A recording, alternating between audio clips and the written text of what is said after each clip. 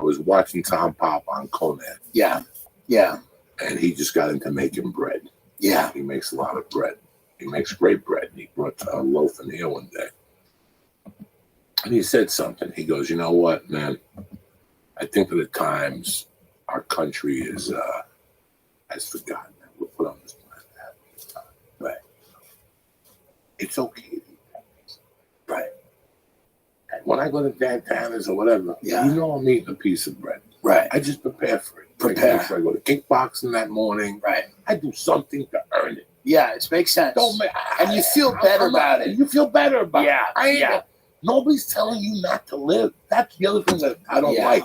Like, I don't like any. Well, I'm going to be a juicer. What are you going to do when you're in Syracuse, New York? Yeah, you're not. What are you going to do when you're in fucking? Tell me where they don't have juice. Right. Explain to these people. I did married couple I lived with when I first got into comedy, started juicing, and they used to do meth. And then they started juicing, and they did it the same way they did. I said, can you go back to meth? Because this is disgusting. They drink warm, disgusting, foamy juices. And that, I still want you to live. Right. You know, it's my birthday in 2 weeks. You don't think I'm getting a Carvel cake? Oh, from Ralph's? It's is the that best. What you're trying to tell me? We got Fudgy the Whale. This motherfucker. You don't think I'm going to get a Carvel cake? We got Fudgy the Whale, and me, him, and his brother ate a whole Fudgy the Whale once. You don't think I'm going to fucking get a Carvel cake from Ralph's to celebrate? It's the best. I'm dead. It's the best. I chop it into fours. Yeah, and I eat one piece. It's like 12 points. Wait a minute. Carvel cake's 12 points? For a little tiny size.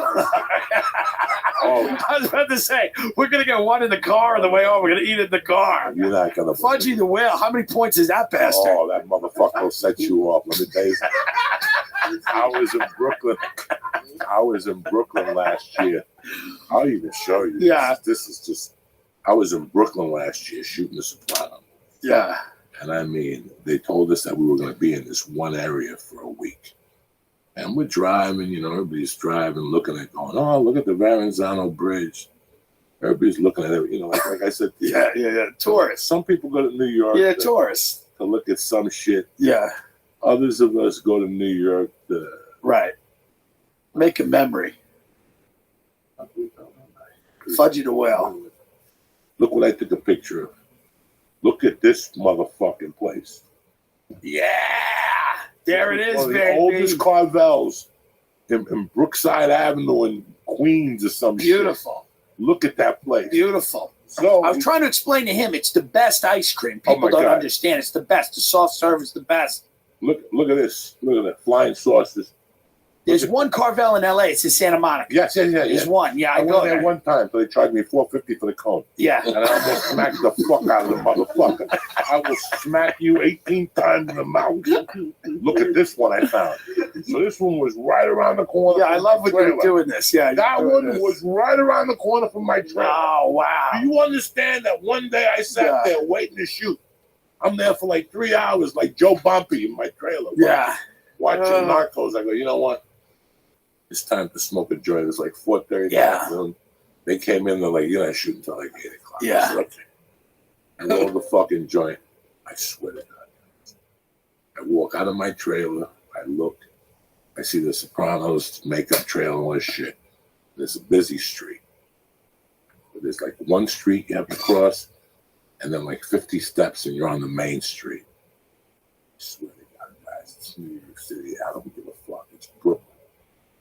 4:30 in the afternoon, I spark this joint. I take the head off it, and I look to the corner. And it's like God said, I got a present for you. There was a Carvel on the corner. That second one, not the old one from 1940. Yeah. The new one. The new one. I was like, Jesus, Lord, help me. I smoked that joint like a little fucking kid that it felt like I was just let out of prison. Yeah. I just smoked this joint. I threw it on the floor. I had my Soprano suit on. Yeah. I walked down Brookdale fucking Avenue. You're ready. And I walked in there. I saw the fucking the flying saucers. Yeah. I got the flying saucers. And the lady says to me, hi, can I help you? She was Chinese. The whole family were Chinese. They buy the Carvels as Chinese. Very smart. Two daughters will work. Yeah, it's a very good culture. The girl goes, what are you looking for? I go, I want a chocolate milkshake thin. Nice. She goes, what size? I go, come on, give me and before I said that, I go, hold on 1 second. I pressed in. fucking, it won't come in here because the computer's not working. The internet will never work in here. But I pressed in fucking, let's see about I just pulled it up, actually. No, Carvel. I always do a vanilla milkshake with chocolate syrup and crunchies Oh, swirled through it. oh my God. And I tell her, I go, swirl the crunchies through it. It's phenomenal. oh my God. This bastard didn't like it. I looked at when I told her, give me the large, before I said large, I looked down. I think it was 34 points. Yeah, a thick chocolate shake is 33 points. So that's your day.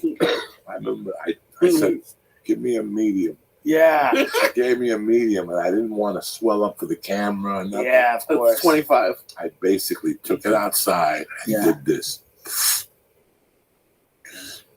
And I just threw it in the garbage. Yeah, I've done ran that. away from it. I've done that in there. 2 sips. I've done that in there where, like, I've taken a cone, bought it, done like 3 or 4 big bites of the cone, and thrown it out because I also had a milkshake. And I wanted both. Who the fuck? I used to get the Yeah. double cone Yes. and the chocolate shake. to Yes, walk I home. would too. And then Yes. like a real fucking fat pig. Yes. I would dump the cone into the milkshake. Let me tell you. That's when you're a fat, Yeah. disgusting, That's fat when body. it's bad, yeah. That's when you're I a walked fat, out one day disgusting. with I had one day I walked out of Carvel. I had because it was Sunday day, and they go, well, if you buy a thing, you get a free cent. So I'm like, okay. And I walk out with one cone on one Sunday. I'm dunking the cone in the Sunday and eating it. And my friend who's outside rolls the window down and he goes, "This is bad." And we both started laughing. We looked at each other. We both started laughing so hard. I started laughing so hard I was crying. Look, you know you're a fat fuck Yeah. when you get Sunday and they don't have your fucking team helmet and you don't give a fuck. Right, You're like, right. Give me the St. Louis. Give me the Cardinals. I don't Yeah. give a fuck. Nobody cares. Give me the fucking Toronto. Give me anything. I'll root for the Tampa Bay Rays. I don't give give a me the fuck. fucking Just give me the fucking. You don't have the Yankees or the Mets. What type of place is this? yeah. What do you have? We have like. But that's what grew up. I grew up like my Yeah, parents it's were like boomers, and we were fast food generation of kids. So like we grew up on.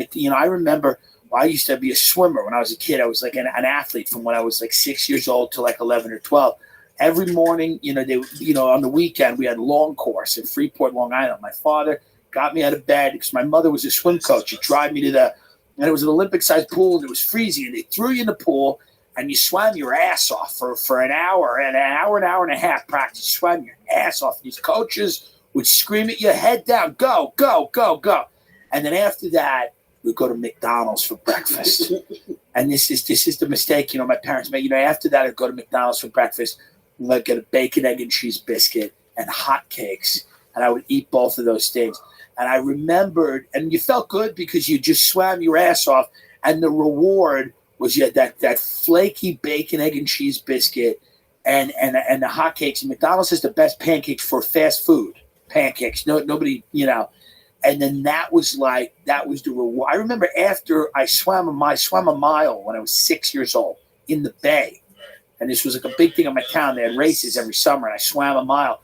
After that, my mother took me and 4 other kids. They were all older, but they'd swam it too. We went to this ice cream parlor in Valley Stream called Itkins, and they had the sock it to me Sunday. It was just 14 scoops of ice cream at every fucking thing they had in the place. And they just threw it all in a fucking bowl. And they slid it on a table, and me and these 4 other kids just went. That's how we grew up going, you did something good, here's food. Here's food. Here's a bowl of ice cream. Here's pancakes. My grandmother was an Irish woman who learned how to make meatballs in Brooklyn from an Italian lady. So my grandmother made the best meatballs in the world, and it was one of those things where, like, when she had a pot of meatballs, the family liked each other. I'm from an Irish Catholic family of alcoholics, So, but when there were meatballs on the stove, everybody was like, let's put it to bed for today. We can fight tomorrow. We can fight about whose fault it is we don't have the mortgage tomorrow.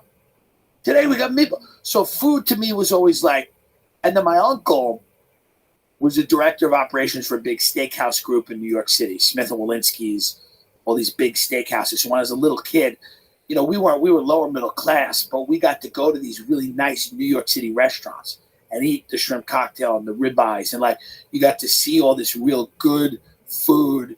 And then so to me, going out to dinner became like the fucking luxury item, because that's when you're poor. Your luxury item's a nice meal. I can't buy a Maserati. I can't go out and get a house in Malibu. I can go get a nice dinner. So the whole thing, you integrate it into your life as like a thing, and it has psychological components too, the whole thing. It's very weird what we do. Tim Dillon, Yeah. listen, man, it's been a real pleasure. Thank you. On. I've been watching you. I'm gonna go get a fudge. I went to Gotham a couple of years ago and I heard your name, and then I remember I think Stanhope retweeted something of yours. Yeah. Made me laugh. Yeah. And then I heard you were moving out here, and you've done everything perfectly. Well, I appreciate that. You're on the conveyor belt. I don't have to tell you. I appreciate that. That's a matter of whenever the fuck you're ready to blow the fuck up. I appreciate it. Thank you. You made me laugh my ass off today. Yeah. I've never seen nobody else get as excited as Carvel is. I think you and I are the only ones that take pictures. We're the only one to take pictures of them and tweet them out. Pictures of them, dog. You have no idea. Don't fuck with my Carvel. I'm by the book. Like my wife always said, "Oh yeah, we're gonna buy this cake from Autos." Yeah, that's fine. Right. That's fine. That's great. But we're still getting a Carvel cake. We're getting an ice cream cake. There's nothing better after a party than a Carvel ice cream cake. Nothing. There's nothing. That's. I was very excited. Again, I'm a fat fuck. Yeah. I was here when there was a Sabret truck in front of SAG. Oh wow! I was her only customer. She'd be out there smoking Marlboro Red. None of these other pricks eat hot dogs out there. Yeah, that's funny. But I would spend $35. Yeah, the hot dogs are $4.50 a piece. Right. Because you got to ship them out here. Yeah, it's a whole thing. So I still remember going and eating Sabret dogs on, and I still remember them going. There's a rumor in LA. What? Carvel was coming to town. And I remember getting in my car and driving all the way to Century City. What's it called? Avenue of the Americas. Yeah. Right, Santa Monica. Right there. I remember pulling in there happy as a pig and shit. And walking in there and getting a vanilla cone just to try it. Yeah. You know what I'm saying? I'm not going to go in there and go all out. Right. And then realize this guy's a fucking shamook. Right. And then I realized he was a shamook. Yeah. I realized the cones were $4.50. Yeah. And it was an investment. He didn't really love Carvel like no. So there's an Indian lady in there now. She's a little better. It's in Santa Monica? Yeah.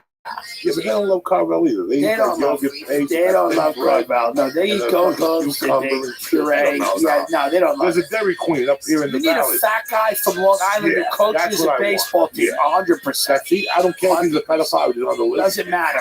He's got to love Carvel. He makes the cake the right way. Sexual assailant, but he's keeping his powder dry. I'll take my daughter in there. I'm all right. I'll take my daughter in there. I'd rather have him working than Arab dude that don't even know what he's doing. Yeah, they don't even. Why are you fucking making me a lox? Come on. Right. You're an Arab. You hate Jews. Why are you making fucking lox in New York? And what Jew would eat it from you? I'm Cuban. Right. And I wouldn't buy a lox from you. You fucking so Arab. Fucking true. Yeah. Now I got nothing against you. Yeah. But you shouldn't be fucking making lox. Yeah. You know not you're at all with those people. Why are you fucking What are you doing? When I first moved to the Valley, my wife and I didn't have a child, and Friday nights was date night. And we'd go out and lurk into the Valley. And one night, I'm no fucking into that. My wife found a Dairy Queen. We didn't know that there was one in Burbank. Yes. Yeah, in the mall. But there's one, you got to drive like a fucking 45 minutes up there. And I remember going up there, and there were foreigners. And I remember I got very insulted because I knew it was an investment. It wasn't something that they grew up saying, I want to buy a Carvel. Right. Like, I want to buy a Carvel. I'd be. But I know I would be broke. Yeah. And I'd be.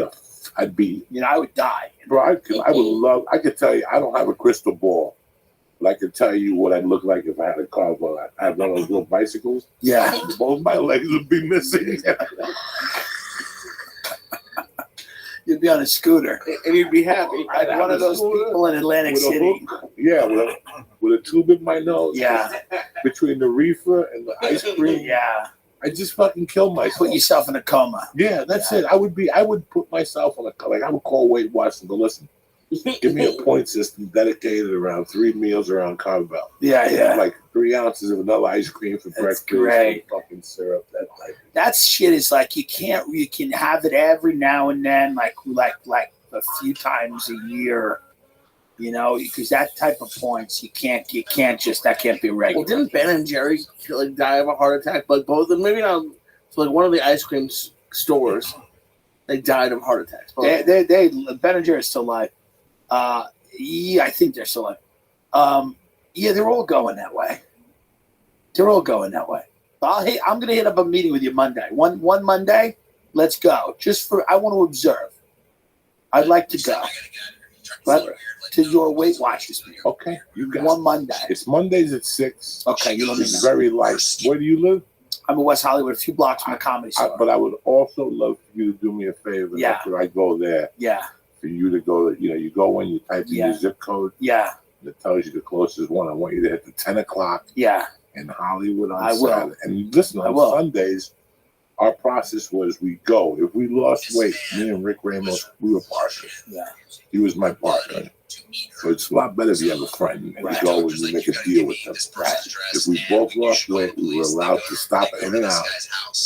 Right? Because we get out of the meeting at 11. There's nobody in and out. Right there in Hollywood, right there by the show, Hollywood Shoe Outlet. Yeah. So we would go there and get a single. You're allowed to get a single cheeseburger with half order of fries and Diet Coke at 15 points. So we would split a fucking order of fries, get a 1 patty cheeseburger, and split a Diet, and each get a Diet Coke. Right. That was our reward. Yeah. You know, so there was always a reward. Even if we lost a pound, we went in and out. Fuck it. Now, we put it down to our points. But, but it was since you talked to me, I wanted to talk to you about it. But hey, where can they find you, brother? Tim J. Dillon, Dillon on Instagram. Same handle on Twitter. TimDillonComedy.com is on my live dates. So we're announcing a tour. I think this week coming up, like a 35-city tour. Very busy this 2020. I'll be all over the place. So we'll come back and promote the tour. Yeah, Tim Dillon Show is my podcast on Apple and YouTube and everywhere. How many podcasts do you do a week? I do one for Patreon, and then I do one for, it goes out every Sunday for everybody. And then do you still do the crazy videos? Oh, yeah. We do them all the time. We got one coming out really soon. Yeah, which should be really fun. And, yeah, we do like one a week. We're trying to do one a week. Sometimes they pop big. Sometimes they just, it's get a cult following, but we see what happens. I appreciate you taking the time. I appreciate you taking the time, brother. Thank you so much. You're doing it right. You, Andrew Schultz, there's a handful of you motherfuckers that I'm looking at you. Andrew's I'm wishing you nothing but success, but I don't have to wish. Well, I appreciate that. I appreciate that. On that path. I appreciate it. Well, it's because you guys did that and paved the way for fucking guys like us, so I appreciate it. I didn't pave the way for it. Listen, we're all criminals. It's comedy. We're all criminals. Yeah. Well, I appreciate it. I just kept getting on stage. Yeah, it's the way it is. That's all you got to do. Everybody's trying to buy YouTube friends. Yeah. Get on stage. I just want to make enough money to open up a mortgage brokerage. No. Me and you are going to open up a Carvel right there. We're going to go back to Island City. Open up a combination Carvel, weed shop, suicide fucking thing. So you come here. We won't even judge you. Fudgy the whale. Fudgy the gun. Not even a blowjob feels as good to you as a Carvel shake. Nothing better. And we got a loose next door for the small 35. I appreciate it. We'll just drop you off at the fucking Long Island Express Parkway up there by that Islip fucking airport. Yeah. MacArthur. Nobody goes to that. Nobody knows about Islip. Small airport in Long Island. Southwest will fly in. Yeah, there's one flight there that goes every day to Disney World. Takes a bunch of fat Long Island fucks to Disney World. That's the whole reason the airport's open. All right. Thank you so much, Joey. Thank you very much. Listen, I want to tell you, don't forget, Tempe this weekend. All that's available is Thursday night. You fucked up Thursday night now, 10 o'clock. That's all you got. And then I'm at Treasure Island the 27th of February with my man Dean Del Rizzi. The church is also brought to you by On It right now. I think they're still running it. If you buy Alpha Brain, whether you buy the packages or the fucking container at 30 or the 90 count, you get a raffle ticket to win the On It experience. Go to onit.com right now. I live on the fucking the whatever, the Immune and the Shroom Tech Sport, and I love all that stuff. The CTM, the coconut for your coffee, MCT. CMT, whatever the fuck it is. Listen, as far as supplements concerned, Honor is the one. I can't help you with the weights and the club bats, but supplements, I got you covered. Go to honor.com right now. Press in. Church. Bam! CHURCH and get 10% off on your next delivery. Delivered right to your motherfucking door. Listen, do me a favor. Have a great Monday. See you guys Wednesday and Thursday. The rest of you motherfuckers, I'll see you Thursday night at the Improv in Tempe. Stay black. I love you and have a great day. Thank you, Tim Dillon. Thank you, Christ Killer. Uncle Joey slashing out of this motherfucker. I got to take 2 steps to the rear and get out of here. Later.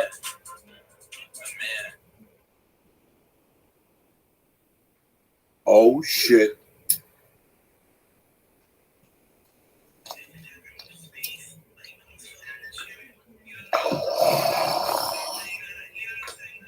Greetings from Podcastville. It's Wednesday, the 12th of motherfucking February. Uncle Joey here. The church is brought to you by Butcher Box. Let me tell you something. What's the best night of the week? Steak night. That's what night it is. I got a box. I got 2 boxes from Butcher Box, okay? A salmon, the beef. My wife made a beef stroganoff that'll make your fucking little asshole fucking jump up and down. That's how good it was. With Butcher Box, you get the best quality steaks delivered right to your door. Butcher Box is a subscription service that sends you 9 to 11 pounds of high-quality, humanely raised meat every month. That's enough to cover you for 24 meals. And Butcher Box is affordable. Each meal breaks down to about $6. You can't do better than that unless you're eating lizard meat with the German Jewish tank over here. They ship it frozen and vacuum sealed so that it arrives at your door fresh as a fucking daisy. Do me a favor right now.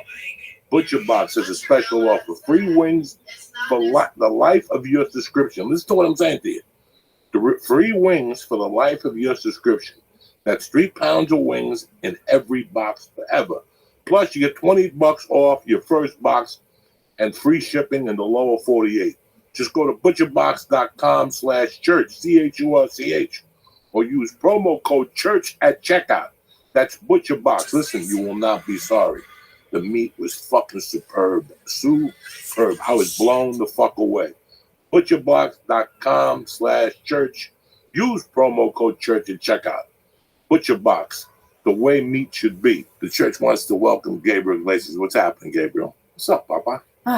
Thank you for the tacos. Thank you for coming. Thank you for making I had to clear my throat, man. It's a lot of cheese and there's goodness in that taco. No, that was like 6 points. You're all right. Those were like 6 Weight Watcher points. So you were talking in the car on the way up there that I was telling you, I was just starting to tell you that one night I go on Twitter and I'm minding my own business and I see that Fluffy, the nicest guy in the world, puts up, "Hi guys, got the weekend off. You know, gonna chill with my dog. I just went to Chick-fil-A to stock up for Sunday or something." And I looked at that tweet and I go, ooh, because somebody had come up to me like a week earlier and they said to me, "You know, Burbank has a new Chick-fil-A." And in the same sentence, they go, "But it's not cool to eat there." Really? And I was like, I didn't know it wasn't cool. I did not know. I did not know, okay? But I heard it wasn't hip to eat there. Like, hipsters don't eat there. A couple of white people boycotted it. But there's lines out the. Doesn't matter. That's why they do that. Okay. When you boycott something, you just give them more fucking business. Okay. Remember when you're too young, when they boycotted Dice. No, He went from Madison Square Garden to Arena. You ban him from MTV, and exactly, he's selling out MSG. He's selling out everything. So it's a weird psychology to it.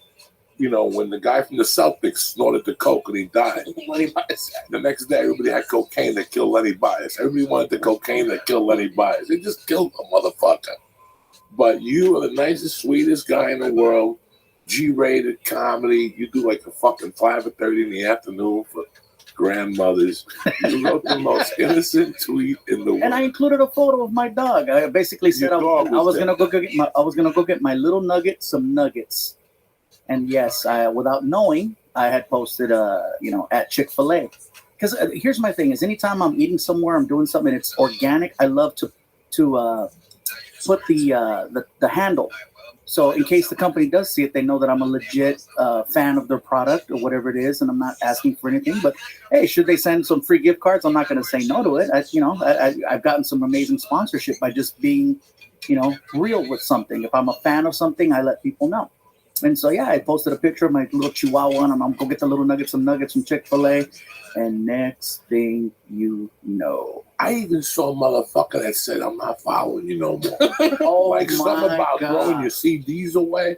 Really? I mean, in all sincerity, I had why would I intentionally try to destroy myself by putting something up? I did not know. I tell people I'm more hungry than woke.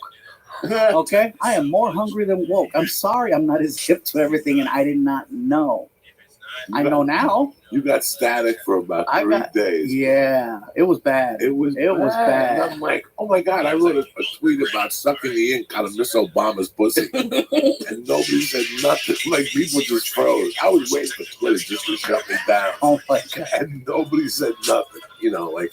And it's just so weird what you could say and what you can't say anymore. And so I could not believe it messed me up so bad, because I'm thinking to myself, really?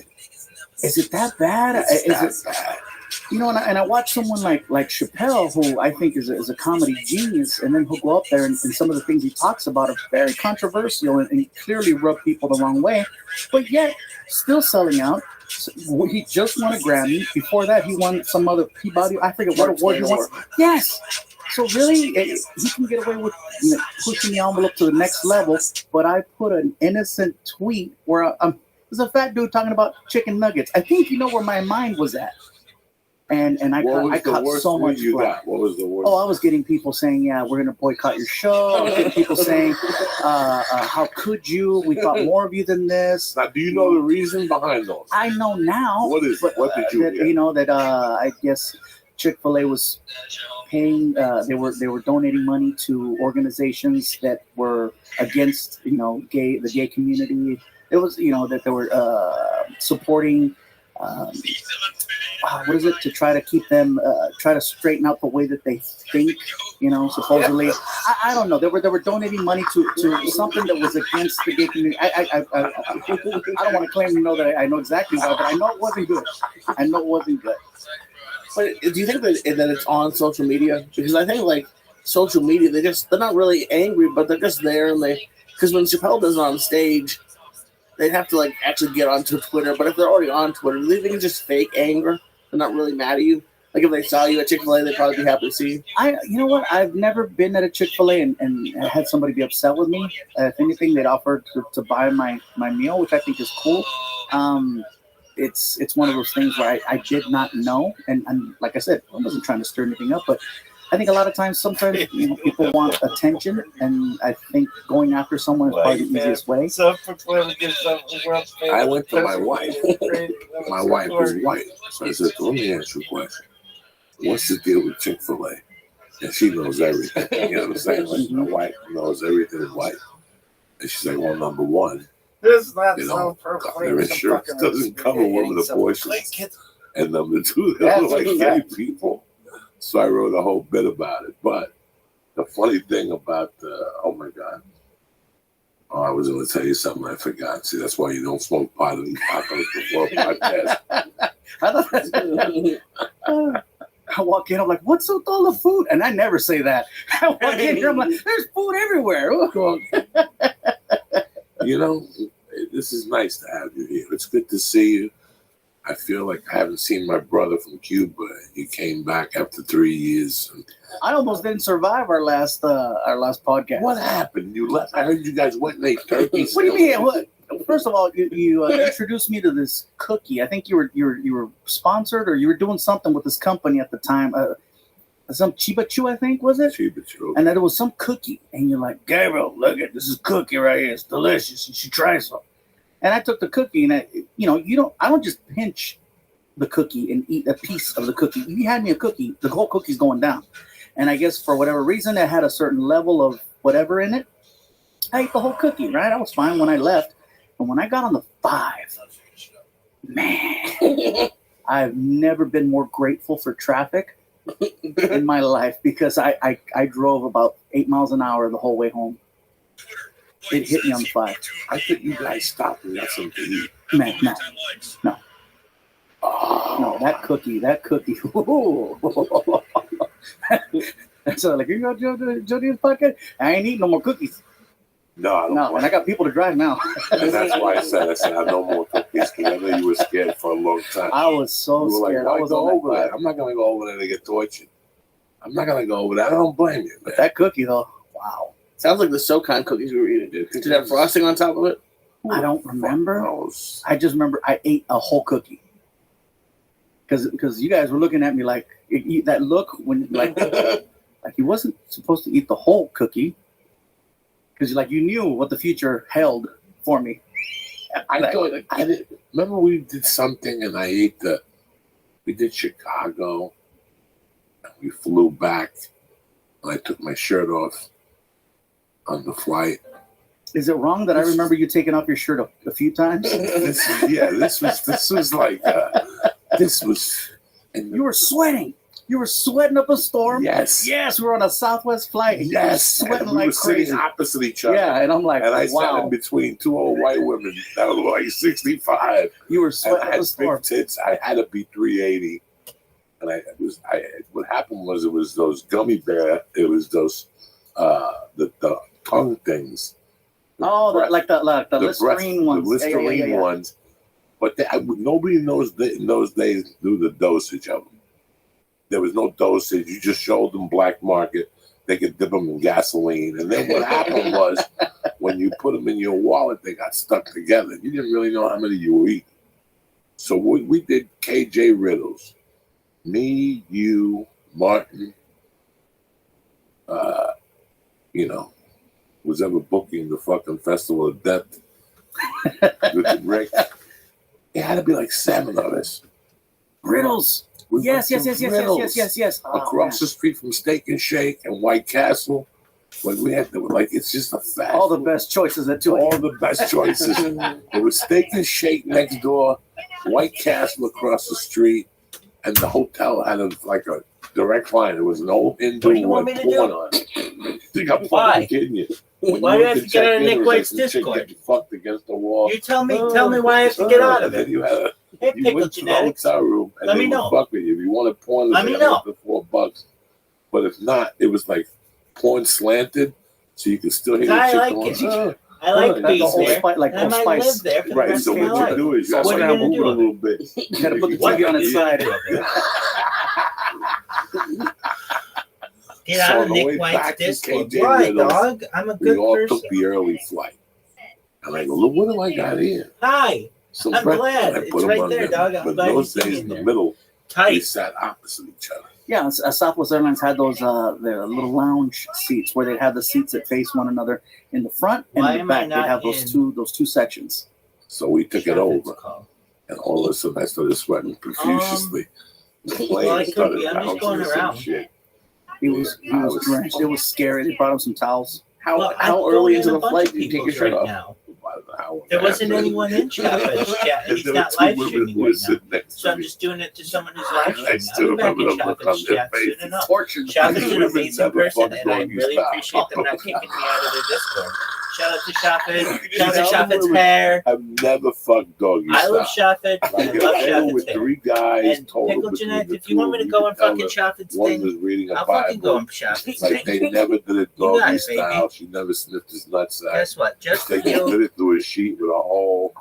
And I But sat get in the in there, middle get in there and took start my talking to me. shirt There's an off. open call, I'll never baby. forget at one time. Now I'm in Shepard's Just like chat. And I drying was in off with a Shepard's chat towel. previously. Like this is the beginning of edible. Dog. I'm drying off with a I'm towel. in And I Shepard's can chat. feel How do you like the this shit? moisture on my nipple.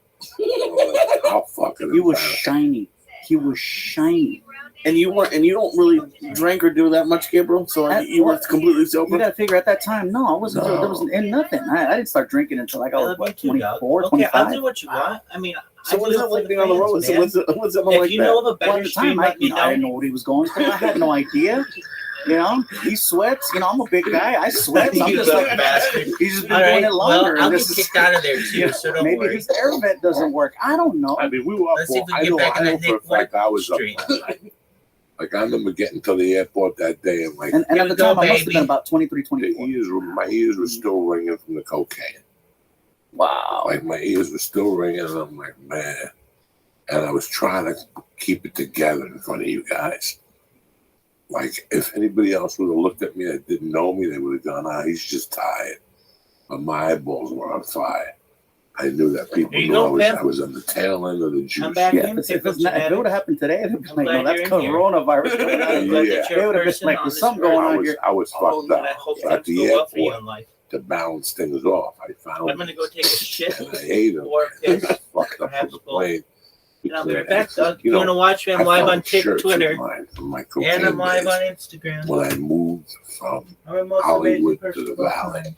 I found a bunch of long sleeve white shirts because I was so big. I had to wear long sleeve, long. Like, so I would get like a 3XL T. T, extra long. I would only buy clothes in Texas because in LA they don't have clothes for fat people. You got to go all the way up to Tonga Canyon, and what are our chances of going to Tonga? You know what I'm saying? Or the Fat Man store on Wilshire, where they charge $84 for a handkerchief. You know what? That was during the time when I want to say you were trying to put me in touch with that Big Daddy company because you were getting Yes. all your clothes for free Yes, from Big me, Daddy. Ralphie. Yeah. Ralphie. It was a Big Daddy run. Big and- Daddy run. And I was on a big cocaine run. So Big Daddy, Big Daddy was. I just stopped buying clothes. I just stopped wearing clothes. You were always wearing jumpsuits. always. You always had those. Always. They look so cool too. Because in those days, it was so soprano. I went to so many mafia auditions for commercials and videos and promos that all I wore was sweatsuits. I had a black suit that I bought that Josh Wolf bought me.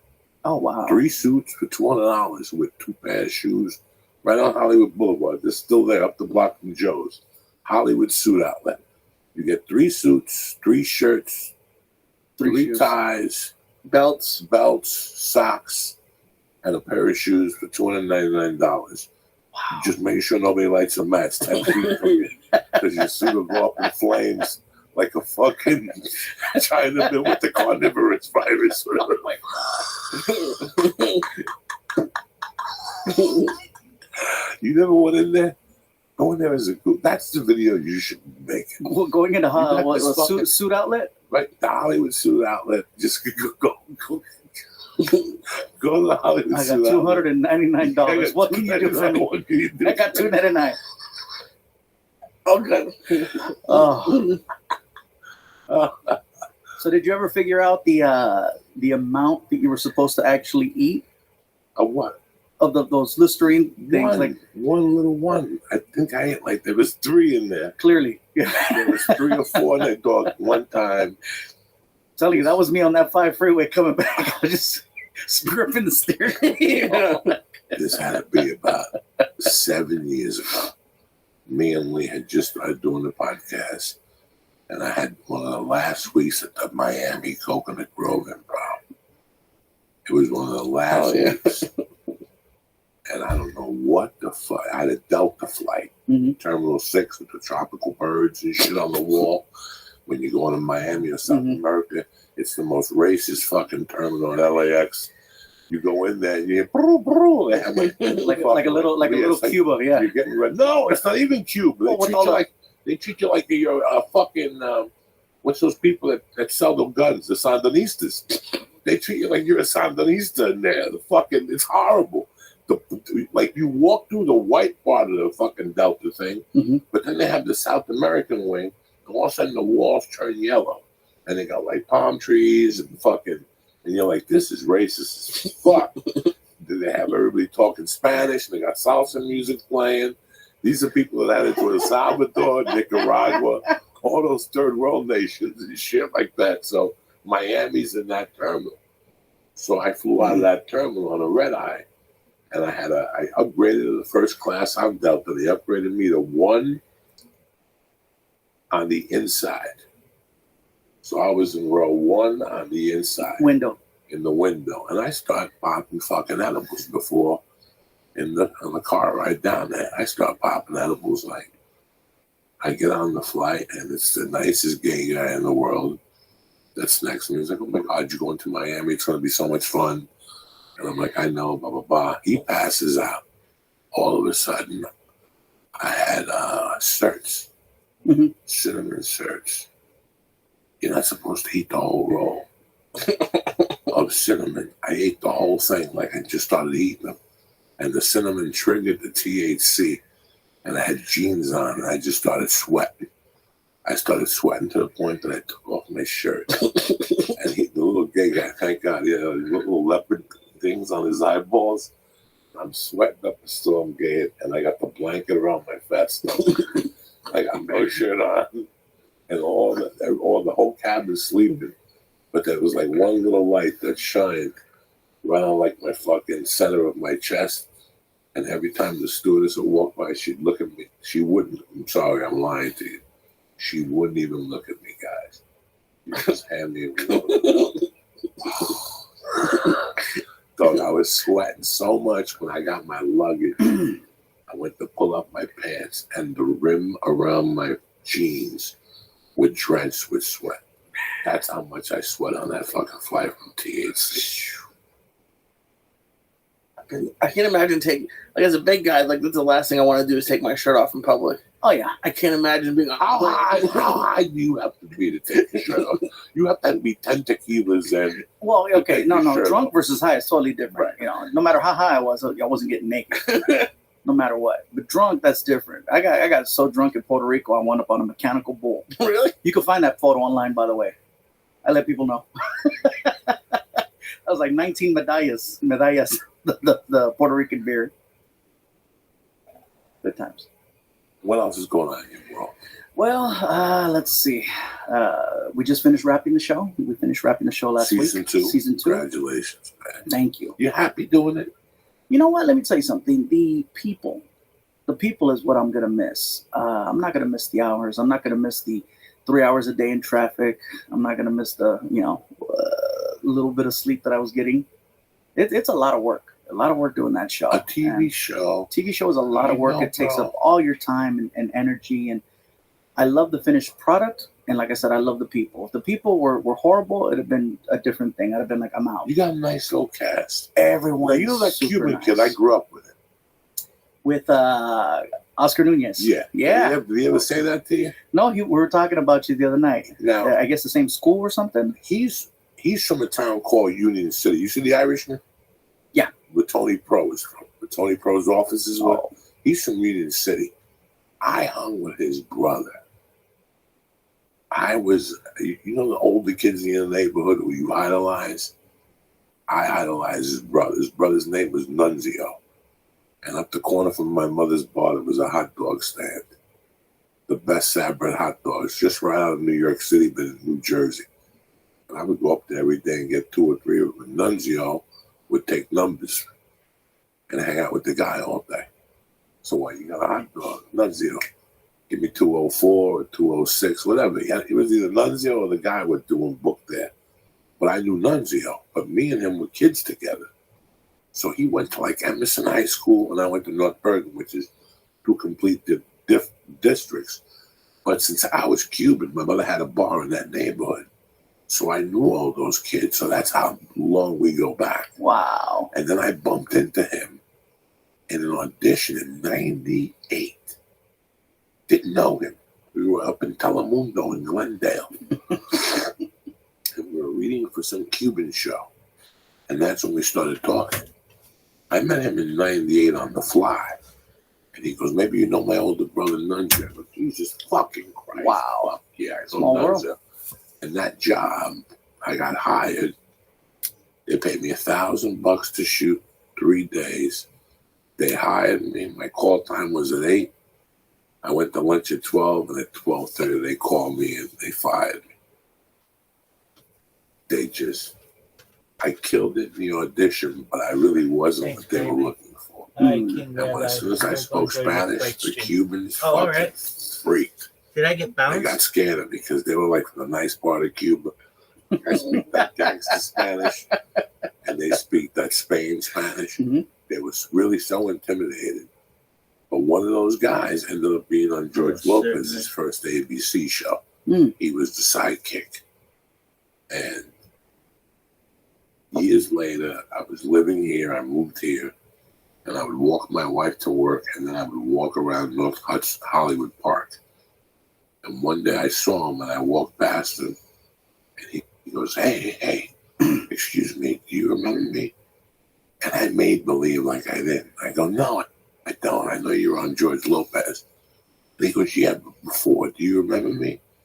And I go, no. And he goes, I was on that show that time with Telemundo. He told me the name of the show. He goes, and I just want to tell you like a man that it was not me who got you fired.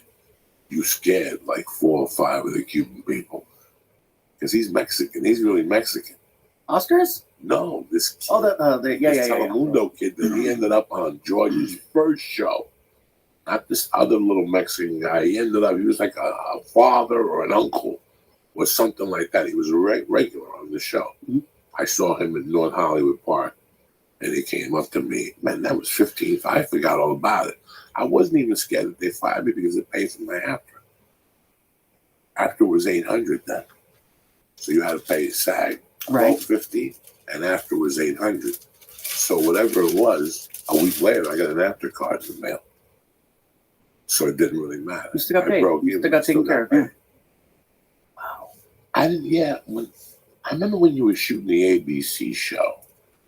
And you called me in, there was a role. There was a role that you were thinking, and I kept saying, I don't want to go in. Because when I read it black. Mm. This was a role for a black guy. And I know that was the beginning of diversity for television. And I know that the pilot didn't work out at ABC. And I go, if I know anything about Gabriel, he's fucking jumping up and down. Because it's so weird the excitement you have when you're selling a show and they say yes and you get pumped up for it. You get and very finally excited. You get your You show. feel that, yeah. And after 3 weeks, you cannot fucking take it no more.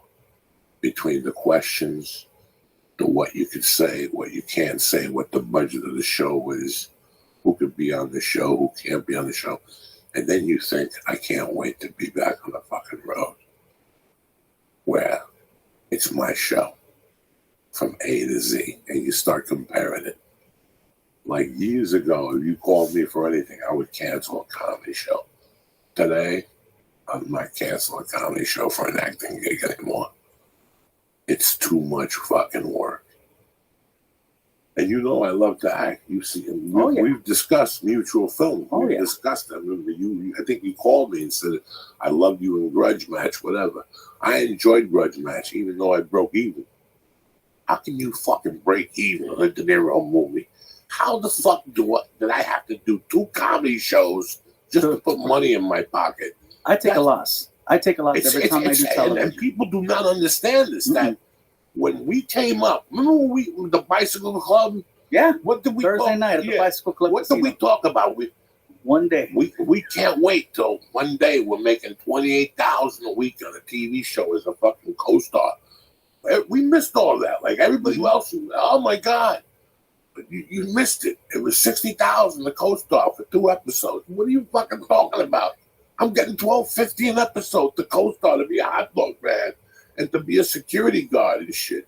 And it was like, now I love the freedom to stand up so much that Gabriel, if you come up to me and go, excuse me, the word is not.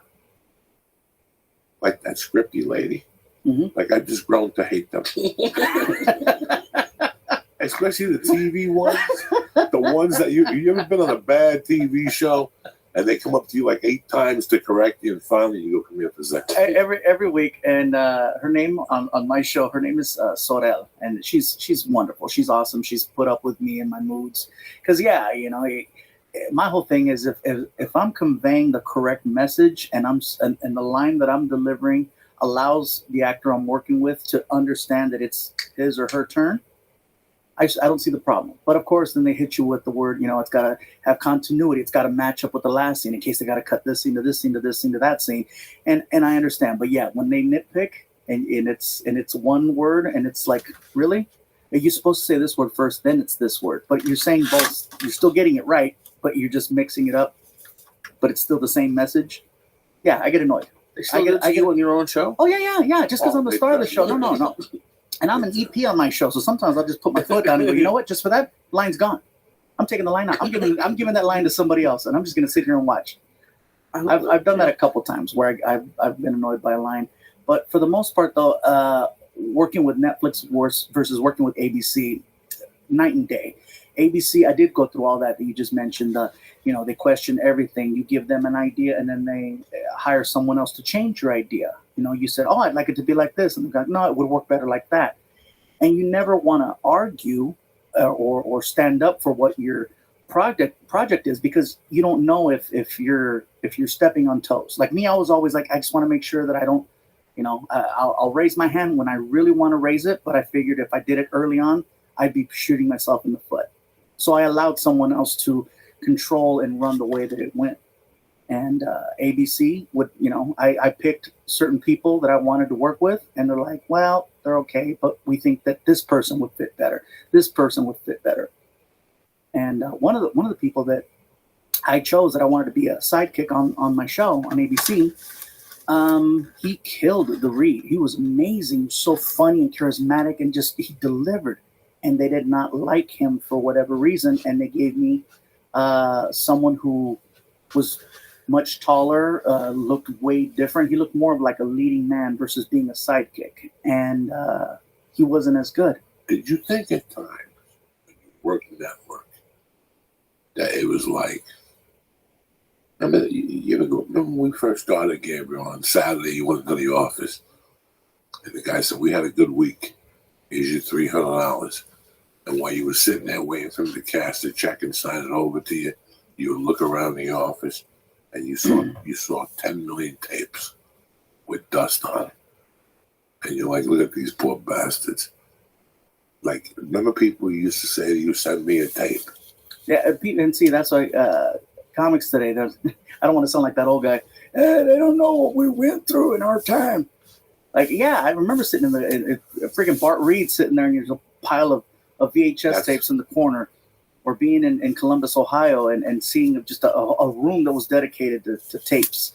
And I was happy that I got in more so through word of mouth, because I don't remember sending out a lot of tapes, but I did have a lot of comics that would vouch for me. Hey, you go in, he can MC, he can do this, he can do that. And I would always work for whatever, because I want the experience. I want to go out there because I love it. And yeah, I was using my real job to support my comedy habit, because at the time I wasn't making any real money. I fucking hate it when people ask me for a tape, especially after I became a regular at the store. I wouldn't send you a tape. I'd fax you a copy of the schedule with Paul Mooney in front of me and go, what we doing talking about here? Mm-hmm. What else do I got to prove to you? And the guy who busted my balls the most was Freddie Soto. Kept coming up to me in '97 going, hey man, that guy in Houston really wants to hire you, but he needs a tape. And he was talking about Mark Babbitt. So one day I said, you know what I'm going to do? This went on for 9 months. Well, I would go, Babbitt, just give me a fucking week. Joey, I'm telling you, I need a tape. I got to run it by the owner. You're such a scumbag. You're such a fucking scumbag. I'm not going to. All right. And then he would call me again. Joey, I never got your tape in the mail. Joey, what's going on? So finally one day I just got a blank tape. And I put resume and a headshot and I sent it to Houston. And a week later, he's like, what are you doing September 23rd to the 25th? You sent him a blank tape, and he told me he loved it. And that's when I realized I fucking hate these fucking bookers. That's when I realized I'm not playing by the rules. Oh, my God. This was 1997. He told me he loved it. Blank as fuck. And that became my signature. I would send you blank tapes. And people, we loved it. It was great. Well, it was great. Yeah, we'll give you. And that's when I realized it was a power thing. I'll never forget people calling me in LA and going, how you doing? We're thinking of putting together a show. Can you send us a tape? Let me give you your address. And you're like, 114 Cannon Drive. What are you talking about, Dave? Yeah, we need a tape. You're doing stand up. Grab a pen. Thursday night, 10:30, the Improv. Friday, 11:45, the Comedy Store. Saturday, 10:40. What tape do you need? That would really piss me off. If they were local and they wanted a tape, I would force them to come out. If not, I wouldn't do business with them. I don't want to fucking be in your stupid show. Yeah, But you're 5 Babbitt- minutes away. But Babbitt, I sent the blank tape to. Fuck yeah, dog. Mark Babbitt. He was a club owner, but he wasn't a club owner. I had my own little run with him too, and he still owes me about $8,000. You know, Gabriel, but it's what you said. You fell in love with it, and you took the ball and ran with it. You really did. Thinking back now, like, don't get me wrong, we were all running with the ball. You ran behind the right fucking, like, it was just a pass, and I saw it.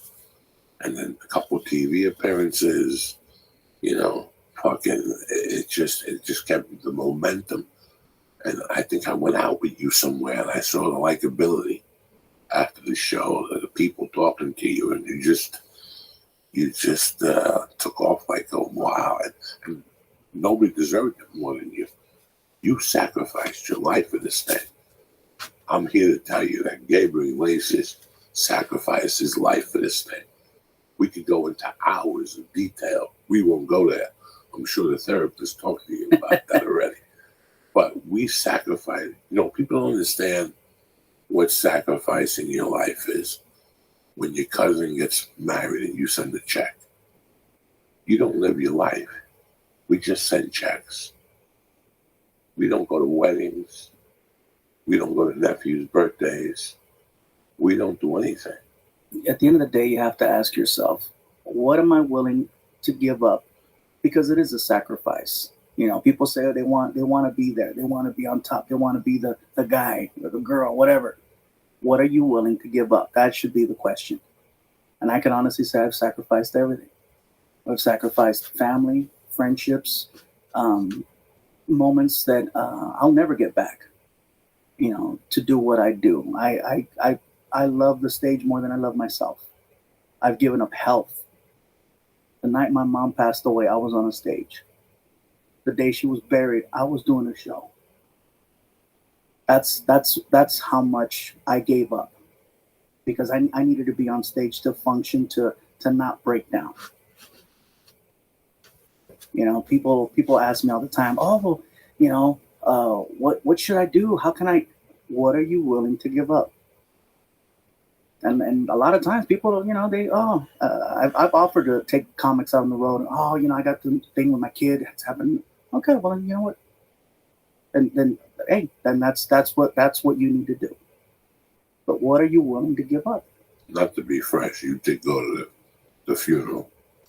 I did not attend my mom's funeral for the simple fact that my family did not see me.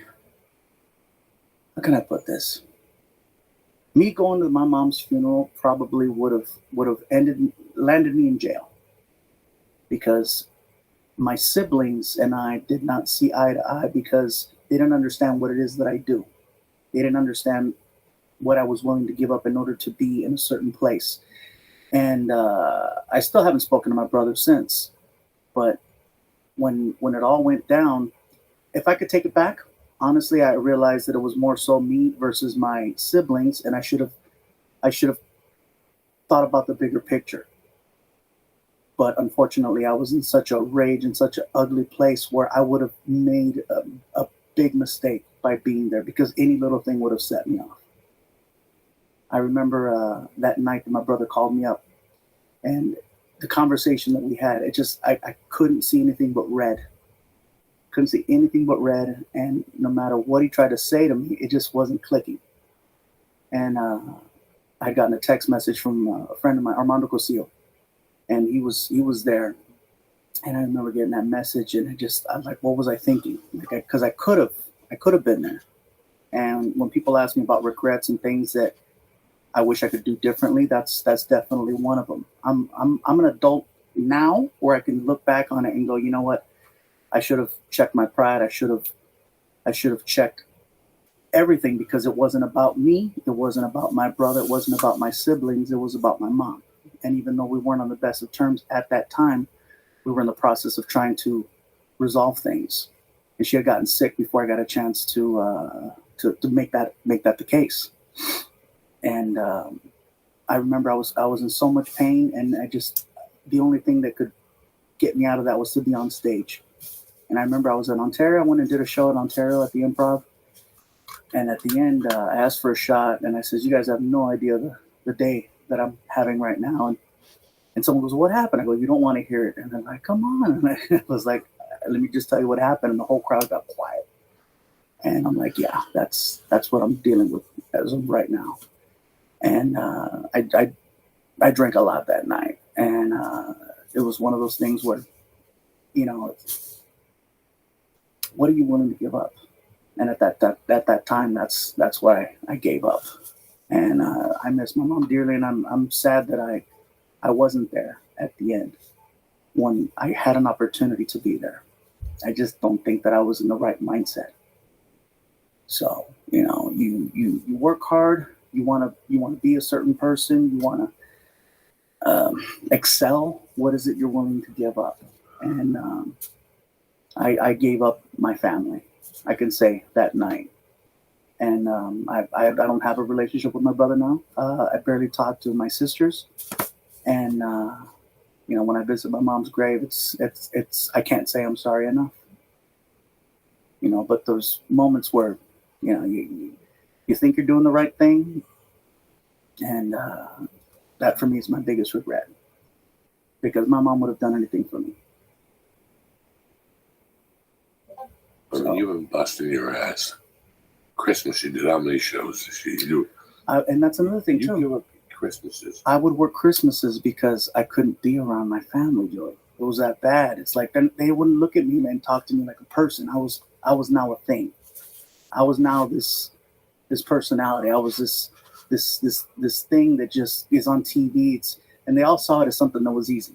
Like my brother insulted the hell out of me one night when he's like, he told somebody in the house, "I'm funnier than him." I'm like, really? And I'm like, they didn't understand. And the more I tried to explain things, it just, it became a thing where, yes, I became the guy that signed checks. I became the guy that, can you loan me money? I got tired of loaning money because nobody would ever pay it back. So I just wanted to just give it. It's hard when people stop looking at you like a person and they just look at you like that thing. At the end of the day, I'm still flesh and blood. I still feel pain. I still make good decisions, bad decisions. I'm a human. I'm a person. But when people cannot separate the fact that you're just that.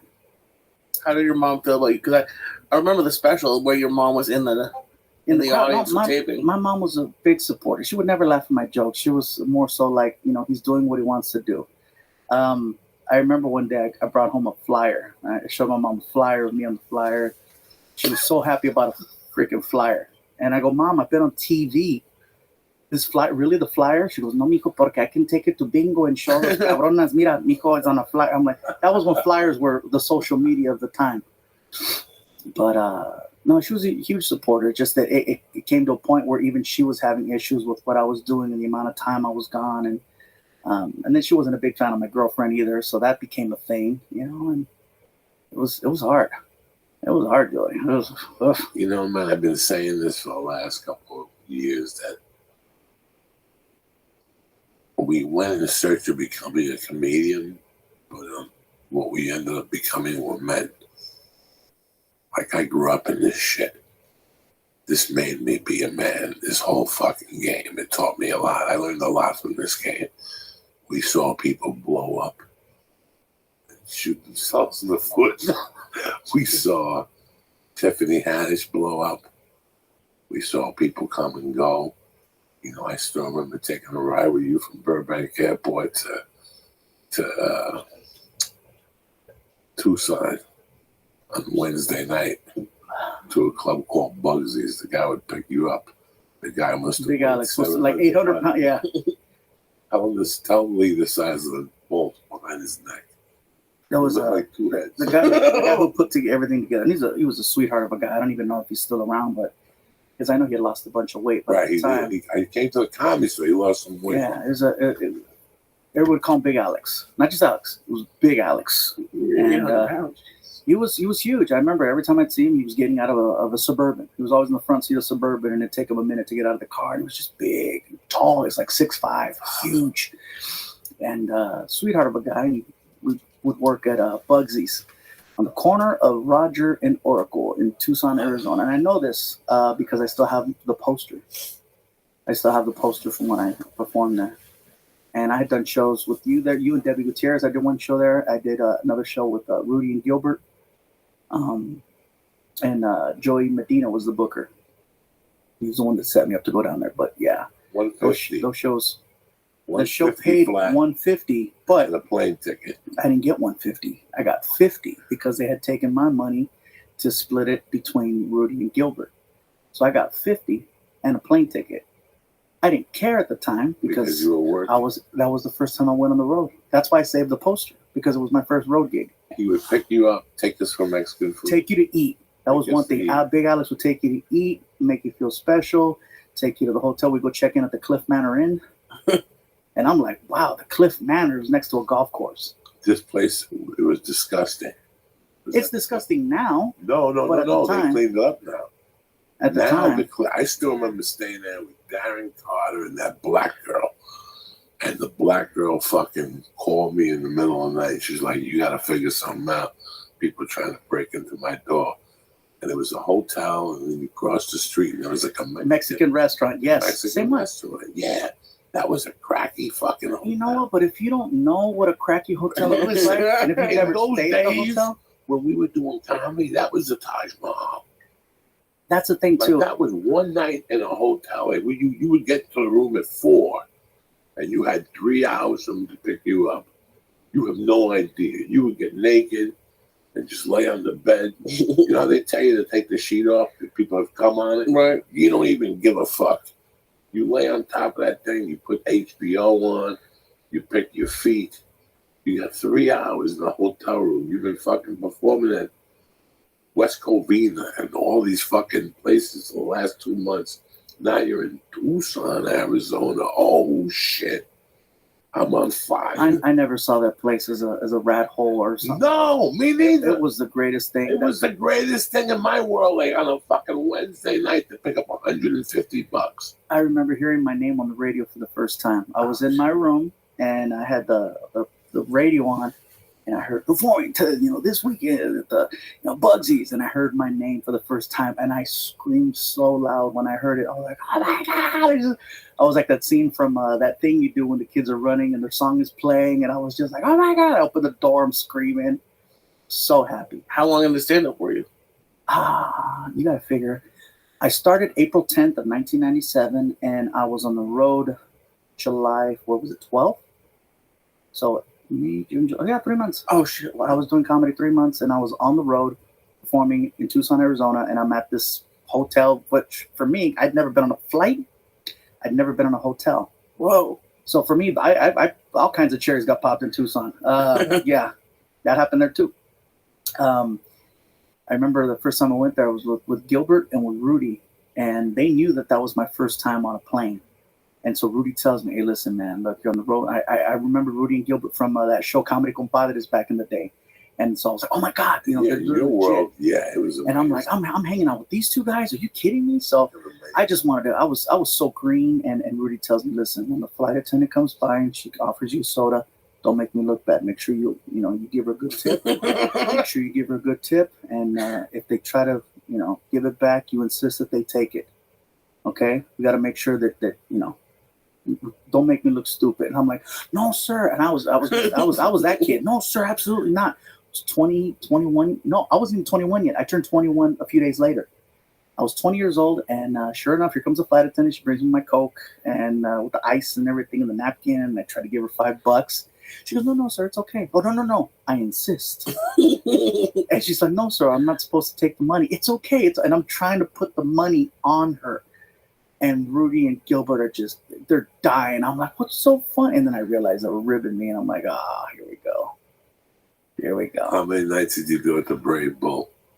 Oh man, I lost count of how many times I worked the Brave Bull or worked the Brave Bull or worked Commerce or worked the Ice House on the I don't know how many last grand finale shows that were going to be at the Ice House. I don't know how many because Rudy's always having it's the last one. It's the last one. It's the farewell to the East Side Comedy Jam. It's over. It's done. We've had an incredible run. It's over. We're finished. The last one this Wednesday. It's over. It's done. That's it. We're done. And I remember he'd always get me. Hey man, this is the last one. Don't forget the flights in Tucson and all those other shows that I booked. Come on, it's the last one. I'm there, Rudy. And I'd go and I do the last show. And before I knew it, there was. It's the second. It's the second annual last show, the third annual last show. It was always the last show. So yeah, but the Brave. I had so many great memories at the Brave Bowl and all those other venues. Good old times. Always the last one. I would go to the Brave Bull. He would go to me, Joey. Tonight, the VP of the bank is here. Can you clean it up a little bit? And I would go up there. And you go extra dirty. And I go extra fucking dirty, and they would go crazy. But I think the best night I had at the Brave Bull. The Brave Bull was a bar in. And I want to say it was San Gabriel. San Gabriel. Yeah. And it was Fridays and Saturdays. Mm-hmm. They had, not to exaggerate, how many rooms did they have? Did you do comedy there? Well, they had like the main room, or it was like I'd say about a 600-seater where they'd have, bands playing stuff that, and then they had the smaller rooms, like little annexes in there, a banquet hall, the little bar room. It was awesome. If it would have been a comedy club, it would have been like the store, the main room, the belly room, all at once. And you never knew what room you were going to be there when he booked you. Like when he would call you and go, "You available Friday night?" You go, yeah. And some nights you were in the little room, some nights you were in the room that had the horns on the wall, like there was different horns from different bulls and oh my god, sheep and shit. Then there was a banquet room in the back. That's the first place I showcased from. I kept going. Bro, I could say his phone number. I still know it by heart. How many times I called him and tortured him back.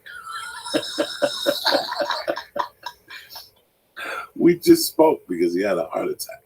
But was it like for real? Yeah. Well, you never. I'm sorry. I question it now just because I've drank the Kool-Aid one too many times. I've helped with the. Like no, man. Let me see the dog. He posted a picture of him with and Rudy, I love you with all my heart. You're the funniest man on Facebook. He had a picture of him with a cheeseburger and a soda, and it said 2 days before I had the heart attack, and he was having like a double cheeseburger. So he contacted me and he goes, "Joey, promise me you'll take care of yourself." And we went back and forth, and he told me what happened and blah blah blah blah blah. I haven't heard about a benefit yet, but if I know anything about Rudy, I'm friends with him on Facebook. There's a benefit. It's coming. You know what I'm saying? Like I see the big benefit, El Portal feeder, that type of shit. You know what I'm saying? So, but regardless, it was so weird because he gave us 300 spots. In those days, we were doing 45 spots a month, Gabriel. Yeah, and they weren't comedy clubs. They were rooms. Not one of them. Yeah. Sorry to interrupt. How did you get the bicycle club then? So you were doing comedy 3 months because I remember you had the bicycle club, and there were some weeks that you weren't there because you were on the road. Mm-hmm. I had How did you get the bicycle club? I made friends with the food and beverage manager who had seen me perform somewhere. Guy's name is Javier Sanchez. Still owe him $200, by the way. He owes you, or you? No, I owe him because there was a month where I couldn't pay my rent, and I reached out to him, and he goes, "Come buy the bike," and he gave me $200 so I could pay my rent. And it was one of those things where just I kept struggling to. Like I'll pay as soon as I got the money. I'll pay, and it was just one of those things where it took a while for me to catch up, and eventually I lost the room and lost contact with him, but he was the one that offered me the room. He goes, "You think you can set up this room?" And I remember I had just got a computer and a printer, and I printed out my own tickets, and I was giving out tickets and inviting people, and that's when I met my first fan. Her name's Monica Sanchez. I just saw her a couple nights ago, her and her husband Tony. They were always coming to the room, and they would bring, every week they'd come back to see me do those same 15 minutes, and they would bring people, and then those people would bring people, and then it just became one of those things where, you know, it was, they grew my audience in that area. And I would do shows for Monica in her garage. One of the first New Year's shows that I did, I was in her garage performing. But that's how I got the bike. I mean, I got the Javier Sanchez saw me perform somewhere, and then he goes, "Hey, man, what do you think?" And little by little, comics would come out and do the show. And he gave me a small budget to work with. But, hey, you got a free meal. You made a couple bucks and, you know, free drinks. And you had to go back on Friday and get paid. You had to drive back on Friday To go- and get paid. I'll never forget going into traffic like at 4:30, going, "Let me go to the bicycle club." Oh my God. I didn't get home till 8 o'clock at night on a Friday night to go pick up $35. If I would have known, I would have left it there for fucking $35. I could have borrowed $35. I was furious to go down there. Were you clean back then? You know what? When I first started doing stand-up in '97, I was cussing a lot. It was a nervous cuss. I was just throwing F-bombs just to throw them, just to fill space. I felt like, 4 seconds without a laugh was too long. So I needed to fill it. I was saying, F this, whatever. And of all people, Joy Medina was the one that pulled me aside, and he goes, "Hey, listen, man, you're really funny. You're likable. You don't need to cuss." And it's crazy coming from Joy, because Joy cusses a lot in his act. He goes, "You don't need to cuss. If you work clean now, you'll never have to edit your set when you get an opportunity like a Tonight Show or something. You'll just be ready, and you don't have to edit. You'll be ready." And that's probably the greatest advice I ever got from a comic, was telling me to work clean. I'll cuss in my show now, but I don't. It's not a lot. It's a little bit here and there. But definitely that helped out so much in the beginning, because I was able to go anywhere. I was able to perform at noon for a kid show, or I could go and do 2 shows at night. I could go perform at a church. I could go perform a corporate function. I was doing a lot of college work because of that. So for me, that's what helped to grow everything. Was like, hey, he's safe. I avoided, people tell me, like, okay, well, what do you think is a big contributing factor to why you're where you're at? So it's not always what you say, it's what you don't. Because I don't talk politics, I don't talk religion, and I don't talk sports. Because all 3 of those things will ruffle feathers, and you divide your audience. And so some people say, well, you're not as edgy, you're not as this, you're not as that. I'm like, yeah, but the place is full. Yeah. So I tell people I have an opinion. That's why I can't do a podcast, because I don't have a strong enough opinion to put out there. I keep my show safe for a reason. I want people to enjoy themselves and not have to think. I don't want to make people think. I'd rather just entertain. That's what I chose to do, just to entertain. If I have an opinion, buy me a drink. You might hear me say some shit, but yeah, I keep it away from the stage. When I was coming up, I opened up for a lot of guys. And there was 2 people who stood out that I opened up for in those days.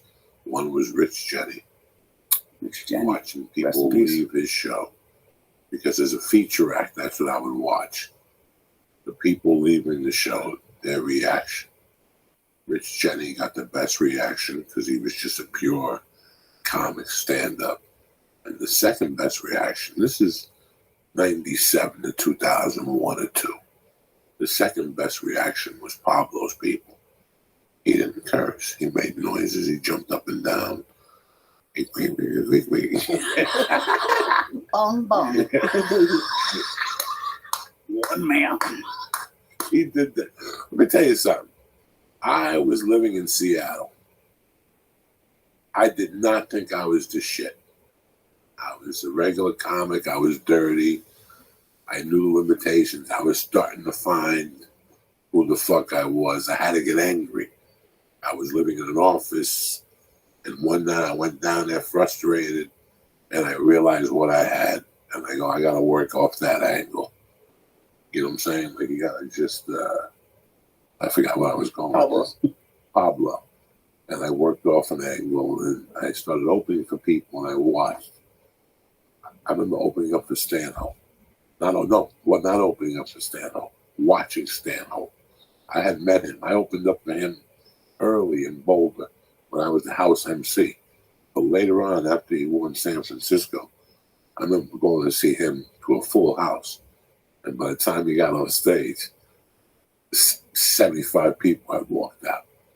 The people who stayed were on the fucking floor crying and laughing. The people who left there ran the fuck out of there. In my mind, I never saw the benefit of that. Even though I'm a dirty comic, like I remember when I got The Longest Yard, I had a little bit of heat. I went on the road. I remember going out and walking through the hallway and people would see me and their reaction towards me. They thought I was one of Adam Sandler's friends. I was going to jump up and down and fucking play the fucking fiddle or whatever the fuck. And I'm up there talking about snorting coke with my cat and shit. And at the end, they would walk out and Gabriel, they wouldn't even touch me. Like I would see them walk out like, and I got to see the reactions of people. Then I opened for you somewhere. And I saw the same thing. That you had beaten out Pablo now. It was you and Rich Jenny. That when people left your shows, it was like they just left Disneyland. You know what I'm saying? Like they had that look on their face. When people leave my shows, guys look happy. Yeah, let's go home and eat your monkey. And the chick's like, Jesus fucking Christ. I ended up with a fucking retard that likes a fat fucking retard. This is the truth. And that's the thing I always admired about you, that it was Richard Jane and Pablo, and then you just moved into that slot. And it didn't matter whether you were Latin, Black, Asian, you know what I'm saying? I'm talking as a comedian, watching people leave a show as a feature act. Like in Miami, people would run out of Paul Mooney's show. Oh, yeah. And Black people would walk out. He would, fucking N-word them to death as they were walking out. Yeah, to some people, that's cool. I know people that love walking rooms. When I was coming up in Seattle, there was 2 comedians that they lived for that shit, Gabe.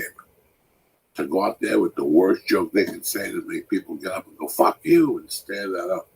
I never liked that. Mm-mm. When I go on stage, I think people see my heart, and they let me get away with what I get away with. You follow me, but they know it's not really who the fuck I am. They know I can't go home and spit out my wife's back. She wouldn't go for that shit, you know what I'm saying?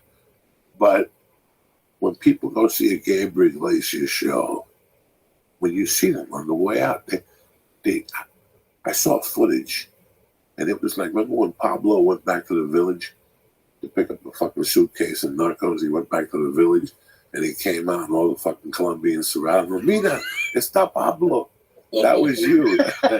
They surrounded you. You had all these Spanish people around you. You know what scene I'm talking about, right? Yeah. When he told the kid, what was his name? The guy who had the taxi cab. La Limon? Limon. When he was Limon. They just started giving out fucking hundreds. Mira, es Pablo. Ay, Dios te bendiga, Pablo. God bless you, Pablo. This was you without handing out the $100 bills. It was that scene. Like, I don't know where I saw the footage. Maybe it was one of your specials, something. I saw them reacting to you afterward. It was like, he's like fucking Pablo Escobar without the coke. Think about that. Pablo had to show up with coke and a box of $100 bills when people treat him like that. They treat you like, it's unbelievable. And you handle it. And then I see you on Twitter and I see how people, when you get on Twitter, you're like, I'm going to be on Twitter for the next 45 minutes. Ask me whatever the fuck you want. What are you going to eat for breakfast? You tell them like 2 tacos when I get to Houston. You got your favorite taco spot and shit. It's just a really neat thing, Over the fucking holidays, I'm looking at Twitter and I see these pictures.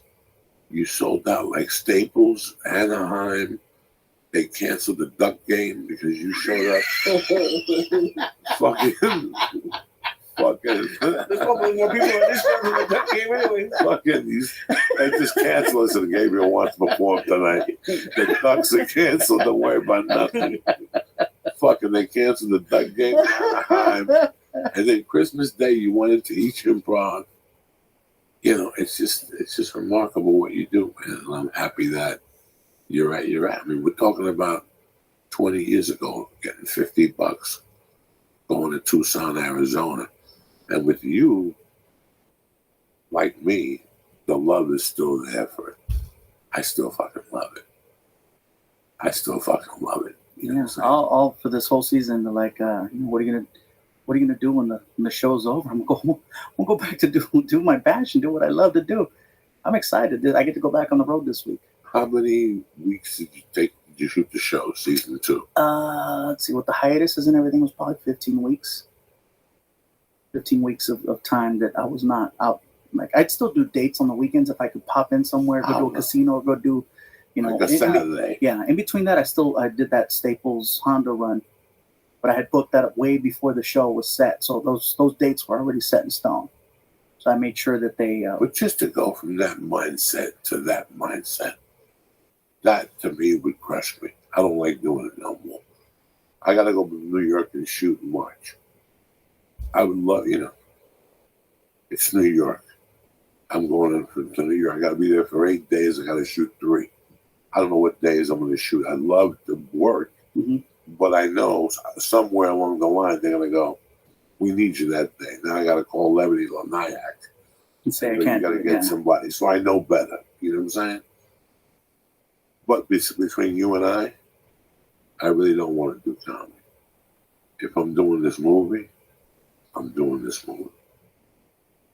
You gotta do one project and then you can do. Yeah. You know what? If I got 2 nights off in a row, I'll go to Dangerfields. On the Upper East Side, there's 8 people in the audience.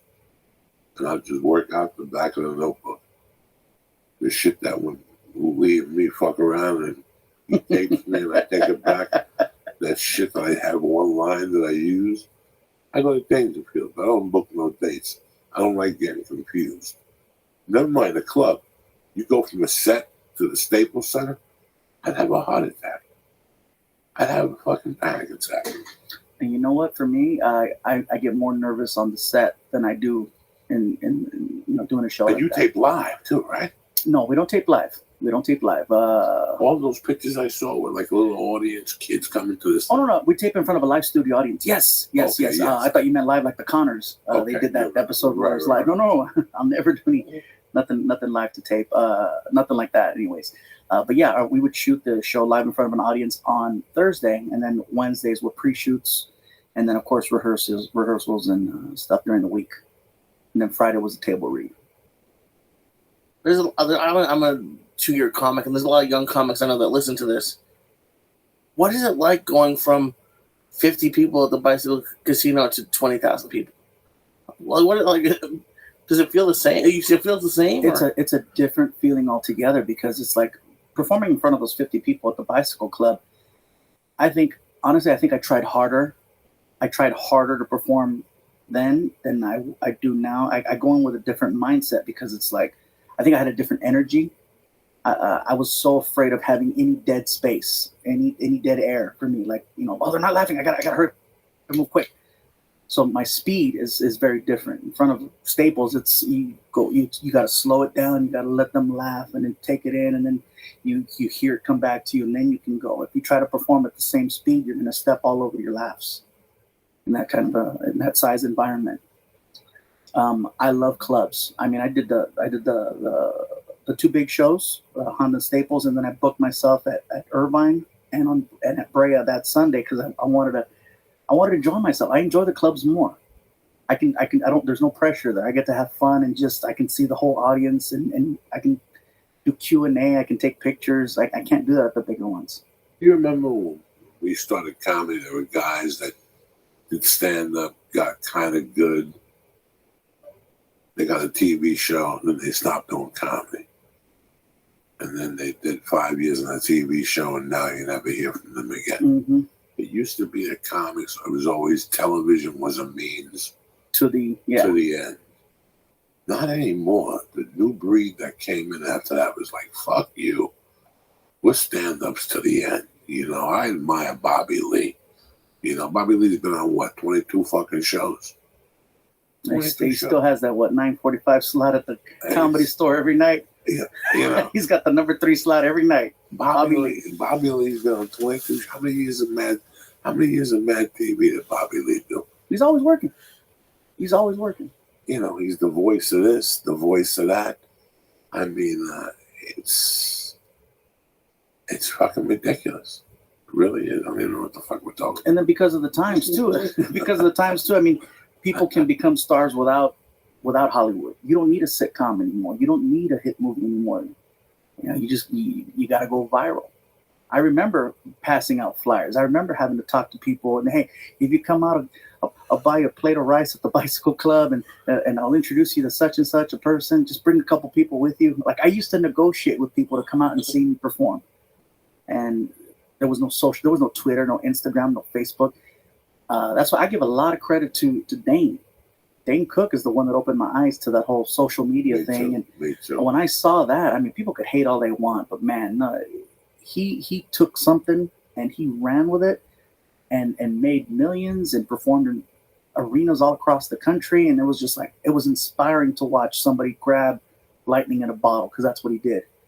And I said, I got to get in on this somehow. And by the time I jumped on the MySpace wagon and got my followers there, had already moved on to Facebook and built another 5 million following right there. And I'm like, oh, I'm too late. I was always trying to play catch up. And finally, once I got into the mix and then got into YouTube, that's when things started taking off. When I was able to work outside of the US was when YouTube and Facebook took me there.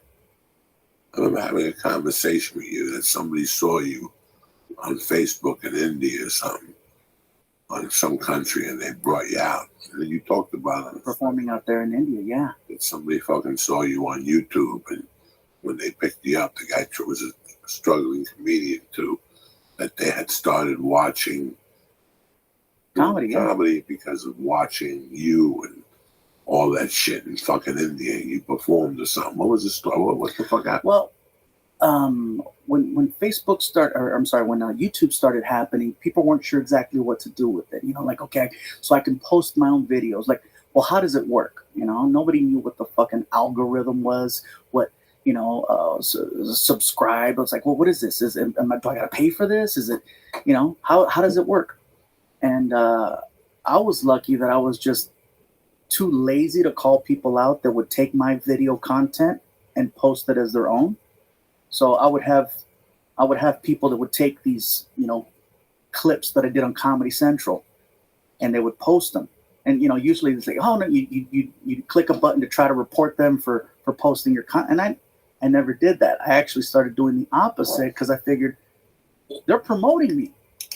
I would tell people, post all the videos you can, all the links you want. I was doing the opposite of what everybody else was doing. Everybody thought that, oh, they're taking from me. And I'm like, I looked at it like marketing.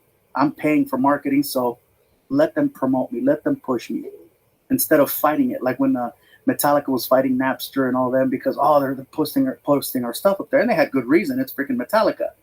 But for a regular Joe that didn't have a following, that was the best way to build it.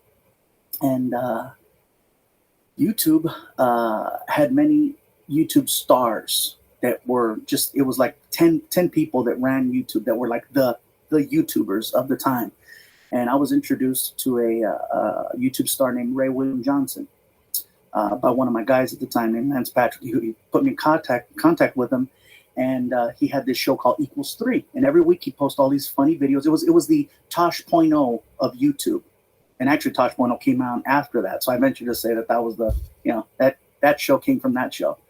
And Ray William Johnson had something like 10 million subscribers on YouTube. And he allowed me to guest host half dozen times. And every time I'd guest host, I would have another 100,000 followers from one appearance. I was getting more heat from doing YouTube shows than I did from doing a Tonight Show, from doing a Letterman, from doing a late show, from having a half-hour special. So I think I was able to capitalize by embracing that. And once I started posting my own content and doing everything, that's when I started having followers. I get messages from Yugoslavia, from Romania. You know, like, I'm a big fan of yours. How come you don't come out here? And That's what built up my following, because Comedy Central doesn't play outside of the States. I never did a deal with HBO. And then once Netflix happened, it was one of those things where I ran with it. And because I follow you on social media, because I know you have a whole big production, and you tape your shows now. Do you ever put that out, or is that just for the screens at the show? Well, what do you mean tape? Because I see you behind it, like you have a whole production room with like different cameras. I can see. Maybe I'm wrong. At the studio? Oh no! When you're out when you're doing shows, when you're doing live shows. The reason we have cameras at the shows is because we have the giant screens, right? And we have to have cameras in there so that they can post the images on. So you don't put that stuff out? No, okay. Unless it's a special. I'll audio record the shows just so I can go back if I said something that I thought was funny. I can go back and remember how I said it, so I can do it the next night or work on my material that way.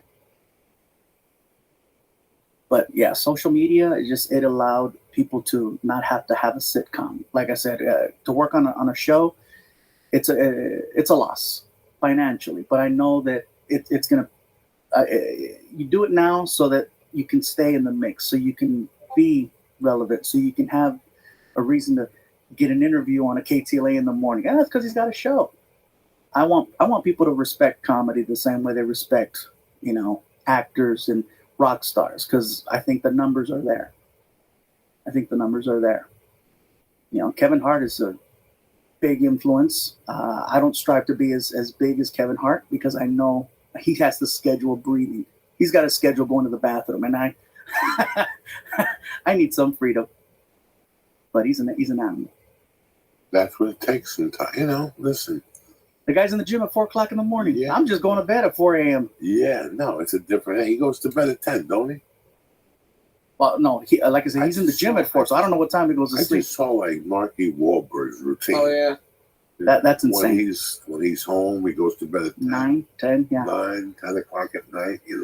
Listen, when you have to look that good, this is what needs to be done.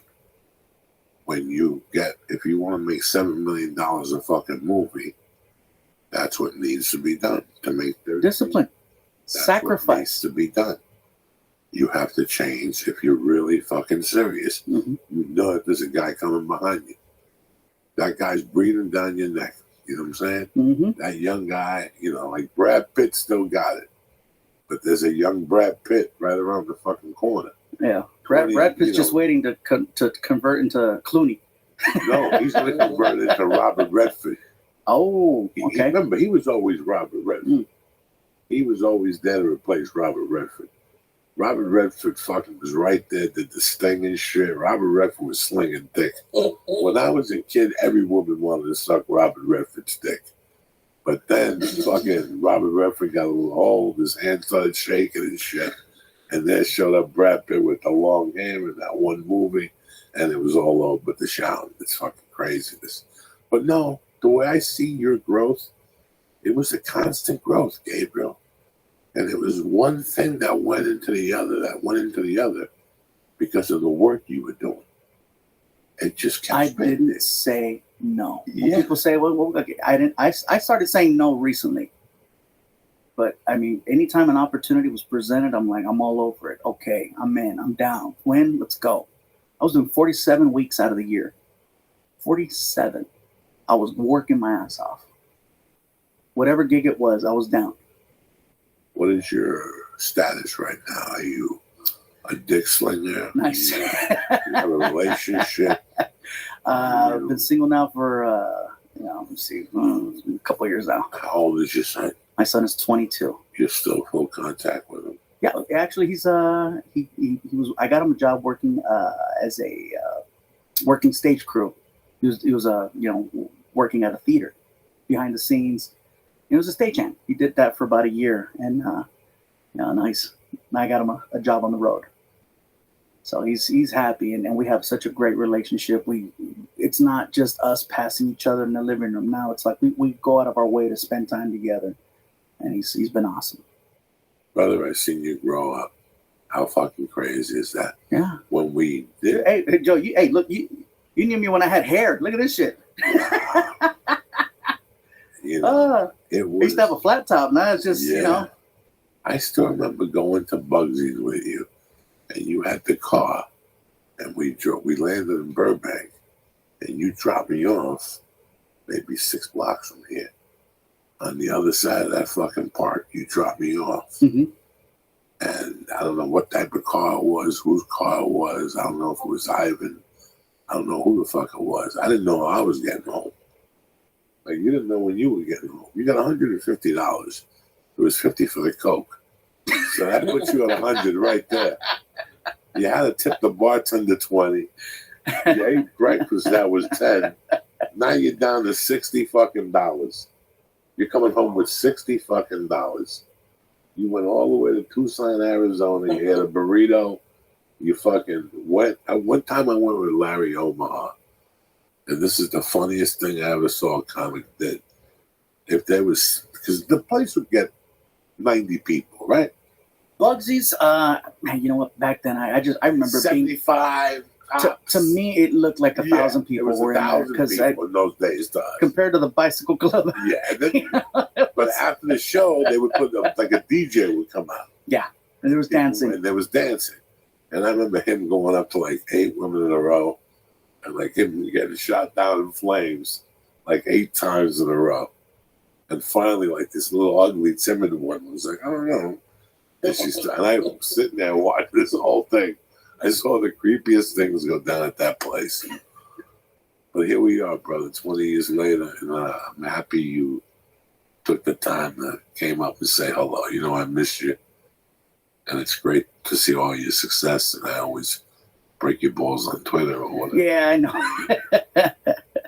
But There's not a lot of people that I can say I go back with that I still have a good relationship with. yeah, no, You know, because I love you with time and with growth and change, some people don't handle it well. Some people don't handle change well. Some people don't handle growth well. Some people can only grow. And when I say grow, there's a way, whether it's work ethics or whether it's, you said earlier about becoming a man. Like, what did it take? I mean, there was a lot of pain to get to a certain place. And some people will stay that way and not learn from it. And there's some people that can grow past it. And I feel like I've gone through so much over the years, and I appreciate the fact that you've always been you. And if there was anything, if I had ever did anything that required calling out, you were the first to do it. And there was always a respect that, hey, Uncle Joey said, and, like Martin would call me up, hey man, Uncle Joey has some questions. Oh shit, here we go. And I get nervous because I'm like, I saw you very much like a parental figure, where it was like, man, what did I do? I'd ask Martin. I was like, I don't know, man, but he wants to know. Oh shit, all right, here we go. So that there's always been that respect and that love there for you. And I'll never forget that one night we were at the Comedy Store, and it was Marilyn's, like funeral, and Jeff Valdez went up there, and I'm like, oh my God. And I witnessed, I saw the side of Joey that I never wanted to be in front of. I saw those flames directed at someone, and it wasn't me. And I was never more happy that I was never on your bad side. Because Gabriel, I'm trying to write a joke right now, comparing a wake to Hollywood. Like, I saw my mother get buried, and I went to this wake. And Cuban wakes are 5 days, 4 days fucking long. The arm has to pop up before they bury her. I swear to God, something's got to move before they bury her. So I saw these people come into this wake, and everybody told me if I ever needed anything to call them. And a month later, when I called them, the phone was disconnected. So I've always had a big problem with wakes. Like, I just don't fucking like them. So I walk in there that day. See, there's a backstory to the Jeff Valdez thing. You know that he tortured me in Maryland for years. That thing that he did to me with the Latino Laugh Festival, I never ever forgot that, because he made me showcase like a donkey 5 times, clean. Then he said he didn't make it to the festival, but then he did a midnight blues show, and he didn't ask me to do the dirty show. And I saw him he came to the store on purpose that Monday night, like to rub it in my face. And I was like, that's a declaration of war. But I'll save that for later down the road. That's how crazy I am. So this is 98. And I saved it as a declaration of war that showed back up in 2007. Like I always knew I was going to stab him one way or another. I'm looking at you in the face, and I'm telling you that whole thing, how to describe to comedians what it felt like. It was a time in my life where I couldn't find an agent. I was booking shit. I booked the CBS pilot. I booked basketball, and I had booked something else. Everybody had agents. Everybody was going to Montreal. Everybody was getting something. Here I am stuck at the store following Paul Mooney every night. And I didn't really see it for what it was. Do you know what I'm saying, dog? So here I am living my life. I never bothered the Latin community. In 1996, they called me in Seattle and flew me down and put me in a hotel in Wilshire and took me to the Laugh Factory and made me go up number 6 behind Greg Giraldo and fucking Pablo. This is when Pablo was a fucking pure hell. This is when Pablo was doing Seinfeld in Spanish. And once I saw that, my insides broke. I'm like, I don't deserve to be down here. So I went up. They put me up like number fucking 2. I'm a Cuban guy in an all-Mexican room. I get fucking buried. I get off stage. There was one person who came up to me and gave me a hug. Marilyn Martinez came up to me and she goes, that's the funniest thing I ever saw in my life. These stiffs just don't fucking get it. They don't understand. Fuck them. They have a broom up their fucking pussies. You know, like, she would just go off into like this thing. That's how I met Marilyn Martinez. Was after bombing my first time ever in LA and getting off the stage and her going off and taking me outside and telling me to move here, that I should be on the next plane down here, that they're looking for guys like me. And I remember taking her number. And I went back to Seattle, kept in touch with Marilyn, and then I got the deal from CBS. And when I came back, I called Marilyn. And she told me, come to the store. I'll introduce you to Mitzi, the whole fucking thing. I mean, it was just mind-boggling how nice of a lady she was. She had the black husband, David. David. David. Always had those mints in his pocket. Yeah.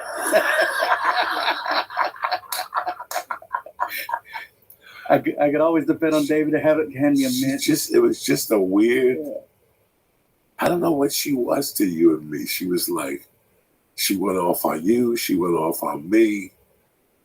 You know, it was like, she was like an angel. She would go off on me for bad relationship choices because I would always tell her what was going on. You're stupid.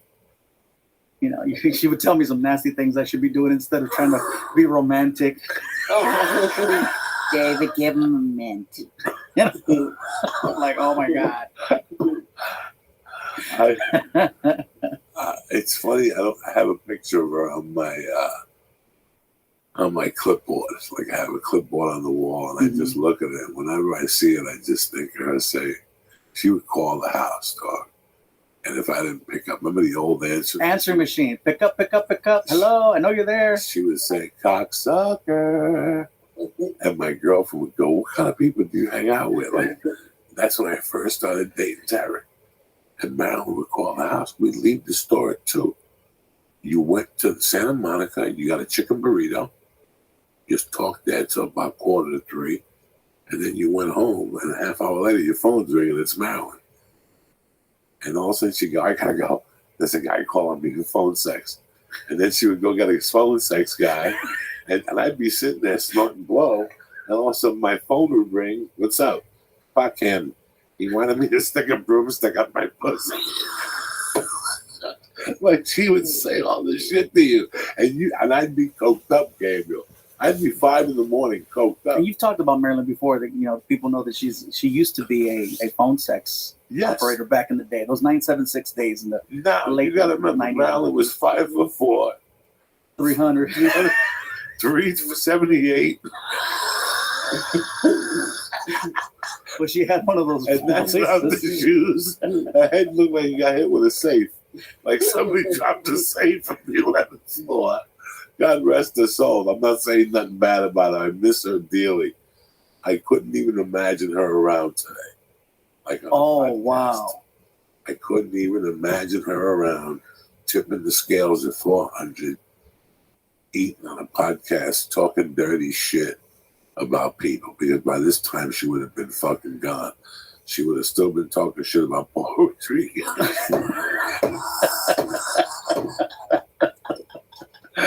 God rest her soul. Yeah, she was not for the sensitive. Yeah, her.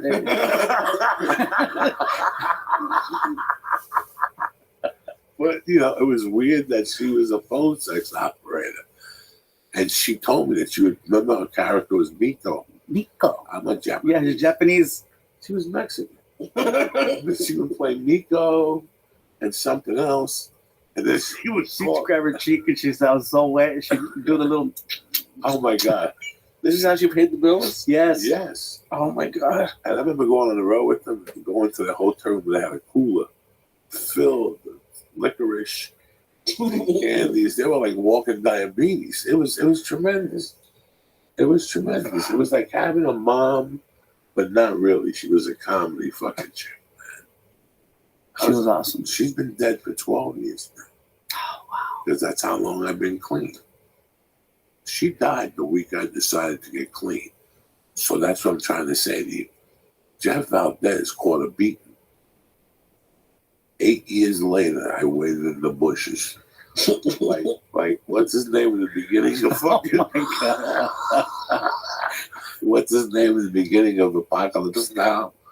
Remember when he takes the head of acid, he's naked in his room? Charlie Sheen's father.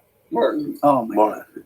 I'm like Martin Sheen. Remember he says, right now I'm in this room getting weaker while Charlie's in the bush getting stronger. I was just Charlie in the bush getting stronger. And I always knew I was going to light Valdez up for that night. He broke me. Like, it didn't matter what else was going on in my life. Like, it didn't matter I was poor. It didn't matter that I didn't have a fucking theatrical agent. It didn't matter that nobody wanted to sign me. None of that shit mattered. You couldn't give me a spot in a dirty show at the festival. I never forgave him for that. And how he switched it up that week after he humiliated me like 4 or 5 times. The following year, he sent us down there. And he paid us with I a remember it check. was you and Marilyn. Yeah. Me, Marilyn, and then just because he sent me down there didn't mean I forgave him. I always kept that in the back of my mind, and it was always going to be a smack to the face, at least. I knew it was going to be a smack to the face. So I let it, whatever. I picked up the longest yard. They called me. They tried to run a scam by me. First, they called with a number. I said, go fuck yourself. Then they called back with the number I asked for, like that easy. Like all of a sudden, I was fucking Bill Cosby. I'm the hottest act. Like just they just weren't right. Something wasn't right. And then they did that last festival where everybody bowed out of. And they did the theater. Jeff Valdez did the theater on Hollywood Boulevard. I was still living in Hollywood. He kept calling me, going, come on, come over and do the theater. It doesn't pay anything. But he's charging $55 at the door. He's not paying anything. And I was over it already. I was over the whole Latin scene. That ship had fucking sailed and went. Like the whole thing had gone. It was broken. And all of a sudden, the thing I fucking hate the most happened. A friend of mine dies. So at the time, I know he was giving her work. I remember they were doing that TV show about her working with kids. Yeah, this was it a show on like CTV? Yes. He was paying her like $500. I'm not mad at him for that. I was mad at him for what he put us through. Because not only was I heartbroken, but Marilyn cried. Marilyn cried to me saying that the reason why she didn't get it was because she wasn't pretty and shit. And I just never forgot that night. And I just knew he was going to get it. And all of a sudden, God forbid, 8 years later, Marilyn Martinez is dead. I get off the plane. plane from New York. I haven't done coke all weekend. So I was 4 days into wrestling with the no coke thing. I get back. There's going to be a wake. My cat dies. I make a fucking promise that I'm not going to snort coke if the other cat lives. And all of a sudden we have to go to church to Marilyn Martinez. And I parked the car. I was maybe 390 at the time. And I was taking Kung Fu in Silver Lake with some fucking... Joey Karate. That was how Joey Karate became. Okay. And I'll never forget parking the car, going in and seeing Jeff Valdez by the church. And my blood pressure went up from 100 to 190. And I said, hello, I was called you. And there was drama going on. Who was going to pay for the funeral? Marilyn's husband couldn't afford the funeral. Some people said they were going to pay for the funeral. But if certain people showed up, they weren't going to pay for the funeral. So David was all stressed out. I was living in a fucking apartment. I could barely make $700 a month rent. I couldn't help out. I felt horrible. So I knew all this bad energy was going on. So, you know me. You know I'm hot-headed. And at that time, I had the drugs going on. So I could hit you with a dish. I threw a bottle at some guy at the comedy store. I was doing shit that junkies do. You know what I'm saying? I was doing junkie shit. So I bowed out of that thing at the comedy store. That church thing was at 10 o'clock a.m. I saw Jeff there like 11, and my blood pressure started going up. I went home, and I said, I'm going to stay home and mind my business. I even took a sleeping pill. I took a sleeping pill so I wouldn't do coke. It would have been like the 7th day that I would have been clean from coke. And I was already burning the fuck up, and now my best friend dies. Somebody who calls me every night, calls me cocksucker and all this shit. And I go, fuck this. A friend of mine who's not my friend no more because she started drinking and getting lost her fucking mind, called me up and she goes, listen, I'm not going to tell you how to live your life. She was your friend. If you don't go, it's going to look bad. And I go, you know what? You're absolutely right. And I fucking went there, but I stopped. I got $60 out of the ATM in Sunset. And I went to the dealer's house and I bought a gram of coke and I put it in my drug pocket. I'm going to go down there and I'm going to fucking do whatever they were having. Like that. Now, you were there. At the store, yeah. At the store when we had a talk. You were there. Mm-hmm. Okay, so I walk in. Because then Ludovico got naked too. Right, Ludovico showed up. No, by that time they had sent me home. I was banned from the building and shit like that. And by the way, I didn't get banned for that. Then she short called me. I told her the truth. And she goes, fuck him. I didn't like him anyway. He's a greasy motherfucker or something. So I was like, whoo. I risked that bullet. And when I go in there and make the turn. Now, I'm clean off coke for 7 days. I'm pissed off about that. I'm pissed off because they offered me a movie. And the people said to me, excuse me, before you accept the movie, we want you to think about it. Because, we know you have a drug habit. I was pissed about that. I was pissed about Marilyn. I was pissed about everything in my fucking life wasn't going the right way. And I walk into the comedy store main room, and there's a buffet of Marilyn's death. There was a line of food in the back that Corey Cuomo had put together, Freddie Soto's wife. God rest his soul. And who was eating the free food but Jeff Valdez? That was the ultimate insult where I come from. I knew I had a stab in the fucking neck. I went in, I didn't even have time to snort the coke. I swear to God. I went in and I got like a Dewar's on the rocks. And I drank it. And I walked. And my blood pressure, my heart was pounding. I didn't know if I was going to hit them. And all of a sudden they stop me and they go, hey, we're gonna start this thing.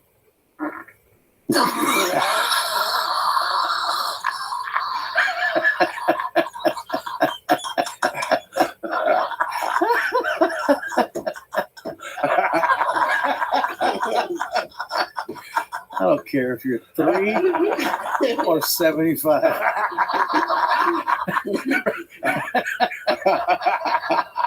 We still got it, Doug. That's all that matters. You know what? Fuck the story. We're going to do it that because this is pure shit that's coming out of my head. Look at him. Look at him. He's turning purple It over was the there. third time he smarted on me Oh today. my god. Oh, and that one sounded wet. Oh. And you don't wear underwear. Yeah. There's no way you're No, I got underwear on. Oh, Trust me. thank God. I'm 57. I went down that road already. I went home one day. I swear to God, about a month ago, I just went to White Man's and found a little piece of shit. I didn't question it. Maybe I made a mistake. I didn't know how I got there. About a week later, again, my asshole's a little burned, and I go, what the fuck? I go back to this like a little fucking, what do you call it? Like a milk dud. Like, oh wow. So yeah, I got like little milk duds. Like I'm losing like people. Pretty soon I got to wear a diaper. I'm like 2 months away from wearing a diaper. I might as well have some fun now. Shit my pants. You got to shit your pants pull over, and then you drive a little bit and throw them out the window. You can't even do that now. It's not Now the you're cops. littering. No, the cops will bring it in, check your 23andMe, and all of a sudden there you are at home, jerking off, watching TV, and the cops come with your baggie with your fucking MeUndies on, and they're like, "Listen, we found your fucking sperm in here, Oh god. and by the way, you're not Mexican." Gabriel Iglesias, thank you for anything you want to tell us. What season, date, anything? They haven't given me any information. What's the name of this tour? The name of the tour is Beyond the Fluffy. Fuck it. Fuck it. God bless Beyond you. the Fluffy. It's been an honor to know you. Fucking 20 years. I've seen Crazy. you grow up in front of me. I'm an old man. I'm 57 next Wednesday. Wow. Happy birthday. Wow. Happy birthday. This is a nice present for myself.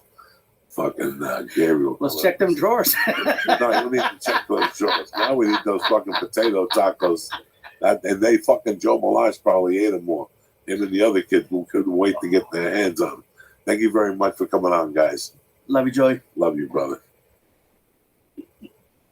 All right, don't forget, you dirty motherfuckers. They had an extra show in Tempe on Thursday night, 10:15.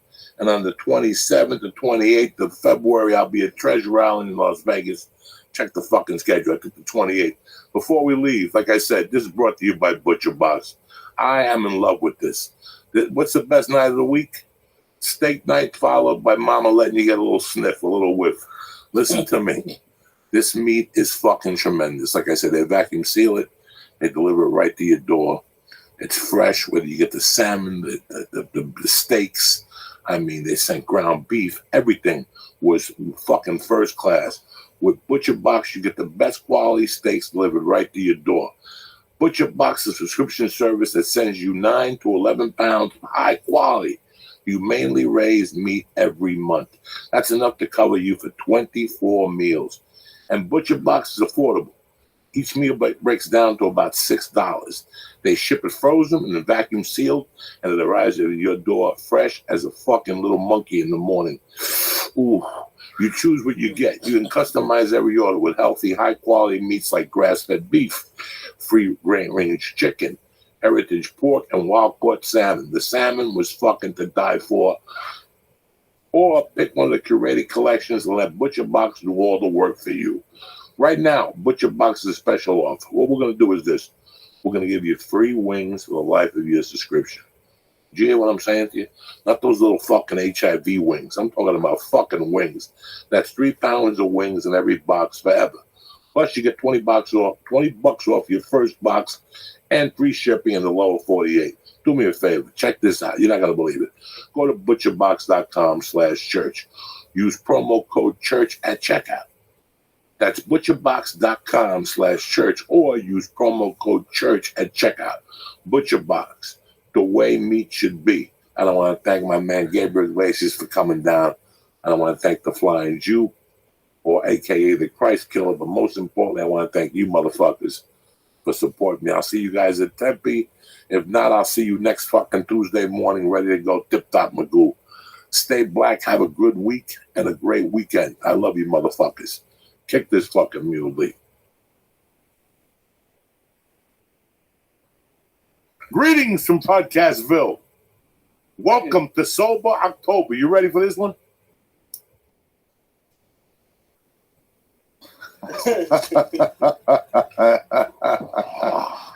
That's my fucking idea. Sober October. You can suck my dick and call me Shorty. You know what I'm saying? The podcast is brought to you by On It. Listen, On It's running a tremendous contest. Right now, you buy Alpha Brain 30 count or 90 count. You get a ticket, a lottery ticket. You're going to automatically win a coupon or some beef jerky, but they're going to enter you for the On It experience. Go to onit.com right now, press in. Church. Bam! And get 10% off your order delivered right to your house. The best supplement in the fucking world. You understand me? Number 2, the podcast is brought to you by my family over there in Chicago. They all came to the show. CBDLion.com. The goods. Whether it's shatter, whether it's a tincture, whether it's the gummy bears. Let me tell you something. You can't go wrong with CBDLion.com. Go to CBDLion.com and press in. Church. Bam! Get 20% off your order delivered to your house. Number 3, listen. I don't know what week it is, but we're just a couple of weeks into pro football, and there's no better time to bet. If you had the motherfucking Tampa Bay Buccaneers yesterday, you won, you cocksuckers. You like winning money? Who doesn't? The Cowboys didn't cover. The Cowboys didn't cover. New England pushed. It was a fucking disaster yesterday. Yeah. If you're trying to bet on the NFL, baseball, MMA, whatever the fuck this week, you got UFC, the Australian against fucking the little African dude. My bookies got the fight. Not to mention the NHL and NBA seasons are right around the corner. Right now, today, you double your first deposit now, today. Use promo code CHURCH, CHURCH, to get 100% bonus on your initial deposit up to $1,000. Who does that for you? Nobody. Your Uncle Joey does. Cocksucker. So visit MyBookie online today. That's MyBookie. Grab a pencil, you dumb fuck. MYBOOKIE. Sesame Street, bitch. And don't forget to use the promo code CHURCH when creating your account to claim the bonus at mybookie.ag. All right? You bet, you win, you get paid. Kick this motherfucking mule, Lisa. Happy Rosh Hashanah to you motherfuckers. Uncle Joey here, direct. If you came to the Chicago show at the Chicago Theater, I love you with all my heart. Thank you very much for showing up. If you went to any of your favorite shows in Brea this past week, and I thank you very much for supporting us. Yeah, thank you. We love that you got our backs and whatnot, but it's motherfucking October 1st. I heard that Chicago show was nuts. It was great. They were great. The theater's a great theater. I didn't completely sell it out, but it wasn't about that. It was about fucking doing a good show. Yeah. I only booked that, so all my energy went into that. How was it? It was tremendous. Yeah. You know, listen, That's we're what I all heard. very fortunate. Yeah. To still be in the game. Yeah. Never mind selling a ticket or two. We're very fortunate. Went on a cruise ship headed to fucking Norway, cracking jokes for a bunch of people with coupons. You know what I'm saying? So I give thanks every morning when I wake up, and I know you do, and Lee does. We're very thankful, you know, to even be a part of this fucking machine. So yeah, I don't give a fuck about being Kevin Hart or Louis C.K. or Andy Schumer. I'm just happy to putz along, be a dad, do a podcast twice a week and talk to people like you. We go to the store on Tuesday nights. It's like a little fucking mafia reunion. It's like Appalachian on Tuesday night. It's weird there now. I'm surprised the cops don't raid the joint on Tuesdays. Just come in like the old school days. Yeah, down like, the you gotta doors. get all you killers out of this fucking place. You guys are all wanted. You can't commiserate. You're gonna share fucking secrets about Netflix and shit. What's going on, my man? I don't know. What is Here your for a few plan more days? for Sober October? What lay it out for me? So no drinking, no smoking, no sucky, no fucky. What's going on? Yeah, nothing. Nothing. And I don't know. I exercise don't even again? understand. It doesn't do anything for fucking Bert. I don't even understand what we're doing anymore. I hate it. Why do you hate it? Because I hate it, Joey. It's a time of In October. atonement. Jewish people love that shit. They take a week off. It is right around the time of atonement. It's They the don't same play month. the Rosh Hashanah, drums. Yom Kippur. So it's a time of atonement. Take the month off. If I could do it, I would do it. What does that mean? What does that mean? What does that mean if you could do it? I'm not strong enough to do it. I don't like rules. Like, Yeah, me neither. what made me I go, want to do stuff when it comes up. what made me go crazy when I was in the halfway house was the rules. You telling me I can't do it. If you just say, Joey, knock it off for a few days, Yeah. I can knock off weed for 3-4 days. But at this point in my life, it's become a teddy bear. It's become something that I do in the morning to wake up and eat and It's not that I smoke pot all day. I don't give a fuck about 420. I don't give a fuck about the movement. I've been smoking dope before the fucking movement. You know what I'm saying? That movement's over. It's yeah. legal everywhere I now. don't smoke vapors. I don't do nothing. I don't want to burn nothing with a blowtorch. I just want to smoke a fucking joint of paper. Speaking of which, what happened to that joint? So here. Look at you, hide it over there. Why do you try to hide it? On Rosh Hashanah, no I less. know. Look at, I'm Rosh Hashanah, no I less. gotta hoard the last little bit. You want me to light it? no, I want you to sit there and look at it like it's a museum. Yeah, I want you to fucking light it. What's going on with you, dog? It's good to be here, dude. I've been hella messing at food. Like every day, there's a taco truck by Simone's. I go fucking nuts. It's either that or In-N-Out every time on the way home. I'm getting fat out here. There's no good Mexican like that in LA and New York. I mean, I'm getting fucking fat. So is it weird that you're not walking? But yeah, maybe a little bit too, for sure. Can you believe it's going to be 93 degrees in New York tomorrow? Is it Is it really? 90 degrees or something like that today. Damn, it's supposed to be 90 fucking degrees. That's why October's so fucking nice. And they've got a huge snowstorm in fucking Montana. Yeah. Whoa, fucking a foot and a half of snow. When you're here, is it the truth? Like, you can't even understand how people could be under snow. Like, you walk outside in shorts, and then you're like, you see on Twitter people like this place covered in snow, and you're like, what? It doesn't make any sense. We're from the East Coast, so maybe it's different. Like, to me, it's weird when I see them at 60 degrees wearing like beanies and winter coats. It is colder, but that's what's weird for me. I'll tell you what. Here's the problem. I was telling my wife this the other day. We are, as much as we hate to say it, living in California, except for the traffic and the food, we are completely spoiled. We walk out of our house 8 days out of 10, and the sun is fucking just gorgeous. Gorgeous. Just gorgeous. It's something that you cannot even describe. Yes, it's expensive to pay and live here. Yes, there's traffic. Yes, gas is $4 a gallon. Yeah, but on the worst day, you'll never freeze to death outside. No. That'll never, ever happen. No. And it gets hot here. Like September's the hottest month. That's it.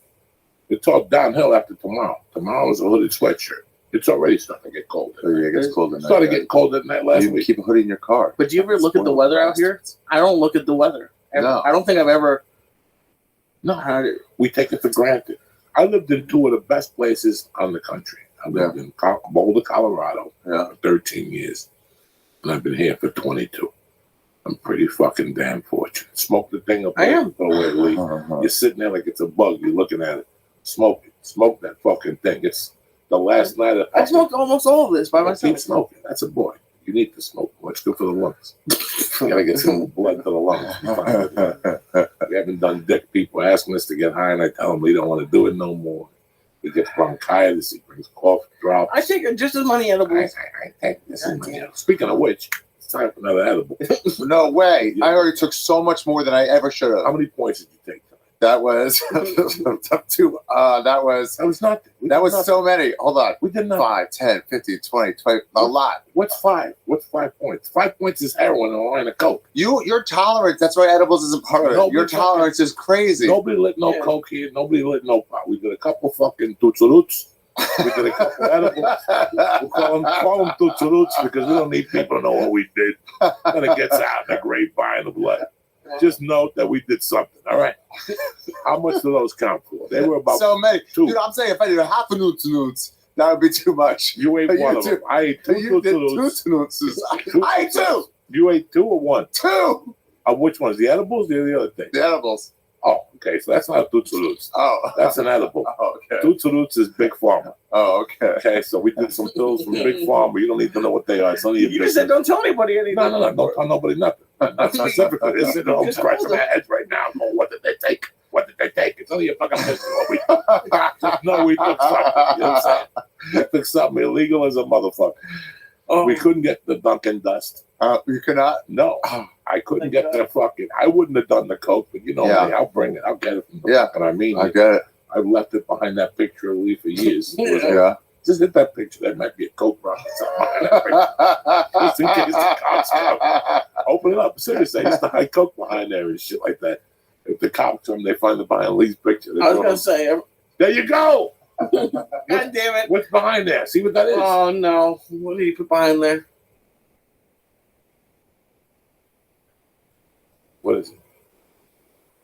It's a check. It's a check for a lot of money. To who? To Lee from February. Oh my God. It's like a fucking large check. There you go, Lacey. There's always something behind the curtain. What the fuck? The fuck kind of smuggling shit's going on in here? You know how many times I lose Lee's check? Yeah. My wife will leave it on the thing. I lose everybody's check. Oh my God. And not even in like a How'd Jewish you way. how'd you lose it back there? Because I just left it there for him and I forgot to give it to him. I didn't want to leave it on the table. I probably forgot it. I told my wife I lost it.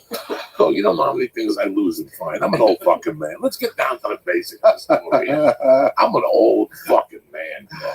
I've been finding shit lately Yeah. Oh my that I God. even forgot I had. That little tin of Altoids. I found that tin. I swear to God, about 3 weeks ago. I was going through my closet and I found a jacket. Yeah. People with Roots of Game, they send me a bunch of great T-shirts and stuff. And it's like, I don't know what type of jacket. It's like a Muhammad Ali jacket. And I saw a baggie sticking out of the pocket. I put my hand on there. You're And it's what's like this? 3 or 4 different pills.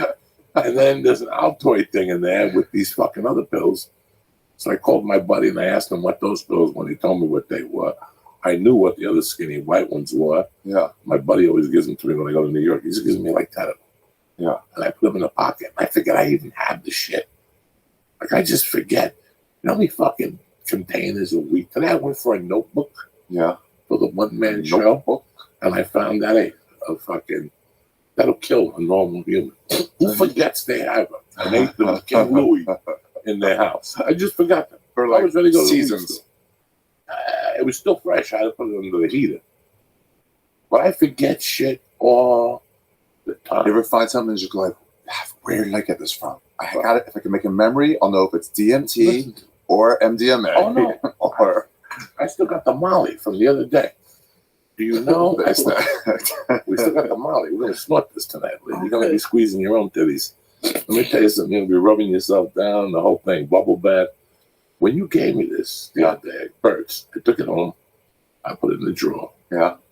Just a drawer. Just been pretend. Tonight, when I went looking for it, while I was looking for that, I found 3 other things. I found like another orphan pill. I found like, fuck, what's that? It's candy. Okay. Just straight candy. Just delicious candy. We'll give it to Lee. He loves candy. It's so sweet though. Candies usually come in those small bags You want with some- individual. You want some candy, little boy? Oh, Jesus. Do you ever get nervous that you're gonna forget something in like an airport bag? Like if you're leaving like Ace, just randomly. Oh, dog. Before to get the rolling papers, I went in my suitcase. I have a baggie that just has like sleep apnea shit, an extra tube, you know, just in case something breaks down. A strap in my sleep apnea mask, an extra toothbrush, you know, just stupid shit. Extra, we call those things for your phone. What? Charger? Chargers. Yeah. I got fucking video charge. I got everything in there, you know. And I found fucking weed. It's the best. 2 grams of fucking this great weed that I was wondering what happened to it. This weed I took on the road and I rolled it in joints. I was having heart attacks outside. I don't know where the fuck I was. Chicago, Dallas. I think I was in Dallas. When I went to Dallas, I brought this weed. It's been in there for fucking a month. So what do you got? Taking it with you? What do you got there, my friend? Oh shit. Yeah, this is normally how candies. How many points is that? This is So how many points have we done? How many points for a bond here? 1, right? yeah, at least one. One. Yeah. So we 2, and then we share the joint. That's 3. Yeah. And then what else? That's we did 3, yeah. Two roots count with 4, 4 5, 6. 4 points apiece. So I did 2. That's 8. Oh, those, Edibles yeah, are like 3. No. That's 6. There's no way because no one's gonna take 200 milligrams off your lit. yeah. No, that's Let me crazy. check. Yeah, 200 milligrams is big points. Yeah. I think it was 1 point for 25 milligrams. 1 point for 25 milligrams. Yeah. 1 point for 25 milligrams. Listen, if you guys don't know about gold, we go fucking so about. Yeah. You want to snort this Molly Lee? What do you want? I don't know what that is, but whatever. Let's see. How many points? Edible Dude, I've done more drugs this year than I've ever I think done. you left edibles off. I did leave edibles off because it's all about the tolerance for edibles. So if one bowl is 1 point, has to be at least be a point a milligram, right? Or a point every 5 milligrams? One? No way. Every 10 milligrams? For you, 50. Oh. For you, 100. I get 100 mil. Okay, 1 point. 1 point. Oh no, it's still okay. 50. That's fair, I guess. That's 4 points. What are his points? His points need to be adjusted then. 3 points. Because they don't do nothing to me. They don't do nothing to you. Right. You would just load up. It's a gentleman's game. I'm eating. Listen, let me tell you something. When I started with I should eat this. No, leave it there for the roaches. Yeah, fucking eat it. First off, this ABX extract, Oh, yeah, that's these good. edibles. I love these edibles. Yeah. This is like the best edible I've eaten in years. You know why? Why? It's clean, Bobby. There's no sugar. There's no cookie. There's no brownie. You know what hangs? When you drink booze, it's not the alcohol that gets you hungover. It's the sugar. Is that true? Yeah, it's the sugar. Like when you drink, you ever go out and drink like pina coladas one night and get hammered? The next day you wake up feeling like that. Yeah, you got a headache from the hangover, but you overdosed your body with sugar. Like when I would go to Miami, I would drink those cabs. Those things are all sugar. So we were eating edibles. Jesus, Lee and I were eating 2 cookies a night. You're gonna be a fat fuck, and then eating a fucking like tonight. I feel bad for what's in my kitchen. Everything's going through. 2 of these, you're eating everything. Yeah, you start with apples. You try to be nice. You start with apples. Next thing you know, you're in peanut butter and saltines and catnip. It's a fucking nightmare. Oh yeah, fuck it. We're crushing the points tonight, people. Sober October starts tomorrow. It's Monday the 30th, whatever, the 31st. It don't matter. We're going deep. This is a real All Hallows Eve. Fuck yeah. So tonight's the second night of Rosh Hashanah. What usually happens? So the same last thing. night- You pray for forgiveness. You get God buttered up. Rosh Hashanah is when you get God buttered up. He opens the books from Rosh Hashanah. And then he's like thinking about it for about 10 days. And then Yom Kippur, he fucking closes them.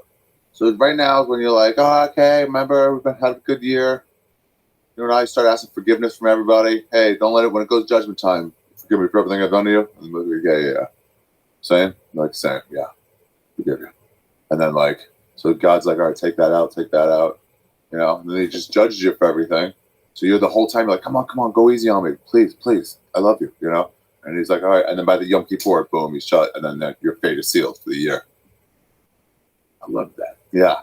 Nothing I love more when somebody tells you history or religious and they put it into their own words and they put humor to it. Yeah. Like what really fucking happened. Like I had a buddy that was his specialty. He knew everything about everything when it came to history. So when he'd tell you about MacArthur and this, he would tell you in a comical way and it made more sense. Yeah. When a fucking professor tells you with that fucking dramatic voice during class. Pay attention. But that's pretty interesting. And this new, I watched your 20 at the store the other night. It's very It's all that stuff. Jewish. Yeah. It's very let you know Yeah. what a lot of people haven't been telling us for the last 20 years. It's very interesting. Yeah, I try to do it like you said, like a normal way. You know, where it's just like real, like, this is really what's happening. You know? Not like you have to say this prayer, but like, it's pretty much just like, come on, go easy on us. It's like, you know, real talk. That's really what it is. When you're in New York, any Jews come up to you a little on the hard side and say something to you, or they love it. They love it. Almost always they love it. Once in a while they'll say something, but usually they love it. And if they say Especially the religious girls. I see the girls in the wigs, and they come out, and I keep an eye on them when I'm going up in New York, in Manhattan. There's frontier Jews. The frontier Jews come out. Those are like top of the line. Like, I'm not supposed to go here, but it's not illegal, you know? So they even have the fucking, all the things, and they'll like, I'll go out to a comedy club, you know? And so once in a while I see them, and then I wait for them, especially the girls. When I talk about the girl stuff, they die laughing because somebody's finally including them, I think, you know? Yeah. But once in a while, people are like, oh, aren't you worried about them coming after us? Like, no, it's that's all right. really cool. No, I thought some people would, every 20 shows, Yeah, there's got to be one guy after a show that says, maybe. Yeah, maybe. Probably that. Usually, though, if I get walk out, just because I'm too dirty. It's usually that. How often do you get walkouts? I don't know. Sometimes you remember when people are like, they're not even angry. They're just like, this is just not for me. This is like a lot more fucks. I thought they go in thinking probably 1 to 0 fucks. And then once 4 minutes goes into the opener, they're already like, oh my gosh. Who's the person you've ever seen the most walkouts on? Most walkouts. Dice would get a lot. Where? At the store? At the store. People were just like, yeah, he loved it. He loved it. He said he got walkouts in his Vegas shows. People like, it's only for him, you know? He's not like popping in. People are still like, oh, I didn't know it'd be like this. I think you got to get a couple walkouts or you're not doing your job. A couple. You can't be for everybody, you know? I had a lady say something to me in Chicago Yeah. That's the best. about a joke I say about fucking, what's her name, Rose McGowan. Yeah. She goes, you know, that's not an appropriate joke to say when in appropriate times. You know, I'm done with. That bothered me last week. The thing about that kid with cyanide. Like, not that it bothered me, but it didn't bother me or anger me. It just bothers me about the future comics now and what they're thinking and what's being said to them, and how that's really going to change the face of comedy of people who just really want to go up there and say something. Yeah, the LA Times came out and circulated on Twitter and Facebook. I retweeted it, and they spoke about the Comedy Store. And Doug, let me tell you something. And Ari knows. On Sunday nights, I had intensive talks with Mitzi Shore. I used to have intensive talks. Yeah. 2 minutes at a time. And it was horrible because there was a comic on stage. But she talked to me. And she told me, she called it like fluff or something. She didn't like it. She wanted you to be yourself. Yeah. She wanted you to say whatever the fuck you wanted to say. Nothing was taboo up there. I mean, I remember watching Tennyson the first time and going, wow, when he does that joke about the fucking people that live out in the sand. He's like, you know, we're humanitarians. We try to help you. Why don't you go somewhere where shit grows? You're in the fucking desert. You know what I'm talking about? So he does something that is just, even I was like, wow, that's what she wants. Mitzi Shore wanted ruckus. Mitzi Shore Yeah, she liked ruckus, for sure. Mitzi Shore wanted you to create ruckus. If you watch Kennison like that, you've never seen that about the sand once you grow. Once you what? God, it's We're gonna get pulled off, I think. who gives a fuck? There's some video about the sand. Something about doesn't grow here. That we're giving them a lot of aid. Who? Oh, it's Kennison. Kennison. Oh, yeah. I got an idea. Go to where the fucking sand. Yeah. Do you want to play it? Don't go where the sand is. All that shit. Yeah. That's, to me, that was the most taboo shit I ever fucking heard. Yeah. That and Richard Pryor wasn't something I said to the niggas crazy. Really? The craziest shit I've ever heard. Jesus on the railroad depot, when he told Jesus not to go down there messing with them Jews without no money. I heard that in 72 or 71. I was a kid. I almost died. Don't go. He goes, I met Jesus down on the railroad depot. I told that motherfucker, don't go down there messing with those Jews without no money. That's a fucking funny fucking joke. So, like, how do you, or I guess maybe it doesn't matter, but so if that works at the store, there's a lot of clubs where they're gonna freak out if you say stuff like Let that. me tell you something. No, they're not. Because what Mitzi Shore wanted from you was to keep working on that bit. So when you do go on the road, that joke comes off just like you're the original. Right now, the training I did the last year after my Netflix debacle, which I said 1,000 times, is just to train at the Comedy Store. I was wasting my time doing spots everywhere else. I'm a Marine. Why am I going hanging out with the Air Force guys? I'm a fucking Marine. Why am I going over to this club and hanging out with fucking Army fucking whatever? They're medics. I was raised to be a killer. Mitzi Shore created killers. That was what she wanted. Look at her resume. When you watch those Rodney tapes, they were all her killers. They were handcrafted killers. That's what she wanted you to be. That's why whenever people are in a bind, they go to the comedy store. You want to find fucking talent to do a project, you go to that fucking comedy store. Yeah. There's a chick, there's an old man, a young guy, a Chinese guy, a black guy. There's everything you need rolled up in one fucking stop. You know, and that's what, after the Netflix thing, I was like, I'm wasting my time with all this bullshit. Nobody wants to hear Joey Diaz talking about his daughter. Yeah, here or there. But nobody, that's not what I'm about. What do you mean? It's not what I'm about. Oh, yeah. If I am going to talk about my daughter, it's something in that, you know, the world we live in today, how I'm raised in the world we live in. I don't give a fuck about what they're telling me to raise. I'm telling you how to raise a fucking kid so they're better than everybody else, because nobody else is raising their kids with that kind of integrity. I see kids losing their minds all the fucking time. I'm around them more now, more than ever. I'm like, wow, who the fuck's raising this kid? A nanny. Yeah. So I see the fucking whatever, you know. But I don't. How can you fire me from a TV show because I put something on Twitter? What about the guy kidnapped 30 years ago? You really gonna, you know what I'm saying? Like, you're really gonna give a fuck? They call it the cancel culture. So what are you gonna cancel? What are you gonna cancel on us? A gig where? Unless you rape somebody or you fucking, even if you take your dick out. Now, Louis C.K. proved you're still selling out. Yeah. So you gotta rape the bitch and get caught with the fucking kid. You know, 23 of me's gotta be there with the fucking kid. And then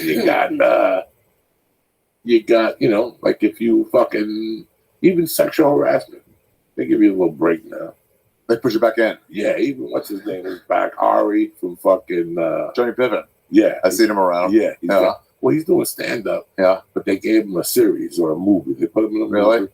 They're easing him back in. Yeah, they ease you back in. They give you, bro, everybody get. Listen, how bad was Robert? Did you know that Harvey Weinstein is out, like around town? We knew somebody who was a waitress, and they came in, and she was like, none of the waitresses was like, hey, we don't really want to serve him. And they were like, you have to. And they were like, we don't really want to. Like, yeah. Like, this fucking stuff, we don't like that guy.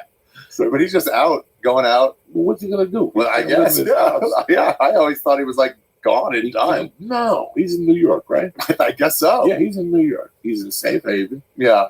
He goes to a temple once a week. Can you imagine if you were sitting at one of those like communal tables? You go out of one of those small places and you have to just sit next to other people, and then Harvey Weinstein is right next to you. Can you imagine, like, hey, what's going After about 10 minutes, who sucked your dick the best? Oh my God. What's the best ball job you got in Hollywood? And he'll tell you, you know what, believe it or not, it was this one extra one time. She sucked my dick like she wanted a voucher. You know?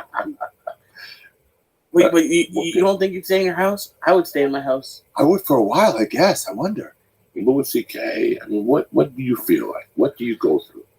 How long can you stay at the house? I get fidgety after like a couple days. With maybe 3 or 4. Yeah, I get 3 or 4 days. I'd be like, now, let me give you another side of that. Let me tell you, for a month after I got out of fucking county jail.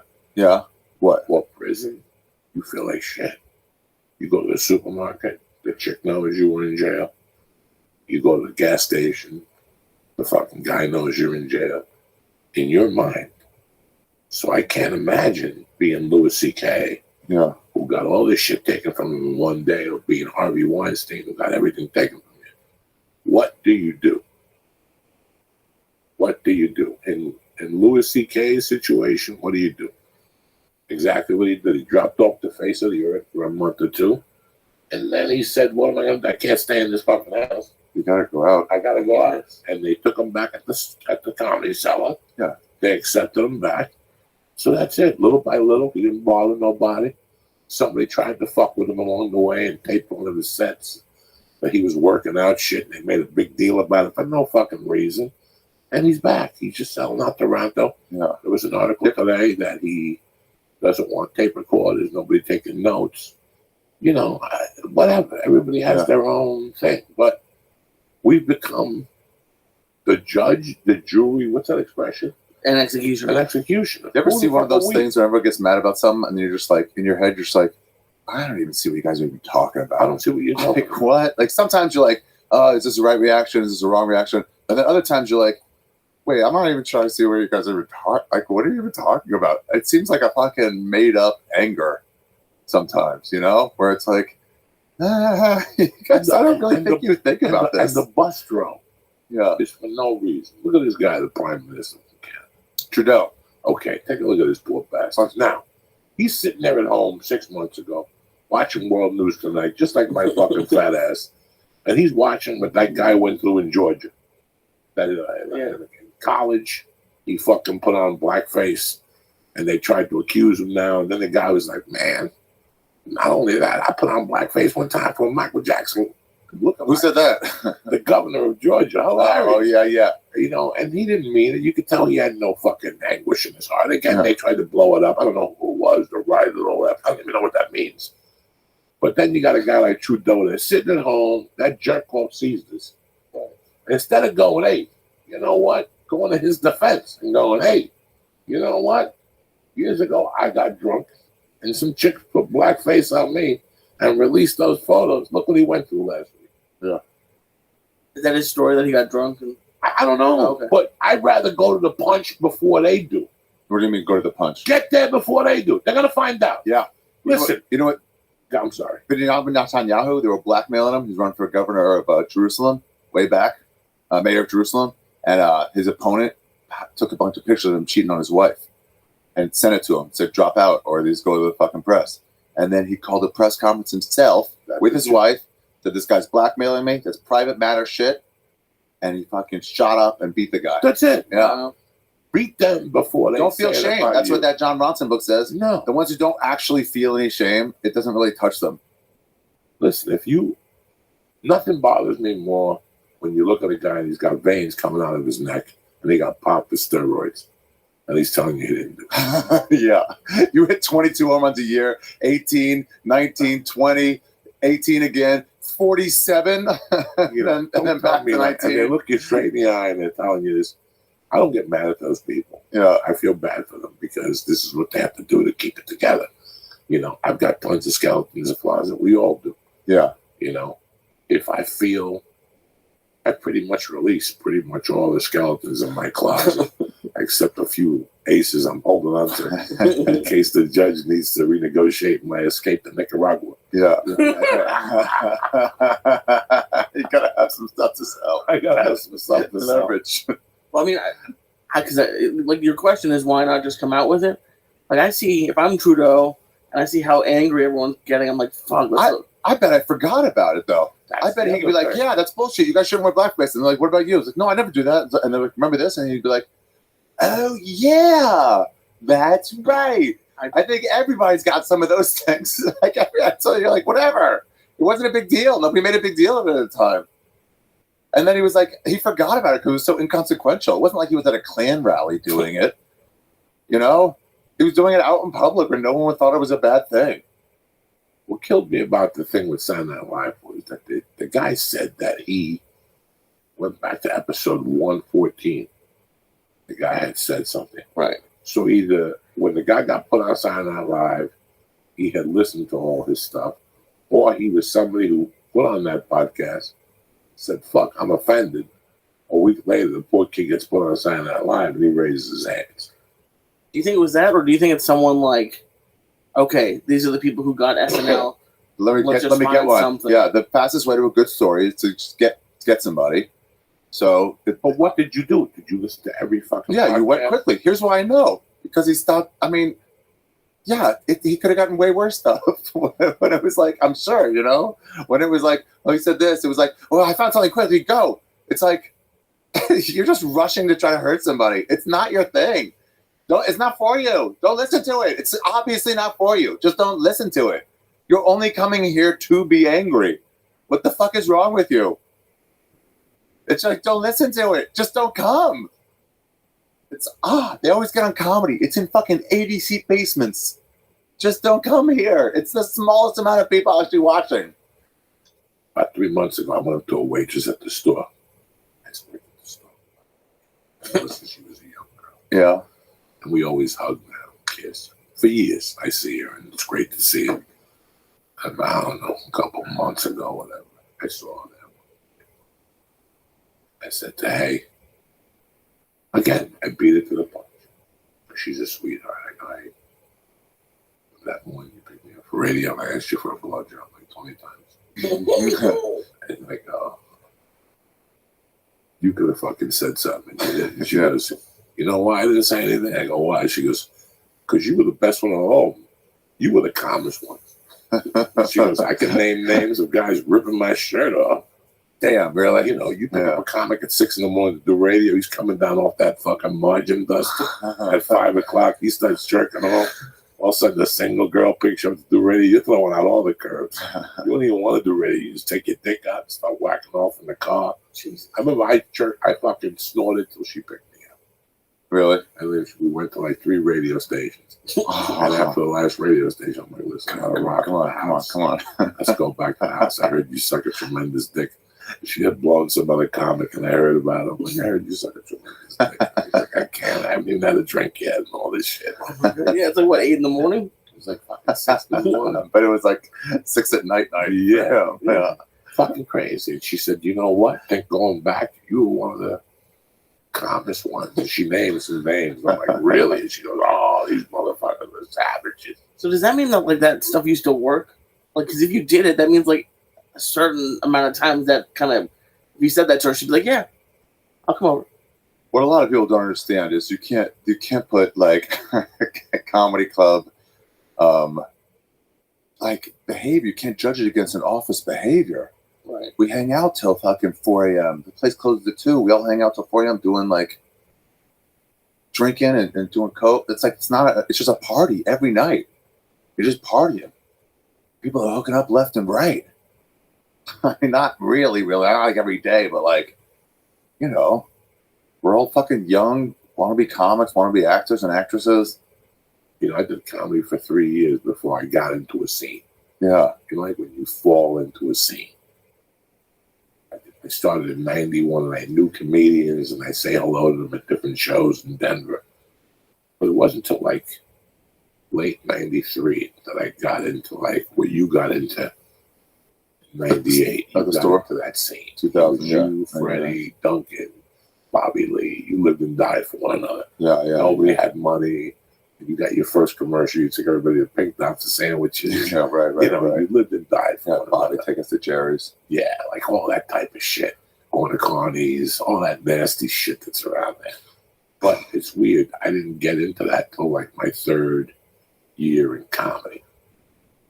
And it was a party 5 nights a week. It was a party. Last week I yelled at you. You called me at 5 to 10 at home. I'm like, what are you doing home? Right. It was a party every night. 31 years old. Yeah, every night. It's a party every night. After like the 3rd and a half year, it's a party. You get together with, it's 6 guys. And you go do whatever the open mics, and then you go straight to Jerry's or something like that, or straight to somewhere else, or a diner. And you go hang out for 3 hours. Still Burst special. Yeah, you talk in the parking lot. Yeah, you go to somebody's apartment. And there's always 4 chicks in the group. 2 Yeah. that are married, 1 that just broke up with a boyfriend, and Yeah. 1 that'll suck your dick if you keep her out past 3 o'clock. And everybody's well known. She's already done some of the comics. And I'm not putting those women down. No, they say, hey, they're great. They're great. Yeah. That's the society we're in. And when I was an open mic, Every year there was 1 girl, 2 out of every 3 years. There was at least somebody you could say, like, you could just look at her across the bar and she look at you and you just like nod and she's like, yeah, and they just go. You just go to the back. That's it. It was such my 94, 95. I was having such a great time in Denver. Yeah. I was part of a clique. And when they got a gig, and I was part of like 4 cliques, but 1 clique that we were all the same. We had all been doing comedy for 3.5 years. Maybe 1 guy was doing 6 years. He was featuring already. Ooh, like, you know, Jackie Flynn asked me to open for him last week at the Comedy Store. And you're like, ooh, you know, that type of shit, you know. There was just a little clique of you. That clique, I hung out with them from November of 93, June of 95. Who was in your clique? At that time, Jeff Sargent, Jimmy Abeda, Andy Payton, this black dude. There were a couple chicks that were comics. I don't even remember their names. I don't even know if they're doing it. Yeah. You know, I wasn't in with features and headliners. I was in with guys that were beginning to have one. We were beginning to feature triple runs. Oh, really? Like you come back and we'd hug you. Congratulations. How was it? You're like, oh my God. Wait till you go to Boise. And you're like, ooh, I can't wait to go to Boise. You know, Yeah. those are the people. My point is that you were with that. Right. When I first met you, you ran with those guys till 4 or 5 in the morning. Yeah, but those guys were like open mics together. Where we were like, hey, we're better than these like crazy people. Yeah. I mean, you guys had it going on. Yeah. You guys worked at the store. Mm-hmm. You guys were tight. I'll never forget that. You had that little clique of Savage. Yeah, Renazizi, John Simone, Christie, Caparulo. Yeah. The Spanish kid, Rick Ramos. Almost, yeah. You know, this was like Mike Black. Mike Black. Yeah, Carboni, Painter. Painter crushed. Painter changed everybody. He was so fucking dark. We couldn't believe it. He was like, when you would do the employee section, it was like a question if you go pre-Painter or post-Painter. Because he would either destroy, like level the place where like no one else could go on to that level of laughter for like 3 more comics. Or he would bomb so bad that like everyone in the audience felt like weird for a while. He made me like feel they saw creepy. something terrible. I saw him do some creepy stuff at the end. And then I heard he was creepy off stage. No, he just liked to fuck a lot. Right. Yeah. He like put it out there for everybody. He put it out there. Oddly, very Christian. Very Christian. Would not say hell. Say heck. Dropping heck as stories of like, he got into a big fight with Carboni about, they were watching porn. It was early porn where there's not many rules. And there was a porn of a dog eating out a girl. A woman. Excuse me, I'm bad. A woman. They sold And, on the internet. It was just on the internet. Okay. I don't know. When like people had passwords and stuff. And Carboni was disgusted by it. And Painter was like, she's got nice tits. And then Carboni's like, what are you talking about? She's getting eaten out by a dog. Painter's like, that has nothing to do with the quality of her tits. They got to a screaming match over it. That is disturbing. A dog eating out a woman. I can't watch that. I can't watch that. In the early days of the internet, like you would download something, it would say like regular porn. The worst one I saw was like a German Shepherd fucking a lady from like way far away. You see some crazy stuff. The days of like LimeWire, I get some don't weird see shit. Yeah, you have to download your porn. Yeah, there's days like that. So you get porn and you have it. Like, hey, let's watch my porn, I guess. Like, Oh my God. and then Yoshi would come around with his I tits. still remember Yoshi coming around and giving you boxes of porn. When you saw Yoshi, it's like, Yoshi, you already ate, or you're coming in to eat? He's like, you already ate? Like, can we go to your car? He's like, yeah. And he was like, hand you CDs. I had a neighbor that I would give those to. He would jump up and down when I gave, because I don't watch porn. I don't know what Yoshi was giving me. He would just give me this homemade shit. Some black guy fucking a white chick. You know, Yeah. she didn't want to be there. I don't want to watch that shit. I really don't, guys. I can't. I don't want to see a fucking chick getting eaten out by a dog. Even though if I had a crazy chick come on my house and we were doing coke and shit, I'd ask her, let my dog eat your pussy while I put my dick in your mouth. That would be a tremendous fucking video. Really? But they throw you in jail. They'll throw you under the jail. Yeah, they'll mess up. Yeah. They'll throw you under the jail. You might as well fuck a 5-year-old. Can't really fuck a dog anymore. It really has changed. Really. I don't want to watch that. I really don't. I don't want to just come across it. I want to know what I'm getting He wants to into. produce it. Oh, it's like how you was can it? look away when you see it, and suddenly it's that. Yeah. Suddenly it's a horse fucking video. You're just like, you can't just look away. So now you're watching it. Like, I don't know Rogan and you all those years. I never turned on the video where the horse fucked. I saw it. It was disturbing the second time. The first time you get it, because it's like your brain can't make sense of it. And then the second time you see it, about halfway through, you're like, oh, okay. And then it all hits you like in the middle. And so then you're like, Is that the one where he dies at the end? he dies afterwards. Oh, yeah. Allegedly, no one really knows. That's what they said. But you can see that definitely that could have happened. How big was the horse's dick? Far bigger than his ass. No shit. It was like that. It was about that, but thicker. And his But buddy- about that long. now he had a friend with him, right? See, Not that good. I wouldn't call that a friend. Yeah. Yeah. But he had a guy. Obviously, he went to somebody. Rogan had a bit about that guy. Right, Rogan Yeah. had a hysterical bit. Yeah.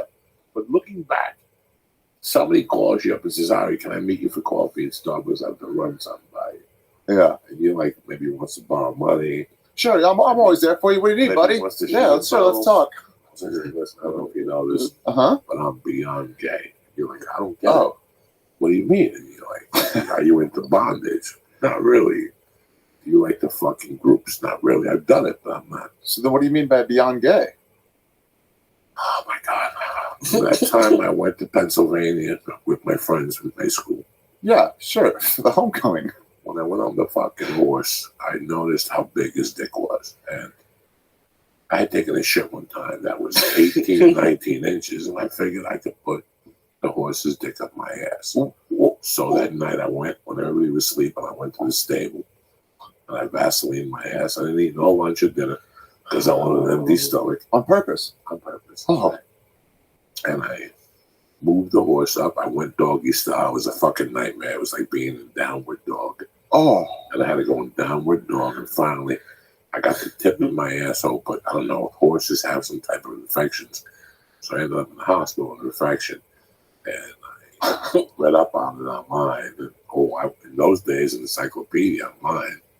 And you have to take a special shot for a horse to fuck you in the ass. And meanwhile, you're sitting there going, so what are we getting at here? So, yeah, why'd you get me in the back for this? Like, So the reason why I need your force to be my lookout. I want to go to this barn. I've known you for a long time. Please don't share this with nobody else. no, I wouldn't. Right away, you're like, well, I got a secret to tell you. A couple of nights ago, I went home and I had peanut butter on my balls. My girlfriend Chihuahua licked it, and I kind of like it myself. So now I just buy dogs that are abandoned. I have them lick my balls and I kill them. I drop on the corner so there's no evidence. You know, this is two fucking minds. This is two people that met. And just think about that. It's like heroin people in LA. Like I did blow for 20 years in LA. And I think one person in 22 years ever came up to me and said, hey, do you want to do heroin? It was a chick, you know, whatever, that was crazy. And I knew her and I was doing other drugs with her. But heroin people attract heroin people. You do any heroin? I did it not with her that night. I did it a couple of years afterwards. What was it like? Tremendous. Oh. Tremendous. Remember I told the story on your fucking show. Yeah. Oh, which When I one? went to Gunther's house and he gave me a line of white heroin. When I sold him, me and Dee Dee sold him like a TV, right? No, it was No. a cabinet to put dishes in. He was a right. beaver Armoire. collector. An arm, was that what they call? I think that's what yeah. And we went over there, and we went over in the afternoon. Gunther Brown looked just like Tony Iommi, and he was a pervert. And I didn't know he was a pervert till that day. Gunther? Gunther, it had to be like a Saturday or a Sunday. Then he answered the door with a robot. Yeah. And no shoes on, just a robe. He's like, what's up? And I'm like, we want to know if you want to buy this. And he goes, yeah, it looks interesting. I go, yeah, I know you like those type of pieces. And he goes, I'm kind of busy right now. Can you come back in a few hours?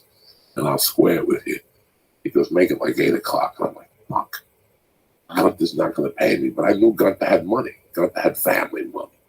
He lived on the corner next to his family called the Denny's, who were just as crazy. They had like 3 boys and a sister. One of them were twins. She was twins with Mike, who was my buddy, and he was a fucking nightmare. Yeah. They called him the devil. He's in jail right now for killing his wife in North Carolina. When we were kids, we called him the devil. Like when they call you the devil when you're 15, you got problems. Yeah. And people would say, where you going to? I'm going to this place with Denny. You really want to hang out with the devil. Like that's how bad he was. There was always something like that. And then he had a brother who had played the guitar. And he had fake teeth. He had long hair. He thought he was Jimmy Page. But in real life, he had a chick. The man, he would just tell her, suck his dick. What? And she would suck your dick. And one night he took her to a party in my hometown, my junior year. I was not there. And she sucked like 18 dicks, so they called her Marathon Woman. But now there was a big push, a lot. Like all these guys got together. Let's break that record. Let's break that record. And they took her back to a house by Franklin School one night. Jimmy Denny was his name. And this chick must have sucked 20 cocks and broke her record. I was not around. Good for her. And the next day they kept calling the Marathon Woman at school. marathon woman. I mean, and everybody knew it. And she walked around like nothing happened. Yeah. And thinking back now, you could see she wasn't crazy looking. Yeah. She was good looking. She was good looking, as Yeah. a matter of fact. But thinking back, you can see that there was something wrong there. At an early age, she was 17, 18. It's weird when you see a crazy person, they still have their looks, and then you're just like, can't make sense of it. You're like, oh, you're going to be homeless in like a year. You know? Where it's like, you're on just in the very beginnings of crazy, and it's like, it's all going to go to shit. That was a crazy fucking neighborhood. Did you ever hear what happened to her? Marathon woman. Not really. She Lee, got you eyes. look like somebody drew you and then stopped when they got to the eyes. Yeah, that's how I feel. I knew. I saw her high school year. I remember her high school picture, the yearbook picture, really disturbed me. Really? Because she Why? put, like, she had a saying under her name, like it was like her name. That all the people on that whole list, she put like a saying.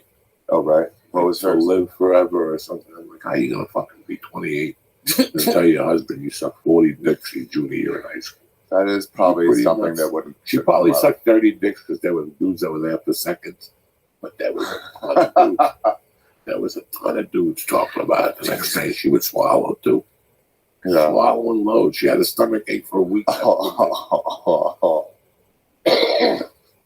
But getting back to Gunther Brown. So that night I went over there without Dee Dee. And I remember going there and he gave me the 60 bucks. Which one was Dee Dee? Dee Dee was a crazy friend of mine. He's still around now. I just talked to him last week. He moved from the shore back up north with his brother, good friend of mine, solid. Him and his brother were dear friends of mine. He told me, I told the reason Dee Dee wasn't with me because that guy Gunther lived close to me and I was headed to Dee Dee's. And we were going to Dee Dee's to get Coke afterward. When I go by Gunther, and he says, come in. He's still got a robe on. There's beer bottles everywhere. And he's like, sit around. He goes, hey, listen to this. I remember Led Zeppelin Live was on. Live out. We were just talking the way you and me on. He just gave me a beer. I didn't know if he was lonely. And in the middle of the conversation, he goes, listen, there's a chick back there in the bathroom. She passed out. Been doing drugs all fucking day. If you want her, she likes to suck dick while you sit on the toilet. And I'm like, that's okay. Now, here's the crazy thing, guys, that I'm a young man. I'm maybe 17. My mother was dead. Yeah. And like when you're 17, you'll take a blowjob from a man. From anything. You'll take a blowjob from anything. Yeah. When he was like, she's passed out in the bathroom, I'll wake her up. You want your dick sucked? I'm like, no, that's okay. That's how scary it was. All right. And he was an avid beetle collector. What was the part that freaked you out? Like, which one? Like the chick passed out in the fucking bathroom. Sometimes there's leaps in like a sexual experience. You're like, I'm not ready for this fucking leap. I wasn't ready for that. I was ready. You know, Lee, when I was 17, I had hopes and dreams that I was going to, go and throw roses up in the air. And somebody was going to say, I didn't think I was going to get my dick sucked on the street of some dirty chick. I remember the toilet. That's what she wanted. That's what turned her on, to suck your dick while you sat in the toilet. Oh. And I go, no, that's okay. And I go, I'm thinking about it. And he goes, no. Sit around. Wait. You want to do a line of coke? We did a line of coke, I think. We started talking about music. And he goes, you ever do heroin? I go, no. And right there, I knew he was going to ask me. I just knew it. You know, when you get that ball in your neck and you're like, now between you and I, at that age, this is something that, even though I didn't want to live anymore because I didn't have a mother, I didn't want to go out and buy heroin. You know what I'm saying? Right. I don't mind getting fucked up and getting hit by a car. Or me getting fucked up and jumping off the bridge. But dying of heroin, I just didn't want that on my record. I just didn't want that tarnish. As crazy as it sounds. Yeah. And my mouth was like, he's like, you want to do a line? Just a little line or something. I'm like, sure, why not? And I did it. I don't remember if I got sick.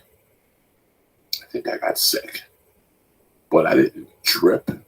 Like when I told the story on your show, people were yelling at me the next day, like, you don't trip on right. It's something. heroin. But it was something. Like you just feel this fucking lump in your stomach. My body went numb. I felt like, before you have surgery. Yeah. That feeling that everything's funny and like everything's distant. And And then I went out. I went somewhere. Like I went somewhere for a while. And then I came back and I started going in and out of it. And it was just a tiny bit, but I had never done it before. Yeah. You know, I don't remember if I did get sick now, because I got sick a bunch of times doing that stuff. You always puke when you do that. And that's when it kicks in, once you puke. Oh, really? Yeah, that Chinese heroin in Chinatown. It kicks in once you puke? Once you puke, that's when you know. Like, that's what I heard. Wow. Oh, yeah, the heroin. Yeah. That's what somebody That was the first time. And I remember, like, I felt really shitty about myself that night. I don't remember walking home. I don't remember none of that shit. It was a long fucking time ago. And then I didn't do heroin again till I was locked up. How did it feel when you were on it, though? That night? Yeah. I don't know. I just was fucked up. Like, I was getting fucked up every night those days. At that age, I was doing something. Yeah. How old? 17. Damn. 16. Like, I still remember snorting angel dust and, like, taking a hit of acid and going home, like, at 10 o'clock and, like, fucking having watching TV and The Exorcist was on. Oh, fuck this.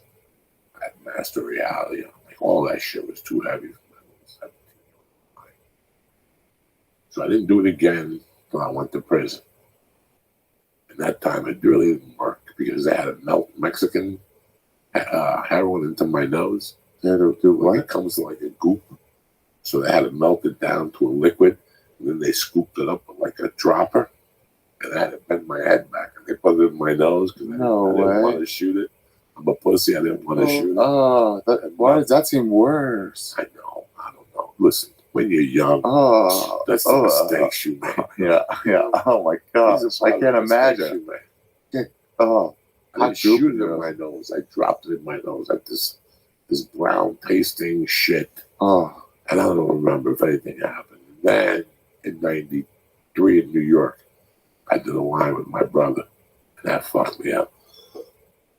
And the next morning, he told me, "You did a line that could have killed the horse." Well, thanks for telling me. Thanks for telling me.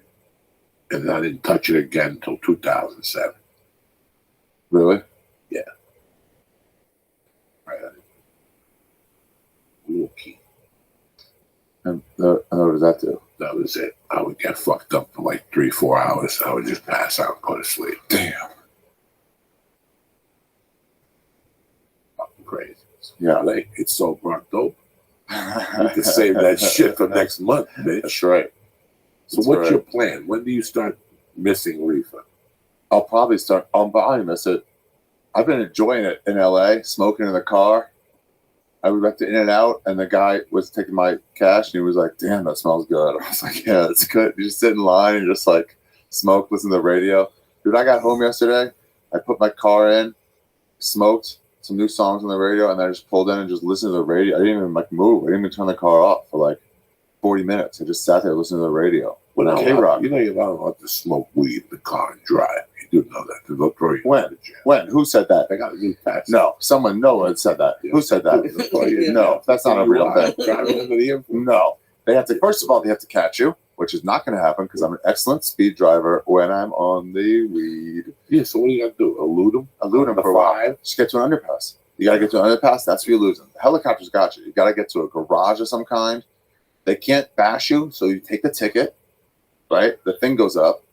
Then you ease. When the thing goes down, then they have to take a ticket. Otherwise, and then you can quickly go, get out of that car and fucking bolt. What fucking ticket are you talking about? The ticket to let you into the garage. You're watching too many We saw a car chase yesterday. What you have to do is you have to get to where, okay, the helicopter's got you. You got to get off from where they can see you, right? Okay. The helicopter's got a fucking spot right on you. So you got to go underground of some kind. At the garage, there's a thing that comes up to let you into the garage. Right. You got to get in one of those, right, take the ticket, and then when the thing goes down as you go, then the cop behind you, now he's got to wait a second. He's got to get a ticket, and things go up. You take that 15 seconds, bolt, go fast, and then jump out that car, put it in a spot, jump out, run somewhere else, and that's your only shot. Are they going to lock down the whole building? And do they know what you look like? I don't think so. I did that already. Well, how is it not going to work? because they'll sit and wait and bait you in that area. But you what? You were in the office building. I'm No. just here So at you bring Warby the Parker you got the store. office building. If you escape, about an hour later, they bring a fucking dog. And that dog gets you sent, and they start sniffing around. Oh shit! There's so many things. Oh, so now. they get where the car is. They smell that, and Once then you they smell go. you, you're dead. They get a scent on. Plus, if it's your car, they know who you are. And then if you It's not Uber- your car. It's not your car. if you- Oh no, it is. Oh no, it What is the in this fuck don't scenario. you drive Yeah, your yeah, car? They would get you. Or if they got you with a rental car, you still had to put your car down. Yeah. My thing is this. This is my thing. They've given us the gift of let us smoke. Yeah. They're giving you the gift of us going to a store. Yeah. The least we could do is say, you know what? I'm not like I don't like smoking in my car. I don't like it in the car. If I get pulled up, I got no leg to stand up on. I'm dead. And now they have a test. So if you get pulled over and you got red eyes, they got like a litmus test. Really? Or some swipe of your tongue, or there's something. So those days are long gone. Wow. So you got to put Visine in your eyes. I mean, Well, you can't afford a fucking DUI right now. why? This would be the perfect time to get one. No. I don't drive very much. It would be the perfect time to get a You DUI. never want to lose your driving privilege. I know, but of all the times to get it, when I live in a city where I don't need it, it's a helpful time. It's a fucking horrible, We live in an age of Uber. it's a horrible blemish on your record. That's true, It's 2000. but not now specific. It's 2019. I Ubered here. I know. That's what I'm saying. If you get a DUI in today's society, You're an asshole. you should be shot You're now an asshole. because it's everywhere. Yeah. Your brother-in-law got a DUI. He had to go to classes. Who? I'm just saying. Oh, right. Your brother-in-law, everybody's brother-in-law got a fucking DUI that listens to this podcast. He's a fucking loser. And he drank one night and he fucking got a DUI. Yeah, you're not 22. And now he's got to pay a fine. He's got to take classes. He got points on his license. It's Now your Uber. insurance goes up. That's why Uber's so fucking popular. It reminds me, though, of the Kinnison bit. And the question about is, fun. but what are you going to do with your car? How are you going to get your car home? You got to just say, like, maybe I'll get a ticket. What do you mean? Like, let's say you drove somewhere and then you started doing hella drugs and you got to get home. People are always like, but my car is on the street. I can't leave it there in the morning. We'll figure that out when we burn that bridge when we get to it. Well, But right now, shut your mouth, do the coke, and let's enjoy the evening. We'll figure that out in the morning. Maybe the dentist will leave out of his spot. We'll put you in the building. I did too much tonight already. What'd you do? We still got to take another edible. We're running late. No. I already realized I did way more than that. We're running light here, gentlemen. You know what I'm saying? This is a light night, 200 milligrams. Wait, you ready? It's the mixing that's the problem. What makes it? We got a couple of salutes. This is so October. You're lucky I didn't bring beer. But I even got CBD oil to calm you down. If anybody loses their nerve telling anything starts twitching, let me know. I got nice CBD oil from CBDlion.com. when are you going to get a heroin sponsor? Soon. I'm talking about perks as we speak. I'm talking to a division of ISIS. Is it gonna be like a dealer, or are you gonna get like a distributor? I'm gonna get everything, the jingle, the whole thing. I could see you in an opium den, like an old Chinatown opium den. I could see you just down there. I'd have you and Duncan, one on the left and one on the right, with our shoes off, getting a foot rub from a Chinese woman. Little Chinese guy comes, you smoke opium with him. You start hallucinating. He puts a towel on you with cold water. Tells you it's going to be all right. In Chinese. You have no idea. You have no idea, Jack. That's a party for some people. They just rub your head with a cold towel. Wow. It's going to be all right. You start sweating profusely. They put an ice pack on your neck. Did I see those guys in New York gacked out? You ever see them? Yeah. It's fucking. On heroin or? Yeah, I guess. I don't know. Is that heroin? Yeah, methadone too. They're over. They're all the way over. Their head almost hits the ground, but it doesn't hit the ground. Or they're standing up and they're bent over and they look like a fucking human question mark.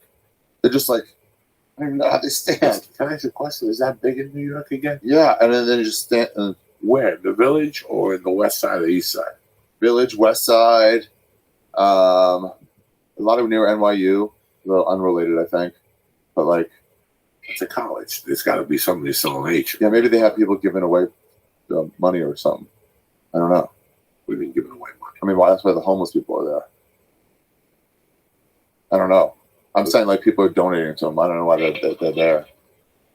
But yeah, there's a park or two where you can still score. Really? Yeah, there's a park near my house. I guess that's where you'd get, like, if you wanted to get. You just go to a dealer. But that's where all the homeless, like, junkies are. What do you ever got weed there? No. I've gotten it at the other park near the cellar. Really? Yeah. It's Joey, you would be so angry. You think there's any sort of reaction to any bad jokes in the world? You would never stop. You wouldn't stop yelling about it for 4 months about how bad the weed was. It was like smoking air. There is nothing. And they did a switch on you that I saw, but even when they let me smell, they're like, hey, smell this. And I smelled it. And then I saw them do the switch, but I'm like, hey, dude, the shit you just had me smell also smelled like nothing. Like, I know you're going to switch it to something worse, but like, it was already below the level of. I've had weed in Indonesia. I've had weed. It was okay. It was not as bad as that, but it was slightly worse. It was almost as bad. Well, they don't check it out of LAX now. So Yeah, they don't check it. Take it with you. 28.5 grams. Is what? That's what you're allowed to take on your luggage. 20%. Is that an ounce? 28.5 grams. They 28.5. They even give you 5 for the baggie. Yeah, it's an ounce. Yeah. It's an Okay. ounce. Out. You can travel with it. You have to break it apart like women's breast milk. You can Is it put smaller? it 28.5, put it in 2 baggies, and put it in your travel kit. Yeah. The edibles, if you fly, I mean, unless you want to be a fucking show off, Yeah.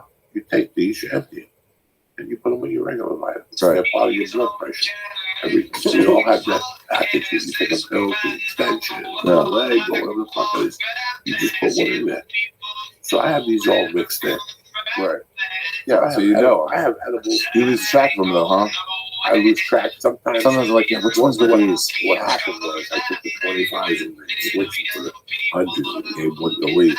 And he had like 2 25s. He was like, he's 200. So now I got I remember the fucking switch. You're the devil. So now I'm at the house and I have that switch bottle next to me. Yeah. But I got a closet full of ABX, 100 milligrams, 50s, and 25s. Why do they even make those 100? I mean, they make them for you, I guess. No, they make these for everybody. These are for everybody. Josh Wolf said he ate 2 of them one night. Yeah. And he was planning to drive home from San Diego. Yeah. And on stage, he got like a nervous breakdown. He went back to his room, lay on the bed. He goes, for 10 minutes, I'll be all right. And he woke up the next day at 10 in the fucking morning with his sneakers on and a light on. That's how good these fucking things are. When they first started coming around, it took me a long time to adjust to 100 milligrams. I just started popping too. What are you talking about? Oh, You've been yeah. on 250s. And this is nothing. That's why these are so fucking strong. Why would you? Well, we first got, all right, when we were doing the stars, Right. we built such a tolerance to that THC from the stars that, yes, we would eat 2,000 milligrams. But it really wasn't 2,000 milligrams anymore for us. It was more like 1,000. After a certain That's percentage, still quite a lot, though. it's Don't minimize that to nothing. That's still quite a lot. It's fucking, But the other thing is, you I don't take really 20. know it's a mere bag of shells. because you don't know because I mean, he's one of the ones that didn't come back when it became legal. So like it said 2,000, but maybe it was 1,500. Like these, I believe these You are guys are 100 still milligrams. acting like that's nothing because the number's slightly off. It's still so far more than any other person in the world takes. Well, yeah, I'm coming to terms with that. Who gives a fuck what people take? We're working our own fuck. That's right. You got your own We path. walk to the beat of our own drum. So we go deep. It took me maybe 6 months Yeah. to be able to handle one of these. Like I know if I took one of these, I'd fuck up on stage. Really? Because of pure THC. Oh yeah, you take one of these, I am fucking up on stage. Yeah. You're gonna get bumped. But I'm saying if I okay, but just selfishly, I'm saying if I normally take 20 of a normal one, Right. and you gave me 200, which is 10 times that of the pure stuff, I'm saying, isn't that maybe too much? It is what it is. Let's find out. Let's take another one. Let's take another one. What the fuck? It's so October mañana. Well, let's do a mystery pill. No. It's time. Bills. No, It's time for the mystery pill. Some people got the cowbell. I got the Altoid can. You know what I'm saying? This is the mystery No, I'd pill. rather do the edible. Pills that. Wait. What are we The doing? other one hasn't even kicked in yet. What other one? The little red orange Don't thing. tell that. I forgot about that. But who gives a fuck? What are we Are you doing? crazy? Pick the pill or No way. I'm coasting for a little bit. Pick a pill or an edible. What are we doing here? It's so October. We gotta go rough. All right. What are we doing here? Let's do another bong hit. Let's smoke some weed first, and then we'll get back to pills. All right, to do a pill and a bong hit. You gotta wait for that candy to kick in. Candy? Yeah. It's not gonna kick in. It's gonna kick in. What is it? Speed. I mean, ecstasy. Is it really Yeah. like that? Give me another piece. He needs to go home and rub his chest on his dick, whack off on his stomach. When was the last time you whacked off on your stomach? Today. And just left it there. Today. For 10 minutes. Today. Turned We're it- coming to America. turned it into an egg white omelet and shit, you know what I'm saying, on your stomach. Science, cocksuckers. You guys want the Stoner podcast? You got it, you little cocksuckers. I would never have guessed that's what that How was. come? Oh, I want you guys to go off the rails again. People are begging me. To go what? Off the rails, to eat a bunch of edibles to get a leave fucked up. So you guys got a couple minutes to decide. Fucking pill or fucking. You know, somebody in Maui once got me Maui Wowie because they listened to our acid podcast from a long time ago. Why don't you have a TV in here anymore? That's what you need for a It's real right acid. Why did I miss that? It's bigger than any of us. That's Fucking exactly. good deal. We watched Adventure Time after last one. You fucking bolted. We watched Adventure Time. I never seen anything so fucking brilliant. It was like, what? Well, listen, tonight we're gonna do one with our adventure time.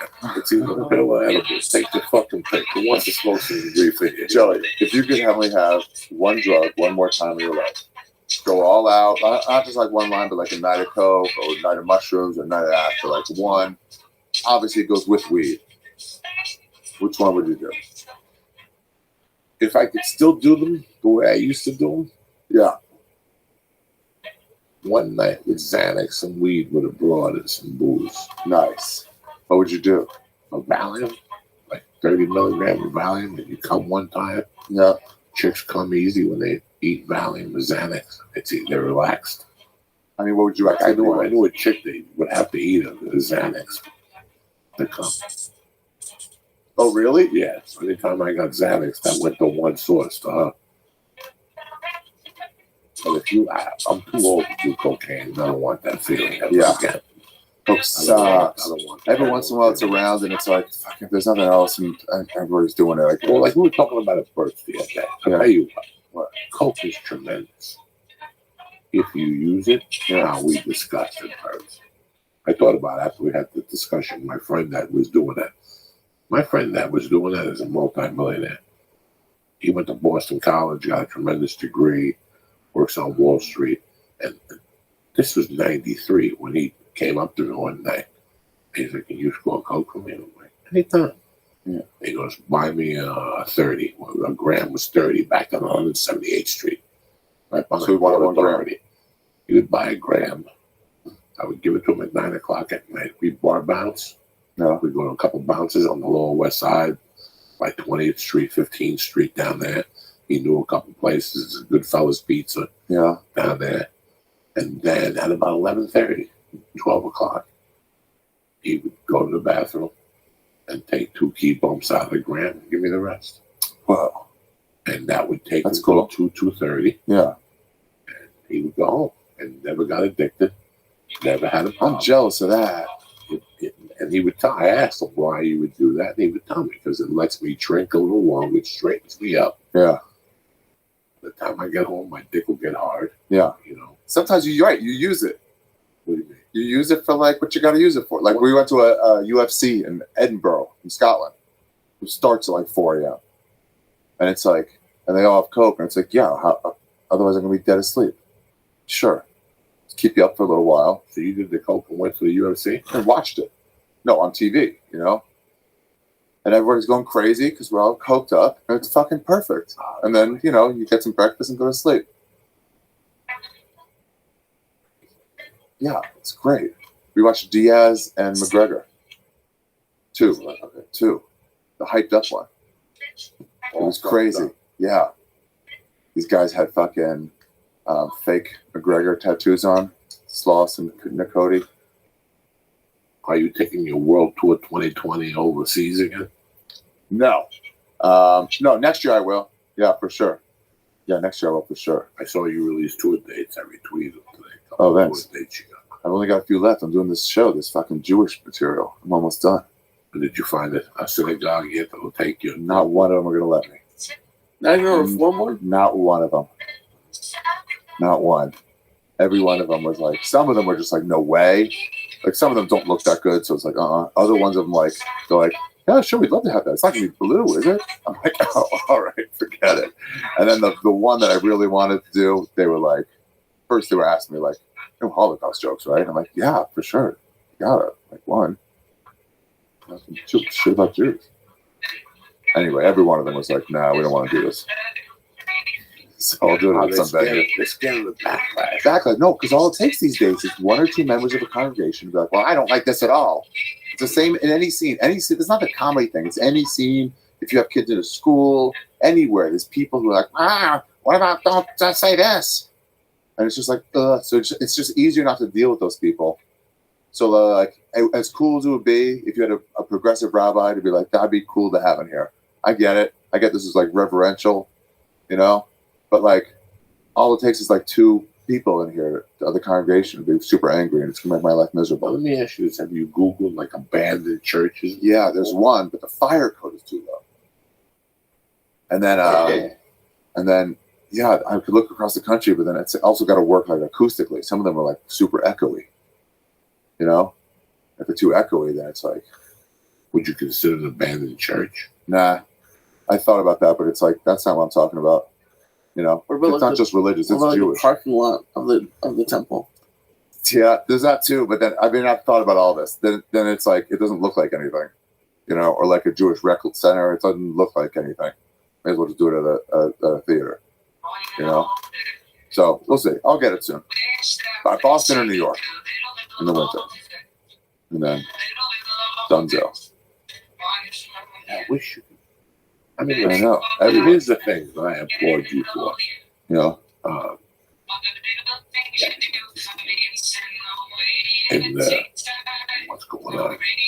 I don't want to shoot special ever again in the theater, but I think all the theaters have been beat up. I think we've seen it. I almost kicked the police in parking lot, but then again, not really. But because of today, we got to do something different. No, I think what we got to do is spruce it up. It's 100% make it great from start to finish, and that's the way you stand out. Mainstream comic is not going to stand out. It's what everybody watches, but it's too boring. Nothing's, you know, it's like, well, that's way different, you know. So no one really talks about it because everybody sees everything now. What happened in Edinburgh, where you see 5 shows a day for 6 straight days, you know, you see 30 shows in 6 days, something like that. Eventually you just get bored. So the things that everybody talks about are the ones that has a big PowerPoint presentation or a big, you know, plant in the audience or something like that. So that's what everybody talks about. But everybody really likes all the other ones they go see, you know. But it's just not, doesn't stand out. So a special, I think, to make it stand out, don't just like do something wacky. You gotta do, it's gotta be like the best. It's gotta be like so funny the whole way. And then people are gonna be like, oh, what? Yeah, Burrs was great. Burrs was great. That airbag thing. You did you? And I felt bad about what I'm doing. I'm like, boy, he makes me look at what I'm doing like a fucking sack of shit. I mean, this is brilliant. I mean, he took your layers. He actually improvised a little bit, which a lot of people don't do, which I actually like on the special. Yeah. You can just, you know, improvise a little bit, go off book a little bit, show the people you are human. Take a chance, you know. Take a chance, you know. Yeah, I think his was the best. It was great. It was great. Yeah, fucking funny, and like, and he really showed who he was too. Yeah, that's like Albert Hall. Led Zeppelin played that. It was really pretty. I don't normally like looking at the you know, it was beautiful, the audience, but it was like, yeah, the few shots behind it was like, fuck, look at this. It was fucking beautiful. It was shot beautifully. I think Mike Find did a great job. Hey, it is what it is. So now you have to see, are you at that level to shoot at that theater? I say you shoot in kind of the shows you normally do, but a little bit better. But you just did that Chicago Theater, or whatever it's called. Chicago Theater. Damn, bro. You know I have that on my wall still, the double poster of us?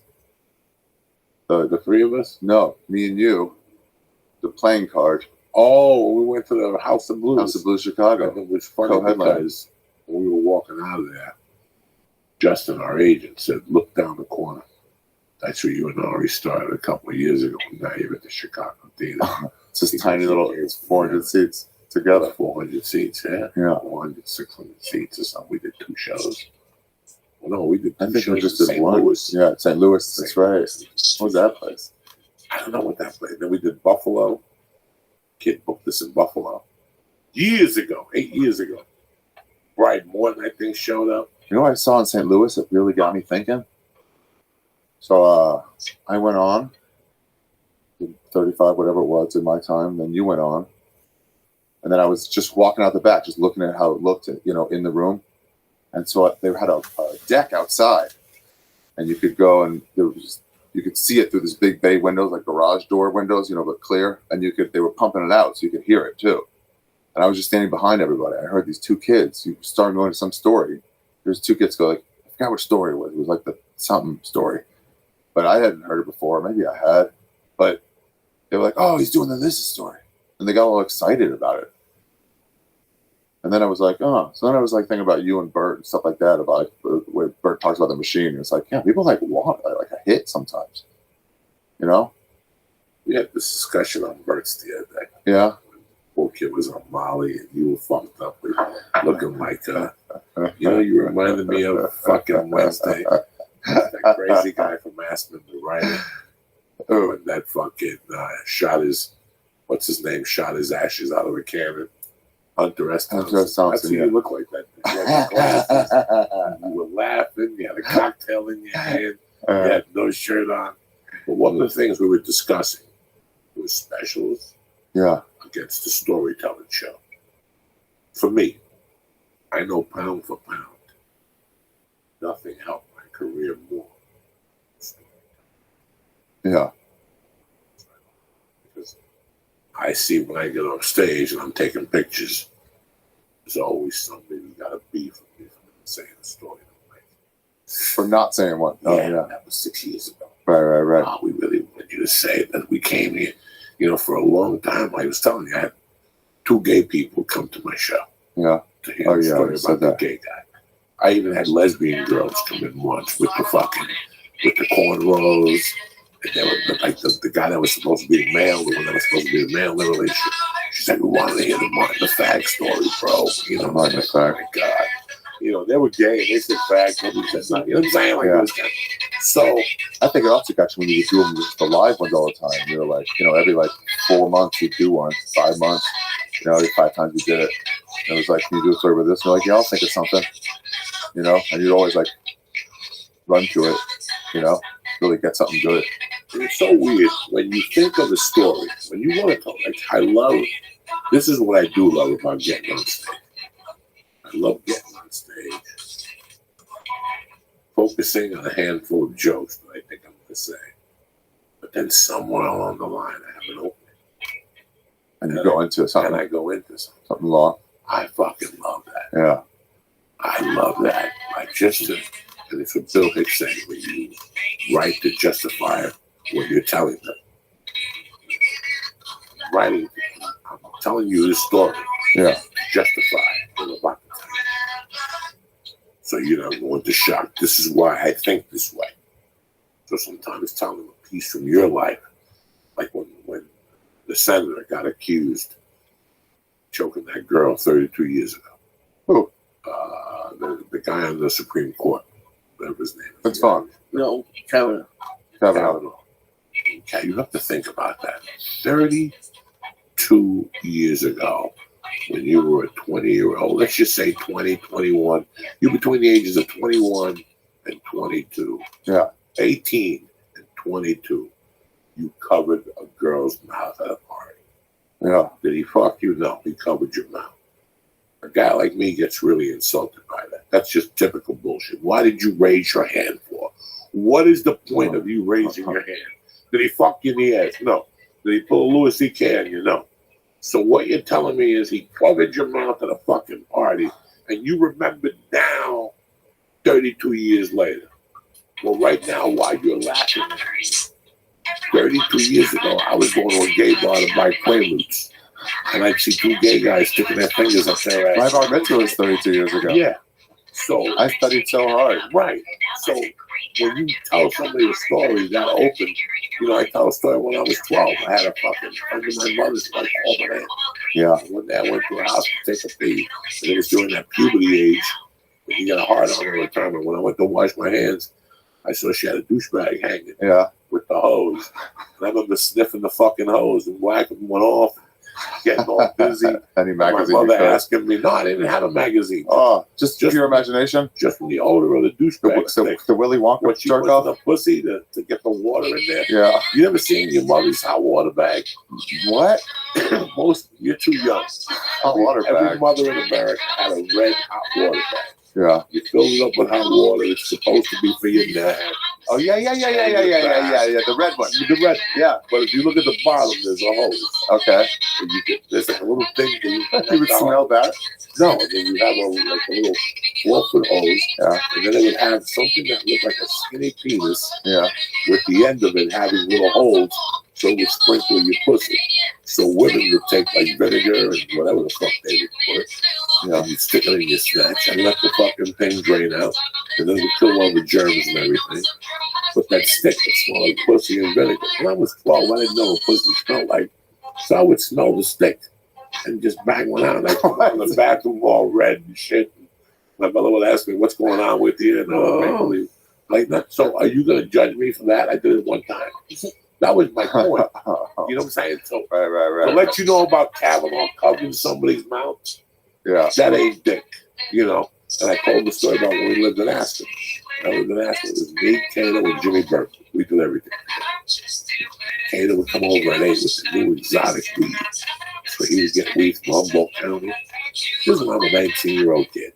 This guy was already getting weed sent to him in a box from Humboldt County.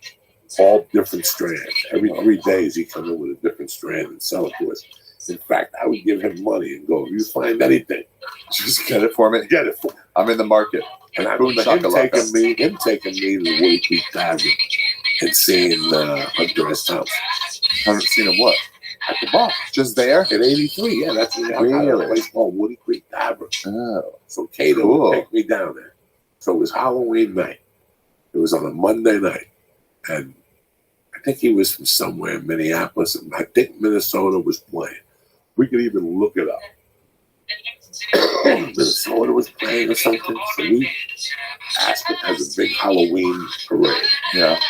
And our big plan was me, I'm 19, Kato's 21, and Jimmy's probably 23. And one of us had a plan to dress up like an abortion. So we all got flannel underwear, long underwear from the 80s. Remember, it used to go down to your ankles. Then you had the white shirt that was thick.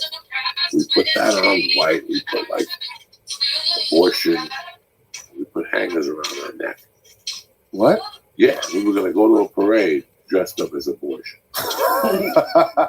And so think about it. When you think about Kavanaugh, well, guess what happened? We ate Quaaludes. Yeah. We ate Quaaludes and we started drinking. We were just getting ready to leave, and all of a sudden, next thing you know, I'm getting woken up. And it's 4 in the morning. Like, dog, we passed out. What the fuck? So thank God we never made it to Aspen. Because somebody would have fucking taken a picture and somebody would have been released. Me with a hanger around my neck. Which one was worse? You guys are Bringing an abortion at a fucking party. You know, we all are allowed to make those mistakes. Dan Bilek's house, we had a party once, Halloween party we used to always have, and somebody came in 2001, Halloween 2001, as the World Trade Center mid-attack. So this was 55 days later, 60 days later, no, 50 days later, and it was him in this big World Trade thing, a plane in it, and then the nose out with an explosion all coming out. It was an amazing, amazing costume, but the timing, people were angry. Like a couple of people were very angry. Yeah. Yeah, it was great. I mean, I'm a comic. It was I like to so take great. humor. Oh my At God. the same time, how would you feel? Horrible. Your father had died that night. Yeah, With that. sure. Horrible. I think you're going to hit the head with a bottle of Heineken. That's the kind of party it was. Yeah, so for you to wear that, you better be able to back that shit. You better have a strong head and a helmet. You know what I'm saying? Because you're gonna get hit somewhere. Like you have to go to a party where people understand you. That's a bunch of your friends. You just can't go like a bar in Midtown. There was a comics party. That lady was invited randomly. Yeah, I can't even. We all loved it. You walk into New York on Halloween with that outfit. Oh yeah, that'd be ballsy. This is the fucking. I think it is all over. Best Coast. I Yeah. think that the smart thing would just be to call a cop. Wait for the cop outside. Look, I can't get out of here. This is I woke up like this this. is the shit we train for. To take these fucking we don't. Let's take them back. I'm gonna use each a nickel. Kill them from the Yankee Stadium with the fucking outfit on and we'll make a statement. That's the way we do it in New York. In the old days, that was the 80s. Yeah. If you wore that fucking suit, Yeah. you're dead. That's, by the way, that's what those people do online when they get angry at jokes. Yeah. It's the same thing. They're like, we really hate that. We'll do anything to no, you. that's- Fuck yeah. There's some things that The same thing. Didn't Holtzman make a joke about someone in the original room, and then people walked out. Yeah, all the time. So he said something really fucked up one time. Gotta watch some people. Now, have you ever? I saw Stan Hope walk in the room once in the most brilliant way. What do you do?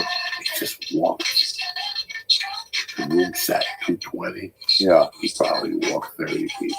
Wow. What's he saying? What? Just horrible stuff, or just like Just going all fucking masterfully. Yeah. It was 1997, and people were just not ready for Doug Stanhope. Oh yeah, he came out, but way before people were really Way before. commenting on shit on And stage. His opening joke, not his opening joke, one of his bits in the middle, with the highlight of his set, was when you're drinking at a bar and somebody comes up to you and wants to sell you roses at a bar. Oh yeah. And you go, I'll come over here and come to you with a bucket of cunts. He would say, fucking cunts. And the fucking, you could feel the women's shoulders. If you sat behind a woman, you'd see her shoulder go, like everybody got tensed up. And then he would flow, why would you buy a rose? We could buy a bucket of cunts. And then he'd rather take a bucket of cunts home right there. And you see people slam their tabs down. Wow. And then as they were walking out, he would attack them. Like, please, don't go nowhere. You haven't even heard me fucking the none in the ass routine. And they would go, that's it. You're an embarrassment to comedy. And the other people would be laughing in the audience. That's one type of walking people. I once saw 2 comics from Seattle walking. Really? Walking. Everybody on purpose? I mean, if there was 80 people, 70 got Really walk the room. walking with Bremerton, Washington is a little island across from Seattle. You have to take a ferry there. Yeah. It's very military. That's the deepest point in the United States. So that's where they have all the submarines launch out of. A lot of people don't know. It's either Birmingham, Washington, or what did I just say? Wellington. Wellington. Bremerton. Somebody please correct me. I'll listen to this. There was a guy up there that was great. He had a little bar. He feed you. He was like, at the time in Seattle, he was the comedy magic. If you took the ferry over there, he'd pay for the ferry. Really? He'd give you $10 to take the ferry. That's For cool. the time. Better than the UCB ever did. Fucking sweetheart of a guy. He feeds you.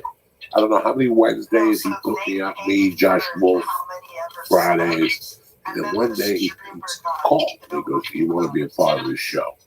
What show? This particular show. And it was like a dirty fucking show. He wanted like a dirty, real R-rated show. I said, no. I don't know why I said no. I just didn't want to. I don't know. It just wasn't for me. Yeah. The other 2 comics weren't for me that were. They better packed amongst each other to walk the fucking room. Yeah. You don't, I'm going to walk them. Because they were like, fuck these people. I don't think Sometimes if you hate the crowd, you're just like, No. It was about, they had something that happened with a bunch of kids. Oh, the Oklahoma bombing. okay. She finally made a joke about the Oklahoma. Yeah. Bro, never seen. Dude, you gotta try it. It's so hard I to don't do it like the day after or 2 days after, but man, it goes south almost every time. But sometimes you hit it, and it's so good when you can hit a tragedy joke when everyone's still feeling it. It's the best feeling, but it goes south a lot. You have to be, when you have a tragedy, the problem with a tragedy, Joe, Yeah. you better have a plan B, and plan B better be strong. For example, Kevin Neal. Yeah.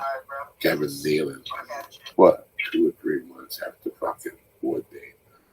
Yeah. He had the brilliant Yeah. suicide. I don't know what the joke was. Yeah. And when he says it, B to that was so strong that they forgot all about it. They took the ride. Yeah, because it's 3 months later. Doesn't I want it the day after. I want it when you're still feeling it. Yeah, no, remember that? You can make a 9/11 joke now. One of the funniest things I ever heard was Chris McGuire. Yeah. Was at some gay, him and his girlfriend went to some gay writer's house, the friends of theirs that were gay. And that's Chris McGuire. So I guess there was like 3 or 4 gay guys. In the world at the time? In this dinner. Okay. This fucking dinner. The one gay guy asked Chris McGuire, so are you still opening for Joe Rogan? He goes, yeah, from time to time. The other gay guy goes, I can't stand Joe Rogan. He said he called the Queen a cunt 2 days after she died. Queen of England? Remember? Yeah, when she got hit run off the car. Oh, Princess Di. Princess Diana. Oh, yeah. Gays love Princess Di. He called her a cunt. And one of these gay guys was in the audience. There was a gay comic from Boston that was fucking hilarious. And he was a sweetheart of a guy. And that's who they were with. Oh, yeah. He brought his gay friends to watch him. Dude, okay. Rogan went up and called that Princess Diana a cunt. Oh, they hated it. And they fucking, he's like, he said that when the guy said cunt, the other 2 gay guys went at the table, and I was fucking One of the worst audience members is the too drunk gay, young gay. They are so self-absorbed. When they get too drunk, they don't pay attention, and they hear one thing they don't like, and they go, nah, and they make it all about them because they don't like it not being about them in life. And they just fucking try their best. And you just demean them. Just go, shut up, prissy pants. We're sorry. We're not going to be mad like you. There's no reason you're mad. Just go upstairs, prissy pants. Sorry. They're just angry. They just get so mad. They're bad. Of the drunks. Sober, they're fucking great. And one-on-one, they're also great. The too drunk gay is one of the worst audience members. The young Latino too drunk is a problem a lot. If you do anything where you show any bravado, then they feel like they got to do something. Like Ice House, kind of like, you know? I'm going to tell you who taught me how to deal with gay. Okay. I never touched the subject when I was first starting out, not till I got to the comedy store. Guy who knows how to work a gay. You know who the best gay crowd worker? Oh. Mr. Andrew Dice Clay. Really? Mr. Andrew Dice Clay takes it so far, he gets them to laugh at themselves. Yeah. And I've seen him do it. I saw him do it at an open mic set on a Sunday night. He just destroyed. They were Asian. Yeah. And he goes, what do you do for a living? You own a restaurant, don't you? You know, like he just was fucking parading. Yeah. And he goes, what happens when I open up a fortune cookie at your restaurant? What does it say? A chick sucked my dick. You know, like, I mean, and they were on board. Yeah. And then one time I saw him destroy a table of gay guys. Just bad. And I was like I was in shock. I thought there was going to be a stampede. And he just kept going and riding. And he closed he didn't close the show, but he closed the bit. He goes, let me tell you something, you gay folks. He goes, pretty soon they're going to build a building, a casino just for you faggots. And I forget what he said it was going to be called. But he goes, every 20 minutes, it's going to burst and cum's going to fly out of the top of the building. And all you faggots are going to be on the bottom, letting sperm hit you and cum going, no. And right there I go, that's how you deal with gay guys. Go right at So him. about 2 months later, I'm Yeah. in Miami. And I think it's like Margaret's show headlining. So Yeah. I was doomed. Oh I yeah. get out there, there's a Gotta table, get out of and I just was dying. My material was dying because I was tiptoeing. Yeah. You Don't go into tiptoe it. Yeah. around it. If there's a table of flamboyant gay men in front of you, don't tiptoe. Don't let in him run front the of room. Don't Don't let them run the room. Yeah. And right away I attacked them, and I told them, "You're all faggots. Would you come in a Volkswagen? All 18 of you is fucking each other up the ass at the same time." And they were on board. Yeah. And all my fears about talking gay stuff went away. You know, it's like when you go up and there's 4 black people in the audience. Yeah. Guess what? They want you to attack them if they sat in the front row. You go to Yeah. Idaho, and there's 4 black dudes in the second And you row. see them too. You see the ones that are They like, want to get happy. attacked. Go for it. They want you to fucking go at Yeah. it. Look at you 4 black motherfuckers living in Yeah. this KKK town. You have to address the elephant in the room. Yeah. There's white people all around, 4 fucking black guys in Omaha, Nebraska. You have to address that. Yeah. You have to. And so watching Andrew Yeah. Work a room. Like let that. me know how to address things. Yeah. Don't work around it. And you They're know like a what? dog, an audience. You know They're like a what? dog. You got to train it. You got to fucking punch it in the nose when it's not acting right. You got to reward them when they're acting well. After I saw that, that's the night I made that lesbian come up to show me a pussy. At the comedy store on a Oh, Friday yeah. night. Oh, She goes, yeah. "I'll take out my pussy if you take out your dick." And I took out my dick. Deal. Deal. And it was a deal breaker. Lesbians like love too. Yeah. I'm not listening. I even from when that walking happened, Yeah. When that what? that walking in Seattle happened.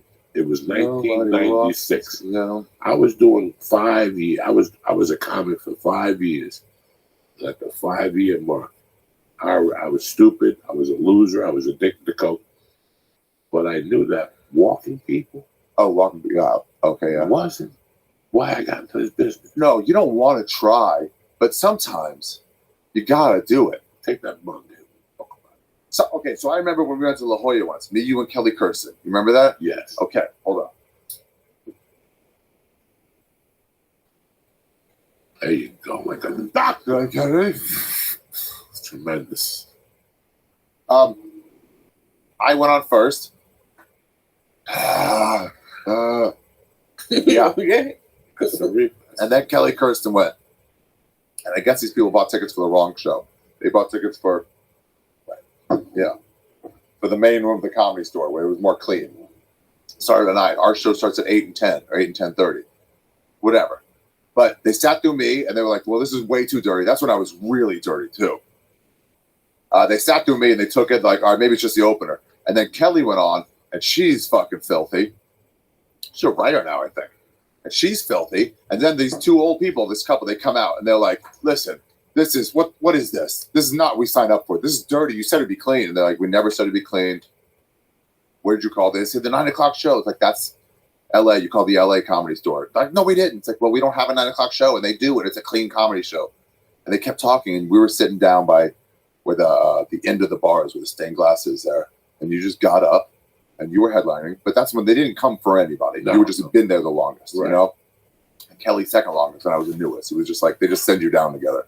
So you hadn't been on yet. And you get up and you go over. You're like, get the fuck out of here. Get the fuck out if you're not going to take it. Beat it. Get the fuck out. And you start screaming at him all the way into the fucking sidewalk. Yeah, you had it up to here. You're listening to him, complain. And then you're like, just get the fuck, like they're not customers anymore, you know? You're just complaining on your way out. Fucking beat it. Oh, it's so great to see. How many times, No, like, I'm so sorry, Mr. Mrs. And it comes, how many times I've seen people just get up and walk out? They turn around, waitress, let me get my tab. that's And okay. they walk out. I'm fine. That's cool. It's not for me. I don't like Do me a it. favor. Just leave. I forgot I had to make a phone call. Whatever, it's okay. Don't stop at the desk girl or the desk person and break their fucking balls. Yeah, You didn't like it. What do you want? You want your $22.50 back? yeah. Or you stop at the door and yell something on your way out like a Yeah. fucking coward. You Yeah. can't even see them. I mean, Then listen, they're gone. I love New York City. Yeah. I love everything about New York City. Is where I was raised. If you watch my walk, it's my walk, it's my talk. You can tell by the way he. When I fucking read that they had to put up a sign Louis C.K. going to the comedy cellar. It's not real. I nearly It's not real. It's just people think they're supposed to be mad about something. I It's not. nearly None of it's died. real. I came from a society. You don't want to go? Let's go. Yeah. Oh no, Let's it's go. not for me. I did actually. Me and my girlfriend Kate. Let's go. We went to see a comedy show at the Comedy Factory Outlet in Baltimore. This guy was like, there were these like racists in the crowd. They just kept yelling at this black dude, headliner, and he kept like dealing with it. And they just kept like, it was just got awkward. I don't know how much they intended or whatever, but it's like, you know, Baltimore's like on the edge of like redneck and city. And it was just like weird. And then she was like, let's just go. And I was like, yeah, all right. And then we're like, hey man, it's not you. Bring you out here. This is fucking weird. And he was like, yeah, he was cool about it, the comic. But I remember doing that just like, yeah, we're just going to leave. Like it wasn't like a thing. You know? I can't imagine like, this movie is boring. I'm gonna go. But as soon as like, this sucks. You just go. Just go. It's all right. You got a bad movie. Mercy's Godfather. Yeah. I can name 10 situations because he had the same tolerance I had. Really? The reason why him and I got along, Shut we're up. still friends after 40 years, is because I don't know how many times we were somewhere 6 minutes And we just looked at each other. me and my girlfriend went to a shitty movie the other day. We both kept looking at each other, but nobody could make the call to be like, you want to go, right? We're neither one of us sure enough to ask. We just kept Go. looking. Just get up and go. And afterwards, we were like, I thought I wanted to go. Like, I thought you wanted to go. No. Yeah. I never understood. Go. Look at today we live Boom. with you. It's your time. Today we live with YouTube. Yeah. So it takes you 2 minutes to look up the comic and say, I don't want to go see it. It's not like the old days. I'll tell you who used to get a lot of slack. Who? And I saw Mooney? him work it out. No. Who? Our brother, Rogan. Got a lot of flack for what? He was on news radio. Yeah.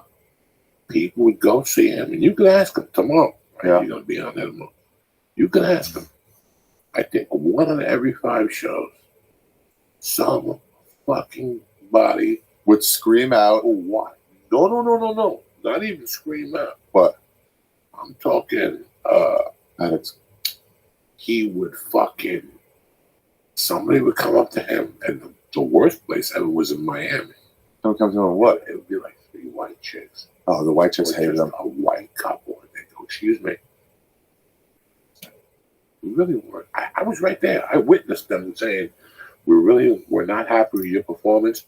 We came to see Joe from News Radio. And we came to hear all this abuse and women. And they're all And mad. he would fucking launch. That's when he didn't smoke pot.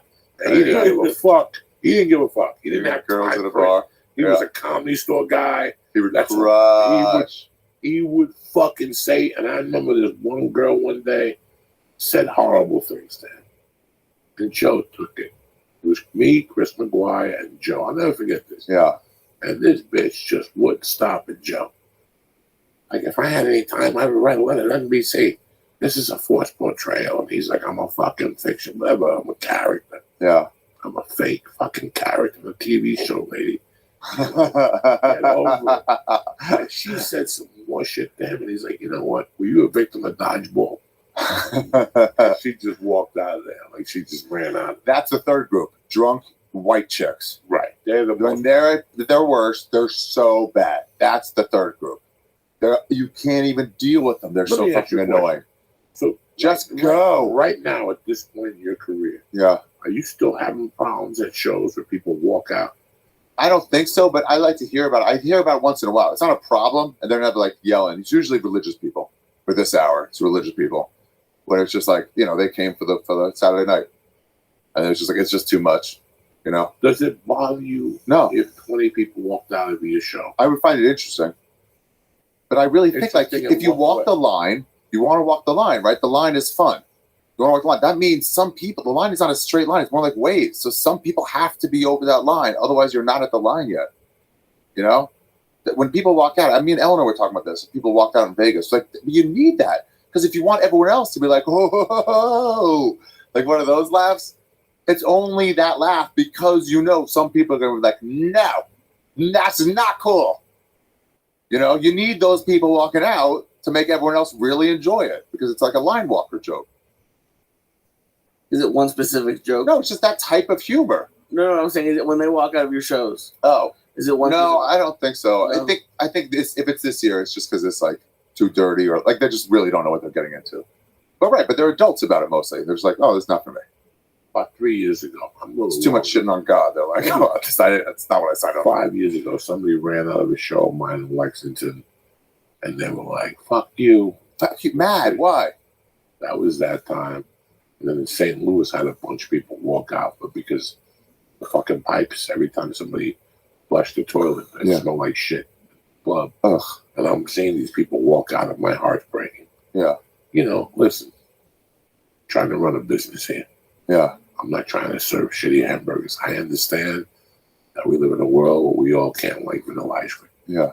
But in today's world, with everything we have available to us, I yelled at Lee 2 years ago for going to see Bad Santa. He goes, "When I want to go see it," I go, "What's wrong with Bad Santa? The movie?" "Bad Santa 2. Oh. I go, "You couldn't tell it was going to be bad just by the trailer." 2 is never good. Just the 20. There's no 2 that's ever good. But I could tell a movie now from the trailer. Yeah, for sure. You could. And 90% of them if you're over 30 years dead. old and you can't tell from the trailer if this movie's going to suck you down. You can almost tell from the billboard. You can tell from the whether this you movie could good see. or not. I could tell from a trailer how a trailer's cut. Yeah, about what type of movie it's going to be. If these are the highlights, right, of the movie. And I'm going to tell you what movie stood out the most. What? This is how honest I am. What? When I did the movie with De Niro and Stallone, it was the boxing movie. Yeah, the trailer. Yeah, let you know that was the movie. Me having the scene with him, Kevin Hart arguing with him. That was the movie. The trailer let you know. This is how honest I am. I'm not trying to lie nobody. Dude, how annoying is it when you know I did it one movie and it was so bad? How annoying is it when you know you just did a bad movie? First off, it's just that you don't know it's going to be a bad movie till you're shooting it. Yeah, right. Till you're there. If the experience is bad, if the energy is bad, that's going to come across. Yeah. I did 20 of those, but I knew what I was getting into. They were $100 a day movies. Right. You know, those movies that you learn how to act in, they're not going to be any good. You just shoot them to get the $700 for the 7 days and overtime and whatever. I'll tell you what. First time I saw a longer shot, I was not very happy. Really? Very happy. Because it wasn't that comedy. It was more like action comedy. When I saw him stick his finger in his mouth and put it in the ref's ear, I almost cried. You're like, no, I'm not part of that type of humor. I almost oh, no. I almost cried. Yeah, and then you're like, what am I going to do? I do get the hot sweats, and they're like, oh, fuck, I got to sit down. Oh, my God. I did analyze that, the second one. That wasn't good? I remember you doing that. That was a big thing for us, young comics. Yeah, you got that. We're like, what? Because that lifts everybody up. Yeah. You know, it was 2 days with De Niro. It wasn't everything. Wasn't that the opening? That was the second one. Yeah, the opening. The opening scene. Yeah, the opening scene. Yeah, right out the bat. Boom, there's Joey Diaz. For 2 fucking years, all I got was 1 day, 1 scene, 2 lines. Yeah. 1 day, 1 scene, 2 lines. And then I started booking 2 days, couple scenes, but you're always in the opening. As a trailer, I booked 3 movies where credits ran through me. You know, like it was a fucking nightmare. You got 2 days, but credits ran through you. Yeah. You're never going to get the result that you want. And then I got the Rodney movie, and that was like 11 days. Oh, yeah. Harry Basil? One of the worst movies ever put on tape. Like even the tape was rejecting I never saw it. The camera kept turning off as they were shooting it. It's so everybody bad. Was in it. Everybody, all-star cast for the time. Yeah, I mean the whole top level LA comedy scene. Yeah, yeah. Plus Harlan. Plus, right. That's what I mean. Like the high level guys. The guy from the Chevy Chase movies, the one that escaped into Canada. They were looking for him and shit. That guy, Randy Quaid. Oh yeah, the fat chick, the chick from Cheers. That was the bartender that ate all the Carla. Cakes. No, she ate all the cakes and shit. Christy Scientologist. Christy Alley, oh yeah. Christy Allergy and me had a fucking allergy. Yeah. Me and her had a great scene where I'm whacking off and she's watching me and I'm watching her. And I gotta whack off. I mean, it was a fun movie to shoot. But when I left there, I did not think I was gonna win an Oscar for my, you know what I'm saying? Right. I've always known, You always have a fucking idea. The Soprano movie, I can't even tell you because I don't know. What do you know? Really? I don't know. Really? I don't know. I don't. What do you mean? The days we didn't shoot, we weren't allowed to be there. You know, How many days were you on that thing? 8. Wow. How fun was that? That's your fucking Fun. thing. You know, I've been thinking about like this year. Yeah. Like the other day, I just got paid for something I did in January, by the way. Yeah. So did he in February on that check. I just got the fucking check. That's hysterical. Congratulations. You can finally pay your car payment. I must have came here one day, hit it, and then a week later told my wife, I still haven't paid him. I don't know what happened to the check. And there it is. She's going to die in the morning. I got about 3 checks like that. You know how many times my wife will give me a check for the feature act on the road? Really? I will put it in my wallet And then get to the airport, go to give it to them, and the check is gone. And then I just found that you pay the feature check out of your own check? You don't just have a club or the place to pay them? sometimes I give them both. Oh, right. Okay. You know, give them both. Check. Yeah. They're fighting for their fucking lives. Whatever they're going to I get. know, but Venmo. They're going to get $50 fucking. No, I'm saying, He like, doesn't know what Venmo what's a is. check? What's a check? What's Venmo? Venmo is a way you can just do that without writing anything. No. My wife isn't accountant. Everything gets split. Okay. You know better than that. There's no Venmo in my fucking house. My wife watches everything like a fucking whore. You know, it's fucking Venmo. I mean, I remember one night I went to do a gig. You know me, dog. Now I am about my money at a comedy show. Yeah. It was one of those Sunday night shows. I don't know what promoter it was. He just hired me and still sent me an email. And I get down there at the end, the 2 white kids are like, okay, give us your Venmo address. I go, what do you mean? There's no Venmo in the world. All I know is everybody gives you an envelope with yardsticks. You better get it. And they were like, hold on, it's on the way. 10 minutes, I had my envelope. Whoa. Because they were like, we'll just send it to your Venmo. And you're like, no, that's not going to work with Joey Diaz. No. They're trying to switch it out at the stand now to Venmo, straight to you get the money in your account. You can use it in your credit. I don't want it. Yeah. But sometimes you like the cash in comedy your store hand. used to give you $15 a night. And then people would rob the box. Right. So they stopped. They gave you a check.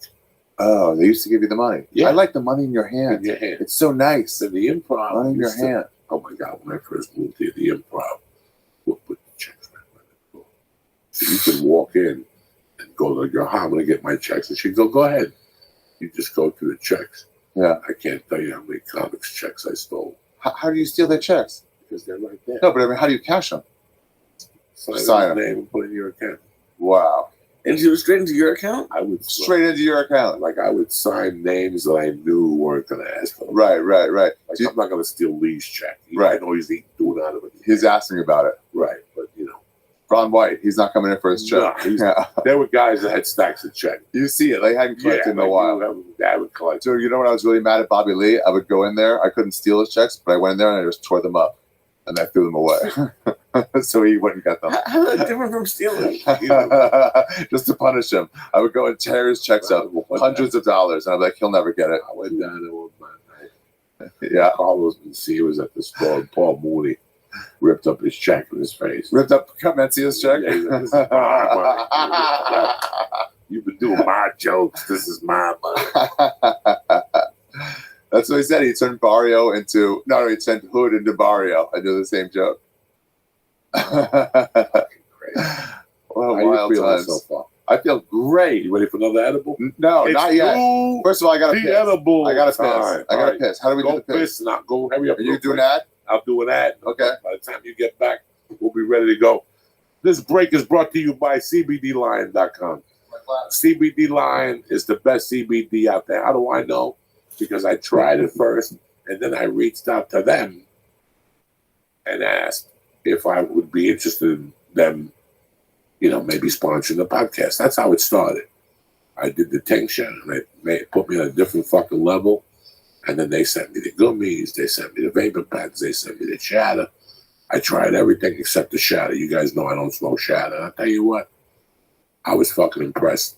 The good thing about CBD Lion is, listen, they're not like this gas station CBD shit you see everywhere.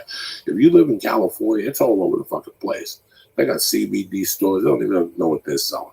With CBD Lion, you go to their webpage, and you read the third-party lab results. It's right there in front of you. They do everything themselves from start to finish. That's a real company. They care about you. Listen, I live on the tincture. When I go home now tonight, I'll pop 2 fucking 5,000 milligrams under my tongue. I'll watch Sons of Anarchy, and by 11:45, I can't even keep my eyes open. The most important thing is I stay asleep all night. So if you have a problem with sleep and anxiety, CBD Line is for you. Go to cbdline.com right now, the website. Look at anything. Shatter. If I was you, I'd get the raspberry gummies, the orange gummies, the strawberry gummies. That's the way to go. I love the gummies. Me, I live by the tincture. But if you want the gummies, that's the way to go. Go to cbdline.com and press in church and get 20% off delivered right to your house. All right? Go to cbdline.com. Tell them Uncle Joey sent you. Ari Shafir, sit down, Cox. Let me have a water, though. Take a water right from there. I don't want you to dehydrate. What do you feel, Lee? You feeling good? Sure. Oh, yeah. I'm You ready for that fine. hit of acid? No, thank you. How many points would that put us on? The acid? Yeah. What do you Oh, think? how many would that do? Somebody gave me a quarter piece of acid. I meant to bring it in today. But Somebody I gave forgot. me a hit of acid in Chicago. Really? Did a little form. I had 2 more in an envelope, and I knew where the one was. The one's in my bag. But the 2 I had, one that I gave to Lee, I just found them the other day. Hey, And I said, I'll save them for today, and then I can't find them. I know you're a handyman. I think I have a project for you that you'd like. It's easy. Improve your life. It's a drug box. And you just make a regular box. You put some like levels in it. And you write before you put the levels in it, like the separators, you write DMT, you write MDMA, acid. And then when you have the drugs, you just put it right there in the box, in the little area marked, DMT. And then later when you're like, where was that? Oh, it's right there. You don't have to know the difference between 2 of them because it's already in the area. Do you see what I'm saying? You know The what? box. I think it's time to get another ad. That's right. Can I tell Ari what your drug box is? Choose your poison. What do you want? No, we're not the pills. Let's take the acid. No. I only have 1 hit, so you got to chop it up. Let's chop it up into 3. Nah. Yes. What do you want? Pills? Oh, We'll do a pill. do you like? We did it. This is another. We did a This is Dutz Notes. Get down. No, I might This it up. This is a Dutz Notes. You gotta give me the 200 milligrams. Part of the opiate crisis. Did you see Chappelle's bill about the opiates? The bit about the Yeah. opiates? Who gives a fuck? I'm living it here. I'm telling you, do you want to be part of the opiate crisis or not? What do you Let's got? do one more. What the fuck? It's a How long did that one last? top. How long does which one last? Here, Lee, I'll give you a half of one. How's that? Can I just do another edible? Huh? You want an edible instead? Sure. All right. This is mystery box. So he's going deep. See? You got to close Lee a different way. Jesus Christ. Lee, do you not do you just slow down on the edibles? A little bit. You did? I We mean, all slow down. I still take them when I fly. Yeah. I still take them on the road. Your funniest response I ever had with you was you were eating one of the cookies a day. I think an Auntie Dolores cookie a day. And you're like, yeah, I had to stop. And it was like, why? It was like too much weed. You're like, no, the calories. Another cookie, 7 cookies a week. I was getting fat. Yeah, no. Fucking banana bread. That banana bread was, it was thick and rich. What are we doing, Lee? What are you pressing buttons for? It's the fucking thing. What are you doing, Lee? Let's do it. Lee. I'm going to do it. I don't want to puke. You're not going to puke. You'll be fine. Lee. Wow, there you go. It's all over at the shop. You still having a good time doing that? Yeah, You still I'm loving it. living in New York? Yeah, it's also really fucking fun and cool. It is. Oh, you find cool bars and like there's just shit to do. It's great. It's great. You're just out among people. I don't know, man. Because there's this bar we went to. They play. Everyone picks a song. They have a bunch of like fucking vinyl albums, and then everyone picks a song from their list of vinyl albums they have, and then the DJ plays those songs only, one after another, while you eat this like really great meal. Is it New York? Yeah, and it's just wonderful. And then your song comes on like 20 minutes, like that's the one I chose, Barracuda. Yeah, it's great. Yeah, there's like It's just so much fun. What's going on with the storytelling show? We're bringing it back. Who knows? Maybe someday. Be nice, huh? I started telling Send it out the stories right at way. Store one fucking Recently? night a month. Yeah, I did. Oh, you do? Really? Yeah. I'm trying to put this one-man show together, Ari. So I thought I could. I'm like, oh, I could fit it all in one night. Oh, Yeah. was I ever fucking? Did I make a mistake? Yeah. So I'm gonna break it up into sections. Do all 4 sections. Lee, take the first one for me. And I picked out some gems and I got rid of some other shit that could just to save time. Let me tell you something. I don't see this one-man show being under 2 hours. You know what I think we should do now for a while? What I want to do is just like do a bunch of material, have fun, and then like tour again the same places that, you know, a year later, but with like new material, but not like a special, just like new material, Yeah, new material. That's it. And then eventually you get this like a bunch of great material, 3 and then you're like, boom, boom, boom, boom, boom, boom, boom, and then it's like That's how to a do it. crushing hour. Cheselneck has the fucking recipe. 3 years. 3 years. 1 year in clubs, 1 year in theater, then you tape the fucking thing. Mm-hmm. You're patient. You know you're going to naturally write. And on top of that, I do 18 months in between the cities to make sure They come out. me to write. Yeah. Chicago theater, dude. Yeah, there's no reason to fucking go. Do you know I saw the weigh-ins there? I bet you did. The weigh-ins one year because they couldn't get the stadium for both the first night and the second night, so they couldn't do the weigh-ins at the place they were doing, the United Center. So they did the weigh-ins at the UFC, and that was before Joe could play it. We both looked at it and be like, "This would be cool one day to do," but he wasn't even like he did like a couple 1,000 seaters, and that was way bigger. Now, did you do it with us a little after that time? No, It was Duncan. yeah, maybe, It was me, Duncan. and that was the Chicago theater. Yeah, I remember we were like, "Wow, you did that one at the UFC Yes. end. That's pretty cool." And you did that now by yourself. Yes.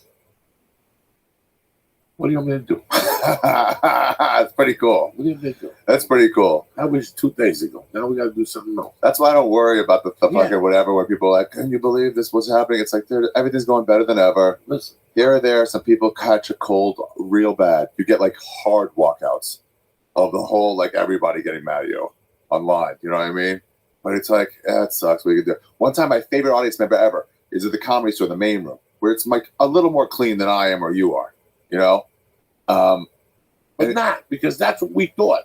Yeah. That's what. Really? As long as you go in there, With the And who you're gives a true. fuck? they fucking suck it up. Yeah. I used to hate that fucking main room because I always thought I had to play a certain tone to that main room.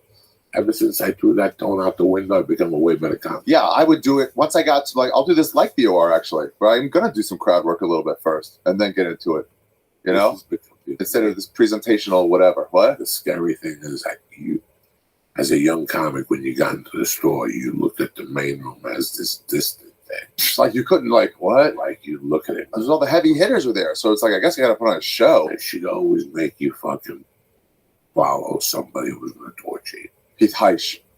Oh, the hell you had to follow. No, but I can imagine following that. He think it was No. before I got in there. Oh my God, tell me about Heath. Heath Heish had characters. He had cutouts.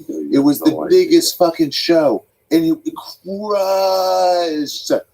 Oh my God, he had a fucking gospel band behind him. He would just come out, come back. That fucking Japanese American fight in the plains. He would crush so hard, turn around, come back with some fucking massive. It was like half Carrot Top, half like fucking Iron Maiden. The level of fucking runaround he had. You know, Lee, when he would Oh. with the Tabernacle Choir. Yeah, the Tabernacle Choir. We were moving on.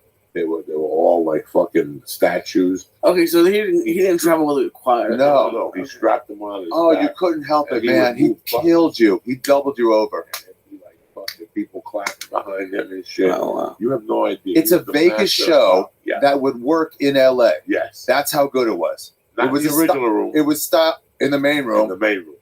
He couldn't really have the room in the original room. I saw him try a couple times, and he killed in there too. But no, it's easier for the main room because he had the space behind the stage. But a Vegas style act shouldn't work in LA. And it was so fucking strong that it was like, no. People there were like, this is fucking great. But it's a Vegas style comedy act. that worked in this Really? fucking city of like. He always went we're up better than early, this. so thank killed. God I never had to follow that motherfucker. He always went up at like 9:45. I was Really? I was gonna say they close with him. No. at 2 a.m. Why would you close it? Like, he's fucking does this big magical clean spot. Not closed, but who could? I mean, you're saying it was hard to follow. You're not gonna follow. You're not gonna close him. Okay. He wasn't. The late part of the half was for the Invicts. Yeah. The comedy store. Yeah. He was up at 9:45. Yeah, you didn't really ever. It wasn't your choice. It was fucking Mitzi Shore. You didn't have a choice. It was Mitzi Shore. Mitzi Shore put him on because he was such a big act. He was going on the road then. I remember his main room was Alabama, the Birmingham, and that was the biggest room in the country. Yeah. At the time, in the late 90s, that seat like 430, I don't know if you've ever been there, that's a big fucking room. So that was one of his big things. Sweetheart of a guy, he hides. Yeah. Sweetheart of a guy. Oh, yeah. Just masterful. I think he's on ships now. When he disappeared from the store, Where'd he go? What happened to him? he maybe moved, maybe he got married. We ran into him in Pasadena once. But yeah, I always assumed he was like doing massive theaters. I don't know. Did he not? He should have. You know, I don't know what happened to him. He killed. There was some. Oh my God. It was like him and Sanchez. Him, Sanchez. There was 3 or 4. You know who else used to kill? Who? Luke Torres. Luke Torres were killed in the middle there, yeah. Luke Torres got a standing ovation one night, the original room. I'll tell you who else used to kill in the original room in those days, Pierre. Black Pierre. Black Pierre. Yeah. There was a lot of guys at the store in those days, too. It just wasn't the place to be. Right, no. We weren't getting Sarasota, and Louis C.K. wouldn't go in there. No. You know, Bill Burr was in New York by that time. Nobody was really going there. Rogan occasionally. Rogan was going in there. Metzia was going in there during the weekend bumping. Martin Lawrence was gone. Tyson Griffin were coming Andrew in. and Griffin. Yeah. Those are our big fucking torture champs. Yeah. And you'd have to sit there all night and wait for Eddie Griffin to come home. If you wait in line, and then Eddie Griffin shows up. It's like, well, this goes up between 1 and 6 hours. Once Eddie Griffin showed up, for a guy like me, it was Miller time, bitch. Give me the money. Get out. No, there was no money. What fuck? Who's gonna give you money? There's no money. You got $15. Yeah. If you didn't go up, Mitzi didn't give you the $15. That's bullshit. Yeah. Workers' rights. That's bullshit. At the comedy cell, they'll give you money. Do you remember? If Chappelle goes on and does fucking whatever, they'll be like, you can get paid, which they should have to do. The time's filled anyway. The time that you would have done is filled. So give me that money. No. It's already, we don't like it. We don't get to go up. Give me the money at least. Remember that Tuesday nights? Because of the Guy Torrey show? Yeah. It was so intimidating that nobody white would go there on Tuesday. In the whole building. Yeah, the word got out that, listen, you're overpowered in there. That's when the manager got held at gunpoint and Eddie Griffin had to talk him down. Yeah. No, it was a scary point there. But Tuesday nights, guys like me, I needed that $15. Yeah. That was $30 out of my pocket every 2 weeks. You don't understand. That's a big amount of money. That was $30. I got to get it. And you would stay by the Union. You would do Felipe's room. But all night, you had to keep calling the comedy store on Tuesdays. And they'd go, we have 4 people. Come on down. And you'd pray that 2 more people walked in. Yeah. You know how many times I pulled in? They'd had to move. At the bar. Come on in, guys. No, you had to fucking go into the original room, pull out of the parking lot. There'd be black people everywhere. It was Guy Torrey's night. And then you had to walk in. They tell you the show just got canceled. Oh. Because they could never call you, by the way. No, the show's canceled. People are still on the lineup an hour from that. And I'm like, you can at least call them. They haven't left yet. They would call you. They would never call. 30 minutes. Nobody cared. But in those times, listen, if you have a spot at nobody cared. They never called you. If you got a spot at 1 o'clock, yeah, you're there at 11:30. Right. What else are you gonna do? What are you gonna do? That's true. That's true. Unless you got a spot somewhere else. That's true. If you got a spot at the store at 1 o'clock, you already did a spot, and you're at the store at 11:30 going to hang out with your friends. Yeah. You're gonna go get a joint. Yeah. Fucking have a drink with this guy. Ari's in town, so you knew already. You knew. Yeah. You know. Damn, it's a different place now. It's a different fucking place. You miss it when you go to New York. I miss the idea of it though. I mean, it's a little different now. I still like it though. What? Are you there tomorrow night? Yeah, I'll be there tomorrow night. I like hanging out there. It's just like it's a little too popular. So it's lost some of that vibe. If like just hang out and chill out, try to have a talk with somebody, you get interrupted 25 times. It's just you get interrupted down there, whether Yeah, you it's want crazy. to or not. Whether you want to or not. Every time you start a conversation, get ready to get interrupted by somebody with a fucking question. And it's not even the people who come to the show. Them I can't. It's comics. Comics a lot. I was trying to talk to Rogan one day about something. We just got a fucking female comic. Can I just tell you how I feel about you? Why would you do that? I don't know you. Why would you tell me that in the middle of a conversation? Didn't even excuse herself. All she wanted to do was to see if she'd get on the podcast. And he immediately fucking turned his head and we walked away. And she just ruined this conversation. We were talking about comedy or something. It was getting good too. We were talking about specials or some shit. You can't have a fucking conversation down there. Unless you're, and even in the back. If you go back there on one of the big popular shows, there's 80 people back there. It's across the globe. Nobody knows how to fucking act in the world. And I don't know. Nobody knows how to act. There's a fucking universal rule. If you're not going on stage, get the fuck out of the ring. Oh, yeah. Oh, that's fucking... That's my haven. So what do I got to do when I do the main room? Somebody should go in there and punish them. No. You're not in this place. You're not a regular. Bam, bam, bam, bam. You can't, be the judge or whatever. If you don't like Regular or not. You know what I do? Hey, regular or not? You know Bam, bam, bam, bam. Are you with somebody? You know what I do? I get a What? chair and I sit by the piano Yeah. and I sit there and listen to the ghost. Yeah. That's listen to nice. the comic on stage and I go, fuck it. Who's better than me? I'm at the comedy show. What do you got this weekend? Texas. Where? San Antonio, Dallas, Where you Houston, playing? San Antonio. LOL. LOL. Yeah. One night. One night. And then you go to where? Addison one night. Oh, shit. Thursday. All right. Yeah. I like doing this Jew shit in cowboy towns. Okay. And then Houston for 2 nights. Friday and Saturday Improv. Friday and Saturday. Then me and Reggie Conquest. This is the guy who's opening for me there. Both Cowboy fans. Both driving back from Houston to Dallas for our very first Dallas Cowboy game at Texas Stadium. You ever been there before? I've never been there. Never even checked the tour. Wanted to all this time. Couldn't afford to stay an extra day for a while. And then boom. So we're doing it. It lined up with what I was doing. You got a nice ticket. No, I do not have a ticket yet. Still got to get a So ticket. how you going to get a fucking ticket? They're expensive as fuck. Y'all never fuck around. God damn. Welcome to I thought for fucking when they have 198,000 seats, you'd have a couple $20 ones. No. Oh, I was pipe dream. No. Well, it's going to be a break-even week for me. Yeah, you stadium, Jack. Yeah. Oh, I can't wait to go to these Yankee games. You know it's the Yankees' year this year. Who do you play in baseball? Friday. Who do you play in baseball? Play nobody. I got no fucking time to play games. What's your joke? I wear a hat. spread. Where it says -7. Yeah, -7. That's it. I'm taking the 7. I don't know what the fuck you're talking about. I know the Yankees are playing Friday. The series starts in Yeah. New York. Fucking, I do not want to be in New York doing comedy. It's going to be crazy Friday night.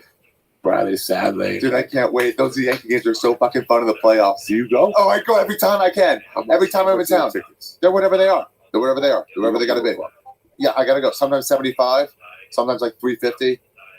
You got to do it. Whatever. They're in the playoffs, and that's your team.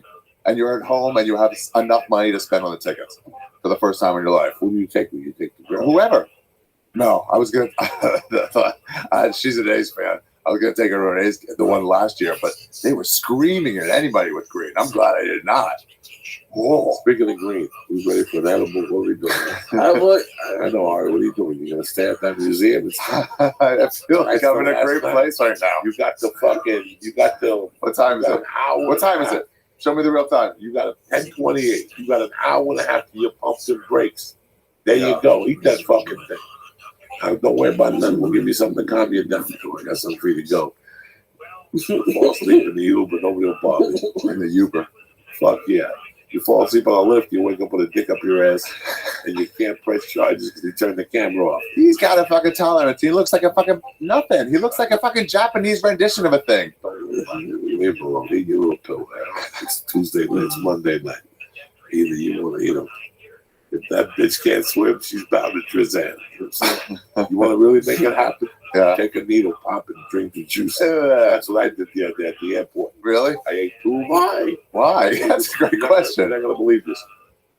One of them fell out of my pocket, so I put it. I have earphones, Yeah. and I have an earphone case. So I put the capsule in the earphone case, and as I got on the plane from Chicago on Saturday, I opened up to take the earphones, and the thing was starting to leak. The earphones pierced it, so I didn't want it to leak all over the bag. I took the pill, I squeezed it under my tongue, and I ate the pill, and then I took my finger and wiped the THC juice, rubbed it under my tongue. It stays up. I was asleep. I woke up to eat the oatmeal. Justin was behind me snoring up a storm. Are you That junkie? motherfucker got sleep apnea like a motherfucker. He was behind me snoring up a storm, Justin, with the pillow. You guys fly back together? Yeah. That's nice. Me, Justin, Kate Quigley, Oh, that's nice. and Dean. That's But cool. Justin was in row 2. I was in the switch with him. But you don't want to sit next to your friends on a plane at night. You won't shut the fuck up. He wanted. I know he wants to sleep. So I woke up, bro. I woke up and the lady was asking, "What do you want for breakfast?" I said, "What do you got?" She said, "Some cheddar cheese omelet." Forget it. Give me the oatmeal. When you take the oatmeal on American Airlines, you take your life into the oatmeal. Really? You think you're like the Chinese guy in that Bruce Lee movie. Oh, those Americans went downhill. It wasn't bad. They give you a little cup of fruit. I don't touch the Greek yogurt. I don't like Greek yogurt. I like the regular Malukia yogurt, the vanilla. They don't give you that. I didn't touch the bun. Bro, I was so high at that edible. I woke up on the iPod and played through. What do you mean? Like I fell asleep with my iPod on. And it played every Until every song was gone. Yeah, the Beatles. I read it in when you just run that one system, it's called like random. Shuffle. Yeah. Shuffle. Yeah. Oh my God. All the way through it. I woke up and You have no idea. We're like, listen, I sat down and I remember sitting down and putting my glasses on, eating that edible. yeah. I don't just even Dude, the plane high is the best high. Kate said, And you wake up and you're there. And then it's just like, you're like, what? Wait, where am I? What's happening? I was fucked up. Yeah, they're all in the aisle, and you're like, wait. And I'm thinking, should I get up and then the back? I'm fucked up to get up. I'm gonna sit right here. So I just do my legs like this. I do my calf raises because the calf muscle is the heart of the leg. You want to keep your blood going. So I just sit there and do calf raises in my chair. I was fucked up. She said that we were delayed because she goes, "You didn't know that, Joey?" I go, "No, what?" She goes, "We sat in the thing for 45 minutes." That's right. You have no clue. It's the best. I just remember waking up, the lady asking me what I want for breakfast, passing out again, tapping me on the thing, me waking up, giving me breakfast, being high than fuck. Yeah. I don't know what was playing. I think it was Down in the Hole was playing. I woke up, I inhaled half the oatmeal. I fucking ate the fruit. Yeah, I like looking out the window right then and just I think the Alcee. Oh, you do? Yeah, I don't see Okay. Dude, I do it like an adult now. I fucking snack up before. I get multiple different nuts, multiple sweets, maybe an orange if I feel like eating something healthy, and then fucking straight candy. I'm ready. Anytime I wake up, I got snack food ready to go. Ready to fucking crush. With a protein bar. Protein bar, that's what? I bring Xanax, so I don't have to bring the service cat. What's a service cat? I got a service cat. Your cat is your service cat. No, you do not. Yes, I do. You bring Superbad on the road with you so you can get the better seats? I've had it, yeah. I'm super bad on the road with me. I'm like Zsa Zsa Gabor in 74. Showing up with a cat dog. That's it. I got sick and tired of people showing up with ugly dogs. If you could travel with your ugly dog, I'm bringing a service cat. So I either bring a Xanax or the cat. What do you want me to do? Oh, I'd be so I mad. either bring an I'd be edible so mad. I'd be like, no, come on, I'm allergic to these motherfuckers. I got half the plate. Oh my God, I got to tell you this, we'll wrap it up. What? You don't get a dog? A friend of mine called me. His father was like a cardiologist and the whole thing. He goes, I'm missing these pills. They help me out the black and start eating. He said, it's just high powered going. Yeah. And 3 or 4 hours after you eat these things, your asshole does not fart. It has explosions. Explosions that you actually go off the chair a little bit, like an inch or two. Yeah. Like that loud in your thing. So I ate about 4 of them. I got on this plane and I sat next to her. She took the inside window. And I love everybody. But this bitch was the most annoying lesbian ever. She's one of those white chicks that would complain at the comedy show. Yeah. She had all her talking loud and always on FaceTime. And, she was just annoying. Yeah. And then to make things worse, she took out like a paper and started reading a fucking paper. It's just like plenty of people don't like me. You're the only one making a problem. She took her shoes off. I didn't smell her feet. I didn't smell her feet. Garbage people. But by the looks of her, I could tell you what a pussy smelled like. It smelled like Newark. And I said, fuck this. I'm putting this bitch in a different orbit. I started farting. And I could see her after the third fart. She would wave the newspaper like to get air inside between. Oh. I was farting. I was farting with this one leg up. So it was ricocheting off the back of my calf. Yeah. And it would go straight in our direction. Yeah. After the third or fourth one, bro, she fell asleep.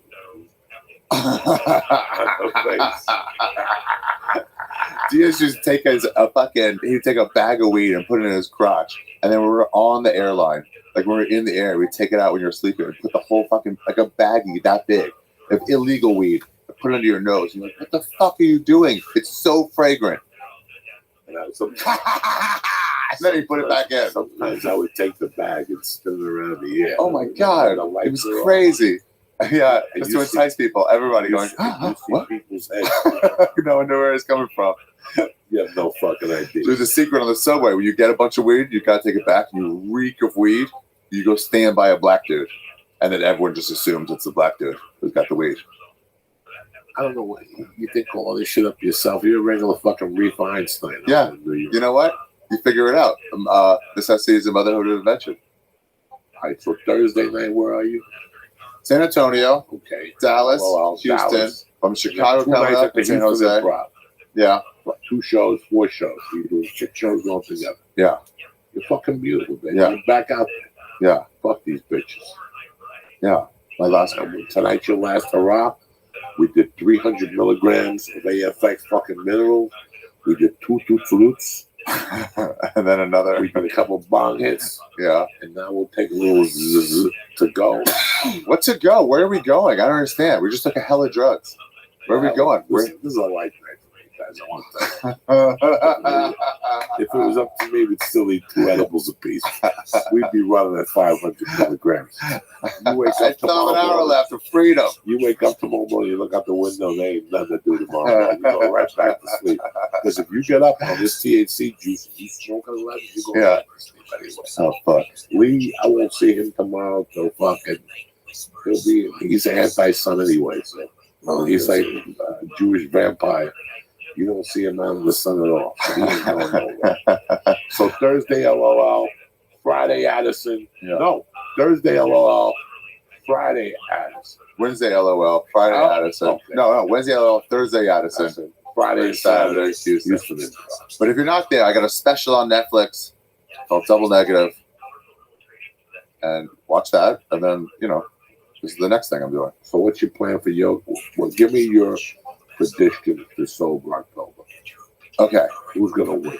I'm going to win because I am the only one who has a real life and who's not going to get in serious trouble with their wife. So what do you mean? How are you going to get in trouble when you went by getting healthy and stop doing drugs? It's very annoying.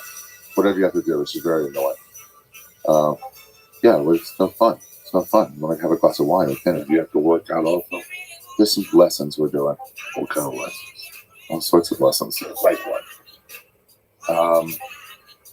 Plan is whatever fucking lessons you gotta do, jiu-jitsu or fucking Taibo or anything. You gotta do 10 of them. I hate that shit so much. For the whole month. For the whole month.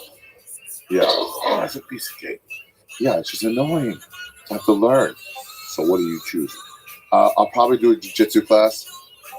I'll probably do a couple like spin classes or something. Maybe like a language class. Maybe a couple Spanish classes. Exercise. Yeah, class. I don't know. Fucking class. No. It's got to be exercise. Why? Why does it have to be I don't know. exercise? Fucking. Why can't you work on yourself as a human being? Joe. Why do they revere the fucking body when it's the mind that we all know we should revere? Because Joe Murphy wants it to be a muscle. He understands. You got to pay into this. Is he going to read books? Your fucking mental health. Is Rogan going to He should. Everybody should. What about what is Bert Kreischer? The only thing Bert Kreischer fucking reads is recipes. I know. If it's longer, a word longer than ragu, I'm he's not interested. A fucking ice cube, 2 mint leaves. That's it. And Segura, what the fuck does he read? I don't know. Okay, then. So what are you talking about? What is the athletic challenge this year? Do you have to wear bracelets? Yeah. Or Okay, bracelets. back to the bracelets. Yeah, there's some bracelets. Okay. I gotta see exactly what they do tomorrow. So you put them on tomorrow. Yeah. It's official. Yeah, they measure everything. Oh, Jesus Christ. Are they drawing blood? Because if it's up to John, Once a week, please, that and spin it motherfucker and put it back in He was telling me once already, I want to do the show with you. We draw your blood. to show that you're clean. Yeah. But can you be like, I'm not gonna be? No, I'm not giving anybody blood. I don't care what you fucking pay me. Yeah. You know how long it takes me to, every time I even think about giving blood, I gotta fucking drive Oh, down. yeah, my God. Fuck that. Listen, I'm happy you came on. I'm happy I got to see you. It's been a long time since you've been on the church. I think the last good one was the Acid Church, but this was quite as enjoyable. I could see your face and your eyeballs changing as we speak. You know what I'm saying? Yeah. Don't forget me, you bad motherfuckers. Next week, Friday night, the Uptown Theater in Kansas City, followed by the next night at the Paramount Theater. First show sold out. We have the second show. Do what you need to do, Denver. Come out and support. I did time in your fucking state. I don't care if you got to drive from Gunnison. I'm going to be in Denver talking about your beautiful state. I started there. I can't wait to go home. I'm going to fucking get off the plane. Denver? Big bowl of green chili. Oh, that's Go good. back and take a nap. The first show's at 7. Second show's at 9:30. Which one? Where is it at? Paramount Theater. I got a Oh, fucking, damn. I got a fucking 8, 9:30 flight out of Colorado that gets me here like at 10 something in Burbank. Are you fucking kidding me or what? That means I get up in the morning, I go for a bowl of green chili before the airport. I'll be up early anyway. In Kansas City, I can't wait. I'm going to get there the night before. I'm going to go to that kickboxing school. Yeah. Then where I went last time. My boy takes me for some fucking barbecue. I go to, I'm just worried about next week. I'm not even going nowhere this week. This week I'm at the store. But next week and Friday night, 11th, I'm in Kansas City, and the 12th, I'm at the Paramount Theater. Real quick, listen, we're a couple weeks into football season, and there's no better time to place a bet. You like winning money, correct? Who doesn't? I'll tell you where to put your money down at. You ready? MyBookie.ag. If you're trying to bet on the NFL, baseball, UFC this weekend, whatever, MyBookie's got it. Not to mention the NHL and NBA seasons are right around the corner. And unless you're a fucking moron, the first month the lines are soft. So it's fucking big money for all you motherfuckers. And it starts around the Halloween. MyBookie has the faster payouts and more lines than any other sports book, period. They got parlays, they got teaser bets. And if you're looking a little bit, you're looking to bet a little and win a lot, MyBookie's got your back. They just revamped their site, and it's looking fucking tremendous. So I'm telling you right now to go there and take a look if you haven't already. We're going to start with this. They're going to double your first deposit right now. Today, use promo code CHURCH, CHURCH, to get 100% bonus on your initial deposit up to $1,000. That's how we're starting this fucking weekend. Go to MyBookie right now online today. That's MyBookie, MyBookie. And don't forget to use promo code CHURCH when creating your account. Listen, MyBookie.ag. You bet, you win, you get paid. The church is also brought to you by Alpha Brain. On it. That's how we're fucking doing it. Listen, they're doing a fucking contest. Any 30 count or 90 count bottle of Alpha Brain that you fucking buy, you get a raffle ticket. You get a little coupon, some fucking jerky. But they're going to re-enter it into the grand prize, which is called the Honored Experience. You get to go down there for 4 days. You get 2 one-on-one privates. They give you kettlebells. They give you a year's supply of total. I mean, listen, Honored is doing the whole thing. If I was you, I'd get into this contest. Go to Honored.com right now and press in. Church, bam! You get 10% taken off and delivered right to your house. Listen, I want to thank MyBookie. I want to thank Honored. I want to thank CBD Lion. But most importantly, I want to thank you guys for always having my back and for supporting Ari and Bray and myself, Lee Sayat. The next couple of years, you guys are fucking troopers. I want to thank Bob Rolingus and Brian Morton from Zanies who came out to the show and said hello. You know, I love you guys with all my heart. Have a good fucking day. It's Sober October. I don't know nothing about that shit. Me, I'm going to keep smoking reefer till they put me in the fucking casket, all right? Stay black. See you in Kansas City. Lee, take this fucking mule.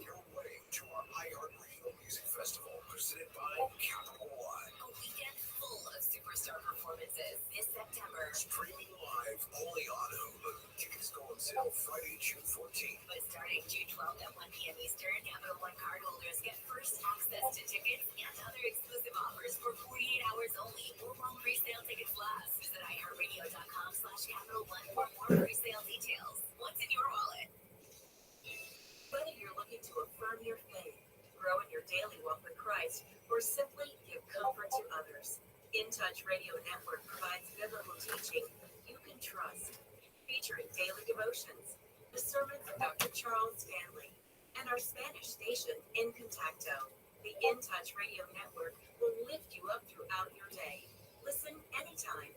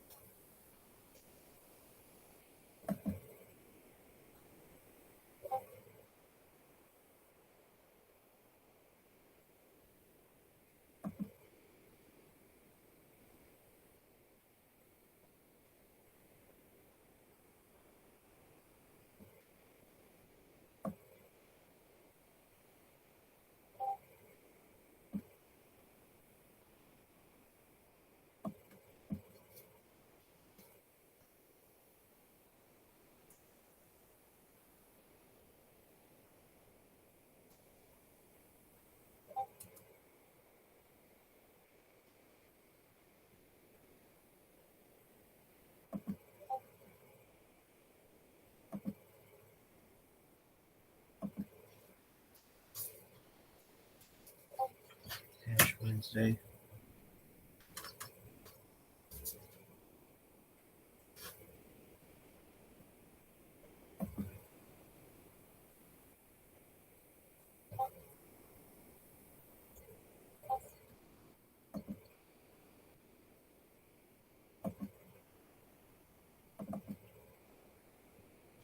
The parents, Glenn and Gary, were the sons. And when they were in college, I would go in there in high school. I was like a junior. Mrs. Hash would say, Coco, stock up the Yoo-hoos because we're all sold. I mean, Yoo-hoos would sell by 10 o'clock. They put 100 Yoo-hoos in that fucking case. But it was all day, Lee. It was all day. The teachers. Busy all day, man. The school got so pissed that they told people that you weren't allowed to leave the school for lunch now. Why? Because they wanted the cafeteria to make money. So Fucking if they assholes. caught you at No, you have Hashways, to understand. you got suspended. All the food distribution in North Jersey is handled by a lot of people you don't want no fucking problems with. You know what I mean? All right. So people stay and eat the goddamn so they food. wouldn't All let right. us They go got to fucking contracts Hashway. out the ass. They would suspend So you would suspend us. But Mr. Hash would go, fuck that. Go in the back. I'm not going to let him go in the back. But if I say, hey, guys, that means run out the back door. So for a year until they moved that law, we would sit in the back of Hashways and still eat the fucking thing while the school teachers were in front looking for it and the truant officers and the whole thing. fucking hysterical. Man, For a sandwich. there was no goddamn good place in my shit town. I got no good stories. You know, we had fried bologna sandwiches. Like, oh my God, you hear that? That's your grandma rolling When off. I went back in That's your 93, Zadie just flipping right in the grave. my God, when I went back in 93, I stayed with my buddy in Secaucus named Mike Runny. And down the block from his house was a fucking deli that I'll put it up against any deli ever. but their fucking claim to fame was they had peppers stuffed with mozzarella sauce. Oh my God, Man. with mozzarella cheese and a little sauce, and I go in there in the morning. Which is the green peppers? Just a fucking like a pepper, and it's a spicy pepper. It was like that peppercini, So right? you had to get 3 of them and a sandwich, so you could eat the pepper while you're eating the fucking sandwich. That type of old school deli. You have Strong. different types of delis, but that was Right. Why the fuck 3 fat guys got to talk about food for now? Because we're all stoned Now and I'm it fucking sounds hungry. great. But it's crazy what today signifies in the Catholic religion and Yeah. a lot of other religions. It's all souls Well, there. I mean, our good friend George, God rest his mama's soul. She's passed this year, and you know it's hard, man. My uncle Jim passed this year. It's hard. You know, you see people at the end of their life. That cancer is a miserable thing, man. I mean, it is a horrible way to pass. You know, I'd rather get slammed into a sign on the 5 and break that bitch. God I'd forbid. say, God forbid. But hey, I'd rather take that than that stuff. You know what I mean? So it was just fun going to church. It really was. I went by myself, no pressure on my wife and the kid. I didn't want them there. I just wanted to go because they redid that church over, St. Bartholomew. They redid it over. So I just went in there at 7:15. I tell you what, man, it just brought back a lot of fucking memories. Like, that's what happens in church for me now. When I go to church, I look at the 12 stations of the cross, and it's like a fucking acid trip, man. Yeah. I just go back into sections. And I remember I was thinking about my godfather. One of the worst things I ever did in my life was fuck my godfather over. After church, I went home and I tried to find him. On Facebook? Nah, those fucking Cubans don't go on Facebook. He lives in the Keys. I wanted to really, when I was a kid, my God, it's amazing what has happened. Did you see Mad Max? Yes. Okay. The question that fucked me in that movie is who killed the world? Oh yeah, man. They keep asking, who killed the world? You know Yeah. what, man? They've killed the fucking world already. The world is half dead. We don't even know. No, it's more than half Trick or dead. treating this week. I saw trick or treating now. There's no kids out in the daytime. I mean, these are great areas to Yeah. trick or treat. I didn't get one. At night, I saw kids, but they're confined. The parents put the fear of God into these kids. Yeah. You know, Friday night I went to this trunk or treat. You know what, man? Did Mercy have a great time? Fuck yeah, she had a great time. You know, did I have a great time? Fuck yeah, watching her and watching the kids and watching my wife. I dressed up. I put fangs in my mouth, and she kept saying, "No, thank you, Daddy." Which means take the fucking fangs out of your mouth. No, thank you, Daddy. And she would keep tugging my cape. No, thank you, Daddy. It was the cutest fucking thing. I went in there and I had a great time. We got that 5:30. The dinner they made us was, you know, not bad. It was a cheeseburger with macaroni salad. It was a barbecue. I enjoyed it. And then I watched her play ball with other kids, and I could tell that we're halfway there. We're okay. We got an okay kid. The ball hit her in the face 3 times. She didn't cry. Some little boy dressed up as Captain America got hit once. He wouldn't stop crying. But when the kids left to eat, she didn't want to eat. So she stayed with me. She goes, "Daddy, come here." And I started playing ball with her. So when kids came over to play, she was like, "Da, da, da, da, da, da, da. It's me and him now." And she was going fucking nuts. That was the only problem we had all night. Everything was great. But back to Trunk or Treat. It's like cars get together. It's like a beautiful car show. And they back up and they open their trunks and they hand kids and they sit in front of the trunks with disguises. And I tell you what. Is it like a lowrider club or hot rods and stuff like that? No. It was just all these fucking Studio City people. Oh yeah. You know, whatever they are. I don't know what was. I didn't talk to one. I talked to maybe 2 parents and the principal. Man, you know, I've done that same thing with Mexican car clubs, bro. They are the nicest. That they had a whole goat cooking. Okay, I mean it was the real deal. Old ladies was making tortillas. Okay, they was handing out good candies and stuff like that, having a blast. They had a band, a salsa band. It was on, man. I'm telling you. This was for kids. This was for fucking kids. Yeah, it was for kids This was too. for kids. Yeah, There's no fucking salsa band when there's kids. This I'm is for telling fucking you, white there kids. was. White kids, no. This is white kids. There's no salsa band. There's no Beatles. They're barely Dude, walking you around. want to hear about white people? So these motherfuckers, I mean, the most interesting thing in the world was, and I looked at my wife at one point, I go, "What the fuck is this?" I know. Like, I almost have a nervous breakdown. I'm like, what the fuck is this? This is like Puerto Rican shit. But I go, this is what we have now. The parents scare the kids. and let's get together. Let's put them all together. When I was a kid, one parent went out, everybody held hands, and you fucking knocked on doors and you yelled. And Saturday night, I didn't see people till 8:00 at night. How much pot do I smoke on my balcony at night, people? A lot. Tons. I'm standing out there, and I was scared to smoke, and my kids are gonna walk up on me. After 30 minutes, nobody said nothing. Every once in a while, I'd see 3 kids and a parent. But the 80, 90 kids, I used to run with 80 fucking kids on Thanksgiving. Yeah. You ran 80 deep on Thanksgiving. And you keep running into 20 people. Yeah, and bundles of 20. I didn't see that. And and I know they found needles and every year. Some fucking dummy in Pittsburgh sticks hypodermic needles and fucking chocolate and all this shit. Man, that's why I tell all my kids, hey, Daddy has to inspect all of your candy. I need to bite out all of this shit. That's what I did on Saturday night. Friday night, dog, I got so high after trunk or treat. I went home, and she came home with a bag of candy, and I kept sitting there, and it started talking to me like cocaine, like 11:30. Yeah, right. And you have one Reese's. Oh, you're fucked. Then you're fucked. You're fucked. Reese's will You're fucking fucked. put you over the limit. Dude, if you start with the little ones, the bullshit That's what I ones, started with. oh, then I ate you're 3 of those. I then took you're 3 fucking cups. Getting cups out everywhere. Then I went back and got the whole cup. Oh, then I went God. back and got the Oh. Swedish fish. Oh, those are good. That Swedish fish, that's my world. That's my world since I've been fucking 5. Since I came from Cuba, I discovered Swedish fish. The red ones or the multicolored ones? Listen, the red ones. They only Yeah. come in one color, Swedish fish. That's it. The ones at 7-Eleven in the bag. That's the only one I eat. All those imitations and skinny worms and shit, shove those up your mother's ass. I don't need none of that shit. I'm a fucking Swedish fucking fish fan since day one. When I was a kid, I'd buy them by the box. Oh, they're so And I'd good. get a brown bag and I'd stick my hand and put them in my pocket. That's how there was something when I You was put them in your pocket? in a bag, in a Oh, brown Yeah, bag. you get there And was you a ate big them in tray of class. them. It was No. a tray of 'em. I bought the box from the wholesaler. Oh, really? In Holy the 6th shit! grade, I used to know where to buy the box. Wow. There was a fucking wholesaler for candy when I was a kid on Tunley Avenue.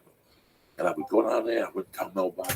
I wouldn't tell nobody. I go down there and I get a box of Swedish fish and I get a box of a thing called devil gum. What's that? Devil gum. Way before fucking these other gum thieves thought about Big Red. See, Big Red, who makes Big Red? Wrigley. Wrigley. See, Wrigley, they bumped devil gum. When I was a kid, devil gum was cinnamon, but it was hot. Like if you ate 3 slices, your asshole was gonna be on fire, though. That's what Mexicans give their kids when they're in daycare. Dude, we had atomic fireballs. That's all we had. Right, no, atomic fireballs. But you also swallow gum, Joey. You're not supposed to swallow the gum. That's why your asshole's on fire. My asshole's not on fire because of that. I'm telling you, I've been swallowing gum since day one, so my body knows how to process it now. I just spit out little fucking gum. See, if you start swallowing gum when you're 8, then you're fucked up. I've been swallowing gum since day one. Can some doctor please email Joey Diaz? And do what? What's he gonna say to me? I've seen to learn how to. Listen, I have pulled the gum out of my asshole. I have pulled little pieces of gum sometimes that Out of don't the get hairs? processed. Yeah, out of the hairs. Oh, God. Or sometimes you go to pull the shit out of it and you can hear the gum going. God. It's like getting. You can hear the gum. It's like getting. Let me tell you what. Hey, have Joey, when he gets one of them good ass zits above his asshole, to come and pop it like 1.5 feet away from you so you hear it. Okay, he did that in my fucking apartment after he drank all my goddamn orange juice. All right, he drank a whole fucking thing of orange juice in 10 minutes. And then proceeded to pop a zit on his asshole? Yes, no, not on his asshole, in the crack right above it. So to get any pressure behind it, he had to take those big ass Listen, fingers people, let me explain something. go one knuckle deep. I know all the stories. Back in the day, I ain't ashamed to say, I used to travel by bus to a lot of gigs. Greyhound was my sponsor for a long time. The Joey Express. The Joey Express. I would get on that fucking downtown bus to El Paso, and I'd drop you off and pick you up. The longest bus ride I did was New York City to Dallas. That was the longest because I had nothing going on. I'm going to go all the way to Kennedy and drop $200 when I'm here right here and I can pay the express for $48. I looked at it just to get to Boston. It's like only like 2.5 days for like $100. So I would never. I mean, if I'm just saying, if I had to, you'll never have to. Right? Man, I travel by bus because I own one. Get a king size bed. Don't do that. I could never sit up. I could never sit like that. But you guys ought to jump on the bus sometime and we do this church at On other the bus. parts of the country. Yeah, Where's we the could- bus now? the bus will be here tonight. It'll get in tonight from Tennessee, and then we're here. We're gonna be driving. They're gonna be driving around Wednesday, or Tuesday and Wednesday, and then we go north to do some gig. I don't know where it is, to be honest with you. I don't look at my If I calendar. didn't travel in no fucking Foo Fighters You guys bus, would kill each other. I would. You guys would before you got to the first rest stop. You're retarded. We would hotbox that bus. It would be just look, bro. Yeah, but then- look, Lee, shut the fuck up. Okay, me and Coco have lived in an apartment smaller than this fucking Smaller studio. than this. Okay, and we laughed our asses off. And when the doors were open and the windows were open because it was so fucking hot and we couldn't hardly go to sleep because it was noisy as shit, we put on Joy Medina. 5 minutes sleepy time. Wake up, throw kicks for Jesus. Little fucking Making room, bro. biscuits, and I had him on the floor or futon. Okay, and John Westling. John Westling on the floor. And Jody Fertig on the bed. Yeah, it was crazy. We were in it to win it. This was Team Us, 1440. You don't even understand. Kill ourselves? We're brothers. Are you kidding me? Well, not literally. I'm just saying, like, you'll put something on the TV that he doesn't want, or he'll start. I got 5 fucking You got TVs. 5 TVs on 5 the bus? fucking TVs Damn. on that goddamn bus. Pick what channel you want, player. That's cool. I got it. How many bedrooms on the bus? I've got a king size back bedroom that pops out, okay, and then the living room pops out, and then there's 3 bunks. It's got 2 bathrooms and a shower on it, and I think there's like 6 air conditioners on it. So if we go someplace where it's hot, like I went to Bonnaroo this summer, and everybody, all these dirty white people are out there when it's 120 degrees Hell and dirt. no. Fuck you. I took 3 showers a day. I was the sweetest smelling motherfucker out there. People were like, they thought I was Pharrell or something. I was smelling so good. Okay, I was doing it, Jack. It was awesome.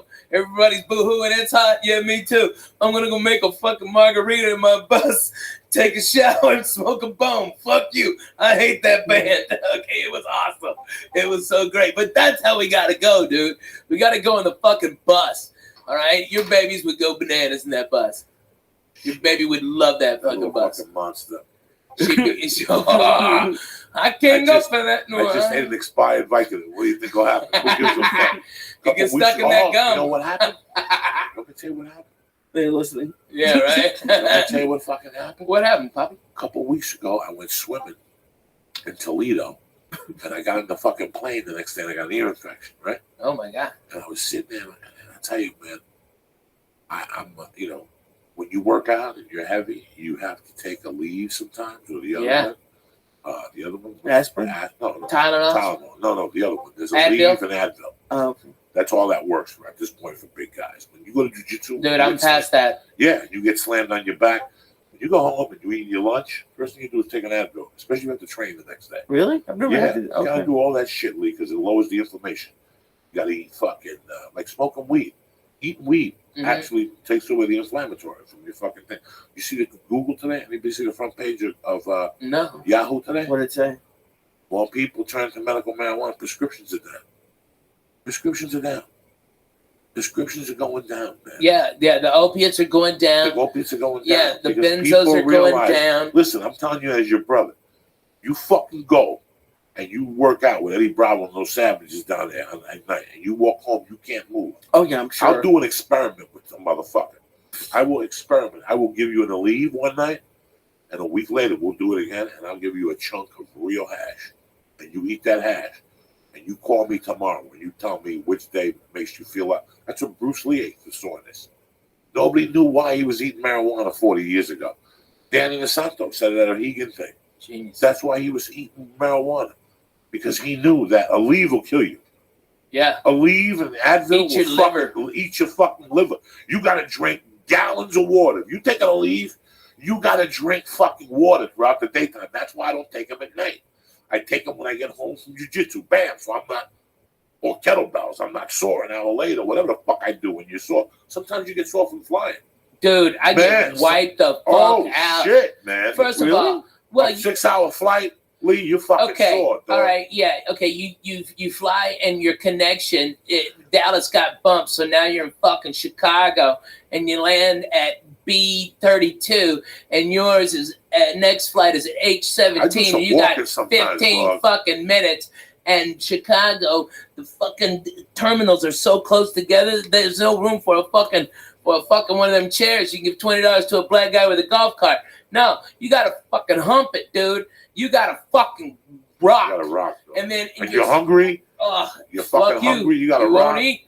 There's no But eat. sometimes I take out the one night with my ear infection. I go, you know what? Somebody gave me these 2 Vicodins, and he told me when he gave them to me, expired. I'm gonna throw them away. I said, I don't give a fuck. Give me 2 because I know I'll need them one night. It's not like I eat them. That night with the ear infection, I popped that Vicodin, and I gotta tell you something. I got fucked up on that couch, dog. I liked it. I Man, fucking smoked a hit, and I fucking went to bed. I got up like brand new the next day. My ear hurt a little bit, but it didn't hurt as much as it hurt. He gave me 2 of them. I said the other one fell out of the bag. That was it right there. oh my God. That was the one. I just found it. I thought it fell out of the fucking bag. Man, I think I like those pills too much. I don't do them. I don't fuck with none of them no more. I like I like them too much. I like the feeling of when I'm on the road. Yeah, That's where I like something to sleep. I have sleeping pills that are prescribed to me. me from the too. doctor. Because I can't sleep. You need sleeping pills with weed? Yeah, I can't. I could fall asleep Listen, right now. you're not us. When I get up at 5 on the You're a road, titty baby. when I get up on Thursday morning, and I gotta go do radio. Right. And I get up and it's 6. Right? Like they're picking me up at 7:30. Okay. So I don't want to just get up at 7 all in a rush. I want to get up. I want to relax. I want to read the paper. I want to eat a good breakfast. I want to write a little bit. I want to slow down, Stretch a little. stretch a little. I'll get up and take a shot and do all that shit. What are we talking about? But getting up Oh, and time sleep- management. sleep- Yeah, with hash, sleep- with Oh, weed. with the Like you with still need the- sleeping with the pills fucking sometimes. thing. Yeah, you fly to the other side of the fucking The other side country of the for country. 6-7 hours. Okay, you get in your fucking shit hotel at 1:30 a.m. Those dicks are coming to pick you up at 5. They didn't even call ahead to be considerate of go. What kind of coffee do you need? Can I bring you some breakfast? So I do all that. I do all that on my own. All of them. I do that all on my own. So 7:30 when they get there, I'm prepared. When I get back to that hotel room and I get high, I'll sleep like a baby. Right. But after 2 shows, the weed There's don't too work. much energy. There's too much energy. Oh, after the show. So I know for a fact that I'm not going to sleep Till Saturday 4? night. I know for a fact. Even this week, I'm in Portland. My flight, I got to be at the airport at 5:30. I get back to Burbank at 8 a.m. Yeah. Jesus. I'm out. So 5:30. If I got to be at the airport at 5:30, that means I'm lurking at 4:30 in the morning. So I'm prepared for that 3 hours sleep after the comedy club. So what I do is Saturday mornings, I get up, eat breakfast, I walk around, I get high, do whatever the fuck I gotta do. I get back to that room about 10 o'clock, Jack. And Ralphie does the same, because Ralphie will call me on Saturdays from the road, and I go, what time is it? That free time, that little time, that's it. Yeah, that's Once it. I take that nap after that, it's over, because I'm sleeping straight till 3. Yeah, because we're at work. You have to. And I It's don't fucking sleep late. work. You know me, I don't sleep late. Ever. But Saturdays, I don't do lunches, I don't do nothing, because I know I'm going to be lurking all night. I know that I have a chance of falling asleep for 3 hours, But probably but not they're even. probably not even. And Yeah. I'm used to it now. Bro, they got a flight. I'm going to Jersey, Uh-huh. and I'm still flying into Kennedy, Jack. I'm going to New Brunswick because there's no connect. Everything is connecting to Jersey now. There's only one direct, and that's Virgin. But Virgin gets me in at 8. Virgin will get me in Thursday, cool, at 2:30. Sunday, I ain't waiting till 1 to fly back to LA. No. It gets me back here at 3:30. Fuck I that. can't do it. I can't do it. Hey, man. So Virgin look don't at have- Southwest. They've got one I'm way. not. Get no, they 2 don't. chairs. It's too connecting. No. Oh, Listen, sorry. Southwest is good for 2 hours. Yeah. After 2 hours, Your back starts to hurt. no, there's no entertainment. There's nothing. There's no.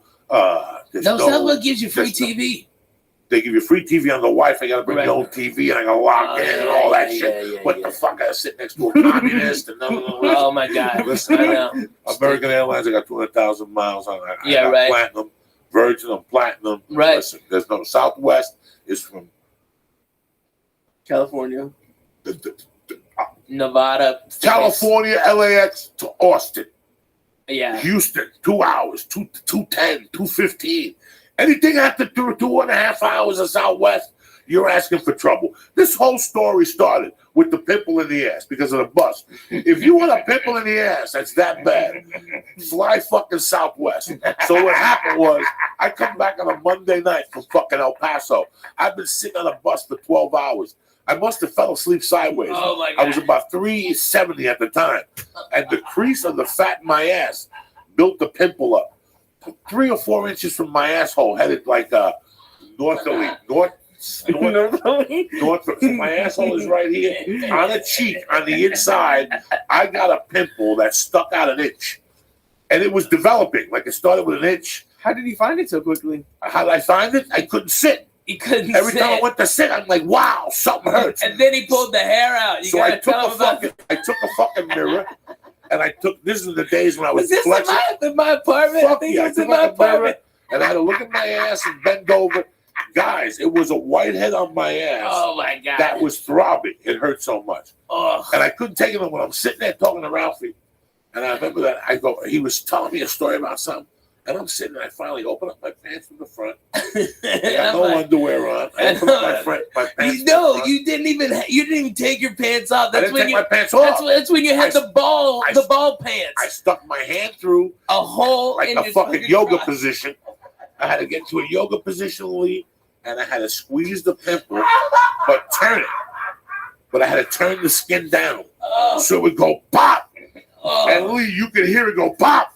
And it was just a yellow ball of pus. And then I had to go back in, and I had with my fingernails, I had to take the fucking, I took a piece of skin out. You take stuff out of them? Yeah, you have an ingrown hair from sitting twisted on a Yeah. bucket swallow. If you sit down all day, you will have pimples on your ass dramatically. All those fat people that walk around and work in offices, look at their ass from time to time. Oh my God, They it's got a big big, to hell. it's like strippers. For some reason, strippers always got a big white head. If you look at a stripper's ass when she's dancing close, look up closely. You always see a little white head on their cheek. I'm just teasing. It's just a joke. Lee's Yeah, Lee's going in. No, it's I like had a really, white- it's that's just how for I the got the experience. white I didn't know you had to pull stuff out of them. Well, when it's an ingrown hair like that, hair yeah, like that on your ass cheek. yeah, and it was a long hair too. I saw it. Made me vomit a little bit in my mouth. Terrible, Totally gross. Terrible. I know. People think that comedy, when you sell those buses for that long, and Brutal.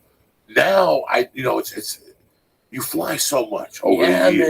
man. And Southwest, I love them. I'm not saying that they're a bad airline, not at all. No, Southwest is great. thick, fast. Burbank, I take Southwest. I'm for whatever that thing is, the level that you Yeah, I want A level. I love Southwest. I used to hate the way they board, but they board much quicker. Dude, so much It works quicker. so much better. It works so much better. Get the fuck on.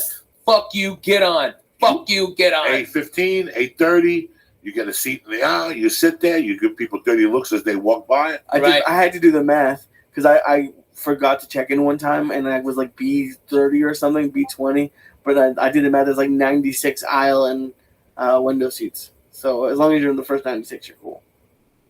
You did the math? I got nervous, dude. I don't Man, want to sit you in are the middle. that's the Jewest thing you've ever said to me. And I'm a chubby guy. I haven't sat in the middle in years. Dude, you got the flag of Israel right there, and that is the Jewish thing you've ever said. That you've counted all the fucking windows I've and counted aisles. seats, but not the They other really? way. Oh my Fuck God, dude! Here's what I do, because I'm fat. I gotta buy 2 seats, right? And I don't mind. That's no big deal. Here's how cool fucking Southwest is, though. If that plane ain't full, they give me one of those seats back for free. And so the next time, so I fly, when I live in Nashville, the 2-hour flight, I'm in Boston. 2-hour flight, I'm in Chicago. 2-hour flight, I'm in Miami. 85% of my work is within 2-hour flight. So I go over there, Southwest. This is how good they are in Nashville. Holy shit. I got there 10 minutes before the plane was supposed to take off. And they go, Ralphie, we've already got you checked in. The plane is now having mechanical problems, and as soon as you get on, it'll be fixed. Okay? And they rushed. This was before the TSA bypass, all that bullshit. They were like, just patting down, get him on the plane. And they wheeled me on one of them go-karts, because this is how much Southwest loves you. They got me to that plane. As soon as I stepped on, hey, the problem solved. Yay, everybody clapped. I had my 2 seats right there waiting for me like a doctor. And those guys love me. They come out. They're the best. Burbank is cool. Southwest Burbank. Are nice cool. people. Real That's nice Orlando people. Casillo's daughter. Oh, yeah. She works there. She's the front desk manager. So sometimes I get there. What are you? Whatever. If I know she's there, you got clout. Yeah. One time she took me into the Southwest thing and I was eating food. Sandwiches from the fucking lunchroom. They had a party. I'm in the party. She goes, you got delayed, so you might as well come with me. And I went into the thing, and they had little sandwiches cut up with potato chips, and people from Southwest were back there eating. And she put me right in the thing. She goes, I'll come back and get you. They're really nice. I didn't say they were a bad. But amazing it's you have not a Southwest that shirt on comfortable. today. It's not that comfortable. You know, I mean, Here's the thing. It's not that comfortable if the plane is packed and we're a fat fuck. Right. Okay, my shoulder goes on Southwest. Man, me too. Oh my God, I get shoulder pain on Southwest. I know. You know, I made a mistake. I connected one time to save $300 with 2 papers. You know, because you're always looking to save. Right. You fly, and flying is something that if you're looking to save, you're going to have an uncomfortable journey. Oh. Prepare for it. Go on their website. Spirit's look at the worst. options. You know, United has a thing where they give you a bigger seat and they give you security clearance. Yeah. For $75. It's worth every dime. Yeah. Because that means I'm walking in the first class line. Right. There's That's first worth class and then $75. business class, and then there's economy. In the economy. The United offers that. You have to scroll all the way down. It's $75 each way. It's worth it. So fucking It's worth it. worth it. You just buy In it. today's economy, it's worth it. Goddamn A worth couple it. weeks ago, I was upgraded to first class, and I still didn't almost make the flight because of the security line. Yeah. This is what is going on out there, people. Yeah. So if you're flying over the holidays, I'm telling you right now, if they It's brutal. offer Get a early. fucking earlier thing, Or get it. if you have a passport, by the way, and you travel a lot, just go get TSA pre-approved. It takes about 5 minutes. Okay, which utterly scared the living shit out of me. That I just show up with my passport and my ID, and they asked me like 6 questions, like, "Do you love America?" Of course. Are you allied with any of the a terrorist group against the country? And I go, not only do I fucking hate them fucking cocksucking dirty sons of bitches, okay, they shot at me. Fuck you. All right, I hate Russians. I'm bona fide, Jack. Fuck that. And they go, have a nice day, Mr. May. I had to raise my hand, sign a piece of paper. Boom, had it then. And all you do is go up there. You don't have to take anything off. No, I know. No shoes, no fucking. They emailed me, and I showed my Is it wife. true that you have to give them like access to your social media, or is that bullshit? No, that's bullshit. What are you talking about? I hear stuff. I don't know. That's bullshit. But you know what? You know what though? It would be smart. And let me tell you, every business I'm doing it. I put on the bus a tower, a mobile cell phone tower, Wi-Fi rather. Like the largest one you can get on in a mobile unit, and so it's free Wi-Fi at all my shows. All right, but what happens to log in is I get all your information. So next time I'm in the area, I can hit you up and go, hey, I'm here. All right, and that's how I do it. I provide. It costs me a lot of money to do it, but at least I get something in exchange, and they get free internet. You know what I mean? Right. That's cool. It's really cool, and that's what you got to do for people. But businesses all around are doing that. But you know what they do? It's not like on Southwest, you give them your email, and if you got like an iPad or something, you can watch real TV, and they've got movies on there too. All right, and you can flip channels, and it's real time, and that's for free instead of like. What is it, Boeing or something like that? And that's like fucking $22. Goddamn, and it's shit. You can't work Twitters or nothing. But that's garbage. That's way too fucking much. I mean, like a month. So Southwest gives you free Wi-Fi. Yeah, but it's what you want to watch. I don't get it here. So you just have to. They don't want to pay for screens. So you could bring out your tablet and log, and you just log in. You just hit accept. And then they have like a whole bunch of TV stations. Yeah, but you can get all your Wi-Fi, everything on there, everything. Especially if you're A-list, you get everything. You get all of it for free. I do not fly JetBlue. I'm too wide in the ass, and I don't live in a hub of it.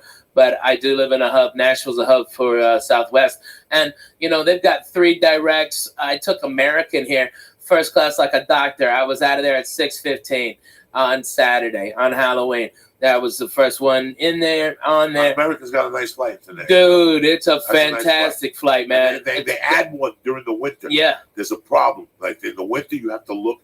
They add an extra one on the way back because usually you have to leave early. They have one at night. Yeah, they get nervous about Dallas and Chicago, so they add an extra direct to Nashville because Nashville's such a great hub that you can get all to the south and right there from there. Like that's like their emergency when Dallas has an ice storm and Chicago's fucked up, they add extra flights to other key cities just so like to Miami so they can bring people up to the East Coast. It's crazy, but that's what they do. They're smart, you know. They do it like they do, baby. They do it like they do. You know, a lot of people don't fly. They get paid. I'm gonna tell you what the best flight. I'm gonna tell you what the best ticket is in the business. What's that? Virgin Main Cabin Select. Fucking A, man. I tell you what, Virgin First Class is bomb, dude. But I'm talking about the Main Cabin Select. Oh yeah, the one behind. It's people fantastic. Can't afford first class. Oh my god, it's first class. It's first class. It's first class. It's first class. Like it's first class it's for first class for half the price. It's half first the class, price. half the price. Best seat in the business. And then, without a doubt, you've got more leg space actually than you are having first class. I've been more comfortable in Main Cabin Select than I am in first class. You know why? Because they have a desk. I can put a notebook down. I could actually fucking type something. And you can stretch I got gorilla out, hands. bro. You can stretch the You can fuck stretch out. back. It's got more space than first class does. You have to hit a button. They bring you free food, free booze. Everything's on the house. So it's still first class, only not in first class. And you still stand on the first class line. That fucking Brit. And if you want to fly first class, you call 12 hours before the flight. Yeah, if it ain't it's full up. $149. Yeah, boom, they bump you. And so that's always to go have the across the fucking country. option. That's going across the country. The only problem is they like, all right, I want to go to fucking Austin from LAX. Right. No. You got to go to San Francisco first. Yeah. That's the problem that I foresee. Chicago, Mhm. I love to take Virgin to Chicago, but you know what? I don't want to get to LAX at 9. Yeah, that's hard. LAX at 9 is rough. That's a rough flight. You know what? American will get me anywhere at 5 a.m. if I call them and ask them. That's one thing about American. That's true. That's one thing about American Airlines. That's They why have flights all that the is time. why I fucking fly American. They are because 24 9 out of hour 10, they got a vampire flight. They got are a 24 hour. They got a 5 a.m. to Chicago. That means you have to be at LAX at 4 a.m. What type of human being are you that you're lurking at 4 a.m. without drugs? You. Yeah. Me. You know, it would be more effective, like, if they ran, like, Southwest is almost a 24-hour a day airline, and especially with all its international flights now. But I'm telling you, man, American is the smartest in the business. They lower the rates of what they could, but they run them all the fucking time, and they lower the rates in that so they have more people go to the off times who are bargain hunting like the rest of us used to, and then main consumers can pay at an accelerated rate for the last immediate good flights that aren't as full because the cheap people got diverted to the other flights. It's a goddamn beautiful business model. That's how you fucking make money. It's amazing how much these companies treat the customers like crap. Like, especially... Well, there's no fucking reason why they. I mean, all right, if you were the worst person in the fucking world, go work at the airport because no one will bitch about you because they don't have time to fill out a form. They don't have time to fucking. Can I talk to your manager? They just don't. They got a plane to catch, so they go, "Oh, that guy was a dick," and they watch your next plane. You get it. It's free. It's awesome. If you're an asshole, go work at the airport. About a year ago, I made a really bad mistake. And this is the type of person I am because I know it's a corporation, I know it's a company, and I know. Was it you and I that were having no? I was having a chat today with somebody about agents, and I said, "Listen, I know people who are shit agents, but the agent's a killer. Yeah, doesn't matter. Just because he's." You know, I was looking at here's the funniest thing ever. On IMDb, they've got a rating for agencies and managements and all that shit. CAA is obviously number 1. William Morris is number 2. Innovative is like 8. And then the agents I'm with like 200. It's like 300. Mm-hmm. You know, and it's a fucking nightmare. There's some management companies I looked at, and here's what's fucked up. You look at Jeff Sussman's management. Yeah. They're 4,300. A regular person would look at that and go, I wouldn't even talk to that management company. Yeah. But what do you mean 4,000? That's how much they cost? That's how, that's the rating. That was the rating. That was as far down the list. But they've got 3 clients. And they've got 3 millionaires. Millionaires. So it doesn't matter. It doesn't fucking matter. It doesn't matter. Do you understand me? So it's all bullshit. What are the rankings based on? I guess the client's earnings, and the client's earnings. And so, like, I'm with William Morris, and I think worldwide they're number one, but here in America, CAA is, especially in LA. All right, but William Morris is badass. Who gives a fat baby's dick? If they're at that level, they're. I mean, unless they're worthless or fucking strung out on something. I mean, there's been a lot that have risen and fallen because of what they're snorting and what they're drinking on their fucking expense. But man, if you got one client and you're that guy's manager, and that fucking guy is Kevin Hart, your rating would be, I mean, that you only have one client and you're so far down. But Kevin will work hard and make a ton of money. But what if he takes 2 years off, just to relax and build up a new act? That's when your rating drops to 5,000 like Sussman's. I mean, how much TV does even Joe and Kevin do anymore? No more. They I mean, is Joe doing? He's still throwing people around at UFCs, right? Right. But that's Joe doesn't even have a theatrical. Some guy called me and he would be such a fucking amazing action he hero. Want to do it. And I understand. Oh my God, he would be fucking amazing. Okay, with Joe Rogan, okay, with a fucking skull and tats and crazy shit, okay, driving a hot rod through the fucking desert for hot bitches. What the fuck? I'm all for that. That fucking nice ass Corvette of his fucked up. Oh God damn it, run to it. I wouldn't want to do it either. He could throw it. A friend of mine asked me, he could change a light bulb with a kick. If you put a show on TV, wouldn't you want him to be executive producer? I go, he probably would do it if I asked him, but it's the last thing on his mind. It's the last, and if you understood his life, he does the easiest path of resistance. We were talking about work ethic a couple of weeks ago. He got that job at the UFC as a volunteer. He called the guy and said, I'll fly myself out. I just want to do something with my time. You guys have an idea what the UFC pays him? What he's become on that channel? He's like the voice of that shit. Yeah. This didn't come to him because he trained. He went to the ITT Institute of fucking announcing. Balls. He stepped up.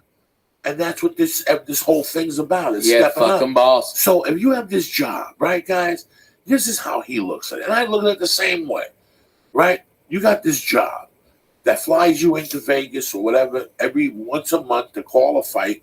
They pay you a shitload of money. He gets residuals from 2 shows, guys. Yeah. Remember, he was on 2 syndicated shows. Hits.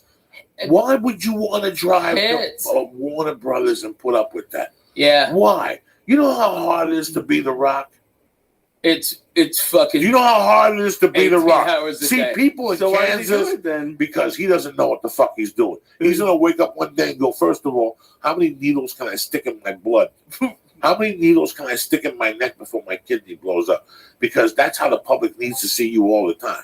He went on some show a month ago and said he eats 20 pounds of fish a day. That's all great and dandy, okay? But you got to stick needles in your body to be that fucking big. Hey, me and you going to some sushi spots. We got him on that one. Yeah, we got him on that.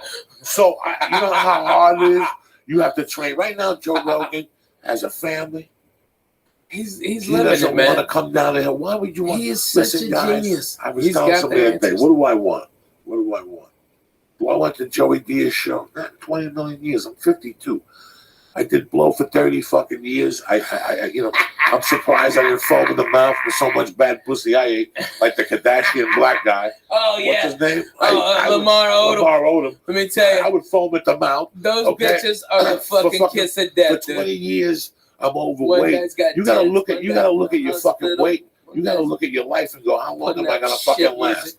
So do I really want to drive to Paramount every day and put up with this faux pas producer and director on their creative thoughts for a show for 5 more fucking years and my glory to stick away from my kids? The kids are fine. He's fine. The UFC pays him great money. He goes on the road when he wants to with the UFC. So it's all in house. So people make me laugh when I go to these clubs. They're like, so what's it going to take for Joe Rogan to come to my club? I want to say, listen. Act of God. He comes in for one fucking night. He doesn't want. Hypnotized. You know, I remember in '98 being at the Laugh Factory one night, and I tell this story constantly. As whether people like him or dislike him, or he's not funny or funny. Dane Cook one night walked out of the Laugh Factory in '99, and he came over and said hello to me. And I looked at him and I go, "How was the last stop last week?" He goes, "That's a fucking great club, man." Yeah, that was He 92. goes, "But no, No, I mean 2000, 98, 2001. He goes, It's 2000. "But the only problem is, it's a lot of work. Yeah. Wednesday through Sunday." And I looked at him, and I didn't think about what he was saying, but I got it. Dude, and that guy had a ton of money, And 2 and we years had later- $2 to our name, and we would have loved it. But no, he goes, I just want to play bigger places. That's it. It's just one show. That's it. One show. He put that out there. He put a plan together He changed comedy with that move. with that move, and I saw it happening. I remember Is that saying, who started it? Dane is the one who started it. You know, everybody before, from Mitch Hedberg, everybody, Wednesday through Sunday, maybe stay until Tuesday if the drugs are good. Everybody, Dougie Stanhope, everybody did it. Fucking Dane Cook was the first one that broke the fucking model. The clubs had the control the whole time because there wasn't after comedy died after the 80s and the 90s were fucking dead. There were no headliners that were selling tickets. Okay. So when comedy started to come back up, the clubs, there was less clubs. And so these comics, so they could fucking keep the money down.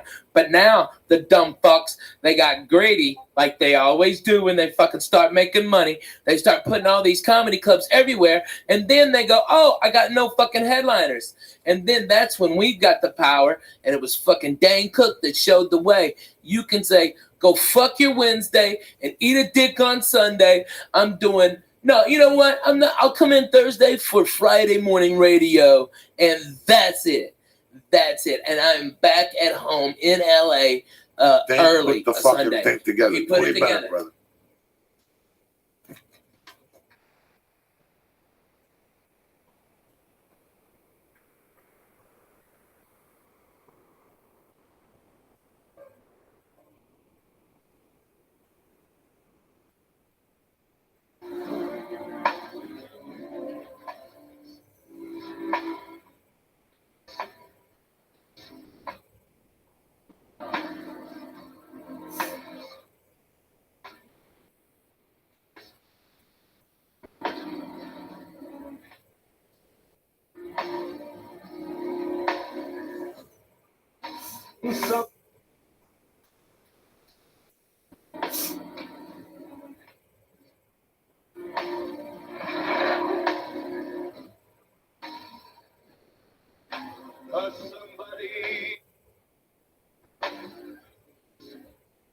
What do you think you're dealing with, Lisa? Eh?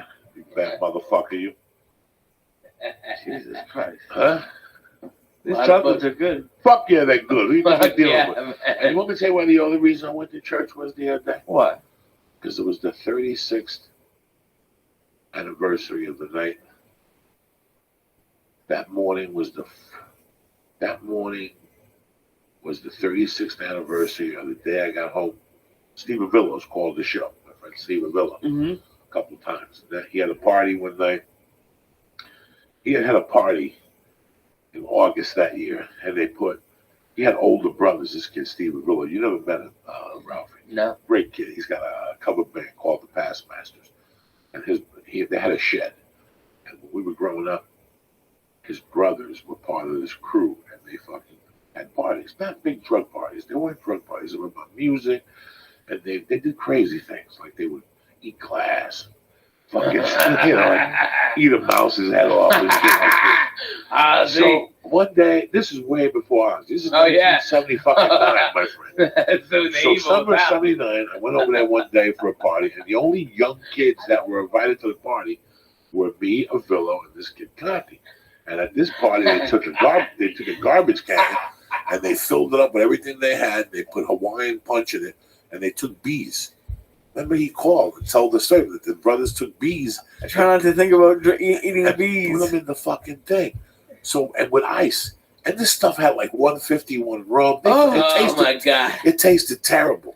So fucking, to scoop it out, you had to do this. It was in a garbage can, and it had chunks of fruit in it. And I'm back there smoking pot. The next thing you know, I'm getting woken up in Sensulo's front yard. Anthony Sensulo, he's in Dallas, Texas. And I'm getting woken up by Ray Ernesto. Ray Ernesto was a cop from the neighborhood that would come down and play basketball on Sundays. But he always wore colored socks, and it drove me crazy. And at the end of the fight, at the end of the basketball game, that was the argument. Ray, you got to go home with your colored socks. How about I punch you in the mouth? Fuck you, Ray. You ain't going to punch me in the mouth. You're fucking 40. I'm fucking 10. Go fuck yourself, Ray. But Ray was a cool motherfucker. Ray picked me up. He goes, Coco, what happened? I don't know. I blacked out. I got fucked up. He goes, come on, I'll drive you home. And he knocked on the door. My mom answered. And she's like, what's going on? I go, Ma, I got fucked up. I fell asleep on Sisulo's thing. She goes, go fucking sleep it off, you idiot. She yelled at me. Yeah. This was like the end of August. This is the first time. That's when parents were fucking parents and police were goddamn police. Police, And right? police They didn't knew have to be But fucking parents too, he was man. from the neighborhood. And Right. I'll never forget that I was fucking hungover. This is the first time ever that I was hungover. So I got in like at 5:30. It was starting to, the light was starting to come out. 5:30, a sophomore in high. I'm going to be a sophomore. This is like 2 weeks before they put me in the hospital for a lung infection. I'm fucked up. I'm not doing drugs though, guys. I didn't do drugs. I was smoking pot then, and I was high. I wasn't a big drinker, but I drank a little much. I'll never forget that. My mom could drink early, dog, and it was a Sunday morning. So I got home like at 5. I passed out. About 10 o'clock in the morning, I could hear like Ice Cubes and shit. That's what I woke up to. I could hear Cuban music, and I heard her come up the stairs, and she goes, oh yeah, well, that means wake up. I made breakfast or lunch, and she had like a glass. In those days, towards the end, she used to drink a Bloody Mary with a Heineken in it. Shit, right? Who the fuck makes a Bloody Mary with a Heineken in it? Walking around your house. And she was such a spick. Like, she was such a spick. She wouldn't even cut the celery. She'd just fucking break it and put it in a drink and eat it while she was talking to me. You know, but you have to appreciate this. And you can't write this. You can't write this. You know you're supposed to cut the lettuce off the celery? Yeah. She was such a spick, she just ate it, right? Fuck She just yeah. ate it. Fuck it. She would Eat dip that it. She shit. loved tomato juice, that V8. Oh fuck That's yeah! what she lived off I of. still love that, dude. I drink that like twice a week, 3 So times she a week. wouldn't put Tabasco in her Bloody Mary. She Oh, I put got- Frank's red sauce. Oh, not me. So Fucking anyway, she Ciroc looks or at me, Texas dog. Pete. I'm fucking, I got a headache that's pounding. And she goes, oye, te cociné algo. I cook for you. And then she goes, she looked at me for like 5 minutes. She took a piece of her celery and she goes, now you know what I feel like in the morning. And she fucking walked out, dog. I'll never. And that was like a prolific thing in my world. Like I never thought about it again. Okay, so it's August of fucking. You got the best story. It's August of fucking whatever. But she said it very pate patois. Like now you know what I feel like in the morning. Okay, this is how you want to live your life. And she just walked out of the room. Okay, Stone cold, so- man. That's for real. now this is the end of August. Now it's September, October, November.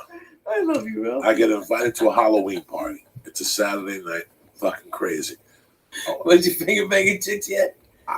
3 days before this fucking party, a girl pulls me aside. That's beautiful. She goes, hey, what do you think of this girl? I go, why do you ask? She goes, she wants to get together with you. You want her number? I go, sure. But she had just broken up with a kid. And even in 1979, I went up to the kid like a man. The kid was a tough kid. And I went up to him and I said, can I talk to you for a second? He already knew. I go, I know you're not with her anymore. Do you mind? And he goes, you know what? I like you. But I do mind. I'm still in love with her. Just give it some air. Okay, fuck you. I just, but that's how deep I was in 79, guys. At 15, I already knew there's Right. boundaries. You got to be a man. You gotta be respectful. And then Halloween night, we all dressed up like ghosts. And we took a hit of acid. We went to the Gamio's garage.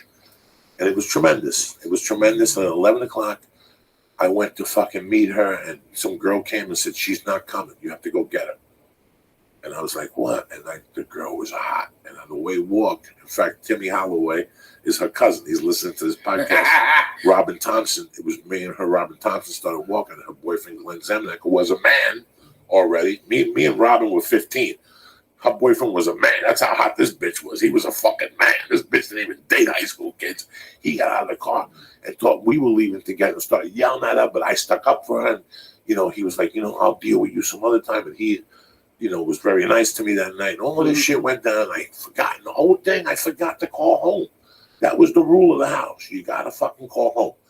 So Saturday night was this night. It was a Halloween party. But it was in those days, that year, if you look at 1979 map, Halloween was on a weekend. Me and Ghetto Boys are trick or treat. No, Halloween was like on a Wednesday. So, but the party was Saturday. Yeah. So it was like maybe, or Halloween was like Monday, and this party was on a Saturday. Those are the So it was like October 28th. You like trick or treat like 3 times. So what happened was I stayed there, and all of a sudden I realized it's 3 a.m. And I call home, and my mom answers. She goes, "What the fuck?" And I go, "Listen, I'm up here, but there's no buses." It was a Wednesday. It was a trick, but but what was the date on the fucking Saturday night, Lee? The 3rd. No, the Saturday before that. 27th. The 27th, because she died on the 8th, Lee. So she died Wednesday after that, not after the Halloween, 10 days after the Halloween. So it was a week and a half. She died a week and a half later. So she gave me the speech on a Sunday night, and she died November 8th. So look at it. You follow me? You see how it was the cop? Wow. So man. that Sunday, she goes, "I'm on the couch. What are you going to do?" And I go, "I don't know." She goes, "We'll take a taxi home." I go, "I'm not going to take a taxi home. I got other buddies with me. We're all going to walk home together." And I had done the acid and stuff. And the acid was coming down. I was getting like the little jingles and shit. So something happened. Somebody took a ride downtown. But by this time, we were talking. It's 5 a.m. I'm not going to call her back. She was already sleeping. And I'll never forget that my friends dropped me off. I had a ghost costume on. And I walked up the fucking stairs. And as I was putting the fucking key in the door, dog, she opened it, grabbed me with one fucking hand, and just smacked me across the face. She hadn't smacked me in 4 years, 5 years before that. I was a big boy, and that just wasn't her MO, to hit me. She would say, "I'm gonna fucking kill you." 2 years before that, she did light me on fire with a bounty roll. She told me how to Carmine Balzano's backyard. So, but she was pissed. She was pissed. She slammed the door and she goes, "Let me tell you something." She goes, "Someday you're going to be fucking married and you're going to have a fucking wife. And you better fucking call her every hour on the hour. That's the deal in this house. You can stay out all fucking night. I don't give a fuck what you do, drinking with your stupid buddies." She went off. But she goes, "All I want." And I'm standing there going, "You just smacked me in the fucking face hard." Like it was a hard smack to the face. Like it was still stinging. And she's like, "You fucking idiot. What the fuck is wrong with you staying out till 7 in the morning? Get upstairs to your room. I don't even want to look at you." And I was pissed. I'm like, I might even move out. Like, that's it. I might even move the fuck out of this bitch. Fuck this place. Fuck this place. Fuck you. No wonder your husband left you and the other one died. Fuck you. Dog, I went up. Holy shit, Yeah, this that was fucking real as it gets. That's real. My Man. father died at 37, Dude. and then one who was a killer left her because he hit him in the head with a fucking saint, a fucking Catholic saint or something. Which one? Guadalupe, Maria? No, Santa Barbara, the man that with the sword. He flicked a cigarette and she fucking waited for him to fall asleep, and she broke it over his head. Nobody could deal with that. He didn't even know what to do. He was lost. He was in a deep sleep. So that night I went to bed thinking, Was that after she got home from closing the bar? Yeah, they came home together and they were talking and they were sitting like this. He was sitting on a chair and something happened where she wanted a cigarette and he took it and instead of handing it to her, we were old school Cubans. Right. You don't throw nothing in that house. No, that's Instead of rude. throwing it, That's he fucking rude. He threw it at him. I don't give a fuck. What if somebody flicked a? Hey, can I have a cigarette? Like if say, It wasn't even if dark. I'm thirsty, It wasn't hey even Coco, lit. can I have a sip of your water? Sure, it And wasn't you even fucking lit. threw it in me. It's the same fucking thing. It's rude. It wasn't even It's lit. fucking rude. But my mom's demented drunk head. Oh, It was yeah. a disrespect thing, so she waited for him to go to bed. She hit him in the head. And he fucking left the next day. But so I'm walking up the stairs thinking, That's just. I'm walking up the stairs. Oh yeah. I'm walking up the stairs thinking, you know what? I ain't tolerating this shit no more. I'm 15 and a half. I get a job. I can live with the Balzanos. That was my plan. I don't need this shit. People hit me I and met shit. one of the Balzanos when I was working at Hasbrook Heights one time. Yeah, Pete. Yeah. Political Pete. So the next morning she woke me up again. And she's like, "Hey, I cooked something." She goes, "But let me tell you something." She goes, "Get up." And she got up. I was like, "Oh, fuck." She goes, "First off, I'm sorry to put my hand on you. You're too old for me to be hitting you. But number two," she goes, "I just want you to understand something. All I want out of this deal is for you to grow up and be a man. That's it. I don't give a fuck how you do it. I want you to grow up to be a man, okay? When you tell somebody you're going to call them, you call them." And she kissed me in the cheek and she walked out. And I didn't think much of it. I just sat there and I was like, you know what? Whatever. I'm a man. What the fuck is a guy? I am a fucking man. I was just sucking titties behind the high school last night. I'm a man. I'm a fucking man. I worked last summer. I made $75 a day, in my head.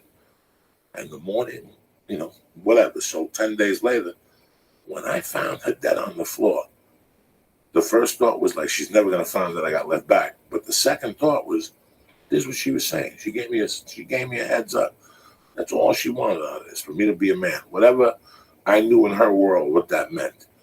But I just wanted to celebrate that. I know that she liked churches. Yeah. My mom loved going to fucking pretty. There was a church down the block from St. Patrick's Cathedral. This is in the 70s and 60s. And every year on February 26th, my mom would give the guy 100 and bring him a bottle of Chivas and whatever, flowers. And they would set the casket up like a faith casket. And my mom would do a fucking thing for my dad. And she used to say, I love fuck. We used to go to churches just to fucking look at churches. Even though she was demented, beautiful. She would go to churches. Then in the fifth grade, I was 10. That's 1973. And that year, something happened. The New York Mets went to the playoffs, the NLCS playoffs, against, look it up, Lisa, against the Cincinnati Reds. What am I looking up? Look up the New York Mets against the Cincinnati Reds, 1973. Oh, poor Mets. This is how the Royals whipped the shit out of them. they beat them with 17 spicks, and they did it right there. And fucking, who's that black guy? Spike Lee, he took his hat back off. Okay, Jerry Seinfeld was boo-hooing back to his $1 billion. Okay, all right. So what and the little team from nowhere, fucking no money Royals. I'm so proud of them. God bless them. It's an American dream. It really is. It's a fucking American dream. Good for them. Whipped them to death. At their house. What year was it? 73. 1973. New York Mets and the Cincinnati Reds. Tremendous. October 6th to 10th. And New York won the series 3-2. But they lost to the A's. Right. Pete Rose beat the fuck out of Bud Harrelson at second base. It was tremendous. when he was that year, sliding in. But that year, my mom, when I made my first communion, you were talking about Catholic religion. So what Lee did you? So you went to Jewish instruction when you were growing up? Yeah. Sort of, kind of. What days? It's Saturdays. No, it was Wednesdays a lot. Wednesdays and Sundays sometimes. Hey, did you have the little things? Oh, thank God. That would have been. Lee, you should let them grow now. You should eat some pot cookies and say fuck it. Just fuck with people's head. Lee, if you did that, you know what, Lee? I have no idea how to grow those. Yes, you do. How do you grow those? You just let it. Yeah, just let it fucking. What am I supposed to do pre? Who gives a fuck? I'm really like an asshole. So make it be mutton chops. Listen, everybody think you're a hipster faggot. It'd be great. You're not a model no more. What do you give a fuck what they think? You got a girlfriend? Get you some mutton chops. Get a little hat and get a mutton chop. Clear get you some extra dough from a sponsor. You can eat pussy and it doesn't chap we'll their get you some Jew wax. So you get some money on a sponsor. Oh yeah, man. Lee's Jew wax. Yeah. And get you one of them mustaches too. It makes you look like one of them fucking evil villains. Like you got a bitch tied up on a train track. That's what you need, Lee. That would be the look. Fuck yeah! Come on, Lee. You gotta do that. Come on, you got that stash. There's no way that's my look. Dude, that's your look. That's your look. And then shave your head, and you'll be a circus strongman. Okay, that's what you'll be. You'll be Sideshow Strongman. So I'm sorry, it's just cracking me my up. fucking mom. That hash was I fantastic. used to go to this fucking Sacred Heart School for boys, and how they did. What they did was you had to line up 8th grade, 7th grade, 6th grade. So to go to church, there was this bell, and you had to ring the bell. So Sister Anna would go, all right, 8th grade, and she'd ring the bell, and you go in. Well, my mom used to eyeball that bell because it was made from copper and it had a wooden end. And the Cuban big saint in Cuba, which is October 6th, like I gotta go with it. You're supposed to have a copper bell, and if you want money, you have to ring that bell. So my mom one day on the way home, she's like, just get close to me. My mom shoplifted the fucking bell from the church, and she would take it to the Met games and ring that fucking bell. So in the back of her mind, that bell was everything. Yeah. That bell was bringing her luck. Every time I'd see her, she'd give me a kiss and go, "You're a genius. That church is bringing me good luck with the fucking bell. The Mets keep winning." What you stole from the church The is one- bringing me the Lord. That's amazing. So every time the Mets would play at home, she'd ring the bell, and if she went to a Met game, she'd take the bell and put it in her purse, and she'd ring the bell at the Met game. This is true fucking story. This is how crazy. This is where I came from. Oh man, I know you don't have all this time, but have you thought about like trying to go back to 1973 Met game like video and see if you can hear the bell? That'd be holy crazy. shit! You're a You're genius. blowing my fucking You're mind. blowing my fuck. I couldn't. Dude. No. I couldn't do it. You would hear it too. You would hear it going Rusty Staub. She would throw chicken wings when he'd run back. She hated Rusty Staub, so she was on his side of it. No me ponga palabras, compadre. Yeah, I mean, she I only hated him. know some of what She you hated just said, and it still She- made me fucking She laugh. hated him to the point. Those when that she would- sounds like hard. She'd I'm not tell good me. at it. She'd tell me to the point, like the usher would go, "Denora, where do you want to sit? You know, do you want to sit in right field?" And I think Rusty. Where did Rusty Staub play? 73 Mets. Was it 73? Wherever Rusty Staub. They had a horrible. I think it was Rusty Staub and George Theodore. or something. Chicken wing, man. The motherfucker Oh, my mom used to get always so had pissed. to hit the cutoff. He was a right fielder. Yeah, he always had to hit So- the cutoff. That was the So story when on the that guy would, when the my dog, And so she's dog, still I'm doing getting chicken wings. goosebumps right now. Oh my god, that's So the best. here's the deal. New York The fans. guy would go, "Denora, I got side on right field only." So he would have to run past her. He would have to run past her. If she would sit there and he ran past her, she would lose her mind. She would go ballistic. All 8 times he'd run. "Oh yeah, Ruti, hijo de puta." She'd fucking yell at him in Spanish. And then if she was close enough, she'd throw chicken wings at him. "Oh yeah, hijo de puta." So when the guy would ask her, "Where do you want to sit?" and he'd say like, "Where do you want to sit?" My mom would go, "Oye, no me ponga para ese lado, compadre. Porque el tipo ese, no, I don't like that fucking dude." So she would sit on the other side. Who was the left fielder? Let's see. Oh god. Oh god. Oh thank God you give me a break. Oh god. Oh, Plus, my- they had Wayne Garrett on third, so she was in love with Wayne Garrett. If Wayne Garrett took his dick out, my mom would jump the fence and suck his dick and Tom Seaver at the same time. Okay. Your mom's got heart. Give me the team. Let's see. Hold on. By the way, this Friday I'll be at the Club Nokia here in Los Angeles. If you're a church member, please come in. I'd love you. I'd love to see you live. I'm going to do about 2 hours and blow your fucking minds. Go Come ahead. on, baby. What's the team? Who was the left fielder then, and who was the fucking All third right. baseman? All right. You want the left fielder or Cleon Jones? Cleon Jones, and who was the third baseman? Wayne Garrett. Yeah. Bad motherfucker, dog. He reminds me of David Wright, the hot corner they used to call it. And my mother loved Wayne Garrett, so she could tolerate Cleon. And my mother used to call Cleon Jones La Cleon. Vamos para la Cleon, compadre. Vamos a hablar con el negro. Because he was black, so my Yeah, mom right. would clap. And Wayne Garrett, she liked Wayne Garrett. But if you put her on the other side, she'd be tormented the whole game with Rusty Staub. She'd turn and look at me at the deep. I don't want to look at this motherfucker. I got to sit there and look at this motherfucker. So, Why did you like him? What did he do? he did an error. She No. lost like $10,000 one The time guy- because he dropped the ball, and that was it. That's it. Was My it he mother's dropped the world. ball, or was Yeah. it because I heard No, he did he something hit the- stupid. he couldn't throw it to first base. He had to hit the cutoff. I don't know what he did to my mother. My mom just didn't like him.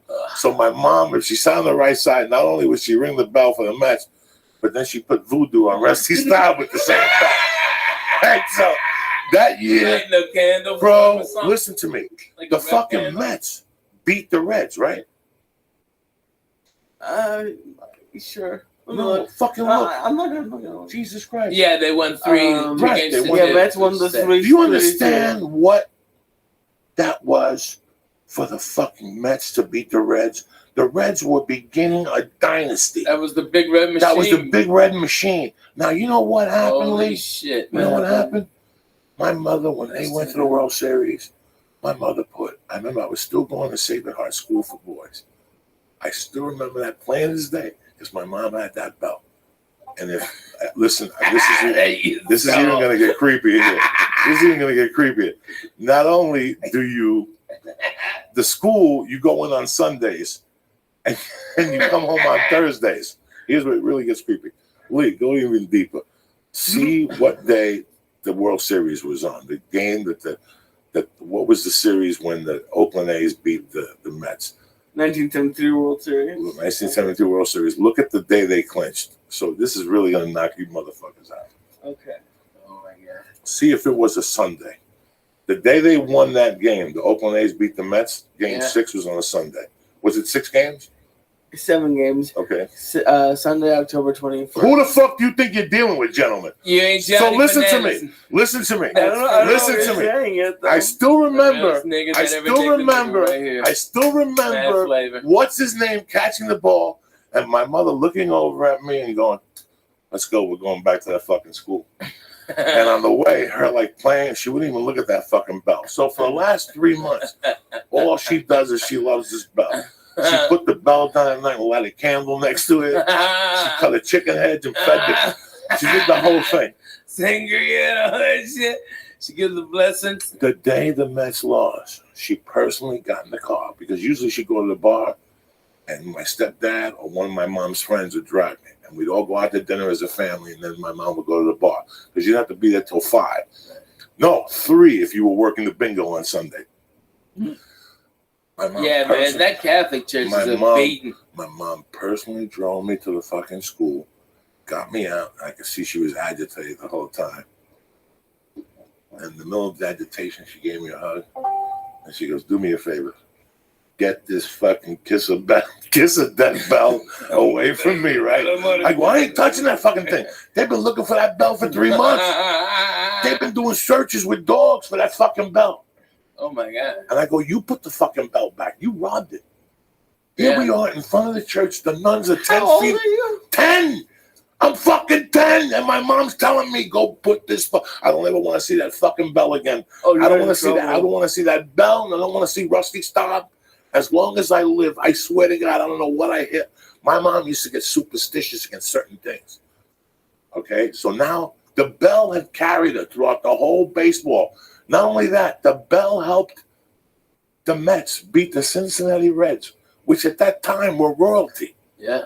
Okay. Now, because they lost in Game 6 or in Game 7, the bell was bad luck. She didn't want it in the fucking out. Take this fucking bell out of here. Like I said, she personally How drove. much you think she lost on that bet? Because you know she bet the shit out of the Mets. 50,000. Jesus. I hate that motherfucker too. My mother I'd burn that bell. My mother had a gambling problem. What women today think with those slot machines. That My ain't mom nothing. made you look like a fucking. My mom was a betting baseball. All sports? No, just baseball. Baseball and horses. And that the horses will kill you. It's every day. You can't do anything every day in life. She lost everything because of her baseball betting. Everything. And her teams for betting baseball were the Red Sox. At that time, and they were hot then. Those were one of the great. So this whole last week was really a more. You know, I watched the fucking Met games. I watched them. Did I cheer for them? I gotta tell you something. I was cheering for them up to when they went to Shea Stadium the first night, and when I saw them singing "Ring Me a Song," "You're a Shadow Man," whatever that Billy Joel thing, that was it for me. I was disgusted. I have never been that. That's not the New York I left. They were all hugging each other and they were singing Sing me a song, you're a piano man. And Billy Joel was in the top acting like Why a is that jerk so off. bad to That you? stuff drives me crazy, dog. That's a baseball field. You're supposed to go and throw things Hey, and ring bells and yell obscenities and shit. They've created it into something else. That's what pissed me off, my dude. That's why I got so mad. I might say, you sang for the 2 nights. Also, when they're getting beat up and shit. No, that's why I kept tweeting last night. Didn't you see what I was tweeting last night? Yeah. Where's fucking Billy Joel? Get him singing. That's the night they won. The night that he fucking sang that song.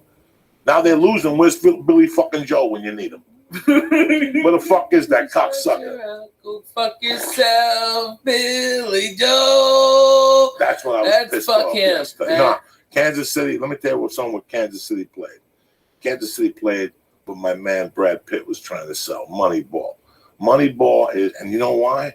Did you watch the series? Fuck yeah, man. Fucko didn't watch it, and I was disgusted with him. Are you serious? Did 'cause you I watch even that watched piece it. of shit Monday night game? Did you watch No. that fucking football game? That was No. hot garbage. What were you watching? I was here. He was here. Let me tell you What the something. fuck? You got Did you notice what you got a Kansas City fucking did? 9-foot TV behind you. No, he dumb don't dumb. like. He said he don't watch unless it's. The I fuck love the World you're Series. retarded. That's American as What were fuck. you doing? Were you playing some He shooting was here game? working though. He was He here was working. playing a I was shooting He was game. here working. One of those Let me tell screens you had one of them fake shooting Let games me, on it. no. He wasn't. He was playing. shooting somebody He in knows fucking Israel. in Belarus right now, and they're both cussing out dirty He fucking knows. Russians. He knows he can't. I know. He knows he can't he fucking was play googling games. his fucking cousins. All right. Whoa. Listen. Yeah. Did you notice what Kansas City did? And I love that. I hate when people forget about the game. Small ball. Small ball. Lee, they stole bases. They stole I bases. love when people steal. They put pressure. You really want to fuck with a motherfucker. And if you look at the Cincinnati Reds, the big red machine, that's all they did. Their job, the next time classic baseball, the Cincinnati Reds play, you sit there and you watch that whole game. And you're going to go, oh my God, nobody had more than 15 home runs. Yeah. Eric Foster. Small ball. Small ball. The main job they did Hit. was steal. Single. Get a single and steal. Stealing singles is something that's forgotten about in this Yeah, country. man. Do you know that's why Ricky Henderson played baseball so long and for so many teams? Because think about it. He played for the Red Sox. He played for everybody. Ricky Henny played for everybody. Listen, Ricky was goofball dumb, but he was one of the greatest baseball players to ever get behind. All right? This guy, if you've got a pitcher and he is out of business at 96 pitches, and Ricky gets on base with a bunt or a fucking single or walk sometimes, he gets on there, he jumps out. That That's guy's going to have to percentage throw baseball. over there 3 or 4 It's times. percentage He's baseball. going to wear out his arm. They're going to have to bring that middle reliever that's a piece of shit that hadn't worked in 8 days in, and then they have to go through 3 closers. So what do they do the next day? Ricky Henderson blows out their next guy. That's what genius small ball is, and that's what they did, man. They That's what played Kansas City fucking did, great man. baseball, man. They played Great fucking baseball. just. If you Beautiful like watch college those ball. old Cincinnati Red games, their leadoff was always Joe Morgan, and he always stole. And once Geronimo came on, those fucking Indians, those Geronimos, they go crazy. And they had like 3 people who would steal on you. Pete Rose would steal on your ass. Pete Rose wasn't a thief, but he just, they just guerrilla you. And if you watch those, there was a game I He watched was the on smartest Classic baseball Baseball player. maybe 8 years ago that they actually showed the fucking pitcher just going like, I don't want to deal with this ever again. This was not baseball. This was torture because it's small ball. It's slow torture. Every pitch, something happens. There's always something happens. Every time you let that ball go, it's either a single, a bunt, or this motherfucker's stealing. That's torture on a pitcher. He Yeah, can't you got focus. to duck. You lose your concentration. It's fucking crazy. And that's I used to love baseball. I used to know everything about the Red Sox. There's 162 games before the postseason. I don't have time to watch all those games. It's I don't know. Well, not every one of them, but watch one of each series and feel like a fan. You know what I mean? I like the Houston Astros. I started stand up there in '90. I loved them. Me and John Westling, we went for a foul ball, and little kid was going for a foul ball. We were stoned out of our balls, And instead of me squashing that kid for that fucking foul ball, I broke the seat, okay? And the kids got the ball and everybody's cheering and we're on the big screen and I'm holding that chair together, motherfucker. I got my left hand holding the chair up, okay? And John's laughing. He goes, you broke that chair?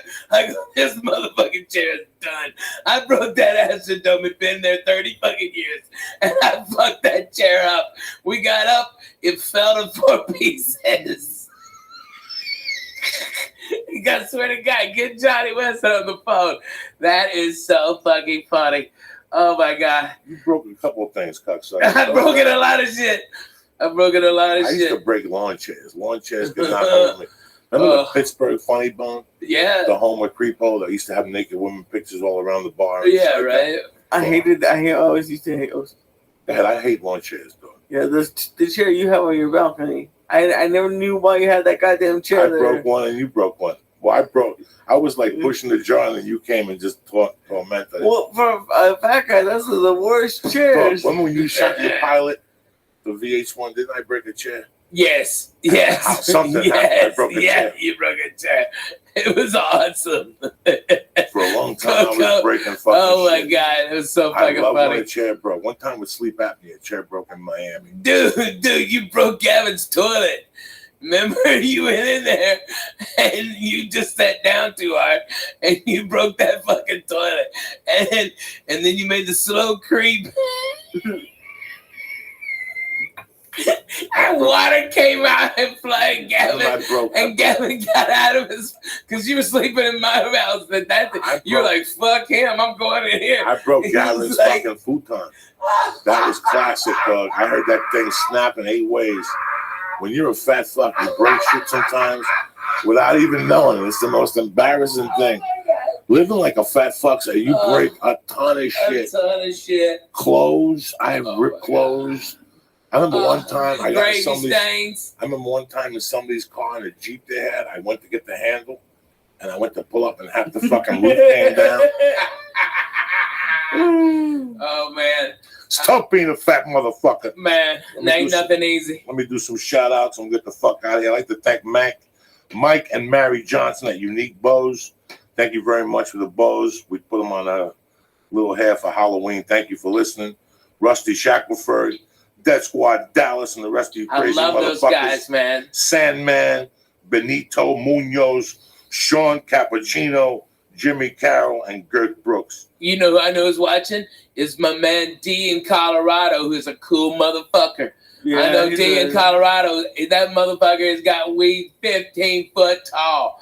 15. Oh, yeah. I know the biggest ass buds. He's a good dude. Dude, he's a great guy, man. That guy's cut from rare. I just talked to him on Twitter a couple of days ago. He's a good dude. Yeah, he's a good dude, man. He's a good dude. I like that. You have to do that. What's up with you, Tarzan? We're going to kettlebells tomorrow? Hell yeah. You staying for jiu-jitsu? We're going to bust it. We're going. What the fuck? Sounds going to kill us. Let's do it. Let's fucking go. I got shit on. I got to take headshots on Wednesday. Stupid shit. Yeah, I'm going in and out. All right, you fuckers won't get real. Okay, we're 3 fat guys. You're going to talk about workout sessions now?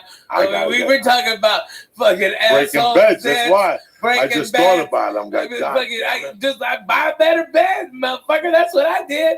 Fuck it. Fuck breaking them. Buy the best. Bro, he wants me to flip over my back. I can't do it. I've never in my life been able to do it. He's like, oh, just do it. I'm like, can't. It's never going to happen. Who gives a fuck? You go there and you do the best you can. Don't worry about doing that. Oh, you can't do something. Oh my God. Do something. No, I know. I'm just easy. Okay. I can't believe I can join this conversation, but I can actually and be relevant. Holy shit. Okay. I've been trying to limber up and like, because traveling so much, it hurts. And so my doctor, as part of, I broke my wrist, has said, as part of my physical therapy, go to yoga, okay? So I'm having this one-on-one with this yoga instructor, okay? All right, and I'm going down, and I got my legs spread as far as I can, and the fucking yoga mat split in the middle. And my balls hit the fucking floor, and I almost passed the fuck out. My fucking thighs have been killing me for 3 weeks. Dude, I swear to God, I did the full splits like I was trying to block a goal. It was the worst. Oh, you ripped it. Oh my God, dude. I think I ripped my groin muscles, all the shit. I ripped that yoga mat right down the fucking middle, Coco. You're the first person I've said that to because it's so embarrassing. But those fuckers will rip if you get fucking 450 splitting it. Oh, Jack, I busted my ass. I couldn't. It took me so long to be able to get up. I didn't even know what to do. The instructor just pushed me back on my back, and it eased up. But oh my God! But one of the worst things that ever happened to me was when I drowned at the YMCA that time. That's the title of your book. That's the title of your book. Oh my God! As a fat guy, I was never more embarrassed in my fucking life. I've done some fucked up shit as a fat guy. And I don't, you get embarrassed about being fat. You can't fat shame me. But the time I almost drowned at the Wiley fucked me up. I didn't say nothing for like 2 months. I didn't say nothing. I just snorted coke and tried to hide it and shit. That was embarrassing, though. I was just starting to lose weight. Things were going great for me. I lost like 8 pounds. I was still snorting blow. I was doing big blow. And I fucking got up one morning and Terry went to work and I overslept. And I said, fuck it, I got to swim. And I went over to the Y and the Y is packed. I used to go to the Fat Man pool. It's this little Russian pool, right? It was like 4 feet, but it was 96 degrees. So it's like a therapeutic pool. And I would walk around and then if there was nobody in there, I would do laps. And then it's short laps and nobody would see you. If you go to the big pool, there's kids and people see you and there's lifeguards. I was still too embarrassed. I'm not going to be a fat guy who wears a t-shirt in the pool. No. But I am. I'm a hot mess. You don't want to see me. I said, fuck it. I keep all this head. I'm going to go in there without a t-shirt. Lee, I was 400 pounds. There was fat everywhere, Lee. And I'd sit in the sauna and I'd make believe like I was losing weight in the sauna. Then I go in the steam bath. Then I jump in the pool. And I do this every morning at 5 a.m. I did this to start off, but I was still snorting blow. So in my mind, if I ate sushi and I went to the steam room, I would sweat the cocaine out. I wasn't a fiend no more. So now it's 2 in the afternoon, Lee. I go across the street to the Y. I'm still a little hungover on the blow. And the fucking steam pool is packed with kids jumping up and down. And I'm like, I can't do my fucking laps. But the adult pool, the lap pool, was wide open. Oh, shit. I go, fuck this. I swam. I lived in Boulder. I've been swimming for 3 weeks. I'm ready for the big fucking pool. Why am I swimming with these fucking fat fucks for? I went over there. I put my name on the blackboard, guys. I put my goggles in. And on the deep end, I jumped. Just the cold water hitting me, bro. It just shocked my body. Just shocked my fat little body. And then I'm trying to swim. I'm swimming. I'm putting everything I can. I'm turning my head. I'm remembering my form. And I look up, Lee, and I haven't even moved like 5 feet. I'm fucking sideways. But by this time, I'm out of air. Like I was smoking 2 or 3 packs of cigarettes a day. I'm dying. I'm 10 feet out, but I can't swim back. And my feet can't take it. So I'm just holding on to the rope. And people are swimming by me. They're going, come on, let go of the rope. Come on, swim. And I'm like, guys, I'm dying. I'm trying to get the shortest distance was this way. If I swam vertically to the fucking wall, I'd never make it. So I had to swim this way. So I pulled myself like Spider-Man throughout the rope. And I get to the wall and I'm huffing and puffing, guys. I mean, guys, I was fucked up. Seriously. That's when I realized this has to end. And I'm holding on to this and I can't kick no more. And I'm out of oxygen and I'm holding on. And I got my fucking chin on the thing, just holding me. And some kids are like, Mister, are you okay? And I'm like, no, I'm not okay. Help me. And they're like, come on, pull them out. And all these little kids get together, these little Mexican kids, and they're trying to pull me out and they can't pull me out. They're like, 1, 2, 3, pull. And they're pulling. I'm like, and I'm turning purple, Lee. I mean, Lee, I'm not breathing. I don't even know about breathing through my nose. I'm starting to panic. People are starting to circle and look around. And these little kids can't pull me out. They're like, fuck it, ring the buzzer. And they ring this buzzer. And it's going, wah, wah, wah. And all of a sudden this chick gets on the thing and she turns this thing around, and they're actually going to make me, listen to this, they couldn't get me out. So they were going to fucking drop a hoist into the pool, and they wanted me to swim into it, and then they were going to pull me out like a fucking whale, like orca. And by this time, there's 50 people watching me. You have any idea, Lee, how embarrassing that is? I got tits, they're by my stomach. Lee, I'm purple. And they're like, swim to the middle. That must have sucked. Get to the middle, and go in, and we'll drop the hoist. And the hoist will pull you out, and then we'll bring you to the side. Lee, by that point, I'm so fucking embarrassed. And now, out of the corner of my eye, I see ambulance tech workers running in with a fucking mattress like I got shot in Vietnam. And something made me put my fat little foot over. I just went, and my fat foot got over, dog. Oh my God, that thigh must have weighed 1,000 pounds. And I fucking pulled myself up and I rolled down like orca. I just rolled down to the pool. I got up, and I got up right in time. As I went through the fucking door, the 3 ambulance workers were running in. They're like, where is he? Like, that's him. And I just walked right past him, dog.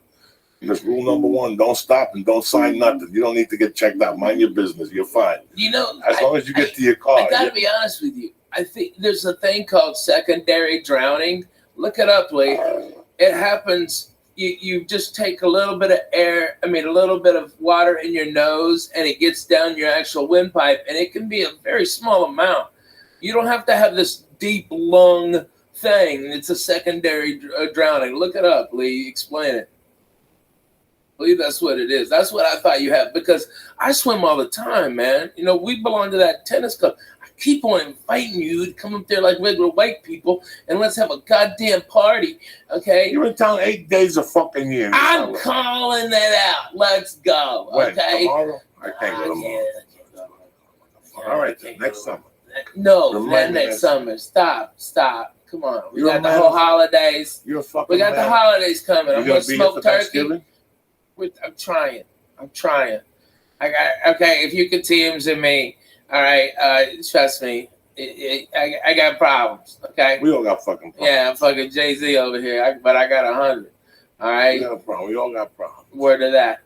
But you know what? She's fucking being so great. It's so, like, freeing for both of us. And I still love her. I'm in love with her. I love my babies, and that's why... You know, this wasn't an acid trip night, you know what I mean? It could have been, but it just simply wasn't. I got real shit to do tomorrow, you know? I've got 2 beautiful babies that love their daddy, and I've been getting so much bullshit, you know, about me and the wife filing for divorce. Truth was, she was just responding. They only check LA records. She was already, I had filed on her like 10 days before. Okay, and so there was going to be this big jurisdictional battle, and then my lawyer in Tennessee goes, you're going to spend about $150,000 just fighting over what state we're going to have the divorce in. Okay, not counting my money. All right, I was supposed to write a retainer tomorrow if she wanted to go to war for like $50,000. Okay, it's retarded. All right, and we're just being cool. It's like, my babies, I always want them supported. My wife will never want for anything. She'll have the house that she designed, okay? And she can be free, and I'm a miserable person to fucking live with. Not that I'm a fat piece of shit. It's I'm work all the fucking time. I'm always. And I've got babies that have to be in school. But since this shit broke on the internet, man, they had people taking pictures of my kids, man. It's like, motherfucker, I'm the guy. You know what I mean? It's like I'm the guy behind the microphone. You know, those are my babies. And they're just being fucking dicks. You know, I couldn't even go hardly trick-or-treating with them. With people all fucking up in my business who I never even knew. I wanted to slap so many motherfuckers. I couldn't take it. I just sat down. Because everybody knows my fucking business, but they also know my babies, and they go, yeah, their parents, you know. And everybody up there is either swinging, fucking divorced, fucking somebody else, or doing coke. You know, there ain't no innocent ones over there, but they're throwing stones. But man, they're coming at. Let me ask you a question. Yeah. So, you told me a story that was fucking hysterical, and I didn't understand it. Because you're a funny fucking dude.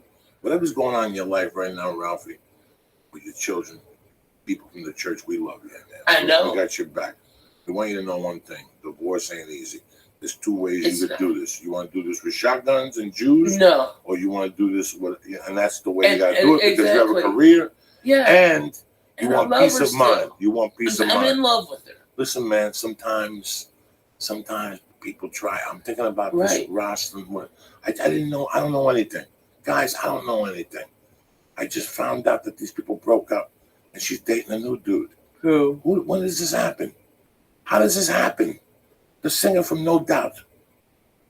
She's Gwen dating, Stefani? yeah, she's dating the judge from fucking the show or something. He broke up with his wife and she broke up with her husband after 14 fucking years. And they had like a thing today, like That these two Blake together. Shelton guy? Yeah. You know, listen, man. People in life sometimes don't get. I pray every day that Blake Terry Shelton. stays in love with me, and I keep it together with her. I pray every day because I know how quick it could go. And the longer you're with a person, the harder it fucking is. And when you have children, it's even fucking harder. It's So so hard. there's Coco. two ways to do a divorce. You could either A, Go to war. go to war, or B, take a fucking few lumps in the head, which you're gonna take anyway. That's all. You're gonna take anyway. I've Just taken that my whole just life. listen, It ain't no big listen. deal. either 10 people could hold you down and put a big black dick in your ass, or you could just take a fucking white flag, get naked, put it on your back, turn around, lube your own asshole, and let him do what the fuck he gotta do. Okay? You know what? A dick in the ass hurts both ways, but I tell you what, it hurts more if you clench it up. She you didn't clench do it up right there. anything wrong. She didn't do nothing wrong. And you know what? She did help me in my career. You know, the truth is, when I got Last Comic Standing, okay, Jay Moore, dickhead, called me on Thursday, go, hey, I need you for an audition. I was in Hawaii working at the Laugh Factory, and he said, come back. I need you here on Saturday. And I looked online, the cheapest ticket for round trip, because I still had to finish in Hawaii. There's nobody on that fucking island who could have done it, right? And so I had to come back, and the ticket was like $1,100, you know, and that was 2 months rent, man. That's real fucking shit. Like for a maybe, for a big fucking maybe, and I rolled the dice, and I couldn't afford it. Lana had a credit card that her mama gave her for insurance, and she put it all on there. And that's what launched my whole career. So does she get half? Yes, motherfucker, she gets half. Okay? She should get more than half. She's going to be drawing a salary from my place. She's going to be getting alimony like a regular white people, because we're Jews, you got to respect. All right? My babies already have big things set up for them. They'll never want for anything. They'll never have what I went through, you know? And it's like, that's what you want. That's what you But want. now they're coming. It's just so irritating. It's like, you know, they're just dumb.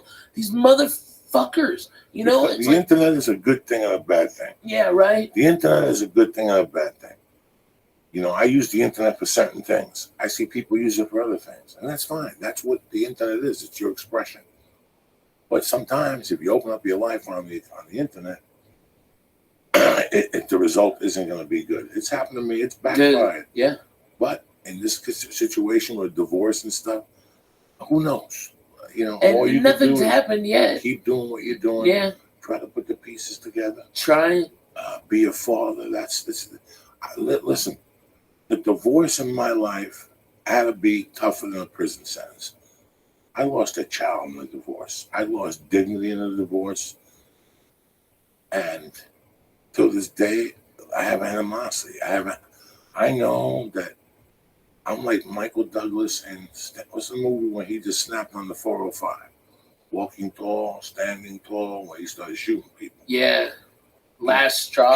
When I saw that movie really scared me. Why? You ever see that movie? Where he goes nuts on the 405? Yeah, he's lost his And job. the drug dealer goes to mug him, and all of a sudden he shoots him, and he goes, you want my briefcase? He's pretty funny in that. and now Duval is looking for him. It's a cliche type movie, but I always saw that happening to me with my ex-wife. That's how bad of a divorce it was. I forgave my stepfather. To this day, I talk to old school Cubans, and they always say, "Fuck him. He never gave you what was coming to you." You know what, son? I gotta go get what was coming to me. That was my frame of thought back then. He didn't give me my mother's money. What do you want me to do? You want me to shoot him? For 3 years, I lived with that. I was preparing to hide under a car and grab his foot and shoot him. Where's his money now? So I shoot him and kill him. How am I going to get his money now? So I had a terrible idea. And I hated him for fucking years. And one day I go, what? This is the guy that raised me. Would you give me $300,000? What was I going to do with it? Was I going to invest? Was I going to buy a building? No. You'd be dead. I was going to buy a coca plant off some fucking... Fuck yeah. So in a way, he saved my fucking life, you know? So I forgave him over the years. And I forgave him. That was it. When he died, I didn't go to the funeral. I sent flowers. I went to see his wife, and then she died. But I let it go. I let it go. I got to tell you something. I had such a bad I don't have divorce. any anger. I have right only now you don't. love. No, I know. I don't Listen, care. right now, I've I already seen all understand. the numbers. I just love my babies. I have to get another place here, and I hate it out here. Listen, it has nothing to do with numbers. Okay? There's levels of a divorce. Oh, When she walked out of the house, she goes, listen, I'm just going to be a mile up the road. You come over anytime you want. Let me just get some space. And I was cool with that. I'm like looking at it going, this is a dream come true. I could work on comedy. I wanted to be a fucking comedian. I just got out of prison. I was doing the working stiff stuff, and I go, fuck it. I want to do fucking comedy. And all of a sudden, it went from one thing to another. I hope it doesn't go there for you.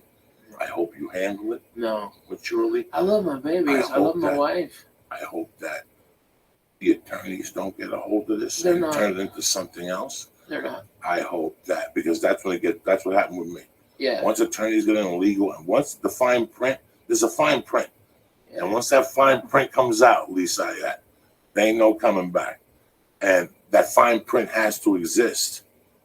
It has to exist. The law says it has to exist. And sometimes that hurts, you know. So, you know, you have our love, you have my love always. I call you every day. I hang up. I know. I send you videos of the little Spanish guy.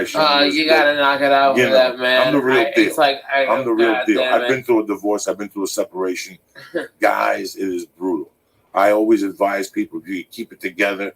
Keep it together. Well, no, I disagree. But if there's no love, there's no love. If there's no love, there's no love. You have love. No. So there's something we still both there. have so much love for Right. each other, but it's like, here's the real deal, okay?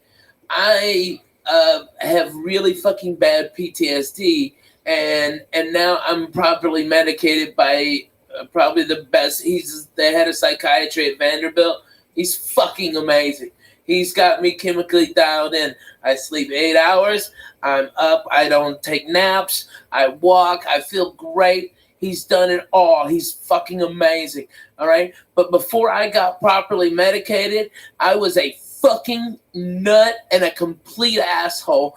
Okay. You know what you do after 2 years You of showed up at my denying? house with the Elvis glasses. You started to wear me that day. What question did you have over that? No, it's not a question, but it was just my parents got divorced when I was in high school, and I actually had wished they got divorced earlier. Like they said, like we stayed together because of the kids. I I back know you then, love your wife. even back then, I thought she loves it you would too. be better just to have like You're a. just a tough dude. This is you know. I was listen, dumb. man. I was dumb, Ralphie, but I feel great now. let's get some. I got a lot of redemption. Let's get something on the air. Last Comic Standing is a great show, and it shows a lot of comics to the country and a lot of vice versa. I don't even know what the fuck I'm saying. When Ralphie was on Last Comic Standing, he was already a brilliant headliner. Ralphie was already headlining, people paying tickets to go see him. I mean, this just accelerated the program where now these kids become somebody. Ralphie May was already somebody. You follow me? Ralphie May was already somebody. It went from one thing to one thing, Ralphie. I judged it. I was there. I was there when you were, you know, cooking for us with no money, and also next thing you know, we're sitting on Wilshire Boulevard with a jar of weed in the living room, and people just sticking their hands in it, taking weed to go, and he knew it. He didn't give a fuck. Take it. That's what Sean That's Rouse what it said. smoked the fucking whole thing. Yeah. I mean, every time he'd see me, give me $200 to do what you do. It's hard on a person, never mind on a marriage. Yeah. This has been a journey for you, and you've learned. And now, I hope that you keep it together. I hope that Man, you I've find got a way so much more peace in my life. I've got so much less stress and less anxiety. I don't have nightmares every night. Now you have the PTSD from Spellbinders when you fell. No, that's You hilarious. see the bottom of the hole. Hey, that was 12K. Shut your mouth, cocksucker. That was a good angle. All right. I broke my fucking ball, but hey, I fucking got 12K out of it. Work to the mother. No, it's when I had bilateral double pneumonia and a pulmonary embolism, and I had to stay awake for 9 days because they said if I couldn't help my lungs expand, I would die. And I had the blood clot was so big that because I had pneumonia and I'd broken 2 ribs from coughing, and that's what caused the blood clot to go right. It was right here, and they said that a radiologist was going to come in at 7 a.m. and enter this vein and go into that and find it right there by the lung. And he goes, "You have to be awake. We can't give you any anesthesia, and it's inside you. It fucking hurts in there, man." All right, and that they're gonna. You got a 5% chance of living. Okay, if it blows the clot out, okay, you fucking live, and if not, you'll bleed out in your brain and you'll have a stroke. Good luck. Hey, sleep tight. Boom, motherfucker. I was fucked up, Jack. That fucking snap. That snaps your fucking head, dude. And so what I've been doing like a lot of PTSD groups, okay? And they're always like, "What the fuck are you doing here?" And I'm like, "Look here, cocksucker. I'm just as fucked up as you are. And let's get to the real deal. Let's talk about some shit." Oh, like you didn't even know about. I mean, you know how many times I've gone overseas for the fucking military? Like 19. I'm in a 44 forward operating bases in multiple war zones. Okay, by the way, Afghanistan this time of year is fucking beautiful. All the Taliban's turbans change colors. It's like those dirty motherfuckers. They're like reds and yellows. It's beautiful. Okay. But I've been there, and then they start getting real, dude. And man, and those guys get real. It gets real. You know, I mean, it's like, I know it sounds stupid, right? But you're absolutely right. You know, Ralphie, man, I gotta tell you something. I'm sitting here across from you. We'll end this podcast in a couple minutes, but I gotta tell you something. It's I'm 52, man. I've had a great life. I laugh. I love being upset and then laughing. I live to laugh, people. I know sometimes I come across as a prick. I love giggling. I love laughing. I have a lot of regrets in my life. I did a lot of fucked up things. I was talking about my godfather before. One of the biggest regrets I have, that we didn't have the money to do it, Ralphie. What a mistake that. What a mistake that we could go back and rewire that apartment with a camera.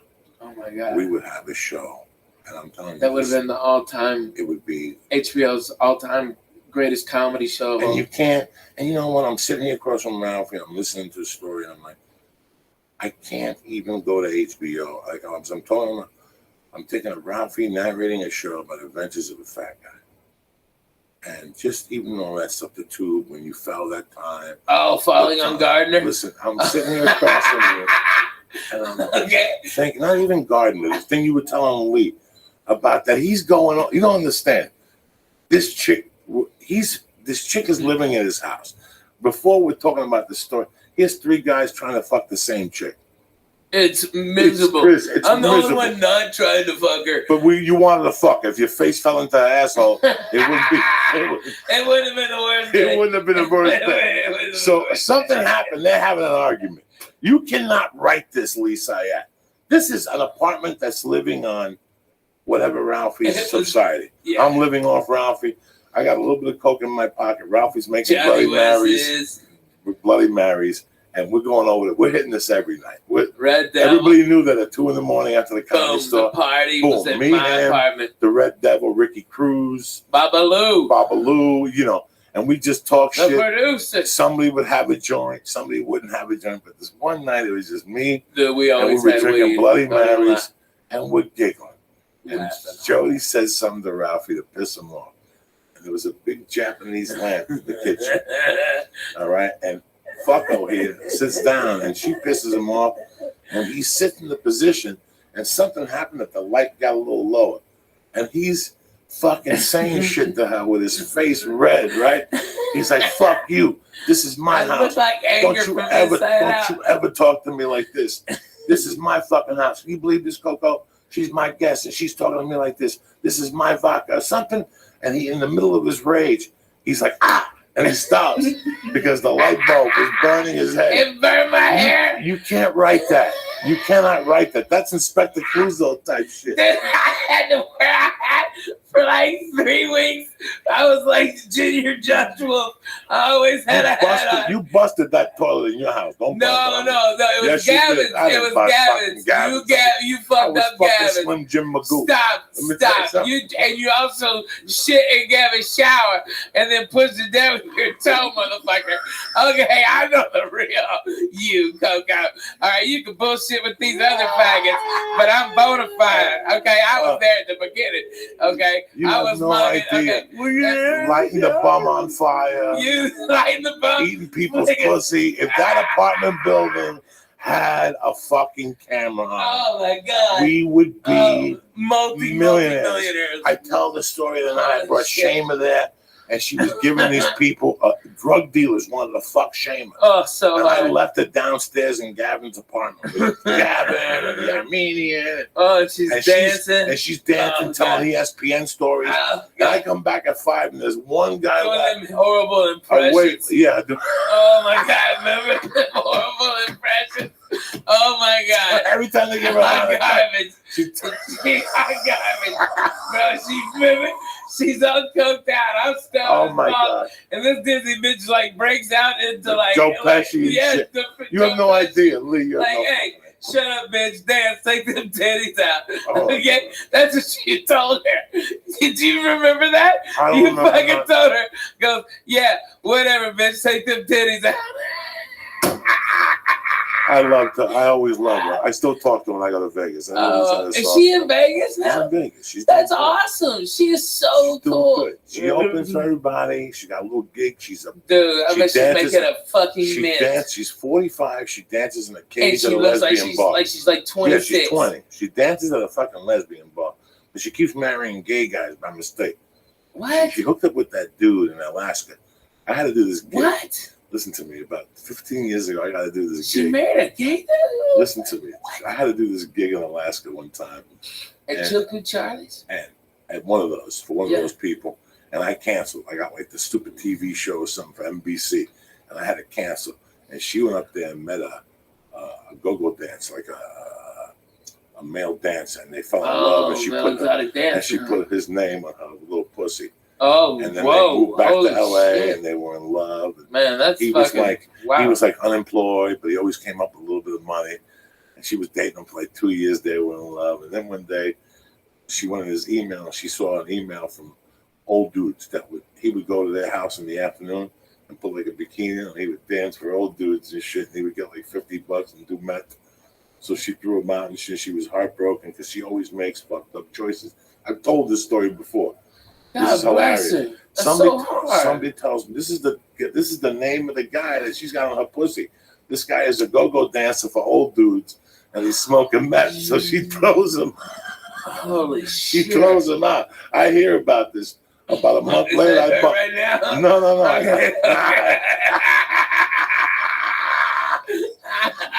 I bump into her, and she says to me, "How you doing?" Blah blah blah. We're going back and forth. I go, "Hey."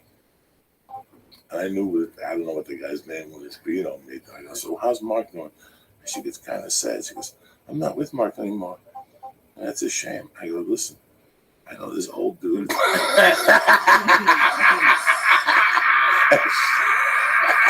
Oh, you know what? You know what, She's- Shava? You gotta give it up to her. She's just She is a queen of a ball buster. She will give it, but she will fuck fucking take it. I tell you what, she takes it better than a lot of fucking She's bona always- fide you know grown what? men. She's always at. Well, she She's came up. fucking funny. She came up at the comedy store. She came up at a Hard. fucking comedy club. When nobody Her mother's a wanted- biker. Her mother's Gemma.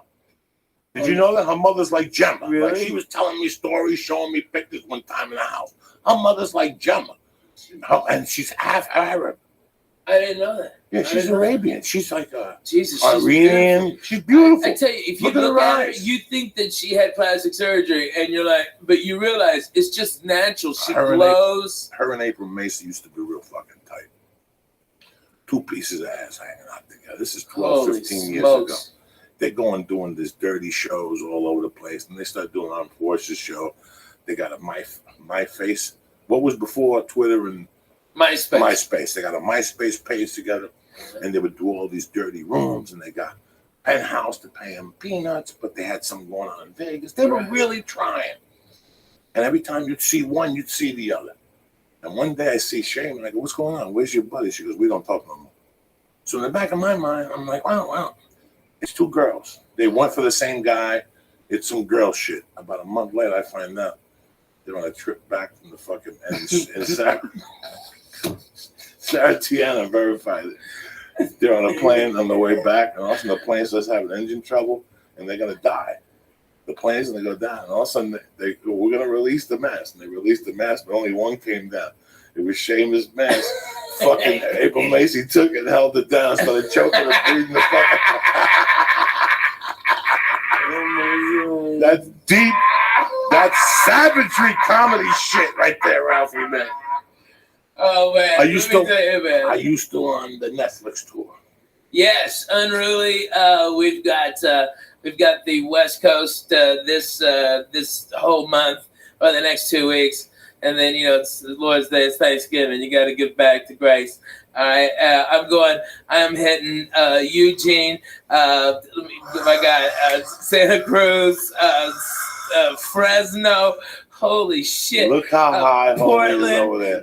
Portland, I don't know what I'm on, but man, this is great, Jack. No. Seattle. Look at the flying Jew. Oh, he is fucking in sumo land. Jesus Christ. Look at you. Oh my Dude, God. I'm telling you, Lee Zayat, get that mustache. Look Like at them that. villains. Get that mustache. What's the all matter, twisted dog? up.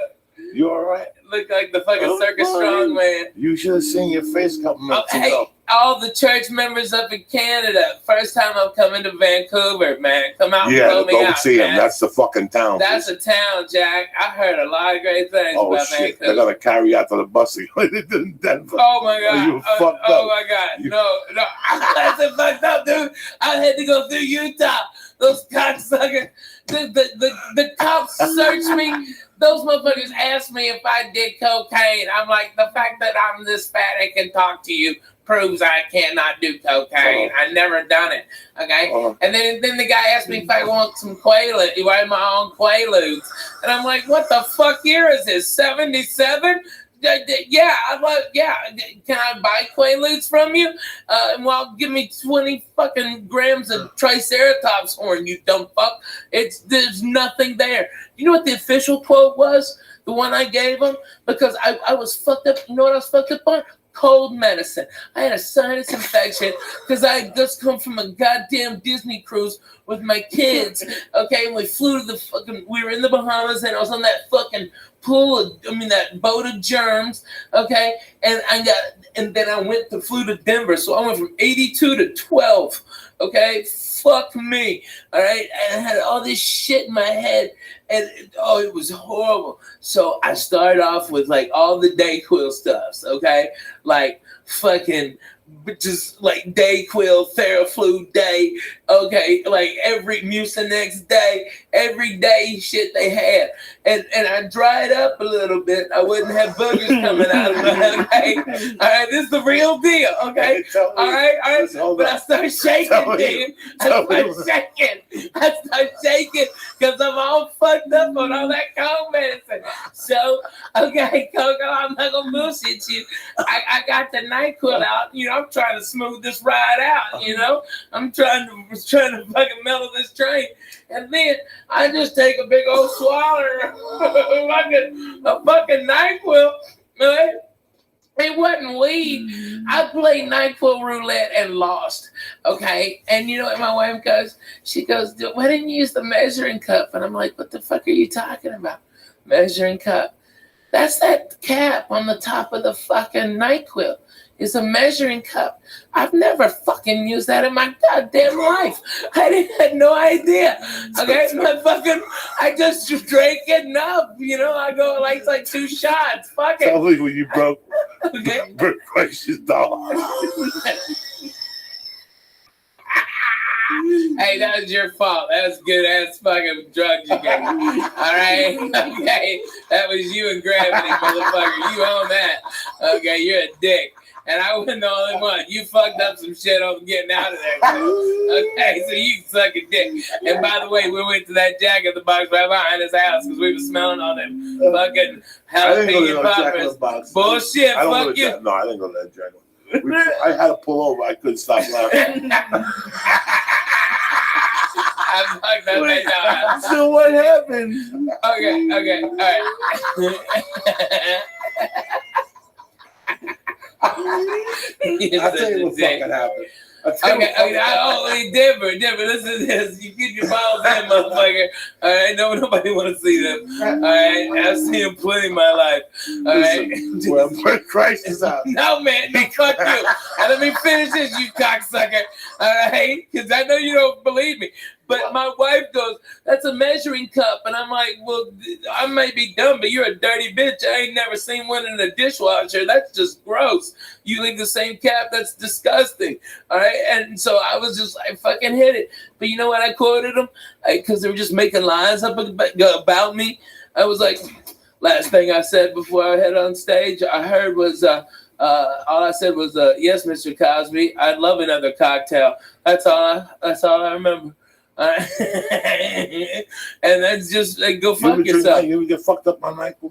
Dude, I was so fucked up on NyQuil. You get a bottle of NyQuil, we'll give you a star of death, and we'll smoke a joint. It's all over.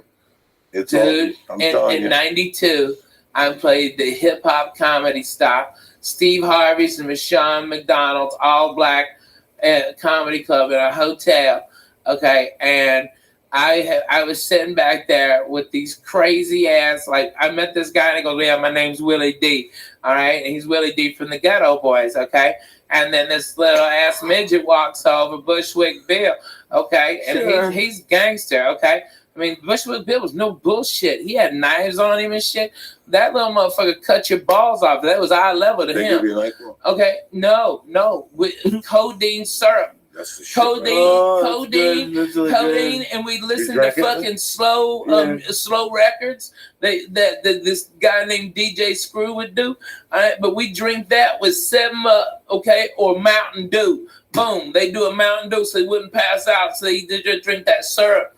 All right, and we was fucked up. How much would you pour in? Because I only, like, every time I get bronchitis, I'd get Dude, they poured a lot in mine. Okay, they poured a lot, and they shitload, and a lot of them was putting that. What's that?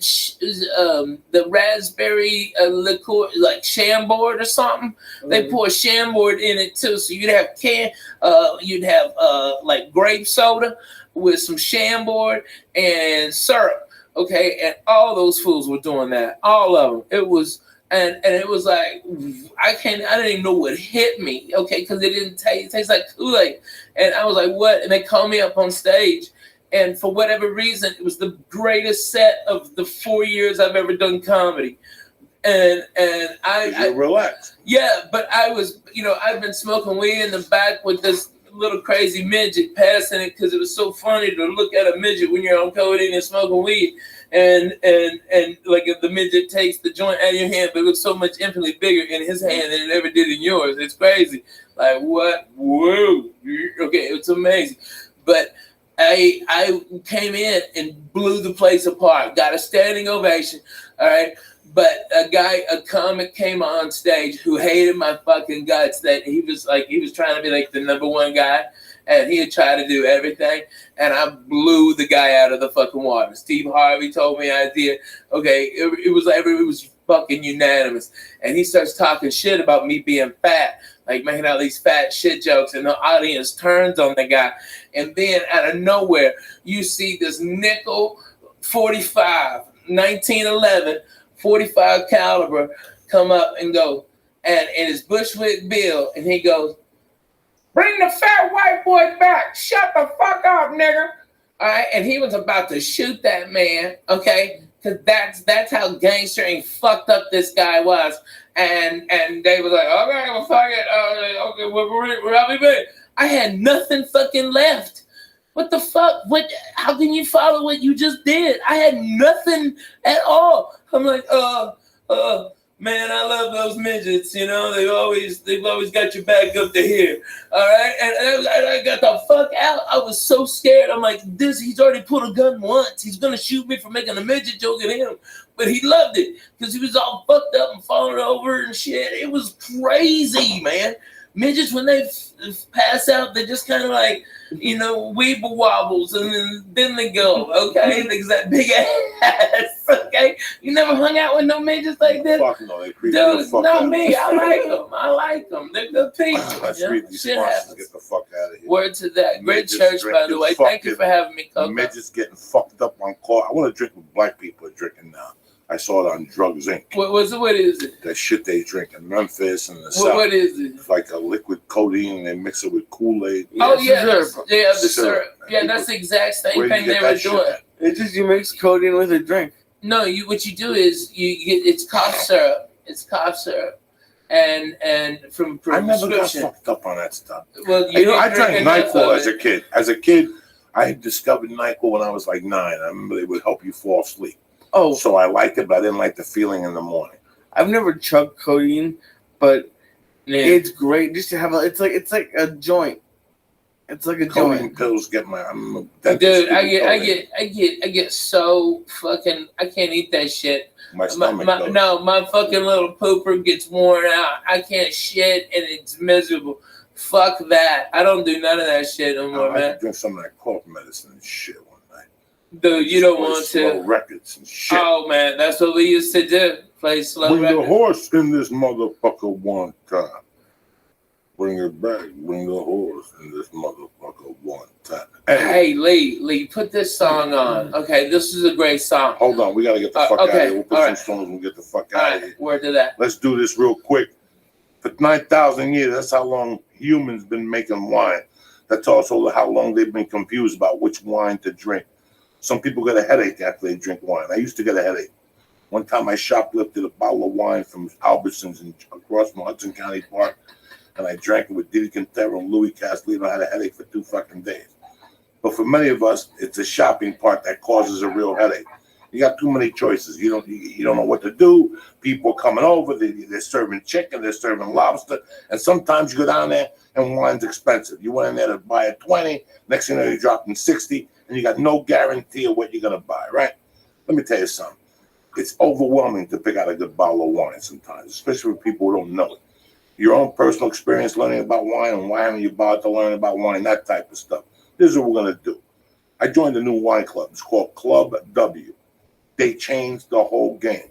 It's easy. You go to clubw.com and you answer 6 questions. The algorithm, whatever you say, algorithm creates a palette profile just for you. I don't know where the card is right now. It's pretty cool, man. If you've ever seen anything like this, Club W is leading the grape to glass wine revolution. What means is they cut out the middleman.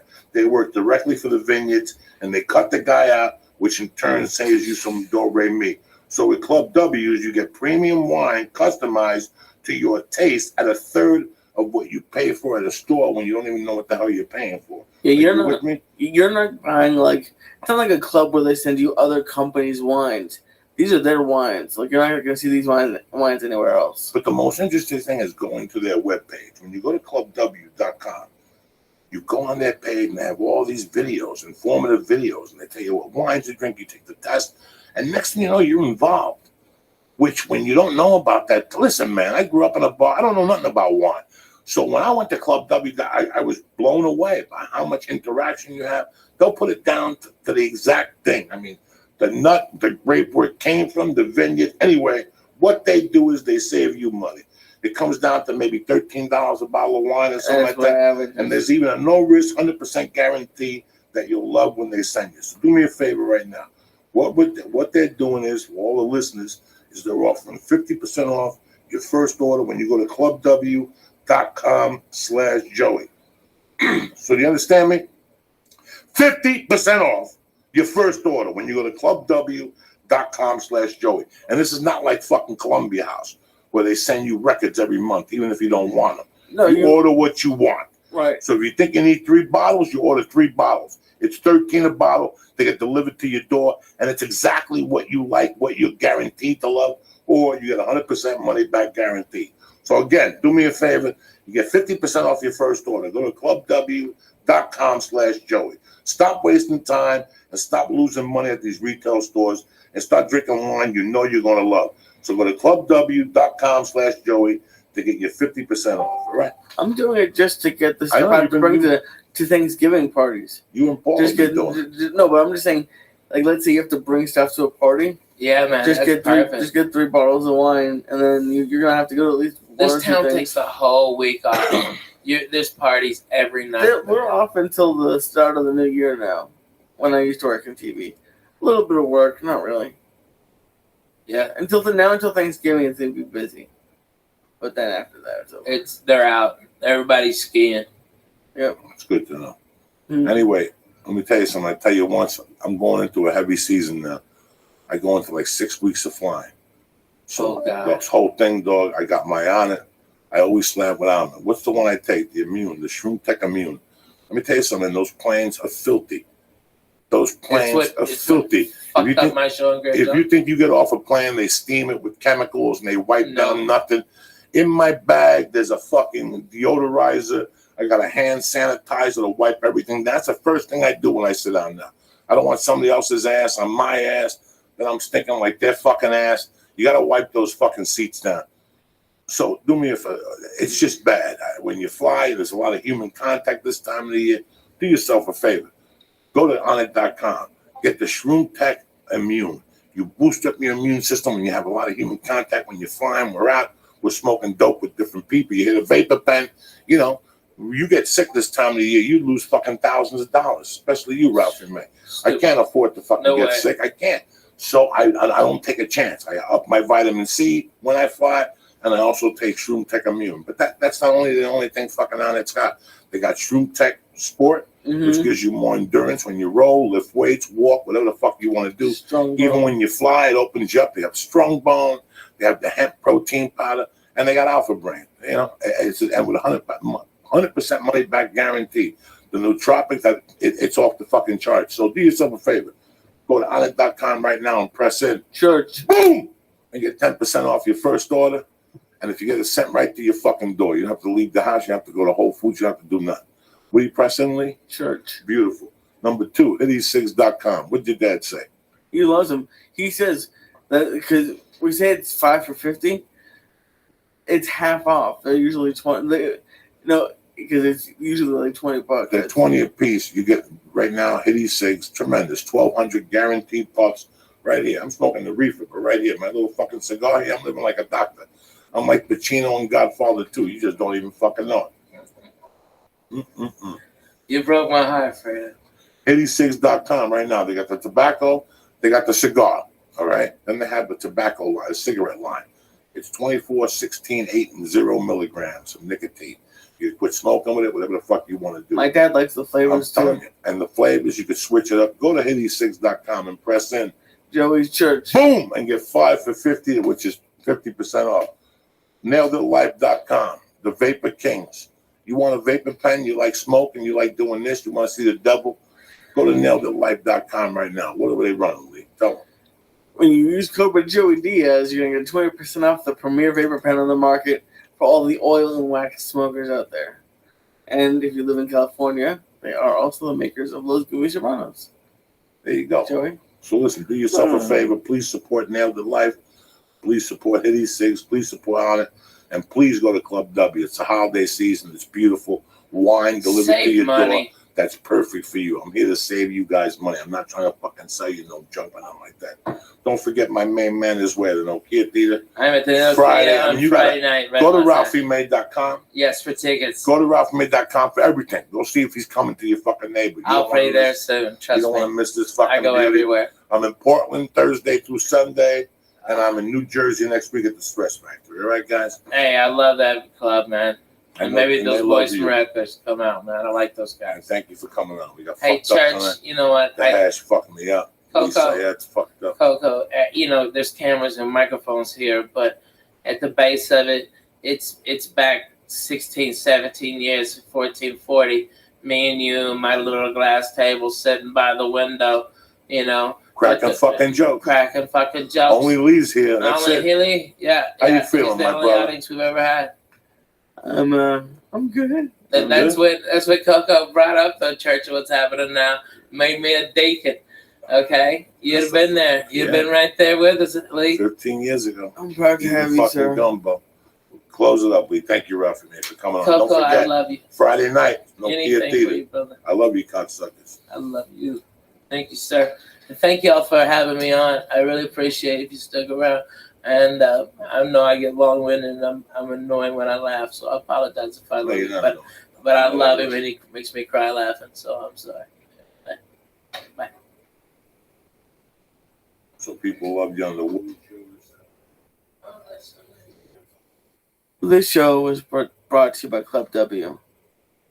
Go to clubw.com/Joey to get 50% off of your first order. That's right. Go to clubw.com to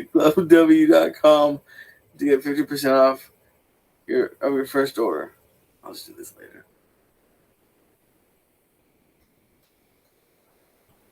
What do you want to close with, guys?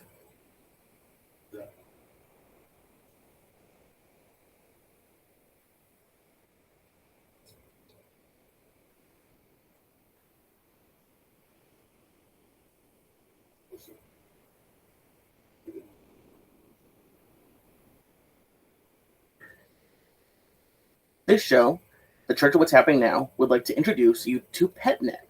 Stop worrying about feeding your pets the wrong amount of food every day. The PetNet Smart Feeder will feed the healthiest portions at the right time, every time, automatically. Go to PetNet's, get your PetNet Smart Feeder, plus free shipping when you go to petnet.com/Joey. That's petnet.com/Joey, petnet.com/Joey. Show is also brought to you by Onnit.com. Go to Onnit.com and use code word CHURCH to save 10% on all of their optimization products like Alpha Brain, Strong Bone, New Mood, Shroom Tech Immune, and Shroom Tech Sport.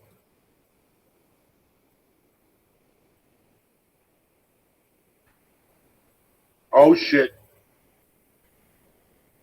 The Church of What's Happening Now, bitches. Kick that mule, Lee. Monday, October 17th. The day the devil was buried at sea. Lee Sayat. Ralphie May.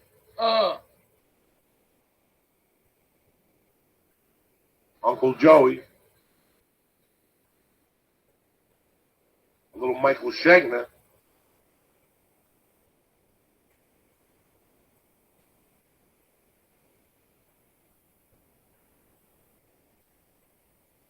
Oh shit. Break out those fucking bazookas. Uncle Joey's in your living room tonight.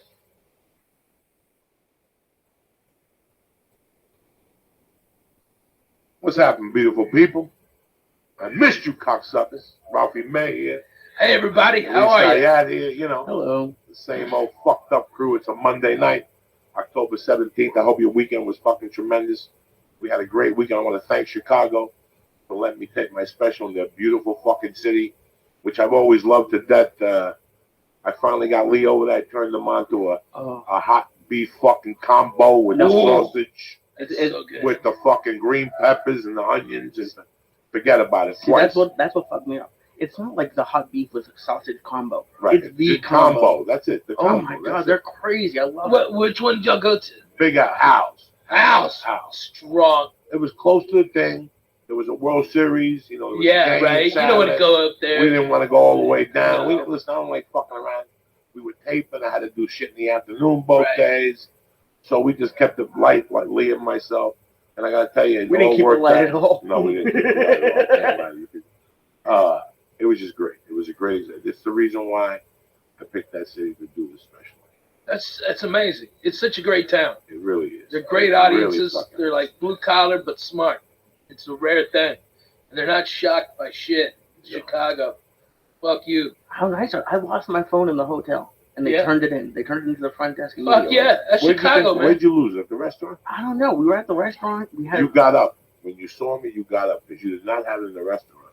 You got up and you left it. You were sitting there playing with the phone. Yeah, I must have You been. put it next to you, and you got up when you saw me, and you left it there. I felt terrible because I dropped the album when I got there. Somebody gave me a great fucking album, Rainbow, Long Live Rock and Roll. Right. We went to eat the Cuban sandwiches. I left it downstairs. That night, they called me in my room. We have your album downstairs. That's amazing. I go, I'll get it in the morning. Got it. That's great. Great little city, Chicago. You know, I mean, listen, man.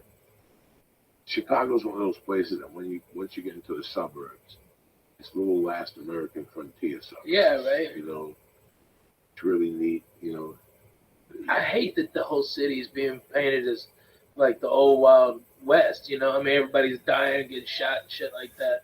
There's only certain parts of Chicago. listen, Nobody bro, gets it. It is what it is. Yeah, right. There's parts of Chicago that are fucking bad. There's parts of Houston. You know, Oh my since God, so Katrina, bad. Yeah. The different element moved into Houston. Oh And shit. those areas where we used to go, probably Yeah, now no they're way. a little fucked up.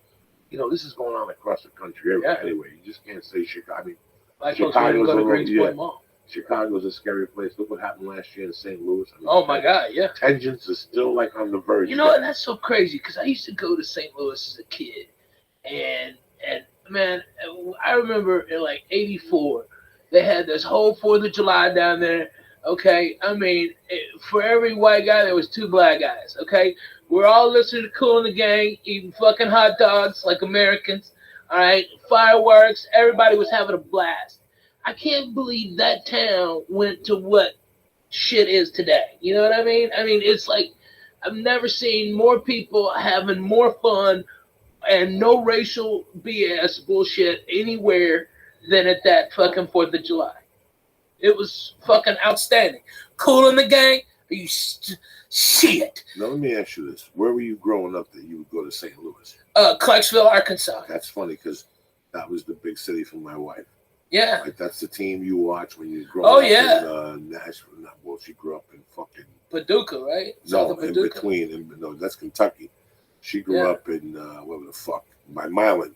Oh my God. By That's Milan. like Jackson. That's like Jackson. Yeah. Couple hour Yeah. east to something with Jackson. We go to St. Louis to watch the games, Right. and then we go to Memphis to watch wrestling, and we go to Hot Springs to go to the horse races. My grandfather would get a place. I'll back up. What type of wrestling was there in Memphis? Oh shit! Was it the guys you saw on TV? Fuck no! When we saw him on local TV, I mean that's where I first met Spittin' Dick Murdoch, fucking the Funk Brothers. Okay, man, Jerry Lawler. I saw Jerry Lawler and Kaufman fucking wrestle, and then like 2 weeks later, I saw Kaufman get beat by a woman, one of these big bitches from Tennessee. I mean, she's big, probably Mississippi, North Mississippi. Okay, this big bitch whipped his ass.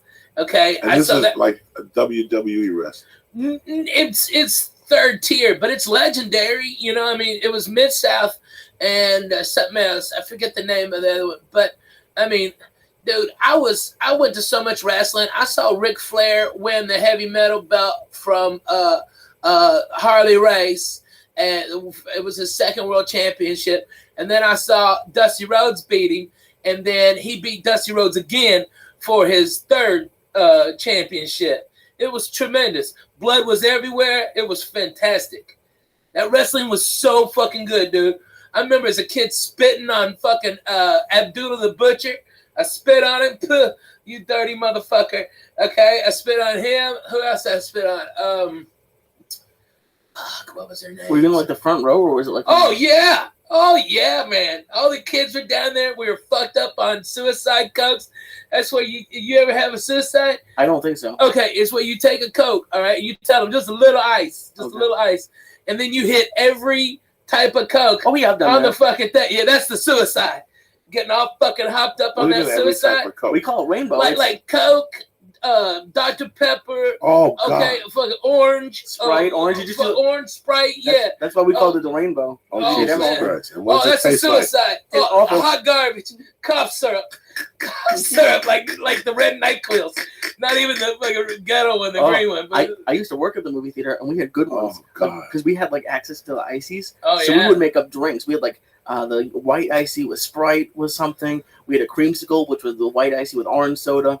Oh, so good. It's, Man, that fucking sounds so good right now. A fucking icy. That bong is deadly, by the way. I just want you to know. I was Oh, cruising no. on nothing, and then fucking one hit of that, and This I'm little dum fucking mule. It And you know kicks. what? We've had the same bong 3 times for a reason. Because we've gotten so high, we take it to the bathroom to wash it, and we leave it there. Leave it there. I was gonna say who's we? Nah, it shouldn't be we unless you got a mouse in your pocket. Tell me. I fucking and I buy the same one because I know it's a. Listen, since I got my first bong.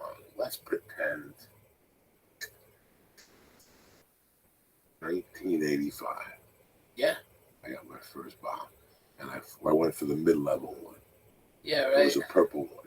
With I like the plastic with the fucking pistol grip and on the car. I like that one. Hold on, Ralphie. This was because there was glass, and then there was the plastic one, like the plexiglass. Yeah. Okay. But then some jerk off in 1985 or 86 decides to make a bong that's purple with like dark purple hinges, and it had like a carb, and the bottom was flat, but it was like this. You see that black surface there? What's Yeah. that called there on the bottom? Mm. That's holding the turntable. Oh, is it not plexiglass? Plexiglass. It was Yeah. like plexiglass. Okay, so Or I not get mine. this fucking bong, and I use it when she gives it to me for Christmas. Uh-huh. I use it from like Christmas to like March, and then Right. the bong doesn't suit my needs no more. It's maybe up to here. This bong is, what is it, maybe a foot, guys? Or 12 inches high, this bong? Maybe. Yeah, Maybe. This Put your dick out, measured against it. No. This bong had to be maybe 18 inches, okay? Yeah. So I used the bong till about March. She gave it to me 85 for Christmas, and I used the bong maybe till March of 86. Well, I was clean and sober. I was smoking dope when I was dating this girl, and I was drinking, but compared to what I was doing 2 years earlier, I was fucking clean and sober. I mean, Lee, I'm talking about, Lee, what we do now times 10, but to the fact that you didn't know what you were getting yourself in. And this was clean and sober for you? This was clean and sober. I gotta say. Because people there's people in my family who think I need an intervention. No. Okay. Okay. So. You want a number to a good rehab? I got one. Okay. So. Sure. Yeah. Right. Good. You gotta assume from, okay, let's be honest, from here to honest engine. Nobody can read when you're fucking I writing. know. I'm just trying to figure that on paper here. I don't have the master scoreboard. That's next. Yeah, right. We're gonna have the scoreboard over here so people could see it. From 80 to 85, it was always a something. You know what I'm saying? I'm not Package. I'm not embarrassed to say it was. No, because it went from. When did your mama pass? My mom passed November of '79, but Okay. before that, I was already a scallion. I don't want Right. nobody to think that all this shit. No. No, already I was No. doing. I was You were already doing. dancing for money at the bar at 6. No. But I had already by that time when she died, I was already doing acid.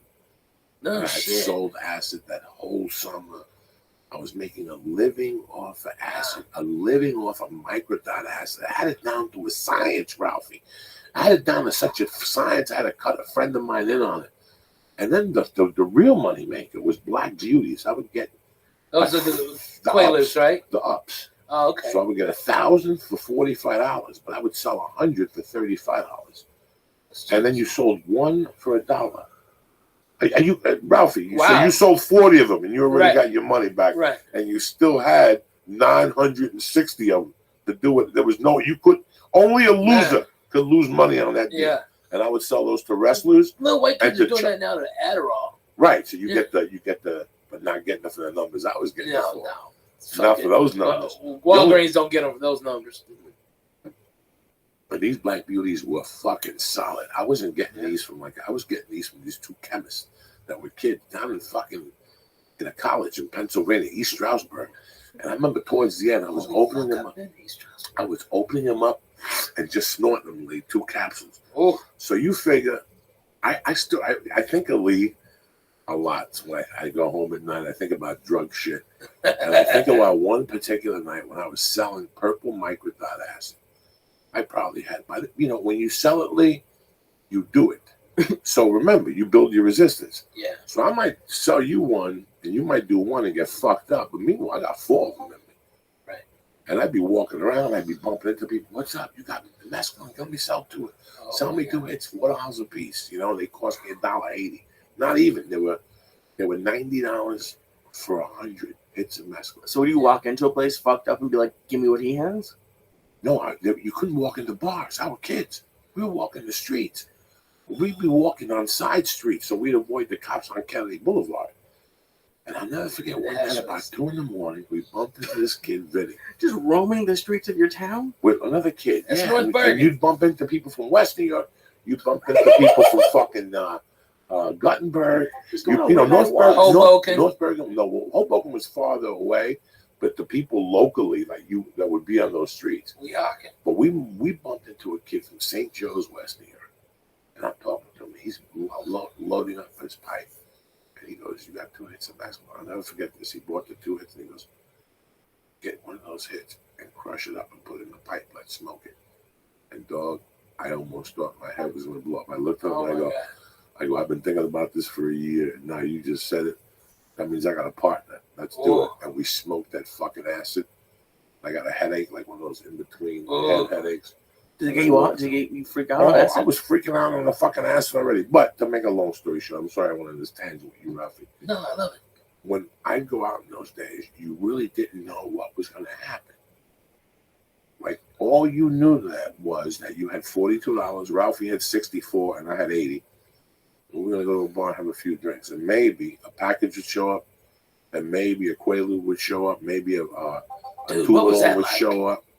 Well, and it was like, but That's what I want to know about certain- the fucking Quaalude. Like, I went from living this fucking, going to the bar on a Monday night. Okay, like tonight. What's tonight? Monday, yeah. Lee, meet me at Sharples at 8:00. Okay. They give out food, Nice. and let's have 3 beers. What time are you gonna be at work tomorrow? 8:00. And Joey, I can't miss. It's the last time I went out with you on Thursday. I missed fucking work because you kept me out till 3 in the fucking morning telling me stories doing blow. We can't do blow tonight. My girlfriend gets mad when I do blow. Dog, you'll tell me this before we leave the house, like 8 times. And you'll agree with them? You won't make them do blow? No, what I'll say is I don't want to do blow on Monday. Who the fuck wants to do blow Yeah. on Monday night? And also we go down there, we eat, like there's good meatballs. Yeah. The Heinekens taste good in the tap. You know what I'm saying? Yeah. And all of a sudden somebody will walk in. Dog, I got these fucking Quaaludes. Oh my God.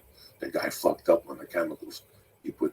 He made 100 of them, but he had to pan that way. So all the chemicals went to the fucking bottom of the Quaalude. So the ones on this side is the one he sold us. So they're like 3 strength. And next thing you know, Lee's like, "Jesus fucking Christ, okay, I'll split one with you because I got to get some sleep. I'm leaving here in 1 hour. You see my clock?" Like, I remember people saying it to me. Like, Yeah. "You see that clock? In 1 hour from now, I'm going to be the fuck out of here." And I would just sit there and go, "This is when I become De Niro in Casino with Mickey Rickles." Remember, Yes. remember when the I plane just saw would it break? the other day. When the plane broke and now they Yeah. got you? That's me. At Yeah. that point, once That's you tell fucking God damn it. What's his name? Yeah, Don Rickles. Don Rickles, Mickey Rickles. Yeah. At that point, Lee, that's when you come back and you go, "That was Paula. I gotta leave here in 1 hour, Joey, okay? Don't do nothing to me. I ate the half a Quaalude, that's it. No, I'm not gonna have another drink." "What do you mean you're not gonna have a drink? Ralphie just bought fucking round. You gotta have another fucking drink." And in that meantime, some skinny fuck with a missing tooth walks in and goes, "Don, Hey man, you want to buy a gram of blow for $75? Give me 25 and I'll give you 50 next week. I mean, and you're sitting there going, it's Monday fucking night. What else could happen here? And all of a sudden, Fire walks in. This kid, Fire, Joe Lucci's cousin. And he walks Did he hit a light bulb and set his hair on fire? hysterical. And all of a sudden, he walks in with fucking volumes and the V's in him.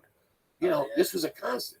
And now I've never had anyone come up to ask me that at a they don't bar. even ask you. They just get a drink. And all of a sudden, they wave. And next thing you know, you go to the bathroom to pee.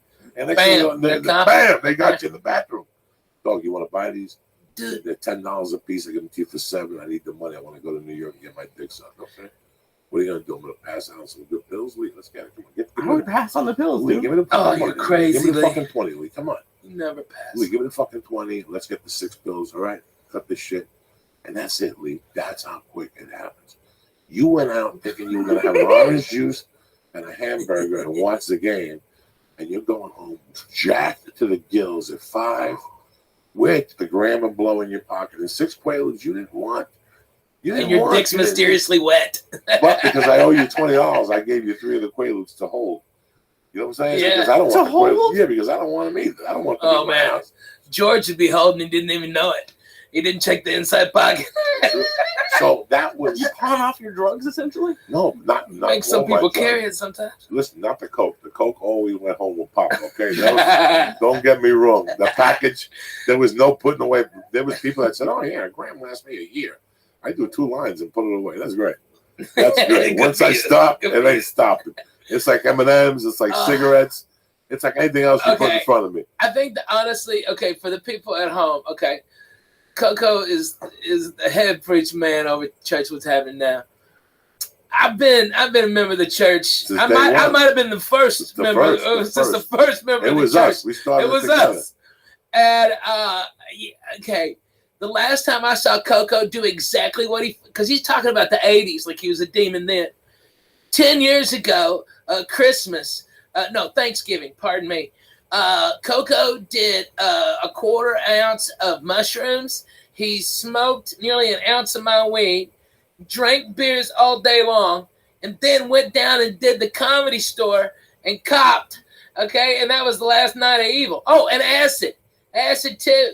You had 4 hits of acid. Oh my God. What? What? He ate a 1/4 ounce of mushrooms. I swear to It God, was purple. Okay. The Comedy a Store 1/4 ounce. was Okay. purple. All right, and then 4 hits of acid, smoked at least an ounce of my weed, drank all my fucking orange juice.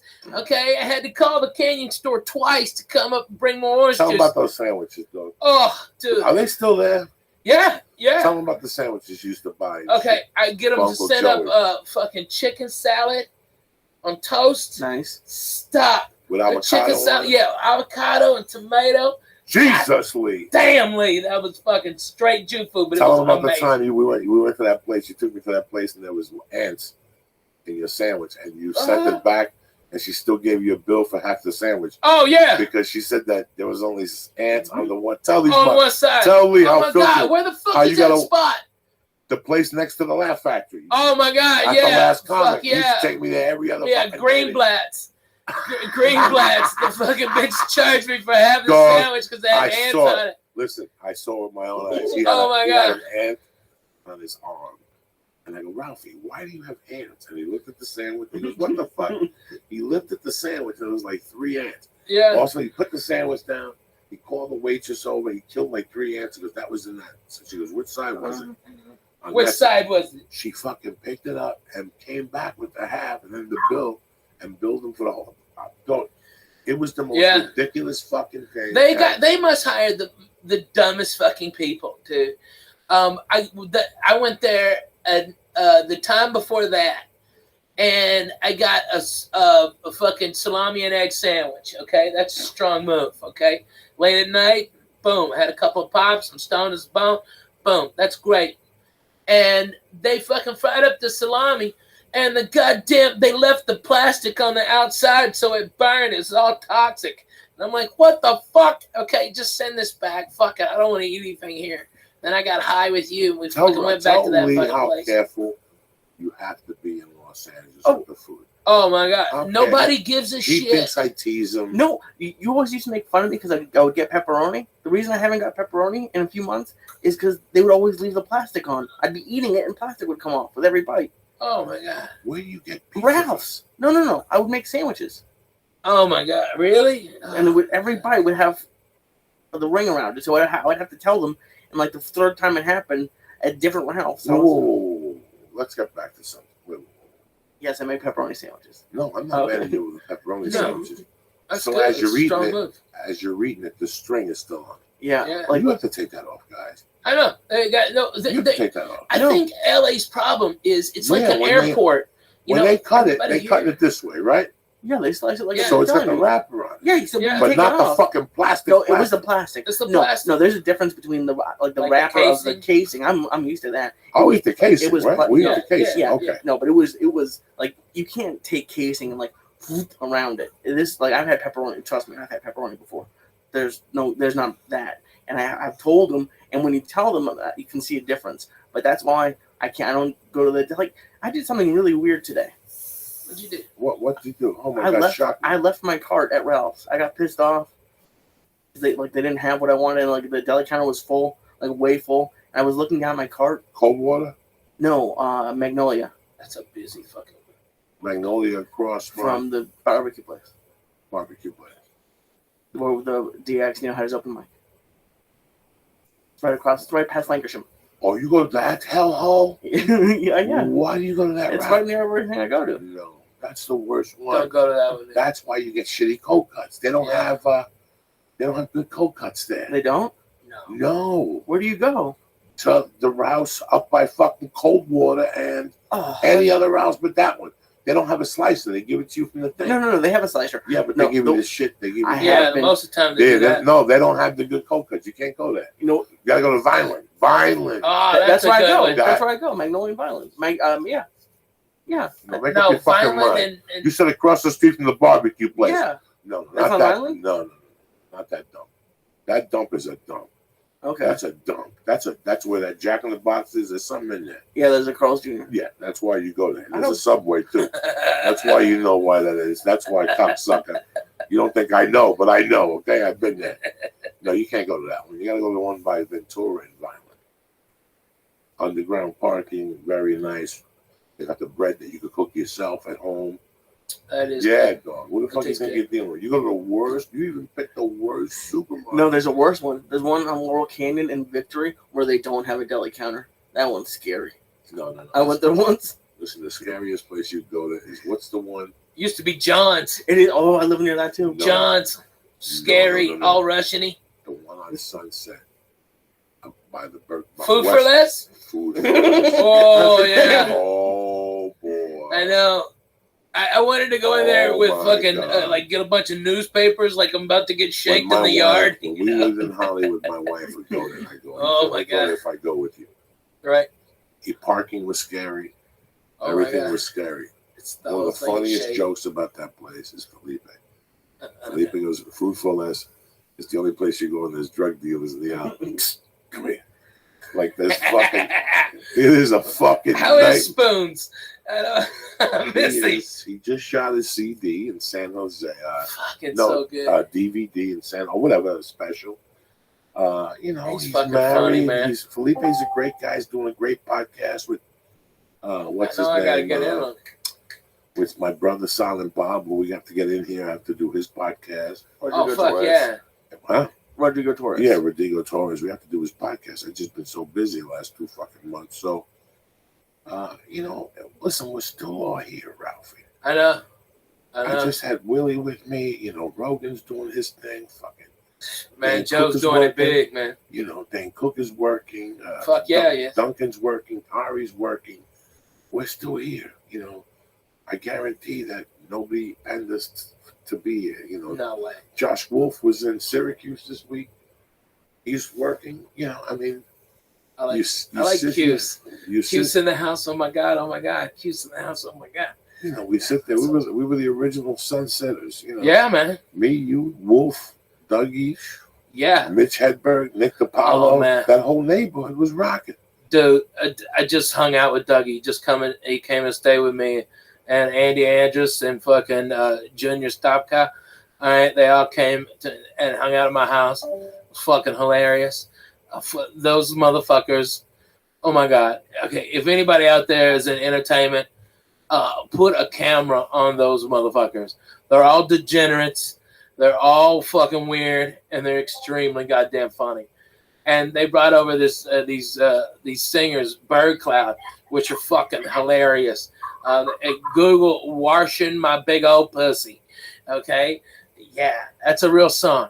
And they passed. One of them passed out on my couch, and my dog Biscuits went up and face fucked her, like, like, hey, something's wrong with your lipstick. Let me touch it up.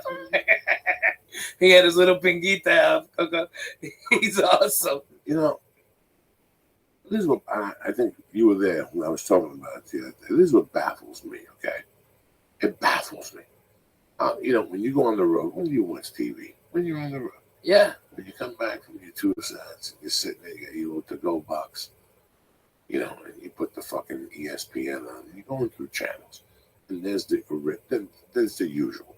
You have a movie on TNT. You've got something on USA. You know, you've got FX has the Strand on or something. And then basically you have the three networks. You have the pay networks, HBO, Showtime, whatever. Then you have a bunch of ESPN. You have more ESPN channels than ever and more Fox Sports than ever. And you're going through these things. And at that time, from 11:30 to fucking 2, it's these talk shows, these sports shows that put on. And you look at this, you watch them, and then you watch them, you listen to the topic, you look at the two people doing it. Then you step beside yourself and you go, I'm not even talking about myself or Ralphie May or Jay Moore, who knows about sports, who's got a little sports show. Why don't they have more? We could do this. How come Brody Stevens you were there when we were talking about Brody. Yeah, oh yeah. Who's killing it on now? All this internet shit we're doing in my world is basically the developmental deals they would give you 20 years ago. They don't have to pay for them no more. All they have to do is sit tight and go, this guy movement with Ralphie May over here. Boom, give him some money. Let's see where we can take this now. He's doing fucking Periscope. You know, he's the king of the internet as far as I'm concerned. Oh, yeah. Brody Stevens. I can prove it. Brody's so goddamn funny, though. It's not even about the funniness. It's the shit he's doing on there. So you need to tell me you're not at home right now. And your phone rings and goes, Ralphie May, you know I would never bother you at night, sir.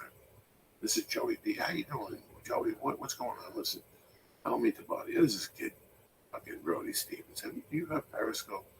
I've been aware of it. My daughter watches it. She watches the cooking show on there. You should watch this Brody Stevens. What would it cost you to put him on FX 92? Yeah. A new outbound channel. That's for fucking millennials and crazy people. That's what you call it, okay? Brody be great. An hour with Brody Stevens. Coffee with Brody from 7 to 8. Yeah. Think about it. How bad could it be? Listen, there's podcasts. I know this for a fact, and you know this too. They're doing better numbers than most TV shows. Fuck yeah. Yeah. Oh my God. And I think you always ask me what I've learned. I think what I've seen, and what everyone on this like sports radio, sports podcasts, news podcasts, not yet. They're getting there. A little bit. But they're not. The thing they don't have is personality and entertainment. And I think the big people like ESPN and Fox Sports don't really want that. They want it to a degree, but not really, because comedians. Oh my God! Comedians have taken over podcasts. It's not even close. It's not even, and some of them are bad. There are a lot of bad ones, but the good ones are good. That's why Jay Moore is good, because he's a comedian. He's entertaining, and there's people on those sports talk shows that you're talking about that are just awful, and they have the ESPN voice, which is annoying to listen to. So it's like it's like almost like the athletes when they have those athlete interviews and they're like, oh, we're just on to the next team, whatever. They're not really saying anything. What would it cost to put Lee with Alonzo Bowden? Okay, deadly. What would it cost What would it cost ESPN to put Lee Alonzo Bowden?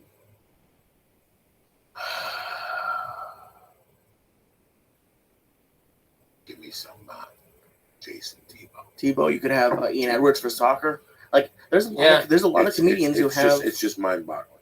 It's I sit here incredible. and It's I just go, a you waste know, of talent. I'm not talking about Joey. I'm not talking about Rob. I'm not talking about my friends. I'm talking about I'm watching something that's unfucking watchable. There was one the other night with Derek Rose and the white guy. Yeah, horrible. Oh my God, the white guy is terrible. Derek Rose, I thought he was hanging out with Doc Gooden. You know, he's fucked up. Yeah, something happened to him. I don't know what. And I love all that shit at night. I watch that shit and cheer for it.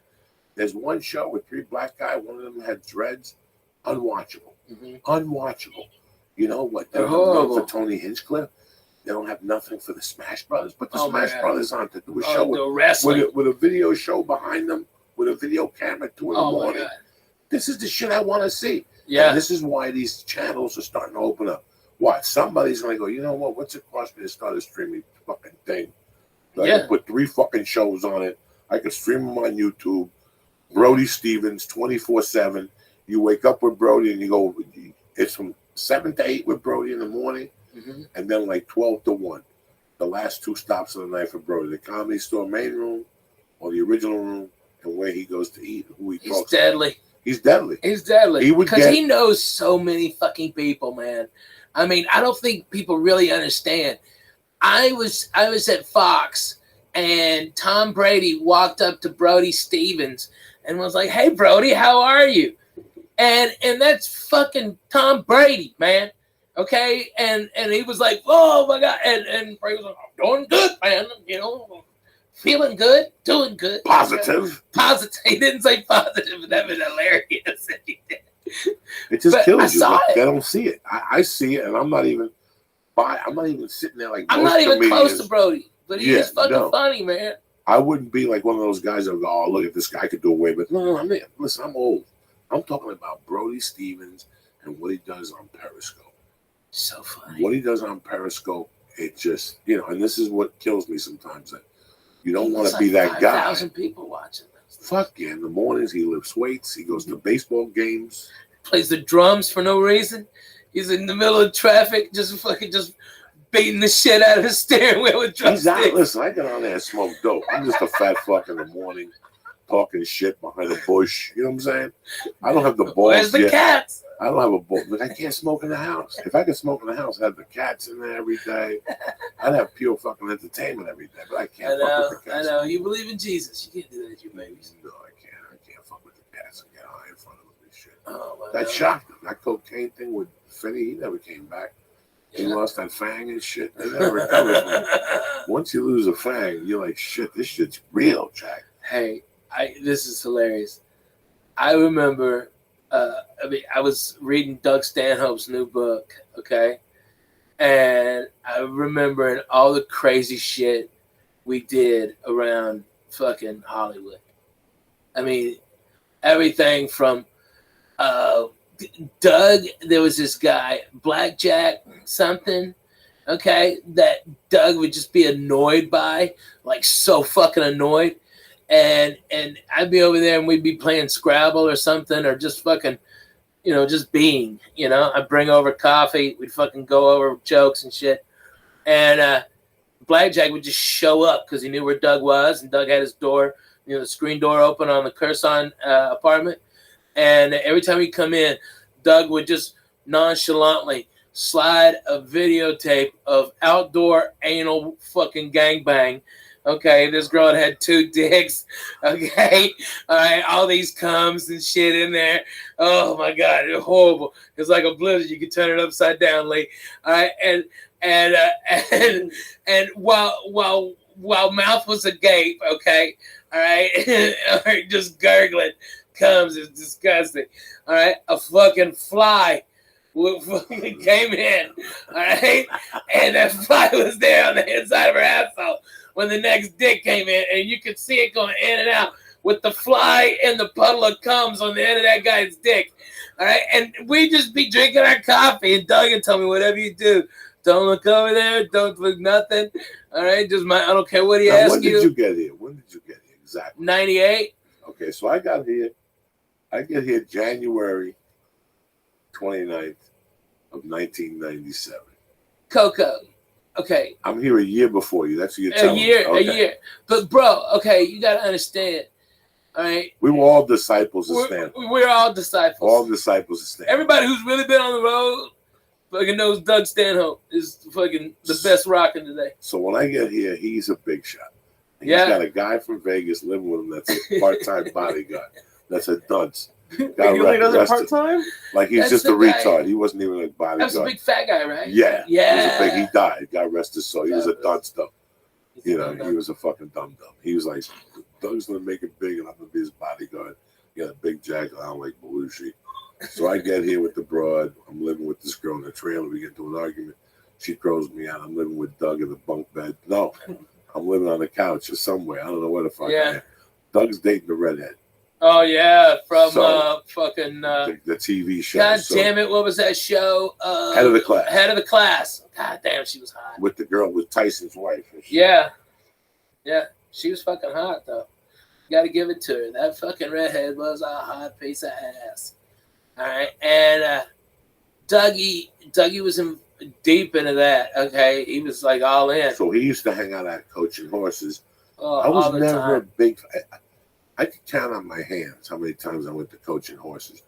Coaching Horses was one of those bars, ladies and gentlemen, that was just real, and you felt the pain in it. And I had been in bars like that growing up, where there's bars. Then there's bars where if you go in there at 2 PM, there's people in there, and there was no light in there. None. And there were some people who were in Vampires. there that were vampires, but there were some people who were in there because they thought they were cool. Oh And yeah. that was not the place to be if you thought you were cool. They'd suck you in Yeah, and man. spit you the fuck out there. Because I did a ton of blow in that bathroom. Yeah. Every time I went in there, it was because I was jolling out of my fucking mind. Dougie was the fucking best. He Yeah. knew I didn't have a pot to piss in, and he He would would be. always. He was like, "Hey man, I can talk to you. All right, you're a fucking comic. Let's go over to Coaching Horses. All right." And we just walk over to the Coaching Horses, and it was a Bud Light and a Miller Lite for Douglas, and just have a beer. And it was. I remember one night we were at the Coaching Horses, and this guy beside us was talking all this shit about faggots. We've got to kill all the faggots. Goddamn fucking mother butt fucking faggots. All right. And Doug goes, fuck yeah. And Doug's amping him up, okay, and getting him with him like this. And then Doug fucking grabs my head and makes out with me, okay, at the fucking bar. All right. And this guy's, oh my God, what the fuck? All right. And Doug goes, all right, another beer and a shot. That was a shot. That was a fucking. It was a complete. It was we were maniacs. Complete different times. I remember one night. Nobody's like I that now. walked in there and man. got so gacked up that I walked right back to Josh Wolf's. That's when I had the car, but the battery was dead. So I would just go in the car and put the seat back and lay in there. And hopefully after 10 minutes, I put the blanket over me and jerk off. And then put the seat back and open the windows because I'd be sweating to death. All I needed was a suicide note and I'd die in that fucking thing. Oh my God. Is that why you had so many tickets? Because you couldn't move it? There was sometimes that the car would start, and sometimes towards the end, it was a mystery car. I had to remind. I gotta tell you about this because it's so fucking funny.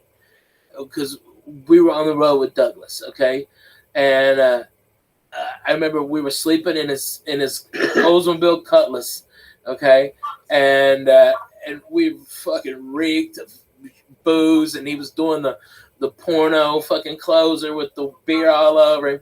So he just smelled like fucking stale beer, cigarettes. All right. And it's in Houston in like April.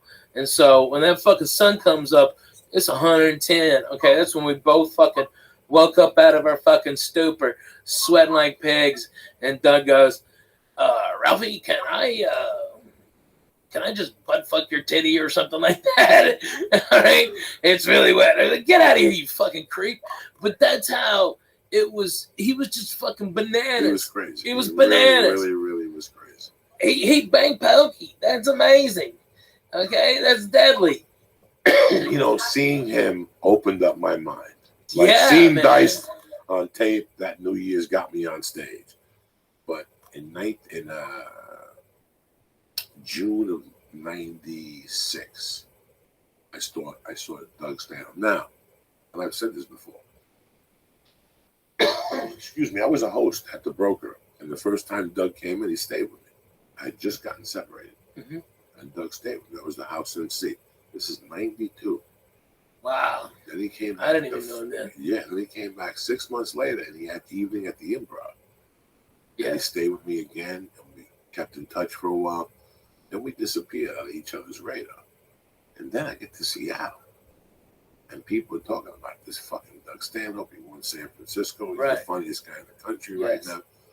And I'm like, is this a little guy with hair, and he's crazy? And they're like, yeah, and by the way, this guy stayed with me. Hold on, man. You got to give him his dues, because the guy who came in second place when Dougie won the San Francisco comedy competition was Dane Cook. Okay? And Dane was a motherfucker on stage. You think he's something now? Holy fuck, that kid lit it up. And, I mean, every time standing goes, I've seen Mencia get him like that. I've seen Chappelle get him like that. Sam Kinison get him like that. But fucking, I'm telling you, man, that kid's deadly, dude. Okay, Dane Cook, and Dougie still beat him. And it was murderous. It was something that Lee. It was completely different than what was going on at that time. Like at that time, comedy for me was MTV, and it was on every channel. VH1 had comedy on Sundays. You know, MTV had two different comedy shows. Evening at the Improv was out. The three shows would put comics on. This was before Jimmy Kimmel, and you just had Letterman and Carson, you know, all that stuff. So you had all this comedy. And then the first two times I saw stand-up, he was just a mid-local, racy type comic. I thought he was funny, but they were funnier guys. That time I saw him in June of '96, it threw me fucking off. Threw me off that I didn't go back on stage for 2 or 3 fucking days. Like it made me think about, do I want to keep doing comedy, or do I want to get a day job? Because I don't know if I can be that good. That being that good is something completely fucking different. Dude, I had that feeling when I saw Hicks for the first time, when I worked with Kinnison, and when I worked with Dougie, and when I worked with Mitch.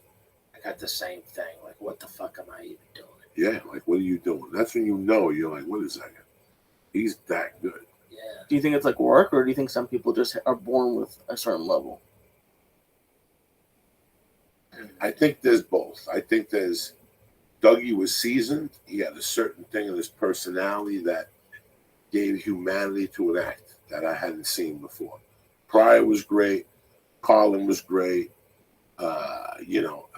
At that time, Nick DiPaolo I knew from Young Comic Specials, and Judd Apatow. Bill Hicks. Bill Hicks I didn't really know. Let me just think before I answer that real quick. Oh, yeah, please. Yeah, by '96, I loved Hicks and Kennison. And Hicks was great for me, but when I listened to his stuff, it was a little preachy. It was a little preachy towards the end. Yeah. And that's when there was one particular tape when, anyway, it doesn't really matter. Once I saw Stanhope, it took me 3 days to realize what my next move was. 3 or 2 days to decide whether I'm going to get a day job, or I got to go for this and work harder, but I got to be that guy. I got to be that loose. I got to be that free. You got to be that dangerous. You have to be that, out there. If not, you're going to be like the rest of the fucking dudes. That's why when he came here, he was getting banned from the Improv. The time he went to the festival and he had burned victim, and he told the guy didn't move or some shit. He fucked a chick in Bill Maher's bed, and he had to write an apology. It was nonstop. They had never met anything like them at that time. He just walked into the Improv. And the Improv, they're not the Comedy Store. They're not gangsters. They're writers, and they, oh my God. They're witty. They're witty and shit. He walked in there and changed it. There were rumors that he was walking people on Sunday nights, like walking the Improv and shit already. That's what, he fucking created, and he made it on his fucking terms. He went to war with 20,000 club owners, 20,000 of them on his terms. Yeah. He got his balls shaved on stage. What? Oh my God. The chick never recovered. The chick who shaved his balls, she ended up getting raped at the Magician Castle. What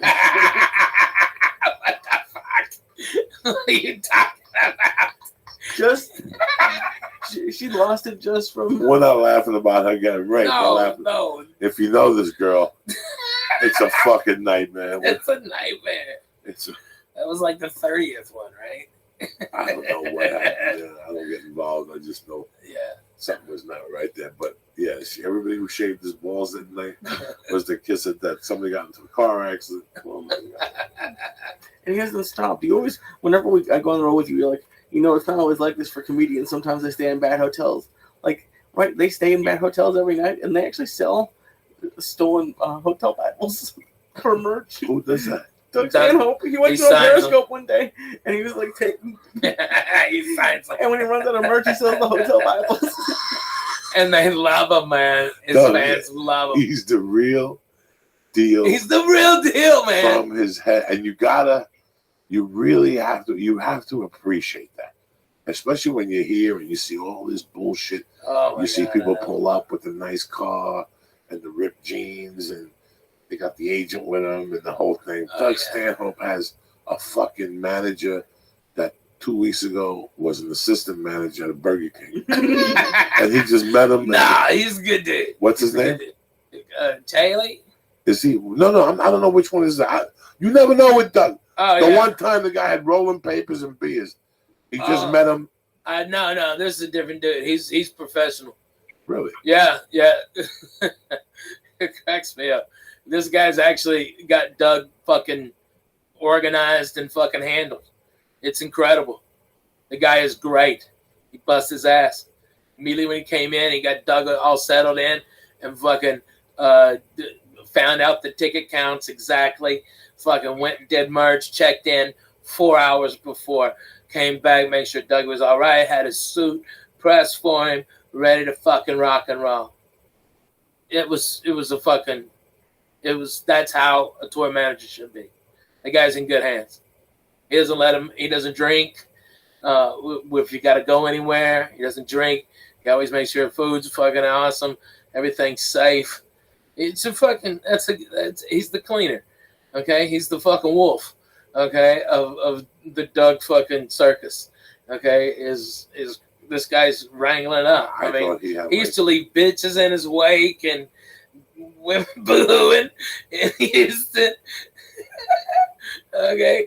And then boom, he just pop up like once every 3 weeks or some shit. He disrupted a lot of comedians. He disrupted their thinking.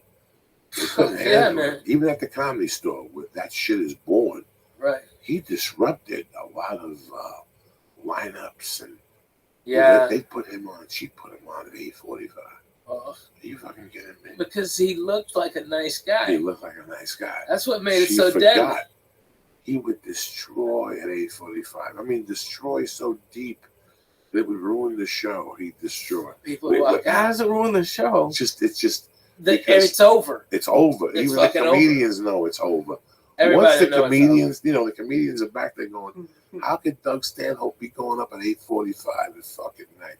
Yeah, it was deadly. I lived with him, and it was great. I got to be honest with you. I used to get up early. He slept late, so I'd get up and leave. He had an extra car for the comedians. Yeah, That you got to put gas in it because the gas meter was broken. So Yeah. you never knew where you stayed. So as soon as you got in the and car, you know that was a total scam, right? was it? Yeah, total scam. That's how the only way you can get comedians to put gas in his car. That's amazing. Yeah, man. So what did you do with it? Was the needle busted or not? No, the fucking needle worked perfectly. Okay, you just tell everybody put extra gas in. No, it It's was on. broken. That It's broken. motherfucker Put was some on E. dude. I'm telling you. I'm dog. telling you. I'm telling you. Okay, it was a total scam. No, I It ran was out a of gas fucking in that dude. fucking thing one time. And shit. Well, that's on you, B. No, You dog. should put gas. No, that motherfucker was on E as disco. I go in there, I put $10, but it's one of those Buicks that you go to Santa Oh, yeah. Monica and back. It was the same. It was the Oldsmobile. Yeah, the Supreme. Oldsmobile Supreme. Yeah, Fuck yeah. colors. No, that thing was busted, Jack. 'Cause I Fucking beat the I shit. put like $30 in that motherfucker one time and it didn't move, Jack. That thing stayed on E like a I think mother. that car was at like fucking. I mean, he got rid of. I think he's like at 400 something thousand miles on that car. That's fucking incredible, Yeah, I think I even slept in it one night. Dude, One night he locked me out. I slept in that motherfucker. That's how tough that car was. I Just slept in open it air. many times. Oh my God. Doing CW Kindle gigs. Ugh. It was Shirley Bonham, she had some good gigs. Ralphie, how the fuck? That was just terrible. Marty Shelley. I would walk in your house at night. You'd have the fucking Bloody Marys Oh, yeah. with fuck nut and somebody else. I'd have like $32 worth of cocaine in my pocket. Yeah. We drink vodka, smoke fucking weed. Yeah, I never did blow. No, I got Jesus too many risk Christ. factors. No. That was a long fucking time ago. Yeah. That was a long That was a long fucking time. That was a good building, man. Every time I It was drive, rocking, man. I don't even go in it. I don't do nothing. Every No. time I drive by it, my You heart go stops. beep, I always want to take Lita out compadre, and I go, you know what, man? I'm not ready for that yet. I'm Yeah, not ready right. to go back in there. If they got a good tamale on a Monday night and shit before, you know what I'm saying? But I took Lise to Joe's Pizza. He likes that better. Oh yeah, that's good pizza. Yeah. I don't think I've been at Joe's. It's just really weird when you compare what our The game life- is so much what our different than what it was. what our life was in 2000 compared to what it is Oh, now. You were already at the Laugh Factory. Yeah. You were already making it happen. I mean, I was over at the store slumming spots. She was giving me spots. That was my only bright hope. Yeah. But I was there, that fucking building, Ricky Cruz, Gavin, you. I'm working with him in December. Yeah, A lot. me. Oh my God, there were so many people that had that. Celine then. Yeah. The other one, Gentry. You just found Yeah. the fucking cubby at night to sleep. Yeah. Thank God that was the way it was. That's I had why the futon for you, babe. That's why until I busted. Didn't I bust that futon? I busted Nah, somebody's. I think I busted it, man. I I busted think you somebody's rebusted it. Jesus Christ. But at least you didn't, push a turd down my bathroom. Okay, drain. That was always for Gavin. I appreciate that. I still remember being out there. I was telling Lee that I'm out there. I was telling Lee that ever since I've been a kid, I still remember a fucking story, a horrible thing I did when I was a kid. I loved matches. When I was a young kid, when I was about 5 or 5.5 or 6, I became a fucking match kid. I went through all these phases because I never dad. I was a little confused. I would lock myself in my room, and I would take my mother's 45s. From the bar, they always give you back the little things. Yeah. And The singles. The singles. There'd be kids playing out there, and I'd whiz the things at them and shit, catch them in the head and stuff. So when that got boring, I said, let me try this. I tried lighting them on fire, and they wouldn't burn. So I put like glue on it or something, and they would burn a little bit. I threw like they were I was like throwing some Indian shit at motherfuckers, dog. I was crazy. So when I was about 6, I lived at 205 West 88th Street. And if you even go to West 205 West 88th Street, and I park the car and go to the end of the building, not on the Amsterdam side, but going towards Broadway, it's a parking structure. When we were kids, that wasn't a parking structure. That was a garage that was closed down. And on the wall, there was a sign that said no parking, and that was the basketball thing. You had to hit that with the ball to score. But if you went deep down into that, it was just nooks and crannies and paperwork. From time to time, a rat would come out of there, and we'd beat him up with a stick. It was just a parking. It was just a parking. What the fuck? Oh, this is crazy. Wow, man. It was just a parking spot, a huge parking spot that was empty. But you could get to behind the other building. Lee, I'm sorry. No, keep going. You could get to behind the other building. And in those days, I would get like fucking all that paper from back there by myself. I can't believe I'm saying this shit now because I never even talked about this shit. I would get all that paper and I would stuff it in that. Like when you walk down people's stairs and I would light fucking fires. I had to be 6 or 7. I was a little fucking pyro. And I kept doing it and people kept fucking it was Joey Diaz even then. People kept saying, what the fuck is going on? He was lighting these fires. And they couldn't put together that whenever I got there, that's when the fire would start. Like somebody would go, you smell smoke? And then I would go, yeah, it's behind back there. And then people would go back there and go, holy shit, there's a fire. And I kept doing this shit. I would do it in different spots on 88th Street, 89th Street. I was fucking crazy, Ralphie, man. What did you like about it? Do you remember? Just, 'Cause I lit some stuff on fire too. see, yeah. I just like the. I think a lot of kids go through that. I just went through this phase where I just lighting shit on fucking fire, and I would buy cigarettes. I would get cigarettes. That was a smart way. And I wouldn't smoke it. I would just light it, and I would breathe on it or something, and I would try to keep it alive, and I would fucking burn little things in newspaper and fan it.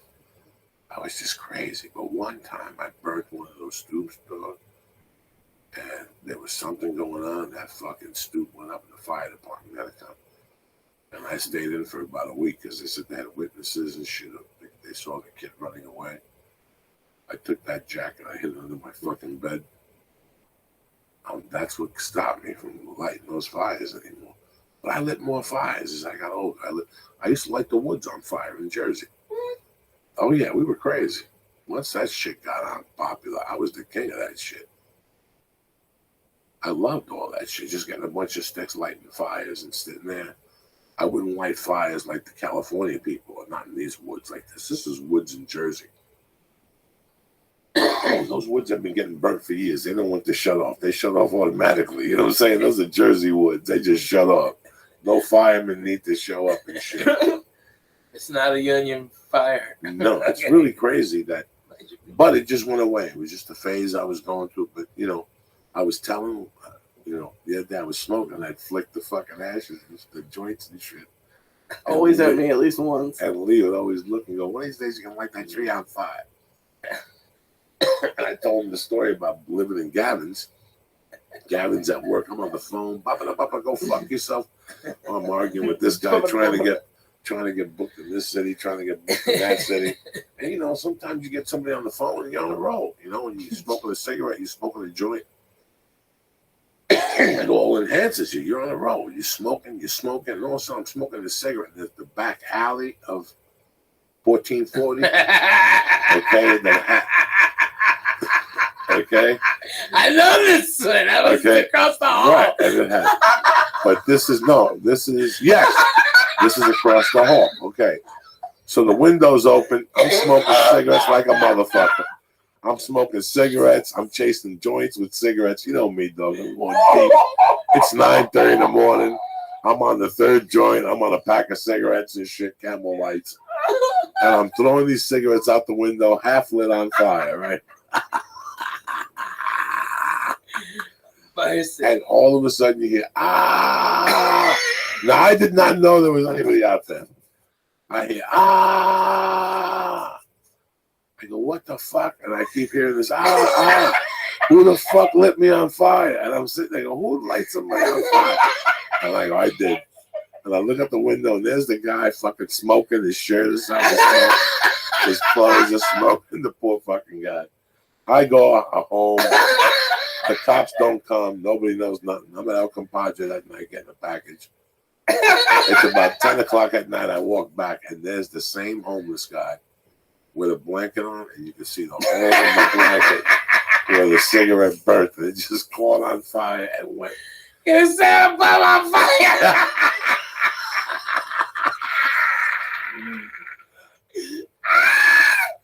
I was right across the hall, and the fire department did come by. Oh my God! I didn't see anybody. I go, I don't know. That fucking bum. Probably somebody just driving through that fucking alley, flicked it on him. Fuck him. Oh my God! Get that dirty bum the fuck out of our house. Guys, I feel bad. A little bit. Once I saw the blanket, I felt a little bad. One time, did you get him a new blanket at least? So time I had to. Not even a fucking blanket. I'm lucky I had a blanket myself. Yeah. I was snorting my blanket. I was about to snort my blanket. I had a choice: a blanket. You were on my futon a lot. It was good. Oh my God. I had a blanket that I can't believe you just brought up a blanket. Okay, let me tell you something. You had what? Let me tell you something, dog. In 1983. It was maroon on one side and tan on the inside. The one I had? Yeah. With the lion? The brown one. Yes. Okay, let me tell you something about that brown fucking lion. Okay? Let me tell you something interesting about that brown lion. 3 times a week. I got that brown lion. I got that brown lion at a Kmart. May of 1984. That's it.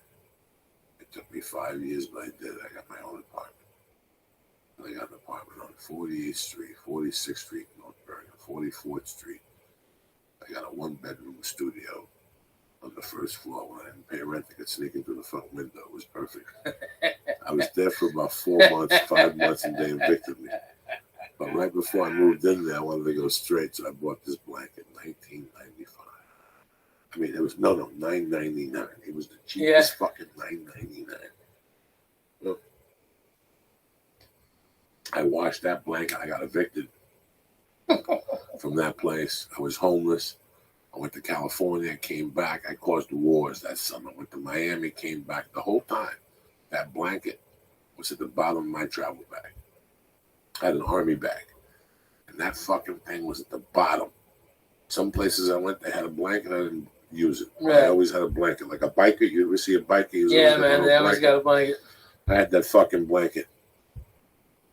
I had that blanket when I was living in the fucking rocket ship. I would take it back to the runnies and put it in a little corner and leave it in there. And that night, go take the fucking blanket. When I moved into the hotel in '84, when I was homeless and I got into the hotel, I went and got that blanket. And when I beat Joel for the 1500, I had that blanket. I took that blanket with me. That blanket was with me from the desolate time of my life in that rocket ship to 1999 when that fucking car got towed. That blanket was even with me when I went to prison. I left it in that room and nobody fucking touched that blanket. That blanket was $9.95 in 1984.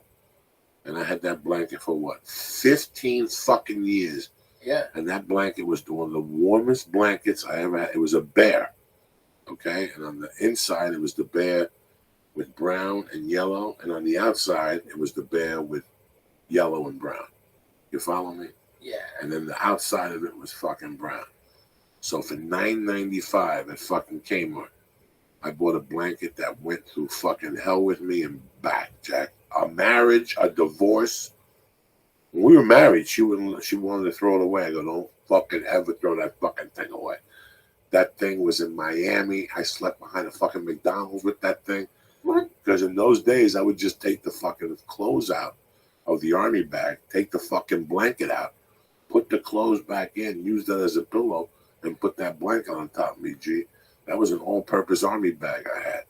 I had a little bit of water. I had a razor blade for blow. I had a fucking wrench in there if I had to break a window for a car. Oh, no, Lee, that fucking blanket was there with me. And that blanket, I would just wash it. Yeah. All that blanket wanted was my love, and I lost it when that fucking car got towed in Van Nuys. It was in the trunk of that fucking blanket. That blanket was on the road with me all those years on triple runs. Whenever I got a hotel room, that blanket came into the hotel room. I threw the blanket off, and I used that fucking blanket. Have you looked for it online? The same blanket? Yeah. It wouldn't be the same, Lee. Why would I want the same blanket? It wouldn't be the same. That blanket was with me through fucking wars. When I lost that car, that was the hardest thing about that tow.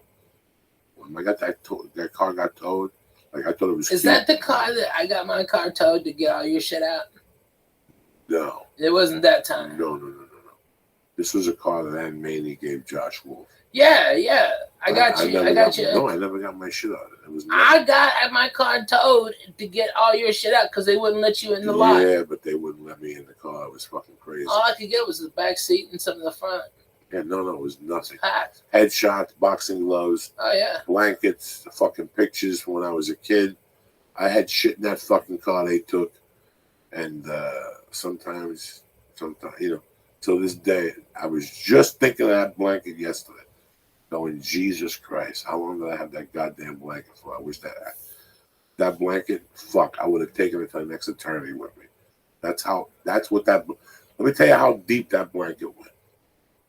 In 1985, in February 1985, I looked at that blanket one day and I go, there's something wrong with that blanket. There were crabs on that blanket. I had crabs and gave it to the blanket. You understand me? Who the fuck gives crabs to that blanket? I did. Where's Tony Bennett?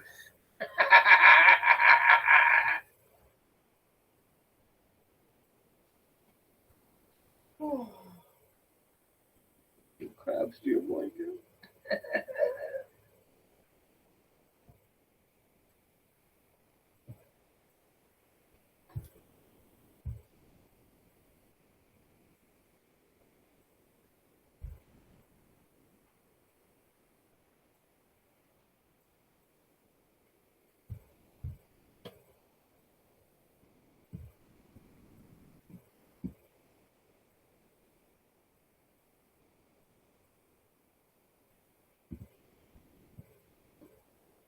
After 400 episodes, this song still fucking hits me the same way it did Yeah. when I was fucking 6 years old.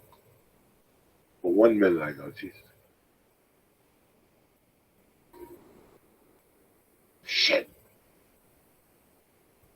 I didn't do my shit today.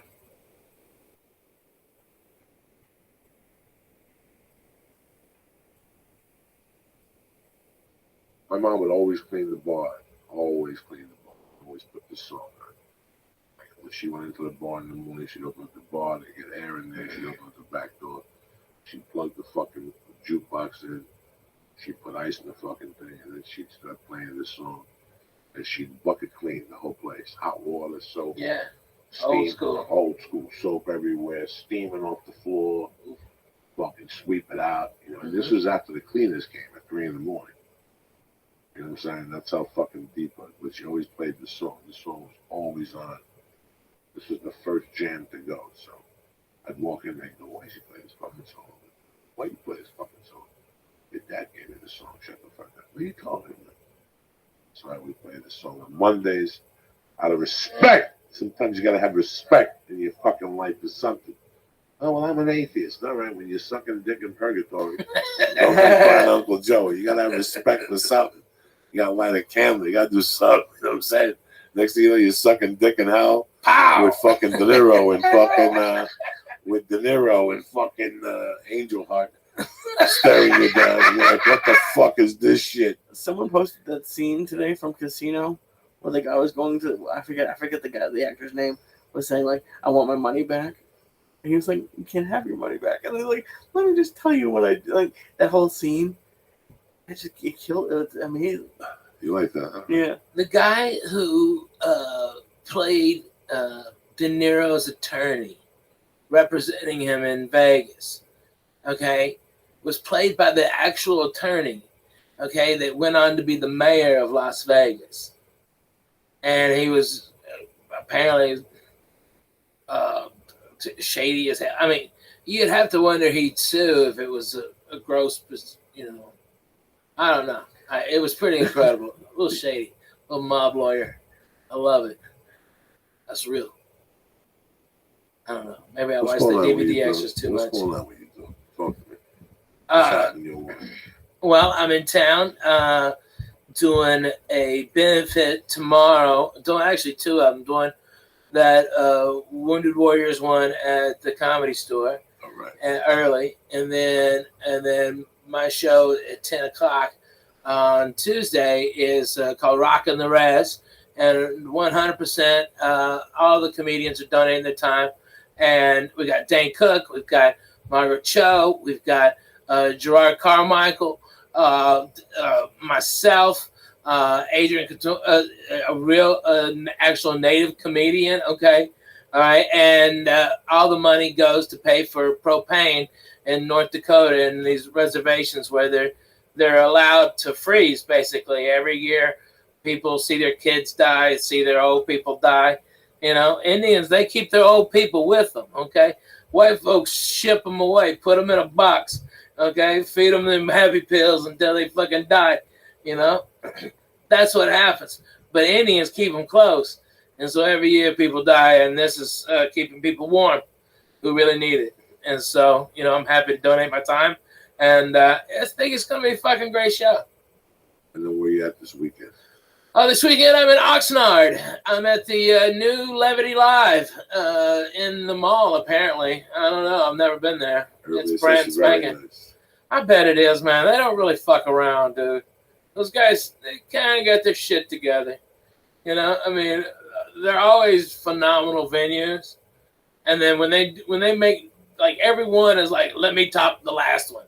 Okay? Like, fucking Irvine was fucking amazing when they redid it. Okay, you got an umami burger in there. That's a fucking deadly cheeseburger, Jack. All right, and then boom, this one is the fourth one in Southern California, and it's the newest one. They had to do something bigger and better than Irvine.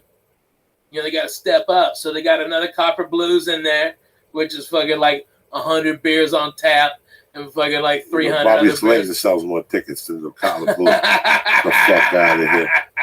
No, but it's great. It's They fun. do 16 people before the show starts. And then the bartender sits in there like he's got the HIV. Nobody wants to talk to him for 3 hours. After the show, they look at him like, what were they going there for? And they fucking leave. I'm telling you the truth. You look at me all fucked up. I hate those copper kettles. They always got a cover band. Copper Blue. Yeah, Copper Blue. Copper. I like a cover band. No, not when I'm on stage and I gotta hear Black Oh Dog yeah, fuck by you. some fucking dude singing Black Dog and shit. Yeah. And I'm on the other side. There's too many things on the fucking menu. It's too big for Uncle Joey. I like simplicity. Anyway, I'll be at Oxnard 28th of December. I'll be Oh, like yeah. rocking the mic and shit. Oh, Sure. phenomenal. The fucking Wednesday after Christmas. You know I don't fuck around. I know. It's good for you. You get to be in town. Yeah, Baby. no. You gotta stay in town during the holiday. That's just I they know. shoot the planes down. You know, these people are gonna start taking planes down with fucking what do you call those things?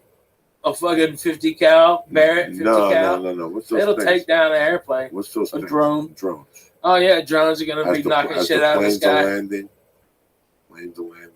Take Fuck them yeah, out man. of the airport. Why are you giving people anxiety now? I'm not giving no way. Are you giving me anxiety? Who flies more than me and fucking Ralph and Ray? Not you. What are you anxiety for? Oh, yeah, All you you're gotta not do on is be there. on I the live floor. near an airport. So no, I you don't don't. think they're gonna do that though. I think they're fucking. I think they're gonna. Honestly, I think they're gonna attack a comedy club. I really did. And then like blasphemous assholes like us, Joe Rogan, somebody gonna get shot. One of us is gonna get shot on stage. I'm calling him a shot. It's gonna be horrific. I hope it's me because at least I can take 42 9mm rounds to the torso without fucking stopping. I'll get over there to fucking Johnny Blow Up and fucking gut him with a Budweiser bottle. I'm a hero.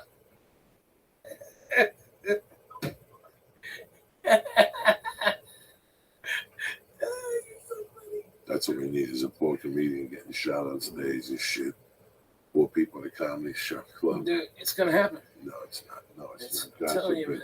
God God forbid, I don't exactly. want this to happen in a band ever again. No, I never. don't want It's this to happen horrible. with kids in an audience watching a band. Man, when are gonna people I gonna start fucking watch loving their all this babies? shit. I watched this shit a couple weeks ago in New York City in Central Park, and I'm like, how much security? Like, if I go to a place to have a good time, and I see 10 machine guns, I was telling somebody tonight I was supposed to be in New York for CISO. I have a bunch of meetings tomorrow. I had one today, and I couldn't do it. But I was kind of relieved I couldn't do it. I can't lie to anybody. Last time I went to New York to do Gotham, I had a great time. I saw my family. I saw my friends. I put flowers on my mother's grave. But I got to tell you something. Maybe it's my age. Maybe it's what I've become.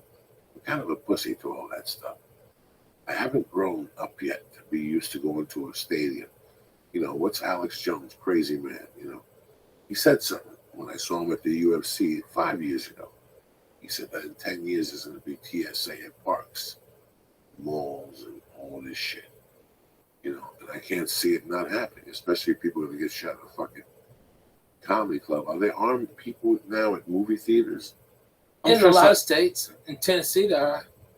I'm sure there are. When I was working at them, they had guards, like hired security or cops during the Yeah, weekends. well, you were working at movie theaters when that kid shot the kid in fucking Denver. Yeah. So It was there the was start of no it. Yeah. security. That was so horrible. So what I'm trying to say, there's a bunch of realities involved here with life. And every time I sit on a fucking plane, right when I put my luggage up on the top and I sit down, I put my seatbelt on, I go, whoa, let's stop right now. And some guy just running up with a grenade. Well, you have to think that way for 2 minutes so you're prepared. Yeah. I would always want to, Joey, how can you prepare? By covering my eyeballs. Anything is better than just surprise, cocksucker. I know people who like to shit on the TSA. Or maybe I have a weird thing. Not me. My But kids fly. I got felt up both ways. This way back. I had to stand at a different an angle and they had to run their things up my legs. It was terrible, but it happened both times. You get a boner? No. Listen, man. TSA makes me relax for 7 or 8 minutes, okay? But the reality is that it's like this it's like in Russia right now. They can't do Quaaludes or they can't fucking smoke dope. They got to do some drug that your skin falls off. Right? Did you see that shit on Nat Geo? They show these people that their skin falls off. Yeah, right? no. You have to cook it with gasoline, with explosives. I mean, there's always people who find a different angle. You know, there's people like that dude trying to put a bomb in a sneaker. TSA can only be so good, you know. Yeah. They can only do the job they could do, man. So you can't really with all these attacks and whatever. Listen, man. My guys in Nashville, dude, are so fucking cool, man. I mean, like they're like, everybody says hello. We have to go do all the pat downs and stuff, and they just like, Rabbi was having a high five everybody and walk the fuck on. I mean, these guys are easy breezy, extra sneezy. Those guys are the greatest dudes, and they just breeze you right through. I fucking love the guys in Nashville. You know, listen, man, I love Burbank and stuff, but these are the realities. Burbank's a good one, dude. These are the fucking realities, people, that, you know, I dread taking my daughter somewhere, like somewhere crazy, like a fucking crazy airport or a Disneyland type of event. I mean, you know, but listen, you have to live your life. Yeah. You can't live like a fucking Cuban down there living in your corner. You have to live your life, man. That's why you live in America. Who knows? And now they're bombing the shit out of them over there. That's how they retaliate, by blowing up planes and shit. Yeah. Once you start fucking with them over there, right now they're shooting people. I saw that on World News today. Not with Diane Sawyer, with my other dog. Diane Sawyer's long and buried. What's the other dude I like? Do you like Stephanopoulos? No, he's not on. He only substitutes for this dude from time to time. I don't know the other guy. I'll watch him. I'll watch Stephanopoulos when he's on. He don't bother. I like that guy. Yeah, me too. He's knowledgeable. George Stephanopoulos. Yeah, I'll watch him. He was like some White House aide. Yeah, he was good. Let me give some fucking quick shout out to my man. It was great seeing the Lalingas family in Chicago. Oh, amazing. I love you motherfuckers. The old man came out. He knows I love him. It was great seeing Pete the Greek. It was great seeing Josh from 10th motherfucking planet. He took us over to Owls and stuff. You know, I want to really thank the club. I mean, the management, the staff, they were great all week. I want to thank my man Ramir Shaman, Fred Nasser, Coach Lacrosto, Raymond Mayer, Garrett Blahunka, Nikolai Zeppa, Sean Charles, Jason Jackson. I want to thank your boys down there in Austin, Crystal and my man, Bobby. And I'm excited to see my boy in motherfucking Las Vegas next week, Larry, a.k.a. the Toking motherfucking Lair, all next week at the South Point Casino with my man Larry. He'll be there Friday night, fucking lurking. We'll go eat a little something, and I'll go to bed at 10 o'clock like I always do. Nobody bothers. Nobody gets their feelings hurt around me. No, I'm gonna fuck around. How you feeling, Bubba? I'm feeling good, man. So when do you leave? Good. So what do you do Wednesday then? Wednesday, I'll wake up at radio at 7 o'clock up in Fresno, and I have my coffee and just go inside and do my show. I really don't like the morning because I got that LASIK eye surgery and I have to wear sunglasses in the morning. Otherwise, it gives me a migraine headache now. I guess I'm under stress, and I get a fucking bad headache. And I think it's because of that surgery, and so I'd have to wear shades and look like a douche in front of people. And it's like it's so annoying. I have to explain myself. And I kind of look like a douchebag then too. It's like, just wish my eyes. Does the LASIK work? Did it take? Yeah, man. I've got great vision. I'm a 2010. When I got that done, I was 2020. The next day, I was 2015, and the day after that, everything was healed up, and it was 2010. I need to get that. I'm like 40 something. I'm terrible. I can't see for shit. Oh, really? Yeah. I can't see dick either, so you know, and now I don't know what happened. I mean, I can see little things. You know, this is blow. I know this is Paris OG. What the fuck you laughing about, Theodore Brown? I just laugh. It's just like fun. I know this is. I can't see Twitter, nothing like that. Like I can't see my Twitter feed or emails. Oh, really? Yeah, I can't see none of this shit. That's crazy. But that's the reality. That's what happened. You really post fun shit, man. I mean, you got a very eclectic taste in music, but they're always jams, like across genres. You know, it's really fucking, you put out good vibes. I love it. So when I get up in the morning, man, I get up like everybody fucking else. You get up uncertain. Like, what the fuck is the... Like, I went to bed last night, maybe 10 o'clock, because I had it from the weekend. Like, I slept a little in the afternoon. I kept dozing off on the plane. I got 2 hours before I got up Saturday night. That's not enough. I got up at 3 a.m. last night. I died. 3 a.m. Just got up. I laid there for like 7 minutes. I said, what am I going to do? I'm going to go back to bed. I went and peed. I put the robe on. I went in the office. I did a few bong hits, right? Fuck yeah, what are you going to do? I went on the computer. So it was crack-a-lack, and I pulled out one of my notebooks. I wrote my agenda for the day. I got my week ready. Right? What are you going to do? I did a couple more. It's fucking amazing. Oh, my God. I did a couple more. I didn't even You're like make... the army, dude. I didn't even make coffee. I did a few more bong hits. Didn't even eat nothing. Nothing. You're better than me. I just went back to bed. I have a question, though. About 5 o'clock. About 5 o'clock, I went right back in there. Dr. Lisa had. It was freezing. I took that t-shirt off. My titties came out. I put that fucking blanket on with that sleep apnea mask, and I climbed under that blanket. I slept till that fucking alarm went off at 10 after 7.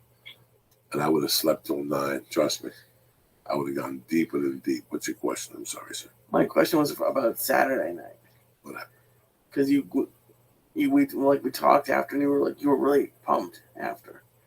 And I never knew, like, did you what did it feel like? What, like, when you finally got to the hotel room? Like, what did you do? That's a great question. I sat there and just let everything cool off. I didn't even know what was going on. I had no idea what was going on with me. I knew I just wanted to sit down. You know, at one point I took my shirt off and my shoes. I wasn't getting anxiety. It's something else. It's a different feeling. I put the TV on and tried to get interrupted by the TV. I think I called you. I called a friend of mine, but nothing really mattered. So I got up and I went in the shower. I put the shower on as hot as I could. I just sat there and let the fucking water hit me till I couldn't take it anymore. And I let the water cool off and I stretched my back. I put shorts on and went right to bed like that. You just passed out? I just passed out. Whenever I'm confused and shit, I need to go in the shower. I just go in the shower and let it run on my head and let that hot water fucking rejuvenate my brain fucking cells and shit. And that's it. Because, Ralphie, you've done a lot of specials. And even your early ones all of them were amazing, are great, but like, this is Joey's first. So, like, going back to your first, can you think about, like, what that was like? Well, I've been running those goddamn jokes for like 5 years straight. I mean, I had laughs every 4 to 5 seconds. And the album went platinum because people thought I got fucked out of Last Comic. We sold like 1.4 million. And it was a big deal. And it was just out of the Laugh Factory. But the feeling afterwards, like, you're like, oh God, there's like, oh my God, you get to exhale, all right? And then you really take it in, and then it'll come, if it hasn't already, the panic that you can't do those jokes no more because people are going to see all that shit coming, and you're not the type, because Joey's a real comedian. he won't allow himself, and he'll beat himself up to dig deeper and go realer. Okay, and that's what this is going to do. It's gonna act as a catalyst to spur his writing. And in a fucking year, he'll have an hour and a half, and that's how it is. But for like the next month, he's going to be in a little bit of a panic. All right, and No, I'm in no panic at all. good. Let I'm it in no breathe. panic at all. I'm in the state of. Where you at? Where am I at? I'm in the state of. Because I know the whole fucking thing. No, I'm in the state of. It all came down to this. I enjoyed doing it. I definitely want to do another one. I know exactly when I want to do it. I know exactly where I want to do it. I know how much time I want to take. I know I'm going to do it now. So you're ready with a whole nother special? I'm ready with no other special. I'm not another hour. No, No. there's no hour. Oh. Not even close. I have minus 10 minutes for this special. You know what I'm saying? You know what I'm saying? Like, you're at that point. I'm not worried about that. I'm going to take this week off and then start next Good for Tuesday you, night. man. And then go to Vegas, take a week off, go to Boston, go, you know, and I'm still going to have, I'll get some old material, put it together for these tours until you start to, I'm like Janet Jackson now. When Janet Jackson starts a tour, she lip syncs. She's got no cardio. It's tough to move and sing at the same time. So you start at 90% fucking lip syncing. By the end of the tour, you're down to 10% lip syncing because you built your fucking cardio. You don't need somebody singing behind you the same shit they've heard. Yeah. That's how I'm going to try it. That's how I'm going to try it for right now. I'm in no rush, you know. Plus, most of the tours before the special. There's a lot of things that Yeah, people right. always say to you, think you're in a rush. We're in no rush. No, We're in no rush. not at our level. I We're mean, in no rush. it's like I did my special and I was 11 years in. Okay, and I hit my first special, and no, 12 years in. Yeah, 12. And so when I hit, I knew what I was doing. You know, I've been headlining all over the South for years. For years. No, when you hit, you were already I had very an hour and a established. half ready to rock. you had that night and the next night. If you come tonight and tomorrow, you're gonna see two different fucking hours.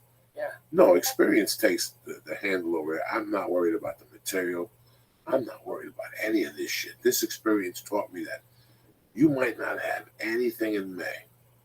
But Right. if you keep getting on stage Right. and you keep taping your sets and you keep pushing yourself, that Yeah. what are you gonna do tonight, man? I'm gonna do 3 sets. Really?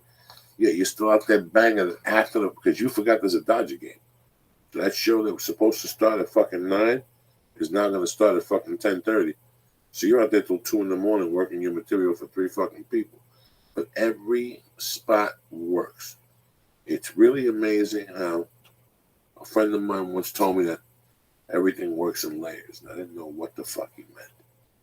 It meant that everything you do builds. And it builds momentum. And one day it all builds into one momentum. All those little things that you thought was shit all build. And they really do. I'm seeing it with 20 people now. I've seen it with 20 fucking people.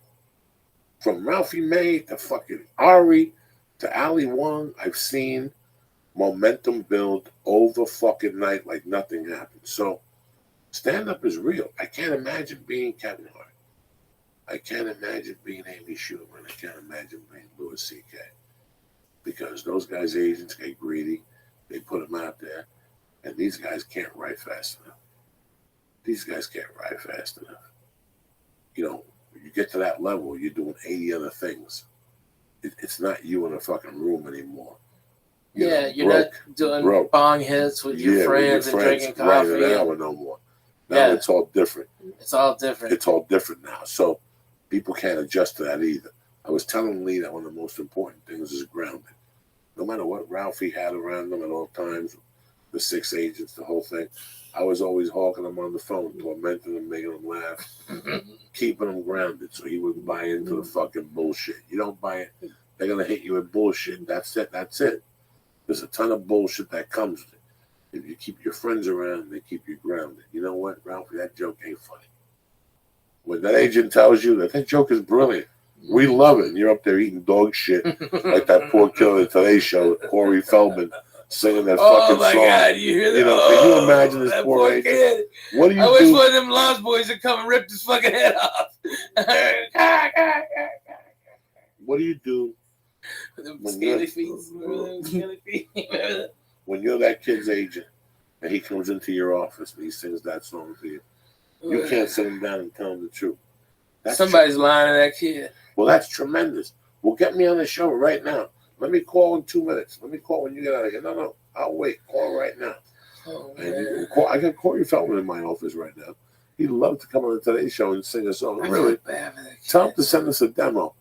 They sent us a demo of that fucking song without looking at the kid. He shows up with the two broads dressed up like fucking Vacula. Angels. Yeah, dressed up like fucking a white Dracula. What about them? What about auditioning for that role? For what role? The two women. I know one of them was probably his girlfriend, but the other one. I don't know. Those man. poor girls didn't know what they were getting involved in. Trust me. Oh my God. They were, those girls want to shoot themselves right now. Oh, Those girls man. have changed their hair color. They quit SAG and joined AFTRA. You know what I'm saying? They fucking switched governments. Those two fucking Dude. little girls. Our generation had those chicks from the guy. You like me home when you're not home. Yeah, Oh, yeah. Not your home. the guy that Those does. chicks were so fucking hot, okay? It was a good song, good singer. Basic same formula. Mine is a good singer, good song. Okay? If they just had a good singer and a good song, it would have been great. You know, that was music at that time was like MTV. The better your video was on MTV, the more tickets you sold. It really wasn't about the music, and the music was good. Yeah. The visual effects to the fucking videos in '83 and '84 were fucking brilliant. From Sledgehammer, Thriller, those videos, and that's what sold tickets at those times. That video, the lights are. You know what he's talking about, Lee? Really? Yeah. No. You know what he's talking about? Put on YouTube real quick. I'm gonna give you a lesson in TV and music right now. What should I search? Put on Robert Palmer. Just put fucking YouTube on, Lee. When you ask me questions, well, God damn it, Lee, is it time for another mushroom cap? No, it's not. You didn't even get off on those mushrooms, Lee. We're Yes, I not, did. no, you're not, because I'm not. I'm only getting off a little bit. It's time for another mushroom. No, it's not. Let's do another. I'm not doing Not mushrooms. you, brother. Just me and Lee. We're in training, Lee. We're always in training. That's Which Robert Palmer song? Addicted to Love. You never saw this, Lee? No. Okay. Oh, this is tremendous. Let me just get this one. It's just, And you know what? They've done 10 videos, So 10 hot. different things to copy this. Oh, yeah. But I think this guy was the first guy. I don't know if that's why I don't want to say for sure. This is the first guy I saw do it that really made an impact on me. Watch this. You never saw this, Lee.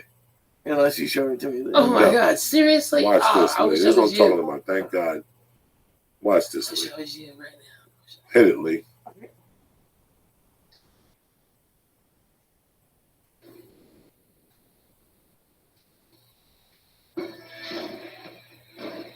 Watch the screen, Lee. Don't watch nothing else. Oh, shit. Bad. Look at this motherfucker. Bad. Holy moly. Look at this shit, Lisa. Yeah, you know. Wow. That motherfucker. Bam.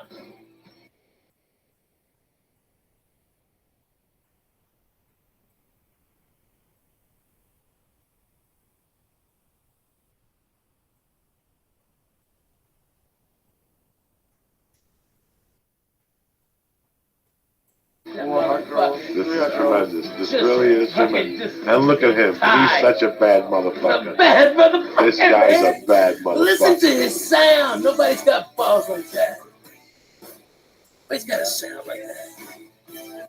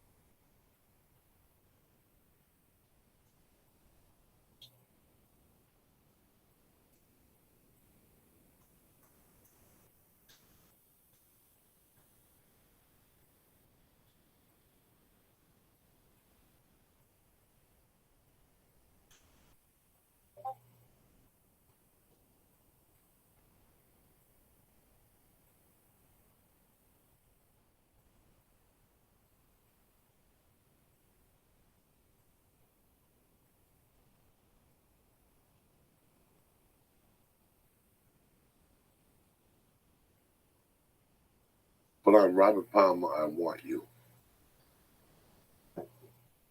This is when you know this dude is dangerous. This guy has always been dangerous. Nobody knows about this guy. Nobody remembers this guy because everybody thought he was a pop dude. This guy was a pop dude, He was bad. but he went deep with some shit. Right there. Right there. Yeah. Listen to this. God, I wish I was here. Yeah, this for the first.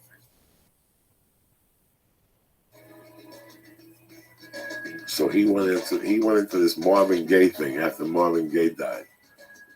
Right? And this guy was fucking pulling it off, Lee. A white dude took Marvin Gaye's music and flipped it.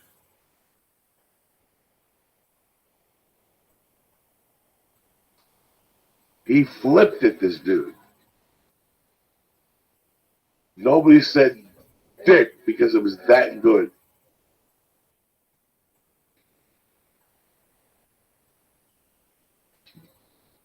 Is this a real music video? Yeah. Early MTV. 82. No, this is a 83. little later. I figure that other shit was 84, 83. This is after he got a little bit more popularity. Yeah. He wanted to switch it around on the motherfucker and show people how deep this motherfucker was. He's fucking bad, dude. Now, pick this up a little bit, ladies. He really breaks it down somewhere. Here you go. Right there. There you go. There you go. Here's where he turns it up.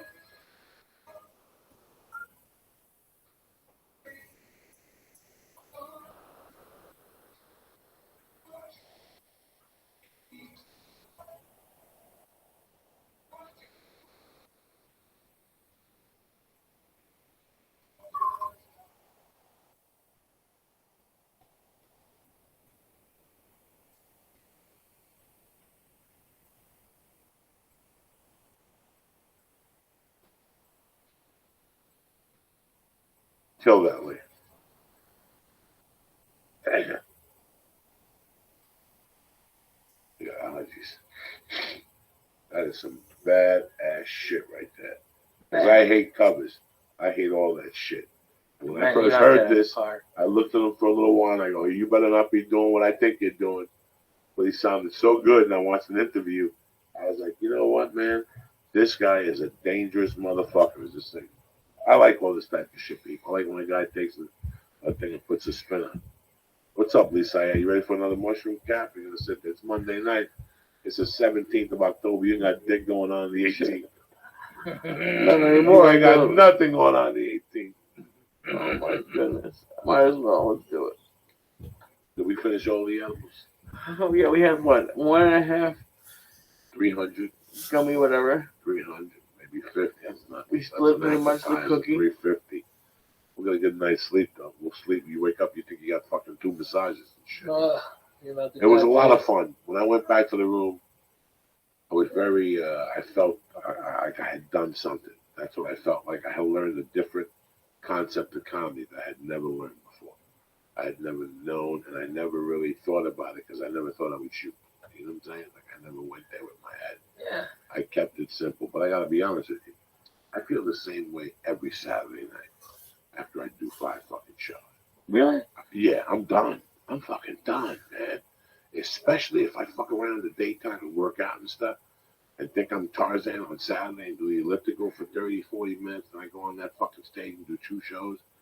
I'm not saying, everything hurts. My whole body is electric. Sometimes I only got 4 hours, so I know the shower will fucking wake me up. I don't want to do that. But this week, number one, that shower was one of the best showers I 2 weeks in a row, I had a great shower. Last week in Columbus, Ohio, I went in the shower for so long, the fungi nail peeled the level. You know what I'm saying? The fucking fungi nail peeled the level. Like a And big ass dip and it Frito. was the only week I didn't bring my tools with me.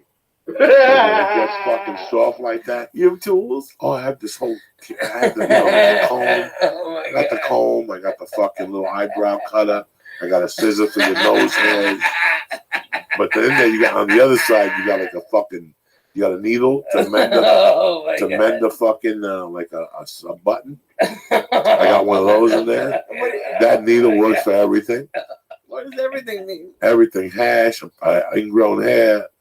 That could work on stitches, anything. Anything goes with that. And then I got a toenail cutter that's fucking huge. I can cut a gorilla's fucking toenail with it. Right? I got that. And then next to it is like a chisel. So you pick up the nail and you go in there deep and you chisel that fungi out. It looks like it looks like fungus and blue cheese put together. And when it gets wet, you cut the nail in holes. It's tremendous, Lee. So shout out to Buffalo. What's the matter, Lee? You look a little dizzy. I'll get a little vomit in my mouth. I tell you. What's up, Lee? I'm just ingesting all this information. Oh my God. You want to eat another mushroom cap? Not really, to be honest, but I will.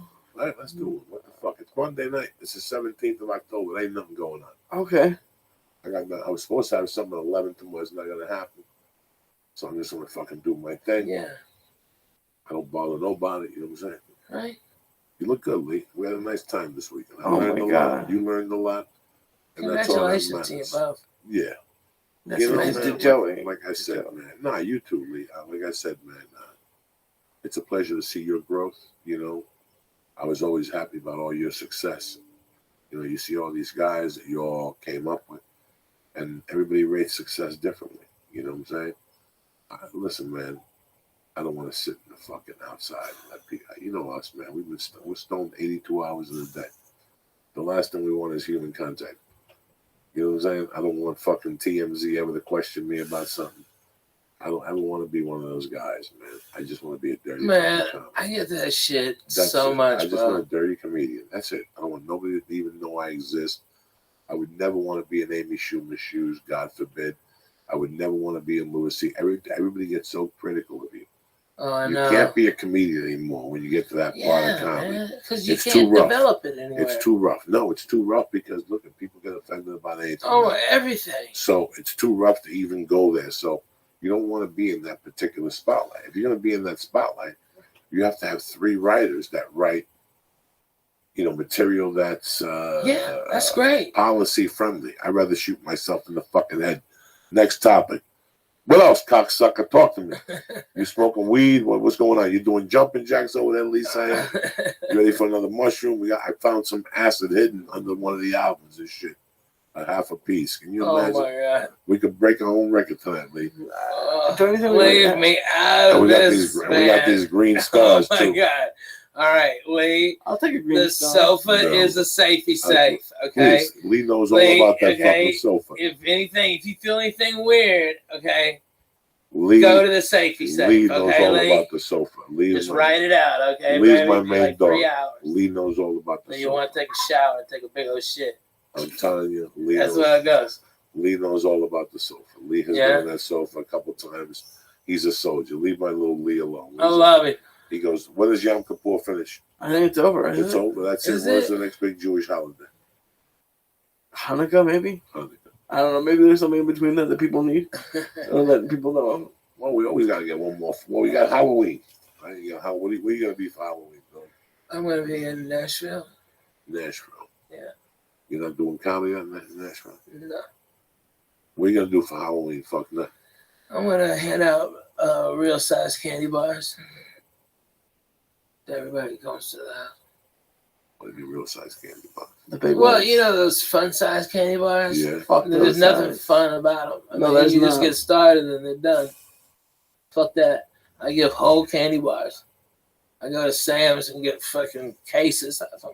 You know, man, you might Just have sit a out point there there. and fucking just boom, here you go, here you Because go. when you open up a real candy bar, you know where you stand. Right? Where you Like, eat I appreciate children. You know, don't toilet paper in my house. You know what I mean? I'm your man. Okay, we're down. Okay, you know, you pay the neighborhood. It saves the white picket fence from getting fucked up. Okay, you know, I mean, just pay it forward a little bit. Okay, their mom will come up. I'll hand them 3. Well, which one you like, Reese? Okay, well, Snickers is bomb too. Oh, you want the Milky Way? Well, this is all caramel. Okay, that's all I got. I'm sorry. All right, but I mean, I go through probably $300 worth of candy. But it just, I mean, kids just light up, and I get toys and stuff. Yeah, this week, this now I'm like neighbor. I buy the pint sized ones. But you're right. When you have the little fucking things, what happens is, like me this week with the Butterfingers. I just wanted the Butterfinger. Next thing you know, I was eating 22 of them, which meant I ate 3 of those life size ones. If I would have just stayed a life size one, I know where I stand. All right, that's it. I'm good to go. You know me. I have the control of a fucking savage. I could say fuck it. That's it. I had a few of those Butterfingers too. I saw those. You were tearing shit up this weekend. I was not Tearing shit up, which I'm proud of you. I'm proud. Hey, listen, you know me, dog. I ain't no Slim Jim McGill. I don't give a fuck. I want you to be healthy. But don't sit there, look me in the fucking eyeball and go, I don't know who ate these 2 pizzas. I didn't eat no pizza that 2 pizzas disappeared. No, There was 3 of us, 2 pizzas. I was on stage for 2 hours. I come back, he's sitting there with sitting there with a big grin on his face, happy as fuck. No, there were veggie pizzas. Just There was no veggie pizza. They were all veggie back then. No, please, I'll strangle you. I was eating them. They were not veggie. Dude, I wasn't. There were cheese and prosciutto Not and arugula. backstage. What backstage? No, you talking- really? in That's the a green great room. one. In the green In the room. green room, there was Veggie. prosciutto, No, arugula. when I got back It there. was me, you, and Ask Willie. Willie. Ask Willie. When I got back there, I had no pizza. It was just veggie. Ask Willie. Get Willie on the phone. Wait a second. When I got back there was 2 slices of pizza because I ate one of them. Lee, stop. You're insulting my intelligence now. Get Willie on the phone. I wasn't in the He state, folks. He's saying the back room. There's no I- back I- room. There was no nothing. There was one fucking room. I Nobody ate could 3 come. slices in the main room. I did. I ate 3 slices. That was later. Yes. Yeah, no. Somebody ate the ones in the green room. Not me. When I left, there was a pizza and a fucking half. I was sitting at the There was table. no. I just saw a wink. No. I you wasn't and- winking you at and Ralphie him. are cahoots. No. I wasn't there. I was You in can't Portland. Yeah, but Ralphie, There was a we are whole pizza cahoots. that was Willie's, and there was a pizza. I took 2 little. Well, I'll leave. You know those little fucking. I gotta be You know honest. those little fucking pan pizzas. Yeah. There was 2 little strings that come back. 2 little slices when I left. I took both of them. He ate 1. I watched him, and he ate a piece of chicken nugget, and he was eating it. He's saying, "What vegetable?" There were Joe Malash's vegetables. There were no veggie. No, No. there's vegetables. Stop with the fucking vegetables. So next thing you know, I come back and there's no pizza. And he's sitting there with a grin on his face, high as fuck he was. And I go, what's going on? And then he goes back to the hotel room. Next day he's talking about chicken cutlet parmesan. His wife just got sick eating shit on the road. Eating bad Poor Korean baby. food. And also he's out there poor baby. ordering to-go food. Yeah, because At the hotel at 2 in the fucking morning. you're talking about 2 different nights now. Are we talking about Saturday or Friday? Where'd you go Friday night? Friday night was the chicken parm. What did it come with late? French fries? Just no pasta. Pasta? Yeah. You ate pasta 3 in the morning? Just a little bit of it. I ate like most of it was left over. I promise. He always eats a little bit. Yeah. And what was it No, Saturday? the reason why I didn't was because I didn't include cheese, so I couldn't eat most of the pasta. And Saturday was because I had like 2 slices and Yeah, it was sure. fucking edible. Listen to me. No, I had, Ralphie, they bought New Wave, bought 10 pies. yeah, a ton of Giordano. pizza. They're I'm so talking cool. about all those Their caterings pizzas. are always good. Yeah. Now, Lee was sitting right next to 2, the I pizza. had 3 pizza. slices. I had 3 slices. plus the 15 slices No, inside. no. But that's like a pounded Dude, pizza, I was right? talking to the photographer. Right. Ask him.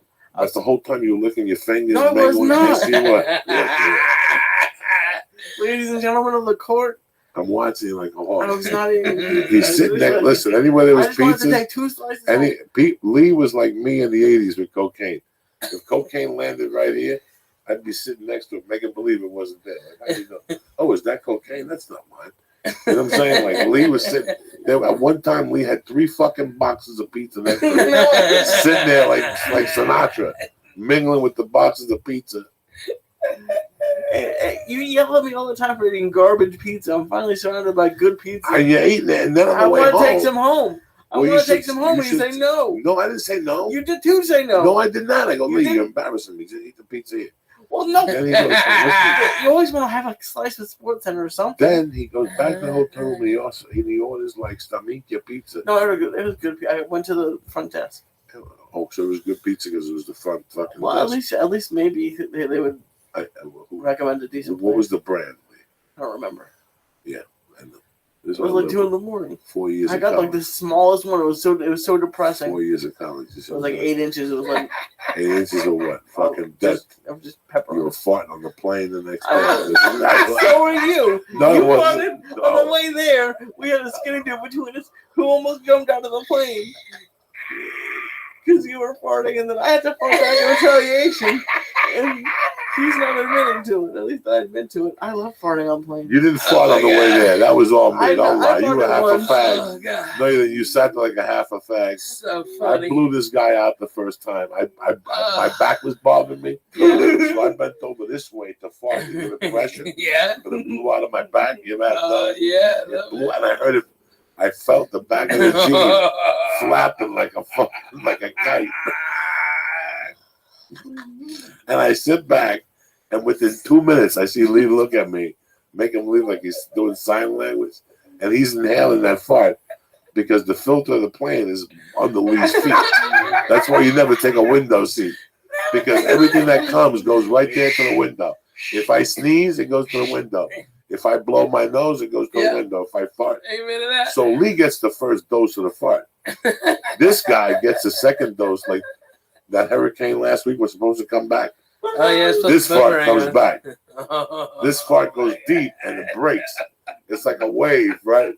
It's like a wave. It breaks like this. Half of it goes Lee's direction. The other half hits the middle seat and ricochets right into this guy's mouth. You understand me? I know how to fart in that first aisle. I've been doing it for 10 fucking years. I started on Rogan. That's the first guy I started on. Because that's first class. That's tricky. You got to catch him when he's sleeping. And their mouth has to be around here. Rogan would sleep by the window with his mouth facing up. That's tough to catch him with a fucking fart. I'm telling you guys. I don't fuck around. I'll tell you how it is.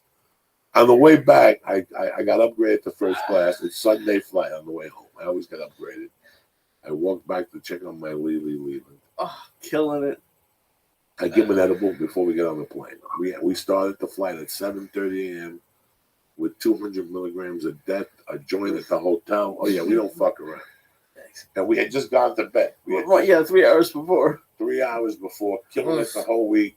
Kern Michael was there, the whole fucking, everybody's fucking smoking dope outside. And we get on that plane. I get upgraded. He goes back to 14D.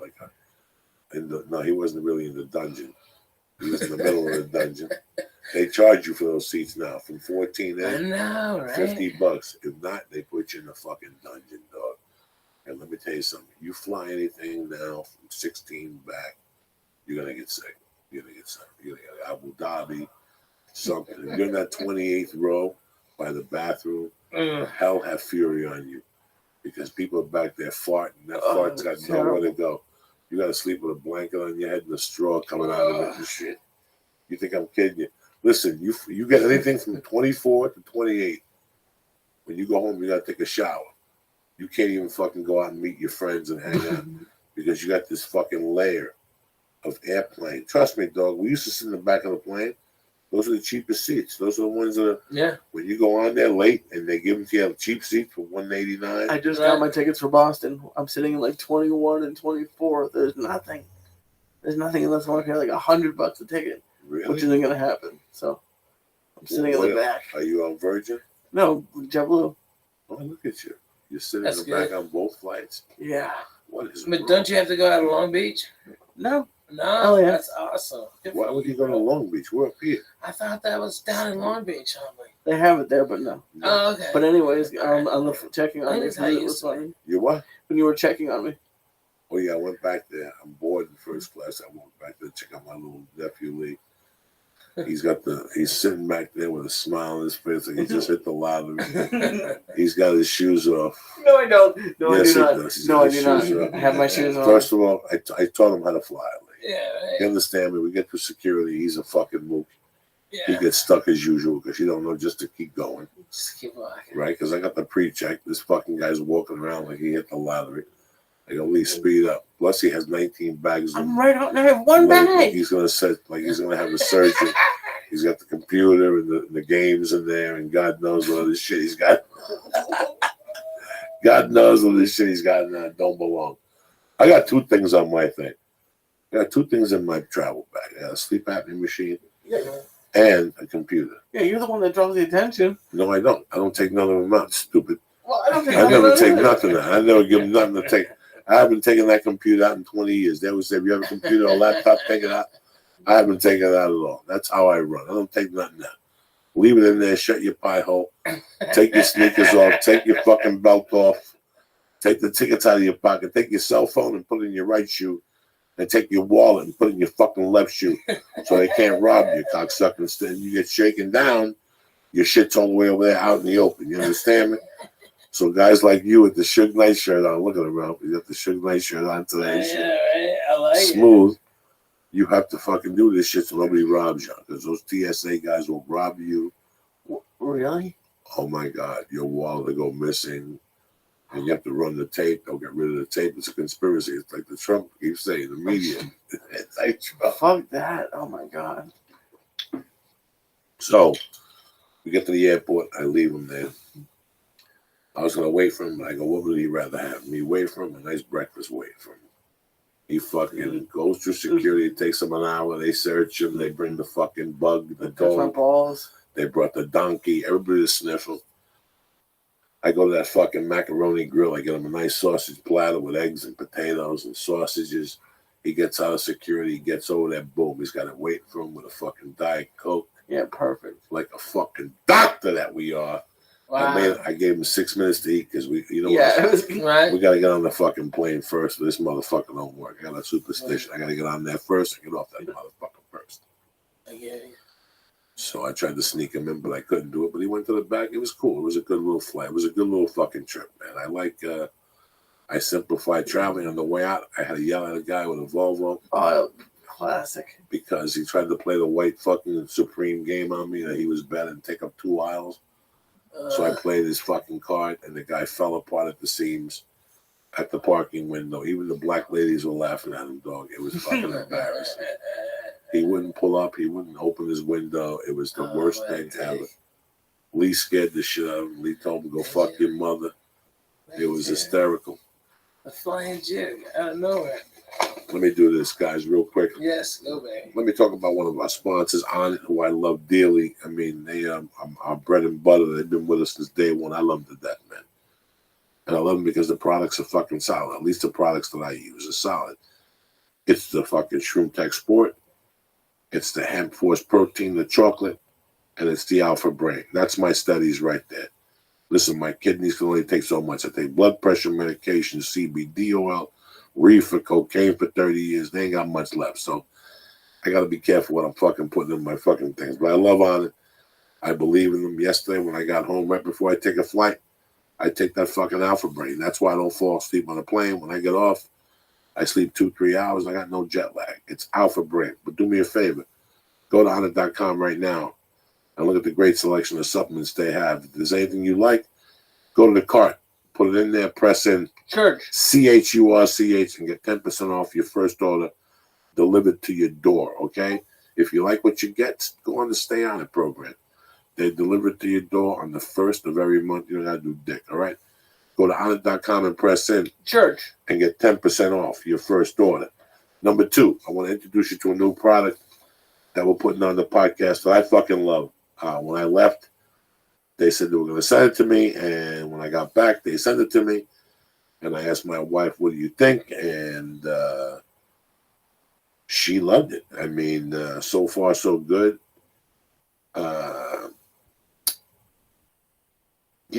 I mean, I got cats, man, and you got to feed the fucking cats, and cats like to eat on their own goddamn schedule.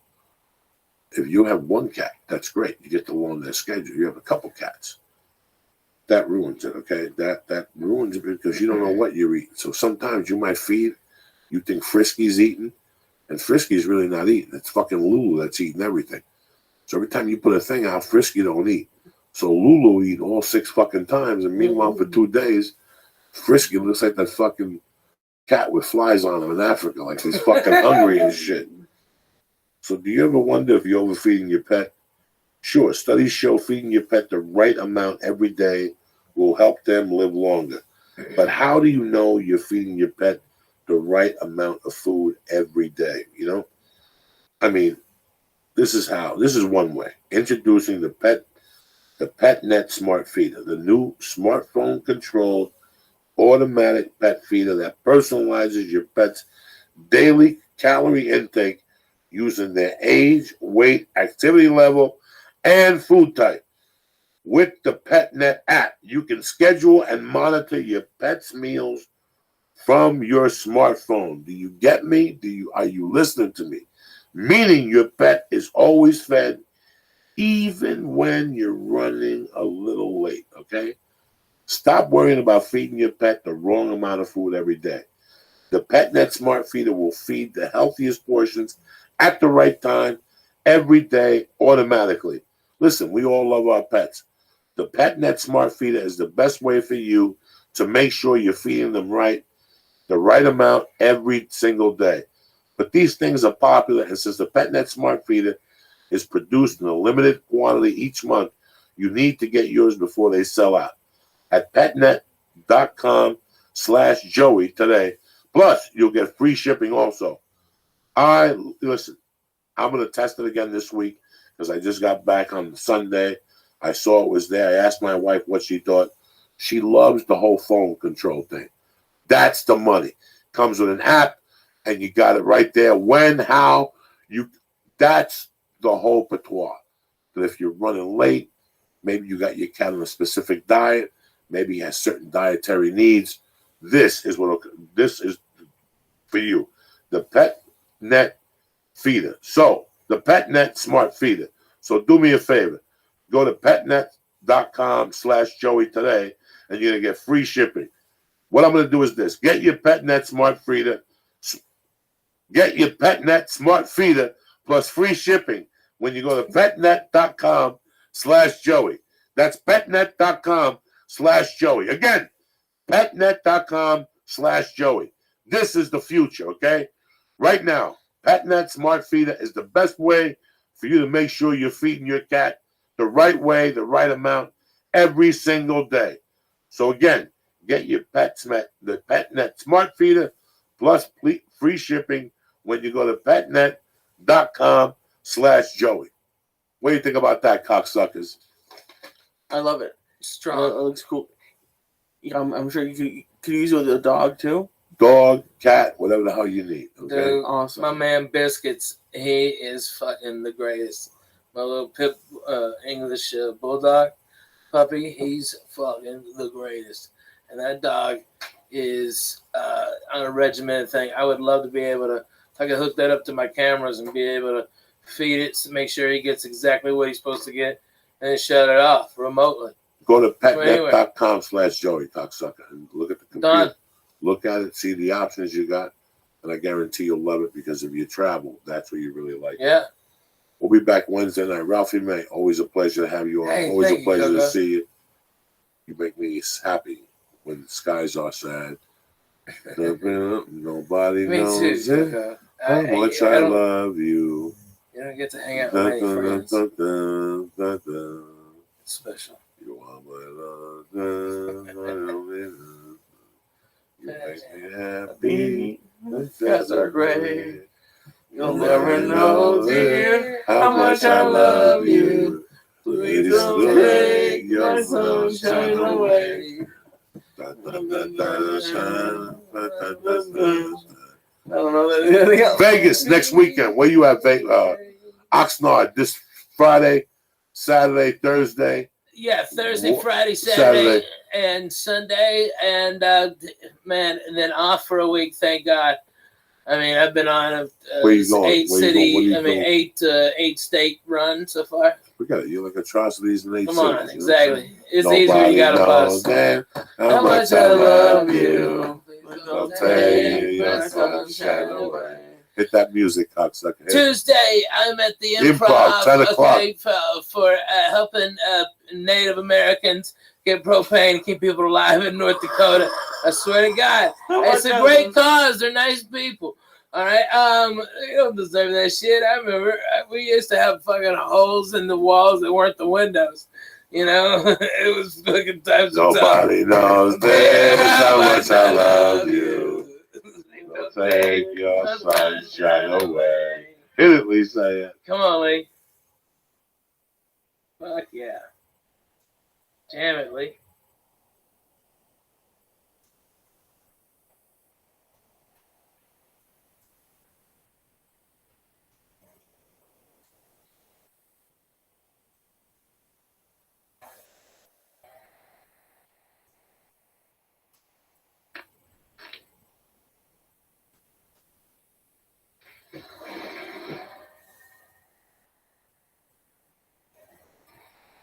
Hold on, put the.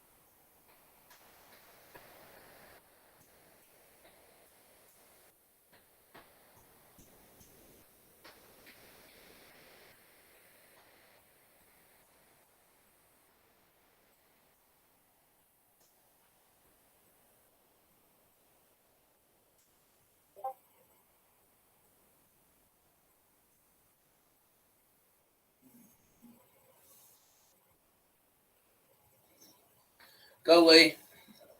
The church of what's happening now is presented by On It. This show is brought to you by MeUndies. MeUndies are the perfect gift for you and your Valentine's this holiday, and they come in limited edition prints, and even better, for a limited time, our listeners can get a 20% discount off of their first order, and shipping is always free in the US and Canada. You have to go to MeUndies.com/Joey. That's MeUndies.com/Joey. The show is also brought to you by ZipRecruiter. To find candidates in any city, industry, nationwide, post once at ZipRecruiter.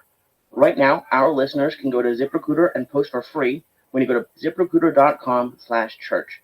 That's ZipRecruiter.com/church. Kick that mule, Lee. It's Monday, bitches.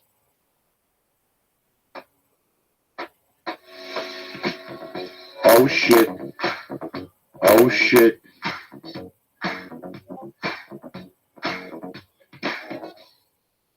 Monday, January 23rd. The Church of What's Happening Now. You're here. Lee Syatt, Ralphie May, and your Uncle Joey Diaz. Oh, shit. Kick it, Lee. Blow those fucking speakers.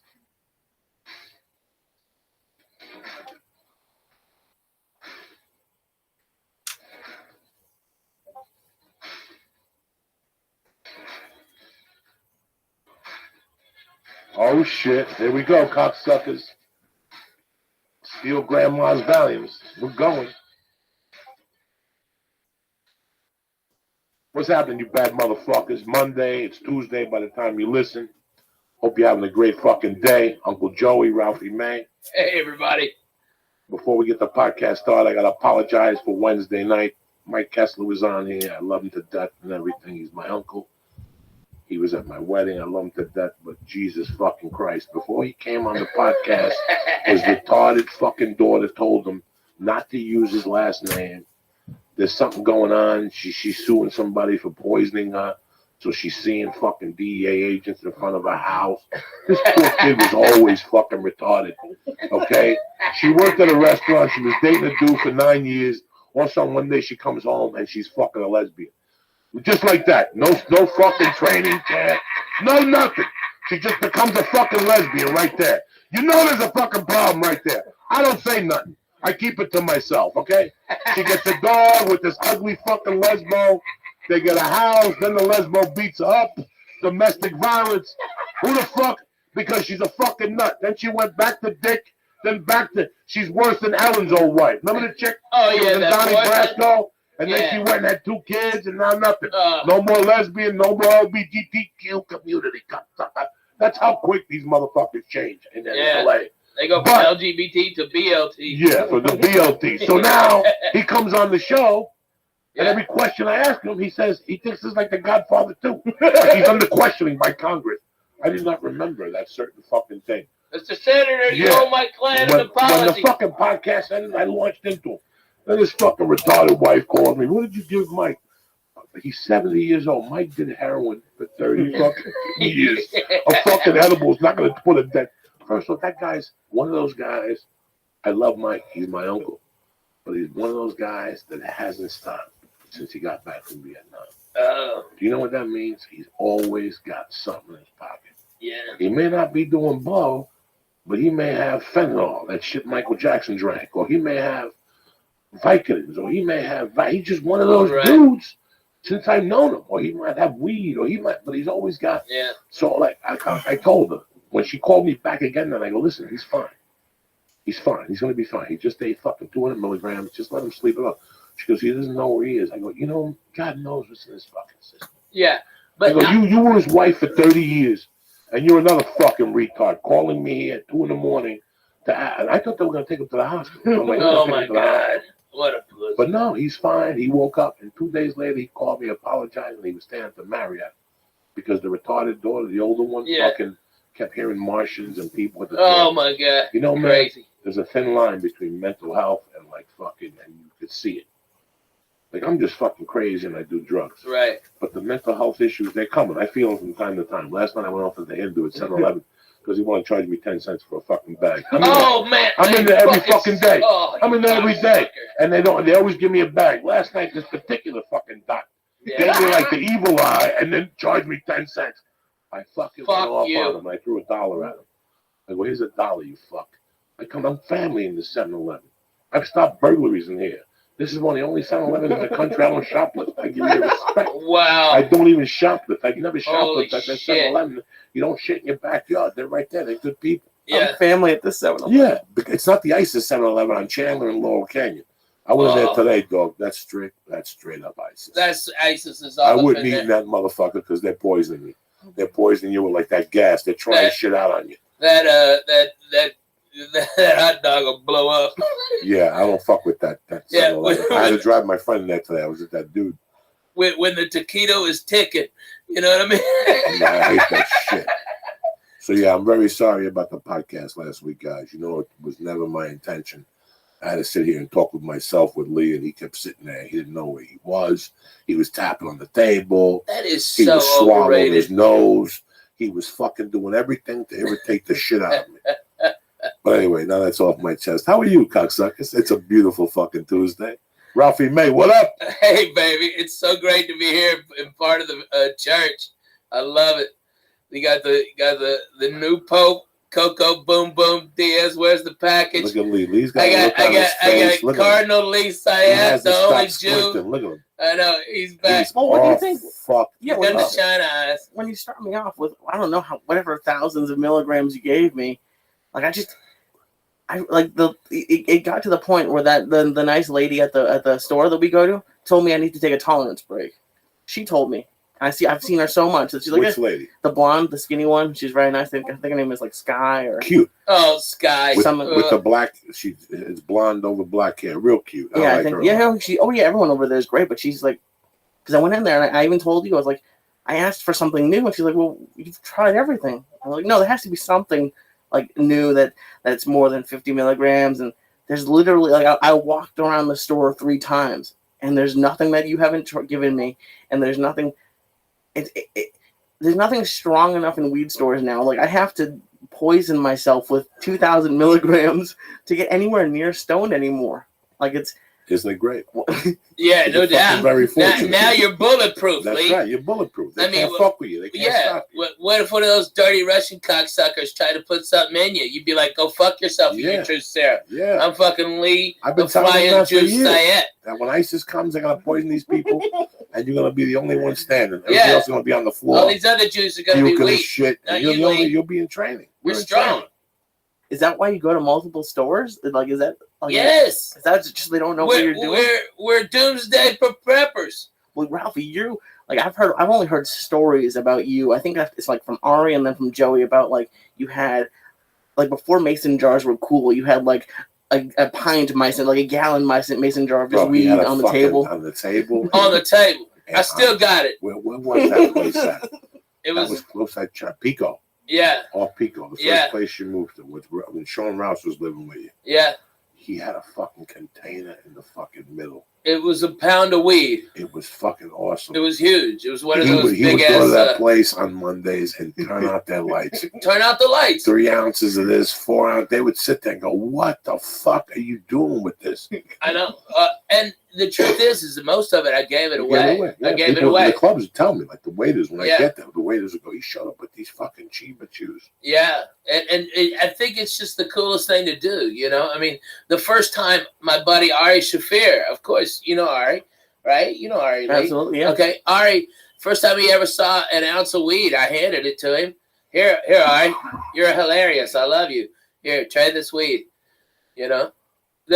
We were the first. He I mean, couldn't in my he couldn't fucking believe generation, it. He couldn't believe it. in comics, I mean, in 2003 or 2004, I was the first one Nobody to was. start making some money, and that was a stoner, you know? So it was like, but we're all going. We're all partying, okay? We're all partying. Coco, take this. Try this. All right? And you know what? Joey is a guy that will eat a girl's pussy while melting a Coke rock on her clit, and then reach into her pocketbook and get hundreds, okay? All right? And mad that he only pulls out 1s and 5s, okay? All right? He's mad till he gets that 100. Then oh, she came. I'm out of here, right? But when it came to taking weed from me, I had to force it to him. You had to force it to him. You did not. Your pride. You're like, I can buy my own way. I know you can, but here, take this. Oh, you give me and that this Max and OG. this. That Oh my fucking God. Max OG, I missed that shit. Me too, man. 35%. Damn, that was I good. really missed that fucking reefer. That was I good. saw him Right? a few months ago, man. Yeah. He Like a married that long girl. appeal. Yeah, he had long hair and he was doing his thing. You know, Yeah. I said he closed it down. You know, it's amazing how those. He was when Kushmart opened. The word on the street from a lot of people, Kushmart at one time were making 25 grand a day. That would 25 fucking grand a day at one time. How much was like a gram at that point, do you think? 25. Yeah. Jesus. 25. The Russians on fucking Sunset by Rouse were charging 30 for a The gram. rock and roll routes, right? Rock and roll Rouse. They were charging 30 for a gram of Obama and 90 for a fucking eighth. They were straight up gangsters with that weed. Yeah. That place on Formosa, what was that place that we used to go to, the pharmacy? Yeah, but it was the West Hollywood Collective. No, something we like used that. to go to a pharmacy for a while. Where we bought The pharmacy with the when F. you bought the tickets for us to go see Clemens pitch, and it was 1,000 degrees in August Yeah. against the Dodgers, and Ralphie bought a bag of edibles at the other place because the pharmacy had like ice cream and they were going out on a limb, Italian ice, and but the other place next to the breakfast joint that we used to go to there, by Whiskey a Go-Go. Yeah, that down place there. with the black chick, the hot, skinny Oh black my girl. God. Yeah, she was fine. They used to have cakes in there, Lee, Ooh. that would fuck you up, like chocolate cake. They were like banana 400 cream, milligrams. Yeah, 400 milligrams. And I remember Holy we took shit, them to Lee. a fucking Dodger game. And this was before you had the tolerance for it. This was way before tolerance. Right. This is when you ate shit and went home and cried yourself to sleep and shit. Yeah. Your You ears went to a were humming. Dodgers game? Yeah, Oh, we no. went to a And it ball was game. 1,000 degrees. You, me, and John Wesley. Yeah. And we sat right under the sun, dog, with those edibles, getting a fucking suntan and brewing. That sun was cooking those fucking How many edibles. waters did you buy from the water guy when it came Oh by my 77? God. All Oh my of them, God. dude. We were fucking I drinking. handed him a We left $100 after bill. 3 or 4 innings. It was intolerable. It was too hot. The ticket was so good that they were bad because Yeah. it was right in the sun. Right in the sun. Yeah, those are tough in LA. Especially, there's something weird about heat on edibles for me. Yeah, no, they make you sweat a little Yeah, extra. it makes it Yeah, I don't know. I don't feel good if I'm too hot. I can't do it edible. I get hot. Like it's one of the weird. Joe always makes fun of me that I pass out in the studio when it was really hot. When it was the summer, I would take my shirt off. I have no idea why. I don't take my shirt off at the beach, and I was taking my shirt off here with the door open because they turned the AC off, and I was just hot. At least Syed don't take his shirt off in the shower. I don't. He's like Josh Wolf's hat. It's fucking crazy. Let me tell you something, man. That shit makes me sweat like a motherfucker. Oh my God. Like I refuse to exercise. Like if I eat an edible and I get somewhere and there's stairs, Yeah. like I'm fucking pissed. Even if it's 2 little stars, which will not get me high, they will fuck me up when I'm walking up those stairs. Yeah. When I run out of breath, it makes my mind think I'm passing out. Yeah. Like I went to radio one time in Boston, the elevator broke. Ugh. And that motherfucker made us walk up to the 3rd floor. By the 2nd No. floor, I'm like, dog, you better bring the radio station down. No, I'll do a phoner from down here. Yeah, I'll do a phone okay? from down here. Yeah. I thought you were going to You say like go the fuck 8th floor, yourself. the 10th floor, No, 3rd dog, floor. but these are long. It was an escalator. And There it's were 3 Boston. escalators The at the ceilings are really that the high. fucking electricity went down. So they wanted us to walk up. Jesus. They were running the radio show on a generator. I can't do edibles and do anything. Like once I do edibles I don't blame and you. I walk unexpectedly, my fucking heart stopped. Like my heart fucking beats too What much. about going downstairs at the old office? I used to have a freak out whenever I was going. Those are kind of steep stairs, man. Those freak me out. Oh my Lee. God, yeah. And I'm fine. I get a little nervous sometimes if I'm out and it's like rainy or something. But if I'm sober, I'm fine. That was my biggest panic at that office was that people were gonna see me walking down the stairs and they know I'd be stoned because it took me like 5 minutes once because it would take like a couple tries. It was scary. You know, like my depth perception's off. I hear you. It's a different, but I kind of like now going out when I'm stoned. It's fun because I've always liked watching people and giggling at them, but weed just makes that 1,000 times better. Just watching crazy, like I almost want to go back to a city. I've never been in like a city really stoned, like Boston or New York, and like get to like sit and watch a whole city move by. Boston's aggravating, and you have to be very careful they'll leave because those Boston white people are a different type of white people than you've ever dealt with. Case in point, Lee, I had done a show there for New Year's in like 2000. There's ice everywhere, snow everywhere. That's true, yeah. It is probably 18 degrees at the most. And I saw these two guys walk up to a hot dog place and start beating the living shit out of each other because one of them put ketchup on their hot dog. Okay, and they beat the shit out of each other with blood and okay. And then he goes, I told you not to put ketchup on it, and gets up, and they put their shirts back on and walk off together. They're the craziest white people you've ever seen, dude. I grew up in the suburbs of Boston. I've always hear stories about this stuff. I never really get to see it. That's but right. But yeah, I think the winter would be a little bit tough, especially when it's like the same how hot freaks me out. I think super cold would freak me out too if I was stoned. Like when you can't breathe a little bit, when the cold takes your breath away. Man, okay, I was just in Fargo, North Dakota. Oof. Last month. It was negative 22 degrees. The wind chill, negative 40. It was so cold. I went outside to smoke a joint.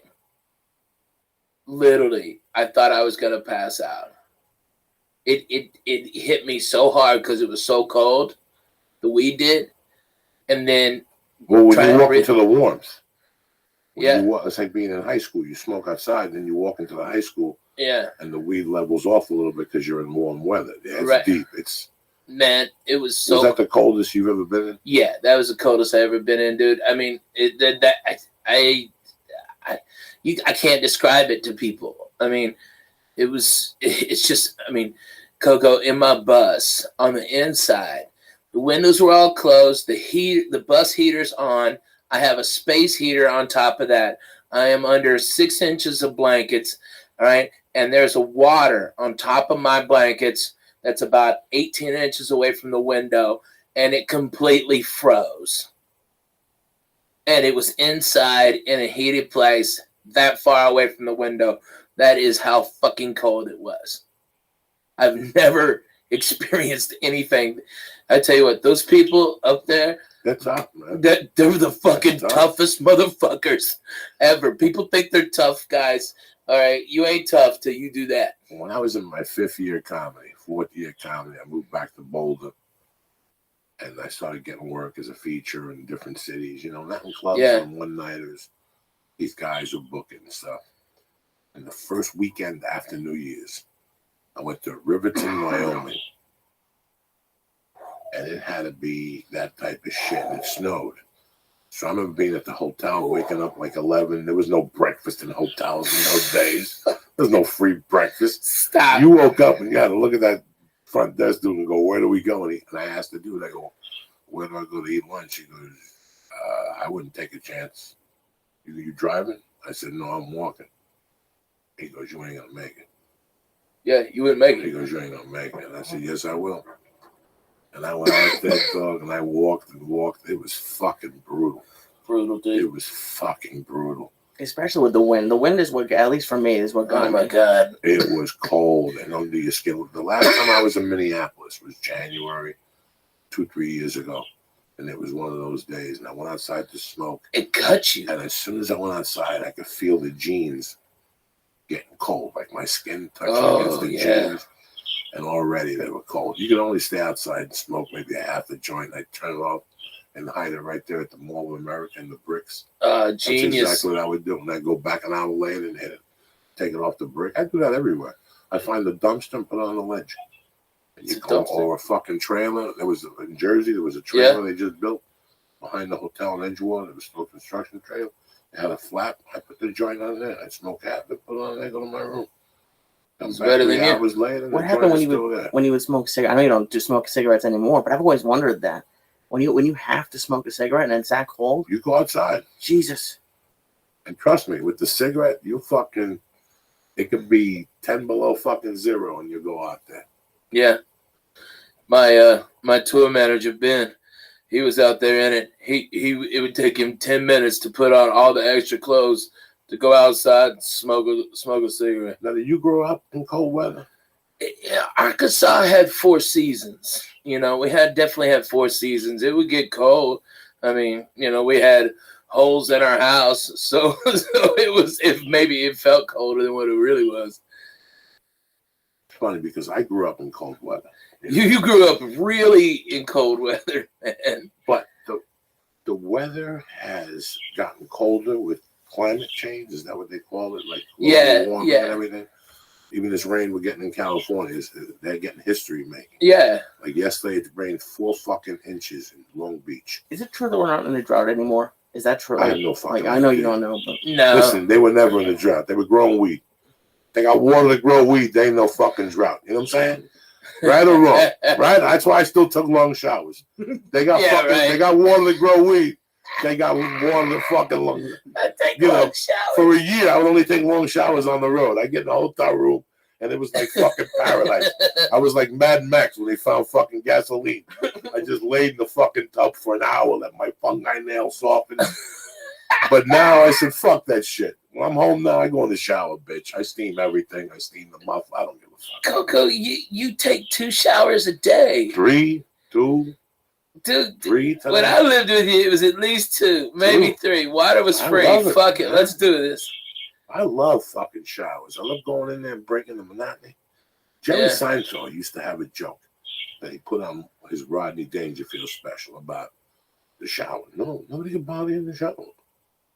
Nobody can ever bother you in the shower. Think about that. He's too busy. He's in the shower. You're in the shower. You're in the shower. You see that hair. You wonder how it got up there.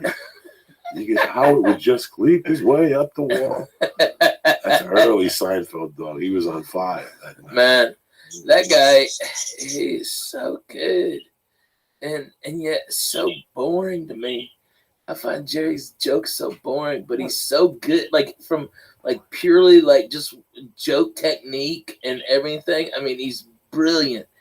But what he has to talk about does not fucking interest me at all. About your fucking socks. I don't give a shit. I don't give a shit about putting your keys in your shoes at the beach. I don't give a shit about any of that. But he's so good at doing it. Somebody fucking cares. Dude, of course, he's the fucking greatest. They're paying him a ton of fucking money. I know. What do I know? they just brought his I'm drinking web show to Mexican Netflix. Coke next to a Jew They and a just bought spick. what? Netflix just brought comedians in cars drinking coffee to Netflix. But he's also doing 2 specials for him. Wow. He's doing 2 specials, so it's like $50 million deal. It's crazy. And I love Seinfeld the show. I've seen a couple of his stand-up specials. So I love, but what's interesting is I've only seen it before I started this and before the storytelling comedy came out. So I'd be interested to look back on it, even because I like it. I think it's funny. But now that what I don't even know what the word is, but the genre of comedy has changed a little bit. I don't know if it stands out. I paid to see him. I took a girl on a date. Maybe 1992. Wow. In Denver, I took this girl on a date, and I did stand up. I was like an open mic, and she knew when I took her down there. He was great. He was fucking great. He did like a Q&A at the end. Oh, wow, really? I was ready to ask him a stupid fucking question. I'm happy I didn't. So it was before the show then. If it was 92. It was around the show. The show was, I don't know. It was the show starting. It had a tough first season. I think the show was starting. I don't know. He had a really hard, tough season. A lot of people don't understand how. Well, they always said that if it was today, the show would have never made it because No. they would have fucking cut him by the 4th episode or something like that. But I still watch the show on the road sometimes. I still watch it. And I still giggle. That shit makes me laugh, man. Makes me giggle. I still remember the night that show ended. Oh, it was like a fucking big deal. Like Yeah. Improvs didn't even do stand up that night. No, They it got a was a big Thursday. screen. It was a Thursday. They got a big Yeah. screen, and just people came in and watched it for free. John Panette, I saw that episode the other day. John Panette was great, and they were making fat jokes at him, and that's why they went to jail. Hilarious. I love that episode. It was so funny. John Panette was great. Is it on something that you could watch it from the beginning? Is it like on I think it's on Hulu. Yeah, It's but on Hulu? yeah. I like to start Yeah. watching that from the beginning. You know, Yeah. this fucking CISO, they have a couple specials on there, but they have something very interesting, Ralphie. What is it? That when you fucking not doing anything, Yeah. pretty interesting to watch. They have the very beginning of Saturday Night Live. Oh, wow. The pilot with Carlin, the whole fucking thing. Just watch for 4 or 5 episodes. Wow. It's pretty fucking interesting. Man, And you won't, it's not going to be, I don't want you to, I'm not telling you it's hilarious. No. Oh my God. Wait till you say, I didn't say that. No. I said, just watch it. Next time you're in a hotel room, you can't sleep, just go to CISO TV and press and Joey. They give you a month for free and fucking watch it. Dude, I used your month for free, and I watched your special. I watched Dougie's special, Dougie Stanhope, and I watched Lori Kilmartin. And How good is Lori Kilmartin? phenomenal. I heard it's phenomenal. Phenomenal. You know what? It's like, I tell you what, HBO and Showtime, they better get their fucking shit together, because between Netflix and Hulu, those motherfuckers are going to be out of the comedy business. What I like, as far as like those specials I saw in CISO, okay, as opposed to the last 3 specials I've seen on comedy, on HBO. HBO is hot garbage in comparison to Dougie and you and Lori Kilmartin. That's no bullshit. I'm going to tell you something, man. Times are changing. You know, times are changing and they're moving fast. And I told you that a week after the special came out, I got a call from an agent that I almost signed with. And he congratulated me. He goes, I learned something very interesting this week. That somebody else had put on an HBO special. Nobody's talking about it. You put on a CISO special. Everybody's talking about it. And everybody's watching it from 9 to 5. He goes, next time one of my clients gets an offer from HBO, I think I'll only do it if they only put it on Saturday night and then stream it afterwards. Yeah. Online. If not, it's really not worth it. No. And you learn, you live and learn, man. You know, everything's changing. Your audience now is from 9 to 5. It's the people who go into offices.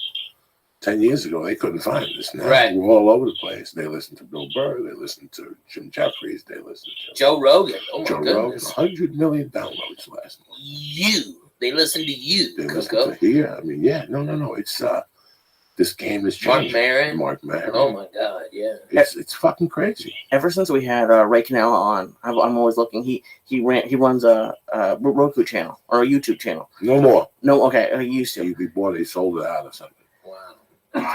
I went to this restaurant the other day, and the owner's daughter was watching a YouTube video of like that guy PewDiePie who plays video games and talks about it while he's playing the games. She was watching that on the 60-inch TV at the restaurant, like because it was her father's place, and she was like, I had to be under 10. And I'm like, that's the future. They have cable there. They have all, but she's watching a YouTube video, and it's just it's interesting. Like maybe HBO. Was it a YouTube stream or a YouTube video? It was a video because you could go back and forth. It was crazy. It's like HBO is sort of like the Jerry Seinfeld, like that. Like they're still on that platform, and then YouTube. It's everything is changing. Like I would never have wanted to watch a YouTube video instead of TV. I had a computer when I was growing up, but there was no. I remember I had a Rainbow on video disc. There were no real videos or anything. Now that's all. Was it First Blood or Rambo? I think it was First Blood. That's a deadly movie. Is that on YouTube now? Like all those movies are on YouTube? Is that what you're saying? Probably to It's sell. like YouTube Red or something like that. Right, yeah, So I think they're all on there. Right, you have to rent them. You have to buy them. Yeah, it's. But that's the thing. People don't want. All people want now is like even I saw some like Sam Tripoli tweeted something today. Like someone was like 6,000 people were on Instagram Live watching this workout trainer working out. That's what people want now. They want quick. Like I almost, whenever I'm at home with Paula, we really don't watch movies that often. Like I think this weekend we watched one movie, but it's all TV. We all want quick, and it's the movies have been so bad. I think that's why they're going to YouTube and stuff. I don't know. I mean, haven't you guys found? Yeah, man. I mean, I got that Fire Stick, that Amazon Fire Stick, and we had it hacked, and so we get all the movies and stuff like that. Bro, so many of the fucking movies are not worth a goddamn dime. I mean, are total shit. Even for free, there's no point. Yeah, there's no. I mean, we'll turn off a free movie just because this is killing my head. You know, this is a headache. On my TV last week, I love Chael Sonnen. I think he's amazing at trash talk. I pulled up like a 20-minute best of Chael Sonnen trash talk video and had a better time watching that some kid put together by himself on his laptop than a TV show or a movie. It's pretty interesting, and it's I don't know. I mean, I think both of you guys have had a huge career growth from online video. Man, Netflix for me flipped the script, man. I mean, you know, you do 4 with Comedy Central and it's good. You do 1 with Netflix and it's all more than the first 4 with Comedy Central. I mean, but you know what? I was lucky because I took less money for the specials and did them on better cameras. You know, it cost me more money, but because of that, Netflix bought all my ones that were on Comedy Central, and they were the first to go out on those when they used to do just DVDs. Do you remember that? Absolutely, yeah. And they when they first went to 1080, mine were already there, and that's why the last 4 I've shot were in 4K. And so they're still going to be good for years and years and years. And I took less money, but it's better for me in the career. But, man, Netflix, dude, I'm going to Australia in April because of Netflix. I've never told a joke in Australia, and I'm going there. It's crazy. It just opens up so many doors because your special now is worldwide. Yeah. It's fucking it's too... I didn't know what the fuck you were talking about way before. I'm high. You confused the fuck out of me. You went to PewDiePie, and she was watching the restaurant. You and Paula watch. You and Paula watch fucking nothing. It was also you a watch 10-year-old fucking kid. Terrible shit anyway. You stay home, and it's like Jim Jones fucking. It's where Jim Jones gave out the Kool-Aid. You're just waiting to give out Kool-Aid to shoot yourself out.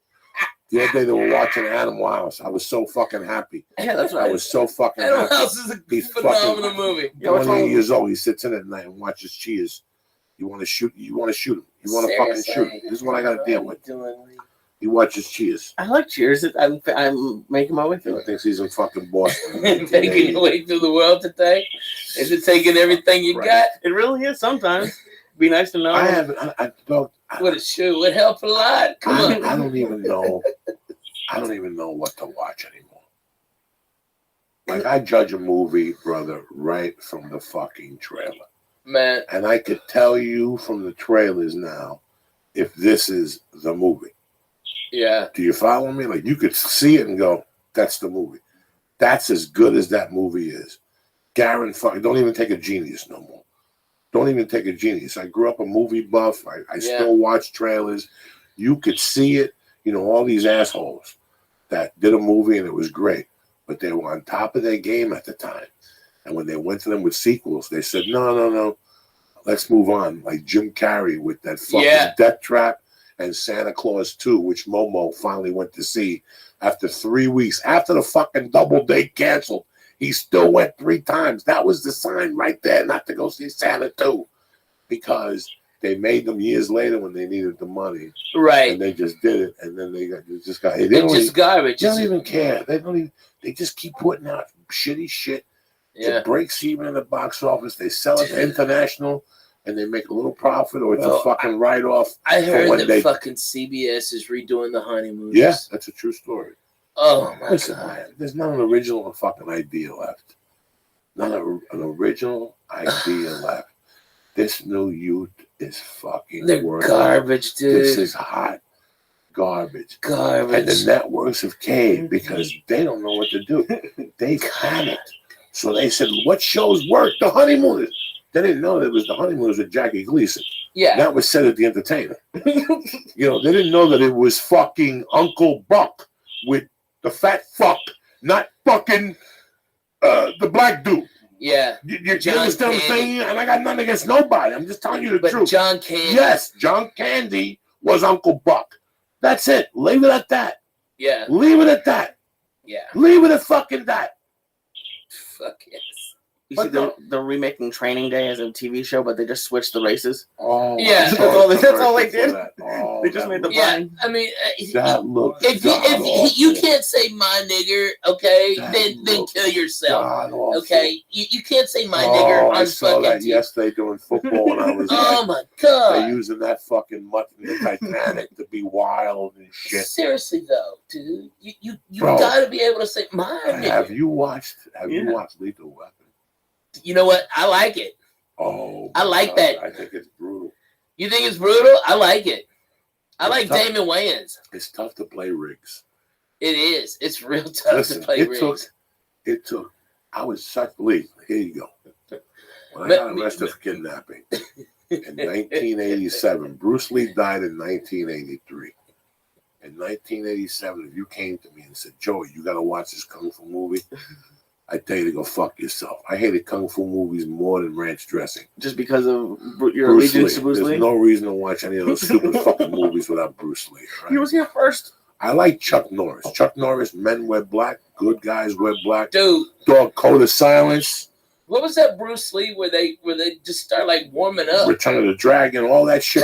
But Chuck Remember Norris, that? Chuck Norris till about 85, The Octagon, whatever. What was that movie? Return of the Dragon. Was- Him and Bruce Lee Yeah, fought in the fucking Coliseum. But until that time, I wouldn't see dick. Like if you Yeah. came to me with one of your stupid fucking movie ideas back then, I'd tell you to go fuck yourself. But there was this one dude in Boulder at the car dealership in Detroit, Michigan. That was my dog. His name was Jim Wheeler. I lost contact with him 10 years ago. He's from fucking, where's that comedy club outside of Detroit that's been there? Mark Ridley's Comedy Castle. What's the name of that town? That's where he was. Something Oak. He was from there. Oak Brook or Royal Oak? Royal Oak. He was from Royal Oak, Michigan. This motherfucker met Bruce Lee and got a book with his autograph. What? The Tower Jeet Kune Do. He was cool as shit. Jim Wheeler. He was a kung fu dude. He fucking came to see me when I was in county. The whole thing, he got me a job when I came out of county. But he kept bugging me before I got arrested. The night he kept bugging me for weeks to watch Lethal Weapon and this movie with this fucking dude, Steven Seagal. The one when he's fucking great. Oh, he first only one. did one good movie, and that was when he's on the boat. No. Under Siege the with first Tommy one. Lee, and they're doing Yeah, that night The shit. first one is tremendous. Nah, The stop. first one is fucking. Which one is? Dog, the only reason why he made that one on the boat was because the Because first, it must have been good.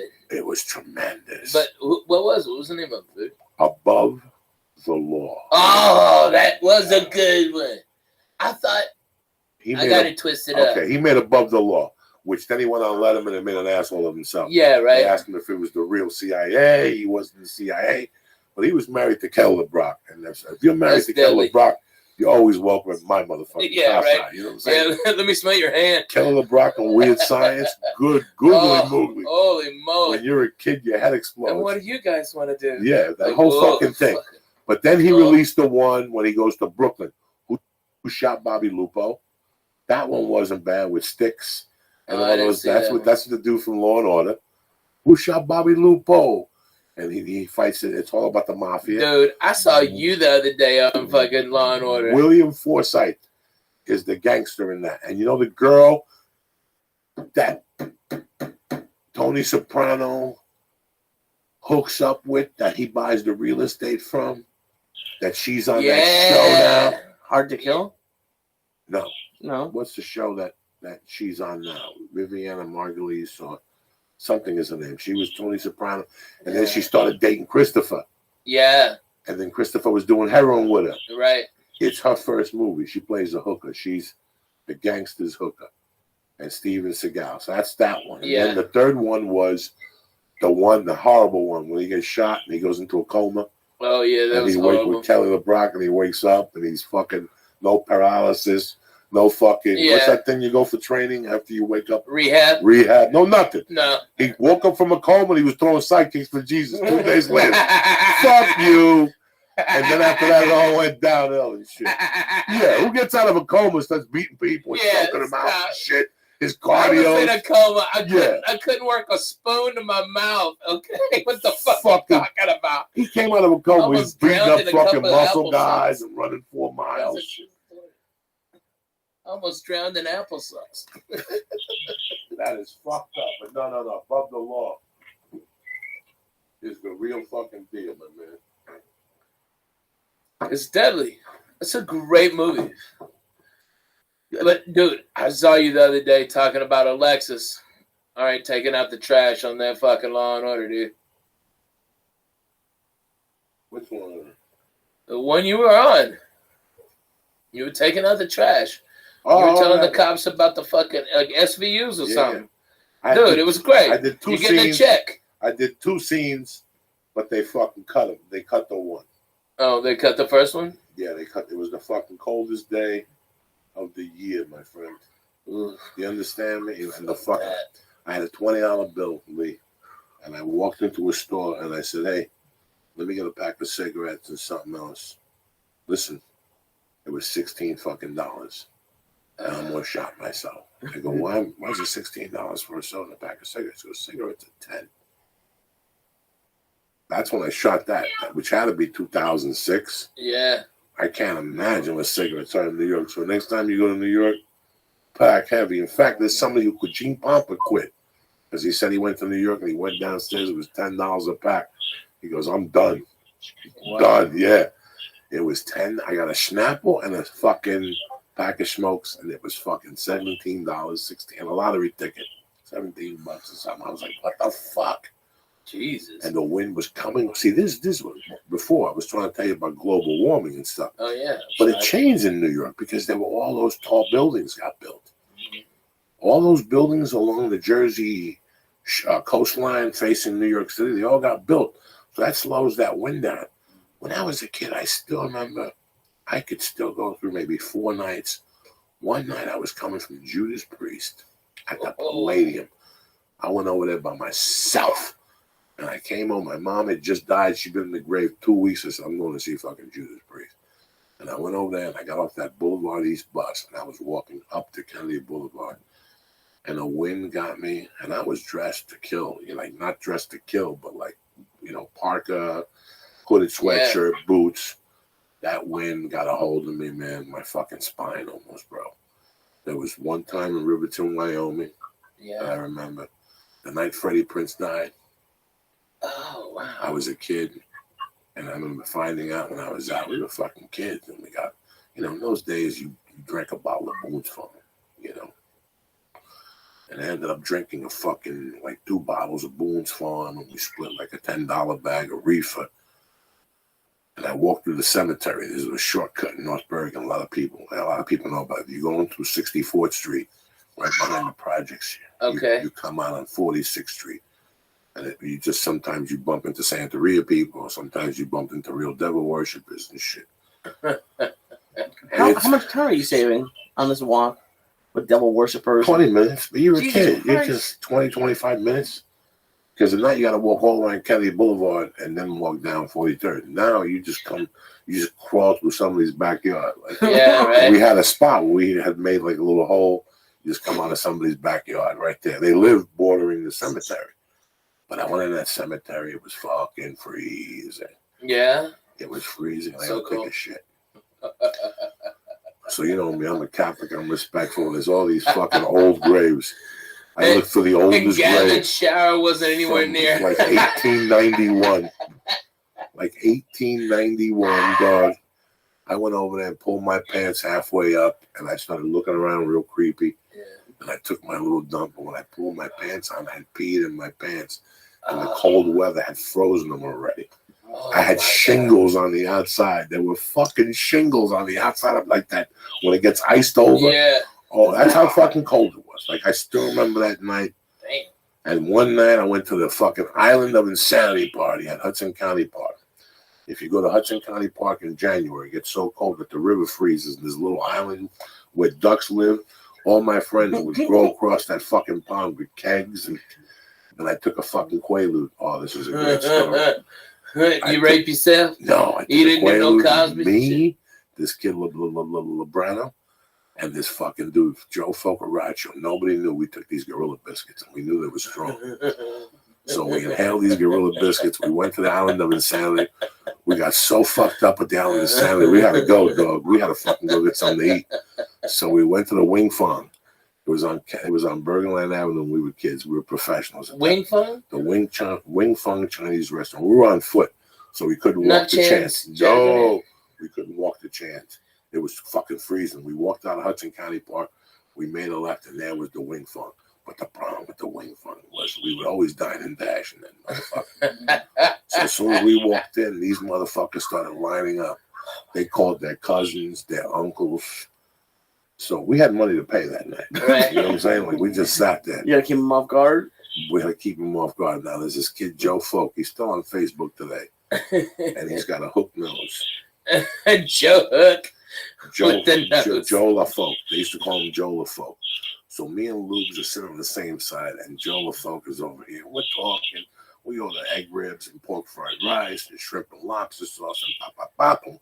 And we're reading. Everybody's And eating. pork fried rice And with no we're peas giggling, or carrots. And all of a sudden, Joe Focaccia's fucking feeding his face. Right? He's feeding his face, and all of a sudden I could see it was like he ate 4 stars, right? He got fucked up, Lee. And all of a sudden his face, he just fell into the Chinese food. And he's snoring, right? He's fucking snoring at the table, right? And I'm with Lebrano, and Lebrano's going, Falk, you're embarrassing me. Falk, get out.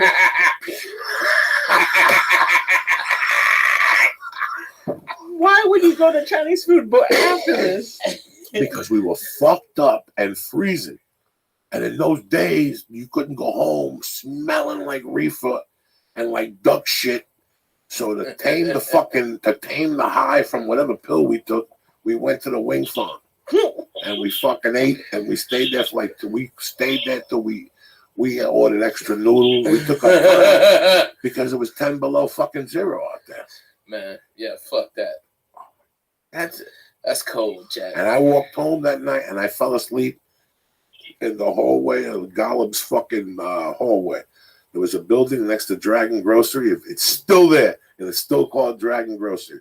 On the way down to my house on Gibbonite Terrace, it's still on the corner there, one of the longest hills in North Bergen. It goes this way, and there's a bodega there, and next to it there's an apartment building. Let's say 3 floors, and you have each floor. Yeah. I knew the girl on the 3rd floor, and it must have been freezing. I blacked out by the time I got there. I got off Kennedy Boulevard. I blacked out. I still remember I had a baby blue hooded sweatshirt with like a duck vest. Yeah. Like a duck jacket, the whole fucking jacket. So right. I was pretty warm. I had gloves on and shit, but it gets better. I wake up in this hallway with this I slept in the fucking hallway. Was it even a hallway, or was it the alleyway? Where people's mailboxes are? Oh, okay. So it's in a hallway. It's inside. I mean, it was still cold in there, but it wasn't 22 below. I fucking woke up, bro. I went to the grocery store. I bought an orange juice. I drank that motherfucker, and I tiddled my way down the hill. But I know you love orange juice. Dog, I had this fucking jacket, right? You motherfuckers love orange juice. I don't drink orange juice no more. Can you believe that? Oh, my God.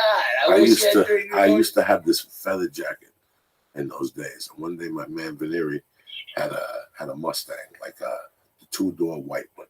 That was the only car that the family had that was white. It was his sister's. But once he got old enough to drive, they gave him the Mustang. So he's driving on Kelly Boulevard. Somebody says, "Can you give us a ride home?" He goes, "Come on, get in." We all get in there, but my duck jacket gets caught in the hook. And he left the window open.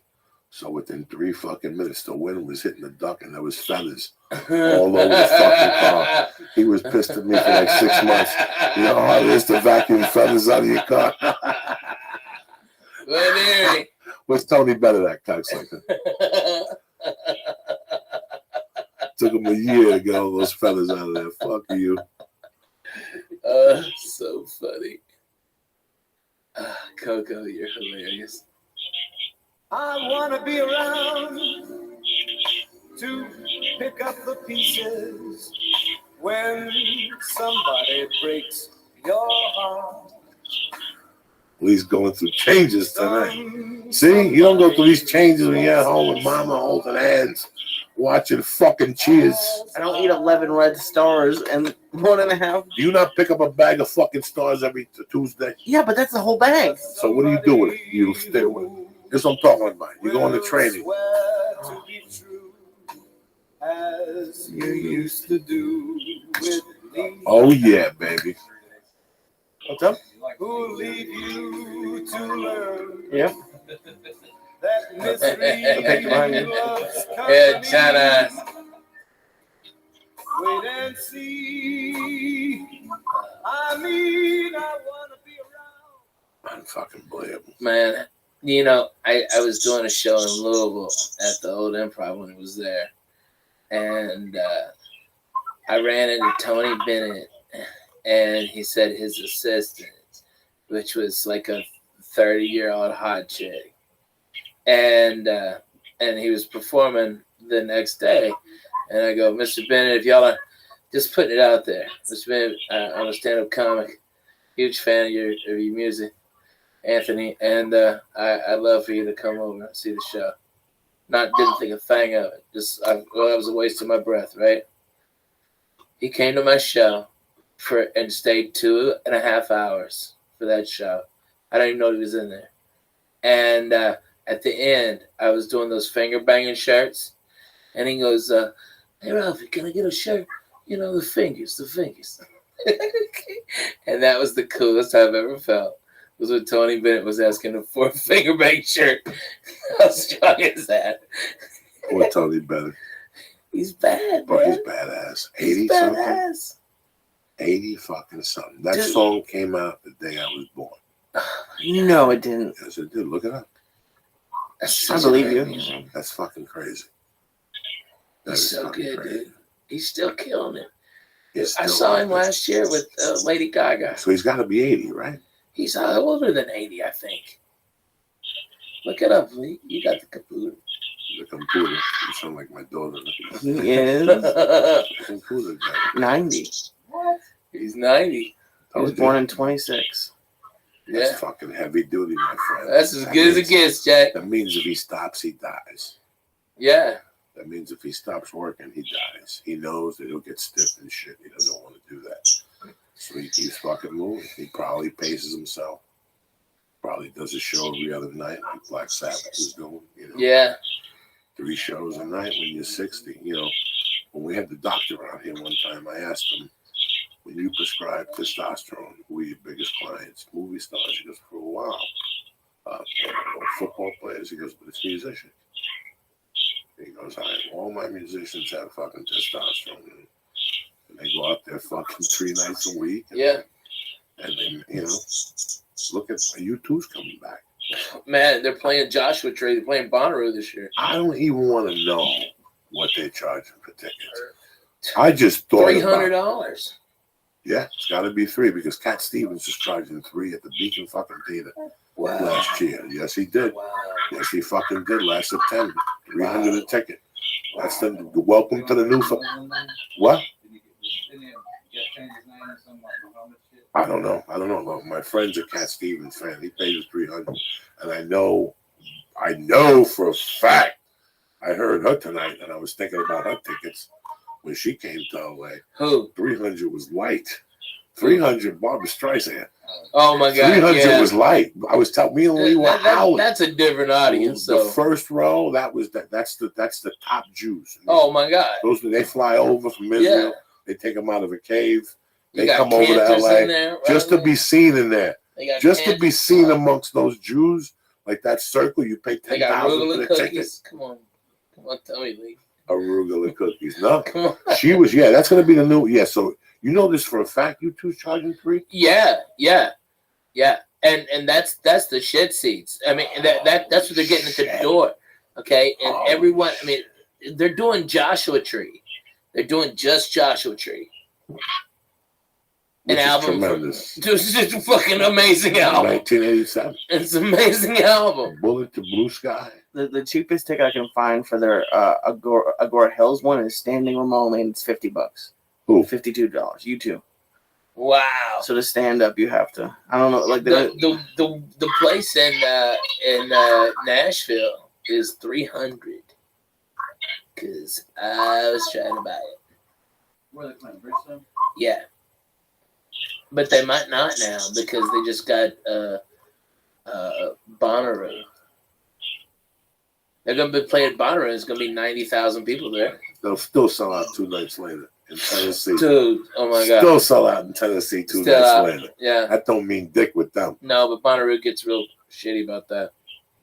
They don't want nobody performing. They didn't want me performing anywhere in Tennessee for like 4 months before and 3 months after. What's up, dog? I think most people spend their entire working life like hoping for retirement. Do you guys think about retiring at all? Is that even a goal? I mean, that could be like doing nothing or doing a couple shows a week. I don't know what that would even mean for you. That's a U2 tribute band. No, it's Hollywood U2, and that's just opening for them. That's a tribute band. No, Oh, Jesus Christ. No, It says U2 It says tribute Hollywood band. U2. Look, I swear to God, All right. You say I got to deal with? that's his opening for them. You say I got to deal with? I swear to God, You say I got to deal I'm with? not that much Agora into it. Hills. Where they playing in Agora Hills? the Canyon Club. No. YouTube's not the Yes, Canyon. they are. That's No, called- they're not. You It's big called dummy. Hollywood U2. You big U2 dummy. This is what I got to deal with. You tribute see what I'm saying? You As much as you're fuck. slipping, that's it. Take a strike from them. I know what I'm saying. Where are they going to play in Agora Hills?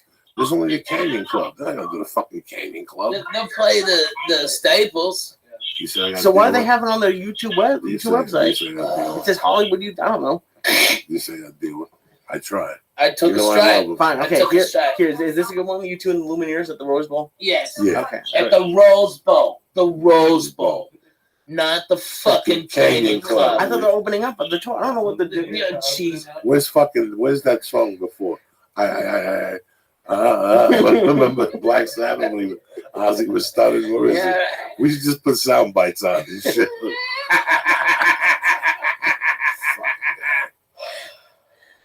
He eats those fucking stars. I tell him, be careful with those stars. I know. You can't be in training every It's night. I tell him, $55. listen, Okay, it's $55 for standing room only at the Canyon Club for a U2 tribute band. Okay. Oh my God. So, gee, okay. Who so- would pay that? I don't know. I gotta get their fucking emails. No shit. Them fucking morons. Oh my God. I went to see the cheer. Oh my God, they were so. They were so Oh amazing. my God, I'm like Maybe they're March. just tricking people like me who didn't know. Yeah, you'd be up there, You took Bono. and it's a fucking chubby dude. Yeah, it's How much? Bobo. How much they want for tickets? And at the Rose Bowl, they want $250. I told you. Oh shit! Rose Bowl is fucking huge, man. It was it hold 60,000, 70,000? Oh my God! Oh, hold on one second. Yeah, look at the price of these tickets. This is California. And that was for general admission below. Up top, they went. So, I'm sorry, $430. I guess maybe that's a better angle. I don't know. It's saying. Yeah, they could retire. Oh my Well, God! Do you want to confirm this? Just think some. Make sure. No, you're No, on you're the right, Rose yeah. Bowl. That's the That's- right. I mean, Let I me was tell like you something. 55. I don't That's- think so. Where has America gone? Oh, dude. This is why I'm watching Cheers. This is like. Okay. Leave me alone. All right, all right? let's- Leave me let's- alone. Leave me Well, no, alone. I'm saying it's the same thing. It's the same time period. In a way, Well, What time period? not exactly, but like Are they that. listening to YouTube on Cheers? no. Well, maybe 80s, 90s. I don't know. I don't know when U2 was Are around. you playing with me? Are you I don't know when trying U2 to was around. Are you really trying to drive me crazy? You When know, I got was a lot of U2 money. started? YouTube. The first time I remember about YouTube is maybe 82. No, you okay? 82 or 80. So, yeah, they were listening to 83, U2 then. somewhere out there. So they were. What? Why They're didn't you- so good, dude. They're really fucking good, man. Really, you like U2? Oh my God, yeah. And they Yeah. fucking blow it up in concert. You'll sit there and fucking drool. It seems like Bono would annoy you. He got annoying. He got on my nerves on one of the tours. He walked Yeah. on stage with a cane and shit. Let it go, okay? Stop. Jimmy It's Page never had a sunglasses at night. cane. Yeah, like all that Yeah, shit. fuck off. But you know what, man? He shows up and he delivers the goods. And the guitar player's a savage. The bass player's a savage. The drummer's a fucking savage. They're all fucking bad, man. savages. So I ain't mad at nobody. I know. I love music. I like what they do. I like the early shit. I like some of the shit they play on the radio sometimes. I mean, I wouldn't go buy it if that's what you're asking me, but I like it. I really like the Joshua Tree, but I ain't paying $250 at the Rose Bowl. I got for shit seats. and it's $50 to fucking park, and it's $9 a beer. You know what? I'll buy the fucking CD and put it on my iPod. The next time I take a 5-hour flight, I'll drop Purity Stars. And Yeah, I'll do it for fucking free. Okay? man, those dudes with those stars need to hook me up. Those are great. We'll hook it up with a fucking email. You can take the stars with you. You know what I'm saying? Fucking love it. Like, you want another one? Fuck yeah. Fuck yeah, Lee. Here's one for you too. Oh, Come on. sure, why not? There's 3 of them. We might as well. Fuck yeah. Fuck yeah. Right. Come on, Lee. Oh shit. Like a this, ninja. Lee. Oh. Can I have another water, please? Have some of There's this. no more water. Have some of that. Thank you. There's no more fucking Why can't you just swallow it? It tastes pretty good. Mm-hmm. And watch, he's gonna about puke. Watch this. He gets like a. No, just try to eat 12 of them. Ugh. I like them. I love these drinks. Oh my god, these are. I personally, what do you think, Ralphie? I think gummies are number one edible for me. Yeah. That or the old breast strips. Did you ever try those? I came out after the brush strips. I didn't. Try Oh them. my god, those are great. I know they stink for sure. Yeah, nobody's got them. I think there's one place still got them.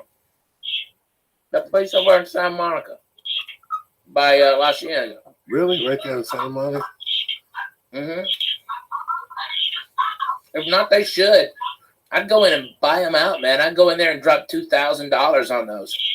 I mean, that's the whole point with an edibles is just to get it over with, to do it quickly. To not have. I mean, I like smoking. I don't mind smoking, but it just doesn't last long enough for me. So edibles, I think that's why I don't like the big cakes and the cereal nobody bars. does. Nobody Some does. people do. They're obsolete. Those things. Yeah. They're obsolete. Those big Oh things. my god. I don't think anybody's making cakes anymore. No. There's a company that has them. Remember the guy showed up here one day, Right? Yeah. and he had like really delicious stuff, but 60 milligrams. I'm wasting 3,000 fucking calories. Yeah. No way. It's not worth the aggravation. It's a fucking huge piece of chocolate cake they got it. So, but then I don't see baking goods anywhere. No. And I generally go to 4 places. I got that place, Buds and Roses. I got Perennial. I got the Russians #1, and I got the people over by Victory there. And I don't see those. I don't think there's no more banana bread. I don't think there's no more. See, banana but I bread. even That banana bread was deadly, though, Yeah, Jack. it was delicious. I don't think there's any more banana bread. People won't go for That that. banana bread was They so want, good. the stars are 7 calories. Yeah. 7 fucking calories. You don't even notice it in your system. Mm-mm. At night, you wake up to pee at 2 and it's real yellow. That's it. It's glowing in the dark. You wake up Right. and wow, and in the morning go, oh shit, that star has some dick to it. Yeah. That fucking meal. Look at that toilet. It's shining and shit. It looks like that shit in the fucking. What's the old man movie? The shit they stole from the moon and put in the pool. What's that movie with Cocoon? Oh, It Cocoon. looks Yeah. like Cocoon. Yeah, It exactly. glows like Cocoon and shit. Yeah, right. You wake up at 2 and you pee at those stars at that. You're like, ooh, I that know, kidney's working overtime, Jack. I know. We're putting the strain on those motherfuckers. This might as well eat steroids and kill that fucking liver. Speaking of Ralphie, Joey. Yes, go Joey has tried to, or doesn't try to. He does torture me He's the recently with his boogers, and I think you must have been around at that time. Have you ever seen him eat a booger? Who? Coco eat a booger? Yeah. No. My favorite Joey Booger story is we were at the Comedy Store in like 2000, okay? And me and Joe Diaz were the only ones smoking weed, okay? Up there. There were a bunch of lamos. It just wasn't in. Me and Coco were it.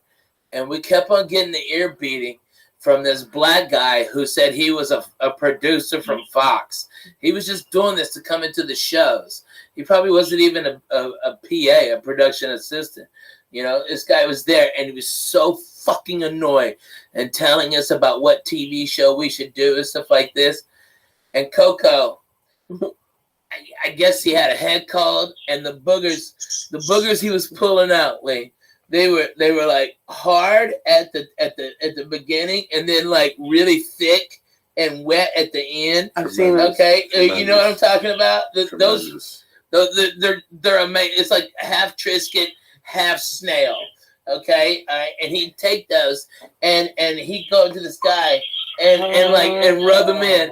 Okay, that guy must have had 20,000 snots on the back of his jacket by the end of the night. Coco, I saw this one too.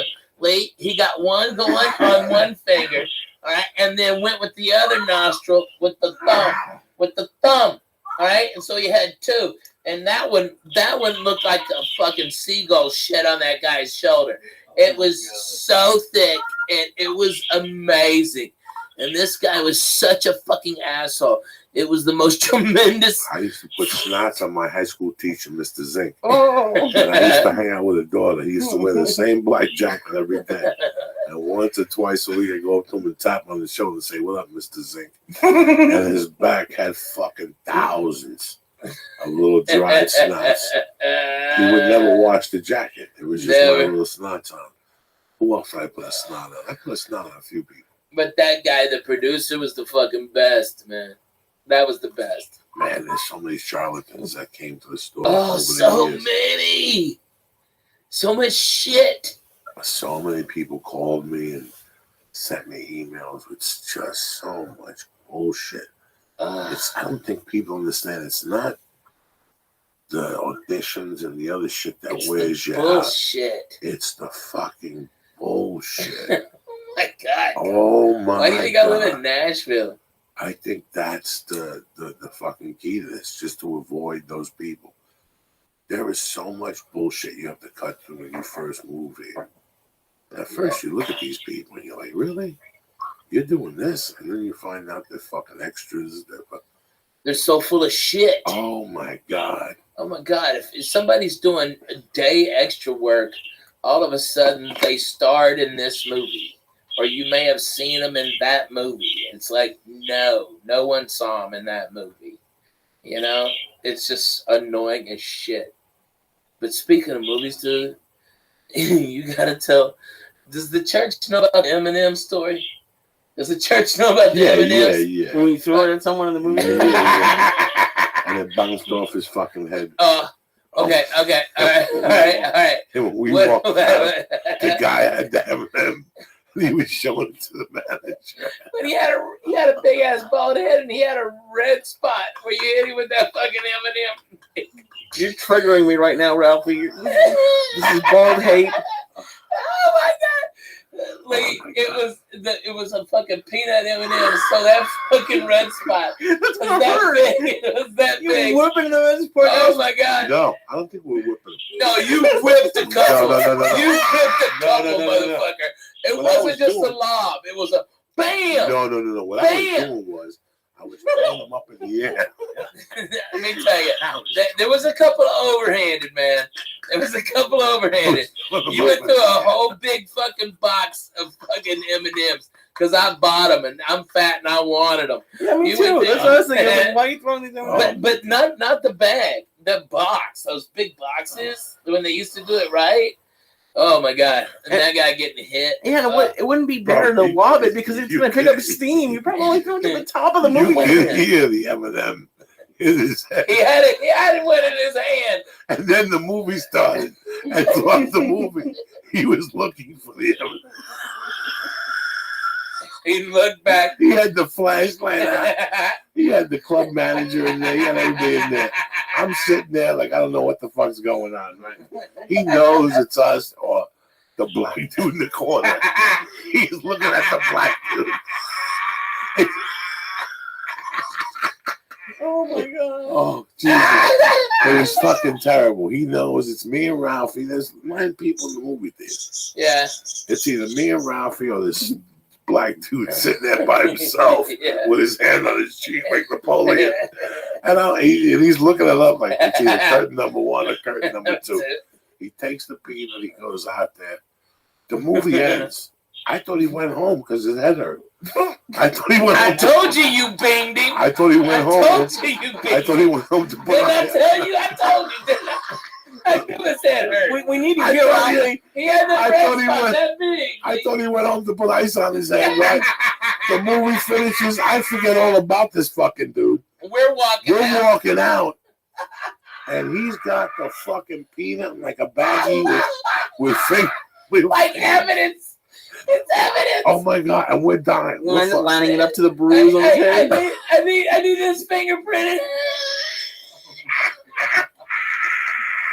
Oh God, Cooker. So funny. There has to be like a Facebook group for all the people that you tortured throughout the years. Oh my God. Like, we don't know who that he is. He's a masked man. Bro, since I was a Let's kid, set your asshole Listen. on fire. I'm gonna be honest with you guys. Since I was about 6, I've been the king of the lot. What? Like, I'm the type of guy that'll get a rock and go 5 feet away from the corner of a roof, The king of the like the 11th floor, Yeah. and I won't even look down. I just go, whoops, and take my chances, and then take the elevator down and see if there's somebody down on the floor, or if it went through a windshield. Yeah, When I right. was a kid, I was fucking crazy, man. What are you loving? Rocks, pennies, whatever I could get up to that roof and get away with. You were gonna kill I somebody? would throw it off the roof. I didn't give a fuck. I was crazy. I did not know. I did not know. You know, when you're 5 and 6 and you run around, you don't know and you don't give a fuck. And then my family took me to Puerto Rico. And we went to fucking San Juan, and we got in a hotel. And the hotel we had like the 5th floor. And my mom and the ladies went out. It was just ladies and me and the ladies' boys. It was me. The kid's name was Johnny Crespo. And there was another kid there. I forget. That my moms were all friends. I had to be like 7. And when they left, I went out in the balcony and started throwing ice cubes off the fucking balcony. And I could see I would throw like 10 of them and get the timing right. You know what I'm saying? Like a couple would be walking, all of a sudden it land over here, and they look, and they go, fuck you, and they walk, sideways and keep walking. So I would sit there for like 10 minutes, and that one night, right there, I threw it, and I saw the thing hit this dude, and he goes down, his wife goes down. And I run into my room. I put the bucket in, the whole fucking deal. And within like 20 minutes, they knocked on the door. And the guy had to be taken to the stretcher, the whole fucking deal. They measured where the ice cube could have came from. They wanted to check the balcony. They checked the balcony. Some of the ice cubes fell out and it was watered out. So they asked us to fucking leave, and they were going to press charges. It was I told you, I was a devil when I was a kid, though. I was into all that shit. That was my world. Throwing shit at people and tormenting people. That was my fucking world. I don't know if you remember, but do you have did you feel like it was exciting to do something? Did you know it was wrong? Like, I remember as a kid doing stupid stuff. I used to buy, my mom had a bar. And in the jukebox, there were 45s. Okay, and I lived on the 3rd floor on 205 West 88th Street. And they used to be like a parking garage where people would park their cars and walk out. I'd be on the 3rd floor. But I was in the deep corner. So I would take the 45s and whiz them out my window. And they would whiz out and go down. And from time to time, you hit somebody and go, what the fuck? Like I would hit them with a 45 to the head. And then I turned into, once my dad, and I thought about this when I'm writing this book. I thought about that time period. It was a scary time period for my mom. One time I almost set the building on fire. I fucking went behind 88th Street and I started lighting little papers. I love doing that shit. You light one paper, you light 2 papers, and you push the envelope until the side of the building is on fire. And I gotta tell you something, guys. To this day, I remember taking my dick out and pissing. Like, this is going to put out that fire. That was your first thought to And pee on it? I peed on it, and I ran away, and I went to my room, and like 10 minutes later, I saw the fire department back there and shit, and I was giggling to myself. I was one of those lunatics. I was one of those crazy fucks. So what's the house is burned down? Man, Coco, have you ever told him about what you used to do to Bobby Slayton?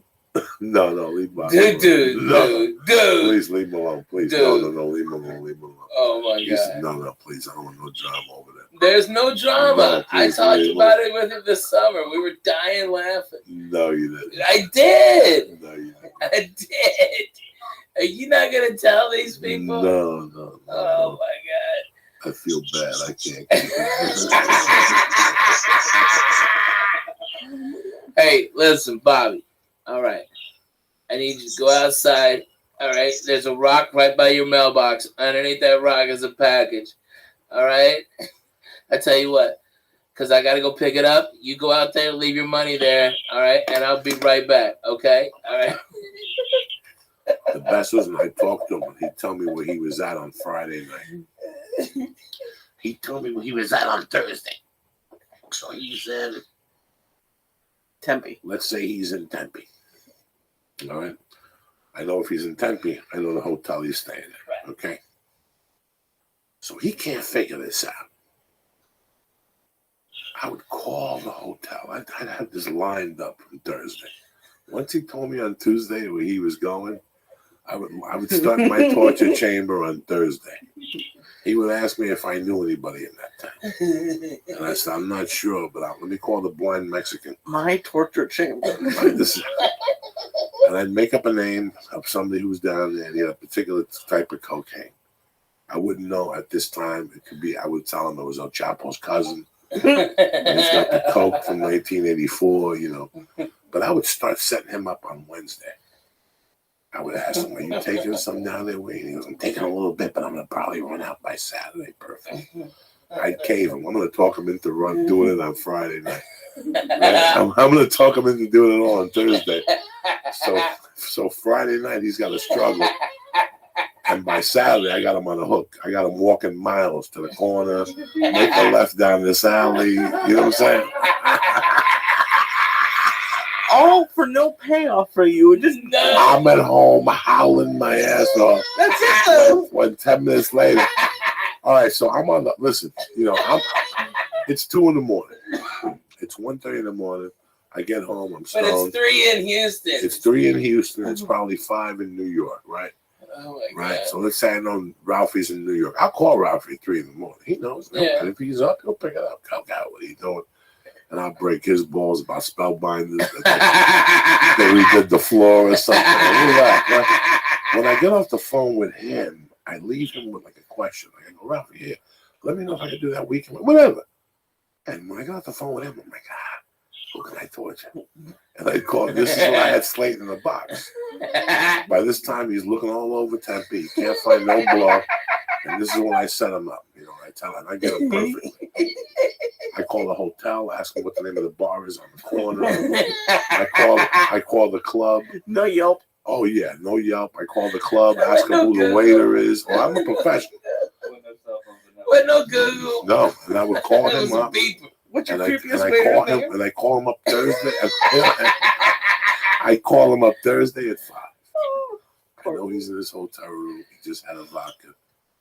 He just did one little blast. He's listening to the Stones. He thinks he's Keith Richards. About 5:45 is when I put the first call in. What's going on? No, I'm sitting here. Hey, did you find out you can get me any? I said, listen, I'm waiting to pay you right now on the amount. But I did speak to Chapo's cousin.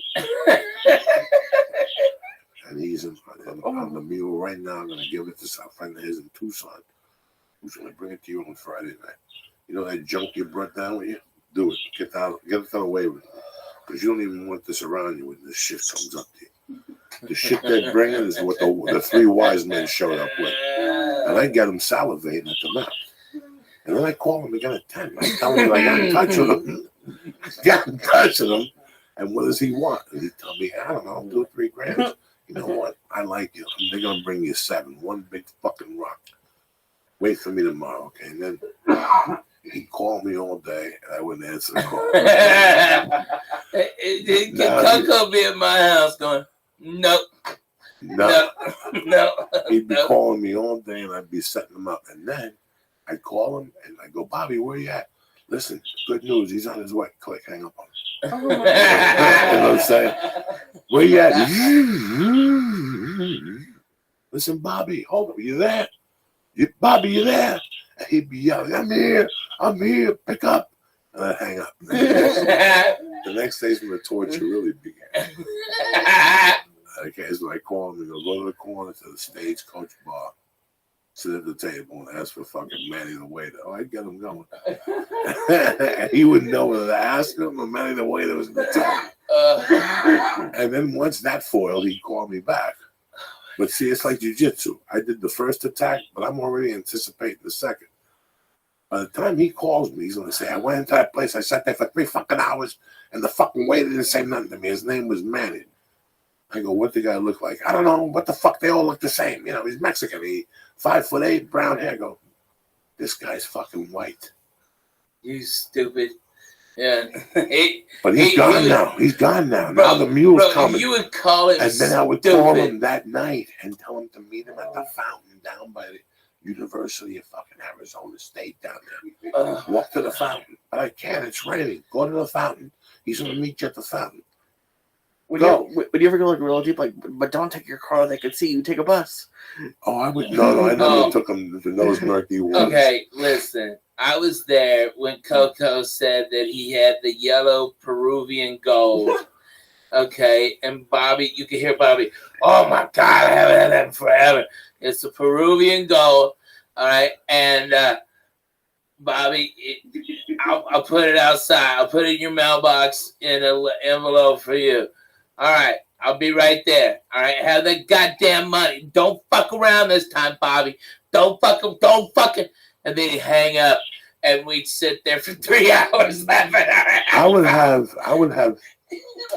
have 3 coke dealers on the hook at one time, and I would torture 2 of them. Would just get tortured. Like if they said to me, "I'm gonna leave it in my mailbox," oh, you just doomed yourself because that comes with 1,000 stories. And by the way, this is exactly how he does it whenever we're doing like a lot of edibles or something like that. He'll call me starting 2 nights before, tell Paula to stay to Mother's. Do you have your answer? I don't want to find you on the floor. You know what I'm saying? Oh my God. That's so funny. I'm saving that acid to crack him. Oh. When he sees this acid, I'm waiting for the fucking perfect night. You almost give me a panic attack on Wednesday, by the way. That's why I took a lift here, by the way. I never do that anymore. I took a lift here because he had tortured me for about 36 hours, and I was convinced that it was the strongest, most potent in the world, and I was gonna freak out. Did you take a lift home that night? I had to. My car wasn't here. So funny. All right, so talk to me about this fucking Vegas thing. Man, it's great. We're at Harrah's. How many weekends a month? At first it's going to be 4. I'm starting next week, and I go for 4 weeks. So 4 weeks straight you're in Vegas? Yeah. It's just Thursday, Friday, Saturday. At one show at 10 o'clock. It's the best show in Vegas. Thursday, Friday, Saturday, 10 o'clock. That means you can go out, have dinner, okay, at a reasonable time. You can get some drinks in you. Come see me. You're done at 11:30. And that's perfect. That's when Vegas starts rocking. You know, it's so much fun. So they go right from you to fucking playing blackjack. Fuck yeah. I'll be out there with them. These guys are Harrah's. I mean, Harrah's is a Caesar's property. They give me chips to go out and gamble with. I'm going to be on the $5 chip. That's fucking cool. You know, these guys are really, really spending a lot of dough. They're giving away trips. We ought to do one on here, bro. You know, you love your fucking fans. The church people, I love them. Why don't we send a couple of them out there to Vegas? Whatever you want, brother. Dude, let me get it together. Church guys, church members, listen up. We're going to fucking get a thing together where you listen to Coco, all right, and my brother Lee, and I will fly you to Vegas, wherever you are, Canada too, wherever the fuck you are. I'll fly you to Vegas on me. We'll put you up. You come to the show, all right? Maybe we can get some of those stars or something. I don't know. We'll work something out, okay? All right? So I'm talking to you guys like D in Colorado, Darren Noble, I love him, and my man Ookie Spooky. I love that guy. Spooky, Tammy Winkler. Oh, That's my girl and shit. she's bad. Well, She's everywhere. Let's get some shout outs while you mention it and shit. Paulo Ofoglo, Louis Hector, Jesse Lindquist, Dom De Niro, my brother, MMA Insider, Oh, the that's a good fucking one. Spanish German, Leon Vega. There she is.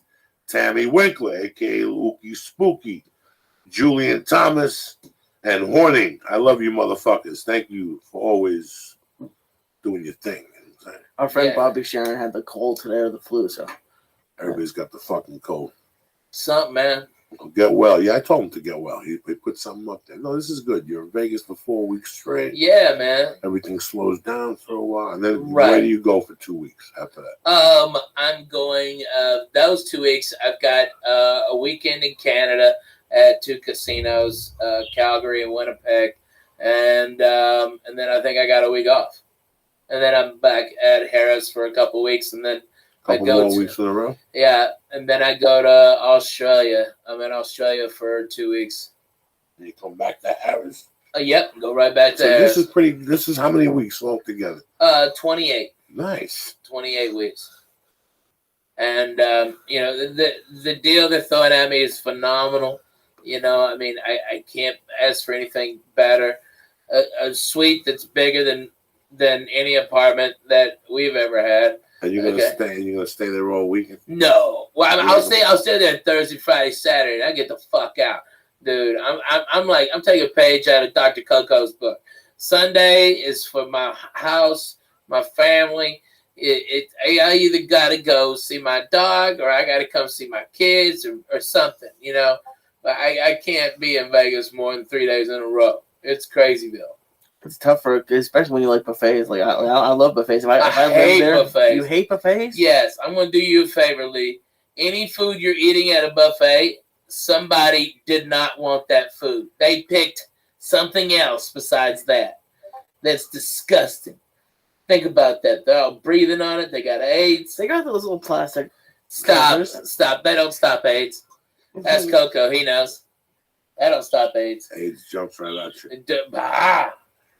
I had no idea. I love buffets. I miss Chinese buffets from back east. They don't have it out here.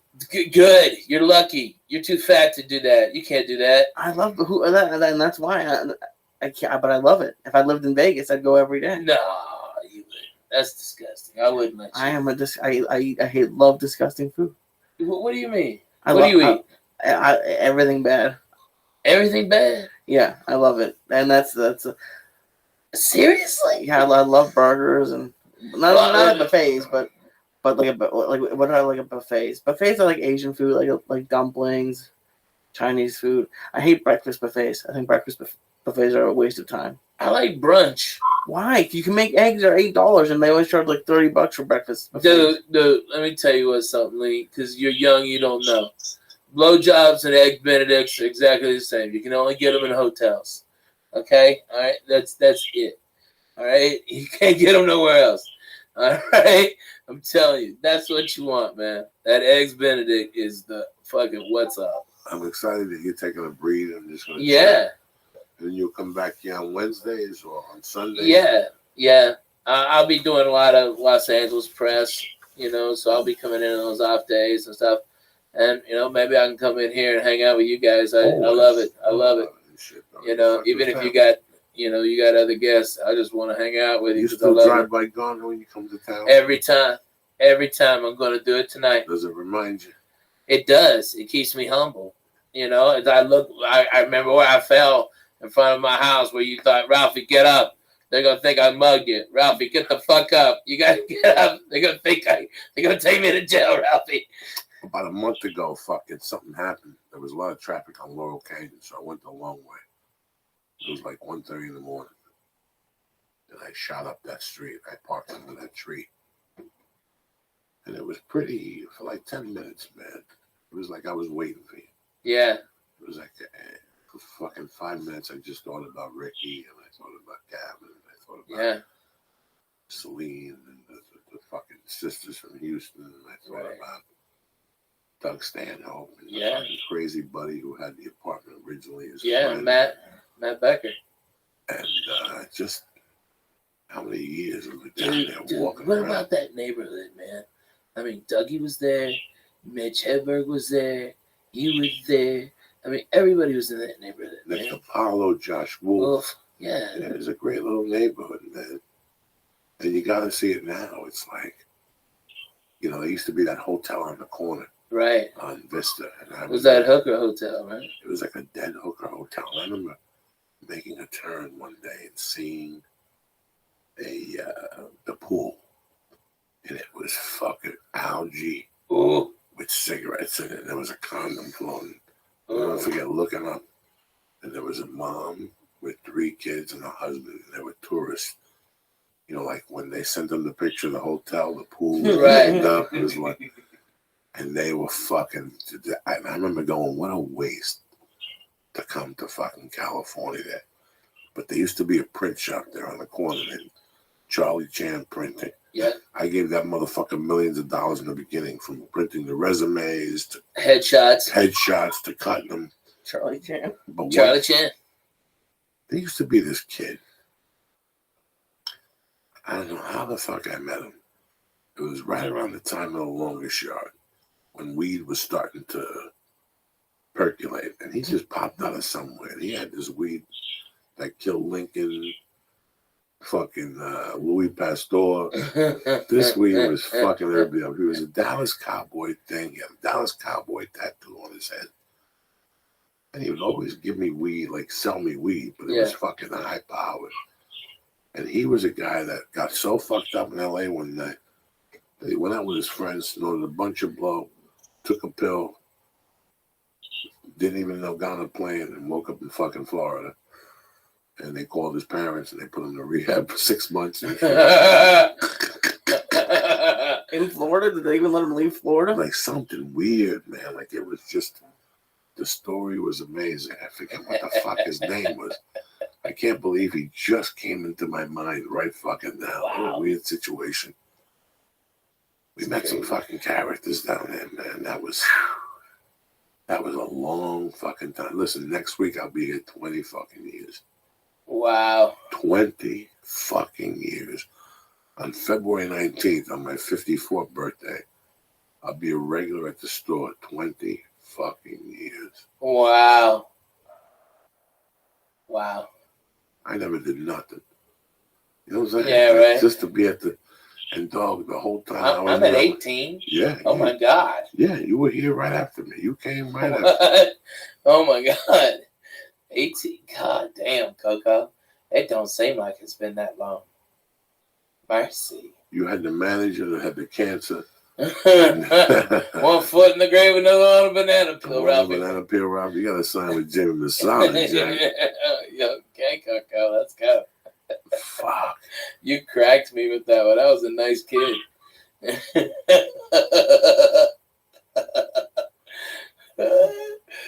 My manager, Ben, when I first got here, she signed me in San Antonio during the Latino Laugh Festival. They fucked up and let me go first, and I got a standing O. All right? So she signed me on the spot. Come out here, and within a week and a half, 2 weeks, I found out she's got terminal cancer. All right? All right? Okay? It's almost something that happened to me. Okay, all right. She had terminal cancer. My whole reason being out here, I've already said, fuck everybody in Houston, fuck you. I'm going to LA, suck my dick. And now my manager's fucking dying. All right. But she had you, she had Monique Marquez or somebody. Yeah, she had and Medina. somebody else. Okay, so Yeah, one Joey day, Medina. she was a little kind of fucking dirty. Right? One day I called from her and she goes, listen to me. I just got off the phone with these casting people at CBS. I had done dick at that time. I had done the pilot for CBS and maybe basketball, maybe not. She called me. At that time, I was getting tormented by people. I was at Ken Phillips. Yeah. Okay, and I was getting tormented by weird things, like weird, oh my God, weird offers in those days. There was a guy that went to the Comedy Store every night to torment a bunch of comedians, and I was one of them. And he had a company that booked extras. And he would come to the Comedy Store and go, what are you doing tomorrow? I'm gonna put you on. Like he would come around while they were shooting Titanic. I moved here when they were shooting Titanic. Everybody had a job for you in the Titanic. They had 4 different casting people sending 50 people a day down to Rosarito, Mexico to work on the Titanic. You would go to a place, they'd take a picture of you, and within an hour, you were in a fucking van taking you to Rosarito. They had the ship there, parked, they put you on there, and you didn't know you were going to be union, you might not be non-union. You were in Titanic? No. That was the big ticket sell. Okay. When I got here. So if you wanted to get to be in a movie, you go to Rosarito, Mexico, and they cast you for the day. Remember at the end, they had all those violin players and all those. Yeah. There was thousands of people on that fucking boat, or at least it looked like it. You know what I'm saying? That was the hot job. Every fucking backstage, everybody could get you an extra job on the Titanic. But this specific company would be at the store every night tormenting me. Listen, you could be in the movie tomorrow. What if the director likes you and he upgrades you and he gives you a line?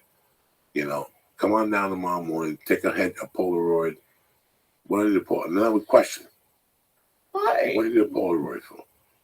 If you already told me I got the part, yeah, tomorrow I get it for you. They just need a Polaroid to see what size shirt you wore. What the fuck? It's going to cost you $40. So in those days, you were getting $35 a day. Or something fucking crazy. Like you were getting like $75 a day or something. And you had to pay him $30 or something crazy. That's no fucking deal. You know, there were a lot of those guys. But you get to spend all day on a bus to Mexico. Yeah, but I wasn't going to Mexico. Some people fell for that fucking trick. Why? You want to go to Mexico? No, I'll get you an extra Titanic too. Cocksucker. So I get a call from her. I'm salivating a mouth for a role to fucking because they didn't like me as a stand-up comic. And there was a hot show at the time. I forget what the fuck the show was. And she called me one day and she was telling me her father owned the Latin Quarter. Yeah. Kingdom Cuban people and the whole thing. And she goes, I really like you. I'd like to work with you. She goes, usually when a manager signs you, don't have a job for you. I got a job you're going to make $10,000 on or some shit. She goes, they want to meet with you this afternoon. Sign with me. Come to my office. Sign with me. I'll send you right to the audition. And I was like, you know what? Send me on the audition and then we'll talk. What the fuck? There's no trust here. And she was like, no, you got to come down and sign the paperwork. And I thought that was something kinky. And then a week later, Ralphie came up to me. Yeah. And he's like, she's dying. What do you think? And I'm like, you know what? Say la vie, bitch. Go sign with the Laugh Factory. She's dead and buried. This guy's got one foot in the grave with another little banana peel. This- What are you doing, Ralph? Is she putting any money in your pocket? You know, Fuck at that time, the Laugh Factory was the hottest club in LA. Hands down. The hot club, not the Improv was hot on Mondays and trendy on Thursdays. Right. When I mean hot, I mean that if you had a set at the Laugh Factory 3 nights in a row, something was going to happen. You either got an agent, Yeah. you got an audition, you got a commercial. That's how the first 3 roles were just industry. All the time. All the time. All the I time. can't tell you how many auditions I got just from doing Monday nights. Yeah. Gilbert Escobar show. How many auditions? How many That was calls? a great show. On Monday nights when that genre was very hot. That was the hottest show in LA. When you had Pablo, Carlos, Deadly. and Willie going in there every Monday, and then Paul George Rodriguez. Lopez would go in there. George Lopez would go in there. Paul Rodriguez. It was really a fucking deadly Monday night. It was the hottest Monday night. Then they had Freaky Monday, and that got really hot. That was the genre at the Improv. Yeah. And that was a great night because they put white dudes up till about 8:35. Then about 8:35, they put like a mixed guy up. Mm-hmm. Like somebody confused a white dude with an afro or somebody. Yeah. They would put David Tell up. He would kill that motherfucker, and they would start Black Night. He would. David Tell would go up there on those Monday nights and sizzle that fucking room. Blow it up. Blow that fucking room up. Oh, I believe that. I was laughing at the white guy with the afro. No, there's always some that spot. That 8:35 spot they always reserve for somebody who's kind of a little on the rough side, because then the black show started. So why did they call it freak? What did they call it? Freaky night? Freaky Monday. Why? That's because it was freaks. The hot chicks were there. People ordering that. That's where all that bottle service. It started all that shit at Freaky Monday. Yeah. Then fucking they incorporated Miami, everywhere else, but Freaky. I'm not saying as a city. I'm saying as an improv. Right. I'm saying as an improv. That was the first club to really have Monday nights. And then Monday night at the Laugh Factory was Latino night. Banging. Monday night at the Comedy Sold Store. out. Sold out. Monday night at the Comedy Store was an open mic. Yeah. 52 people. Yeah. That's how different it was then. Yeah. The improv was packed. The Comedy Store. Comedy had Store was there. nobody on Monday night. 50 fucking people. Watch that microphone. Okay. It's not a slip out and shit. Oh, really? Okay. Yeah, I'm you'll sorry. be cool. No, man, you're cool, brother. I Yeah, in don't those wanna mess it days, up. I there was just a wanna- complete different. Tuesday nights, the main room at the Comedy Store was 500 people. The original room had 8 people. Tops. Yeah. Tops. I remember leaving like the bars to walk over there to do the spot because you needed to have $15. Yeah. But there was guaranteed 8 people. Wednesday night, 64. Thursday night, 110. Or it was sold out Yeah. on Thursday night, and then Friday and Saturday was sold out. Right. But it was always dead, the Comedy Store. Now it's completely different. Now 20 it's years only later, the place to go. It's the only place to go. The Improv and the Laugh Factory is dead. Yeah. So that's how it changes. It's not that the club is better now. The club was where Pryor was there. Yeah. But it gone through some years where it was rough at the Comedy Store. Man, So they do you remember those nights we went up there trying to do and get our $15 and then like Eddie Griffin come in and do an hour and a half, and then Andrew would do an hour and a half, and then somebody else, Paul Mooney, would do an hour. It was rough to be a comic up there. And you had, you wanted to try material. No, you want to try material. Let's be honest. You needed the $15. We needed it. You counted on that $15. Yeah. They paid you every 2 weeks. It was like if you got the main room in 3 spots, you were okay. I mean, you weren't going to pay the rent with that. No, but it was But nice. kept you in Chinese food and reefer and ying ying. That ching ching you took me to Chin Chan. Yeah. It wasn't bad, man. Mm-mm. It's pretty interesting how we, Green Tea House. The Green Tea House. And Hoy's Walk. Before the podcast started, Ralphie and I were talking about how many people we had been out here with. And we were talking about what they were doing now. And it's pretty funny how we weren't saying nothing bad about them or anything. We were just talking about the situation that the only reason we're in this position here is because we stayed here. Yeah. This isn't no genius fucking move. Just outlast everybody else. That's it. That was it. Is it tough skin? What is it? We just stuck it out. We just believed in the dream and stayed, and things happened. Ralphie's been kicking ass for 12 fucking years, But this is the podcast with Lee, the whole thing. This is 20 years in the making. You know what I'm saying? Without a doubt. Without Dude, we were doing this without the cameras and the internet. 20 years ago. At night, after the Comedy Store, till 4 in the morning every night. Oh my God. Drinking Bloody Marys, Lee. And I was you. Getting fucked up on new drugs all the time. It was awesome. It was awesome. I can only imagine. It's 4 in the morning. Lee, how long you know me? How many nights have you seen me in all those years at 4 in the morning? the only time is when we woke up to get an early flight. That's That's it. it. We got never 4 in the morning. We'd be up till 4, talking, laughing, listening to music, giggling, talking about fucking comedy and the politics of comedy and Set what my our hair on dreams fire. were and who he had worked with. And it seemed like such a long time ago, but it really wasn't, bro. Isn't it crazy? It's weird, Coco. I mean, 20 years. God damn it, man. If when you got here and when you were skinny and you were showing your dick on Doug Stanhope's fucking door with the picture, okay? Did you fucking know that you would be here for 20 fucking years? No. Right? At that time, when I was doing that and acting that way and having a great time and doing blow and hanging out with the stripper chick, I thought I would last 3-4 years up here. Yeah. How close did you guys move back Like, or how? Like, did you ever seriously think about it, or no? When I got into that last fucking tussle with the stripper, that fucked my head up for a month or two. I got on a plane and went right to Miami for like 5 weeks. And he paid me like $500 a week, and I bought clothes again. And I bought a black bag, and I bought T-shirts and underwear. I mean, I had to start from fucking scratch, guy. Yeah.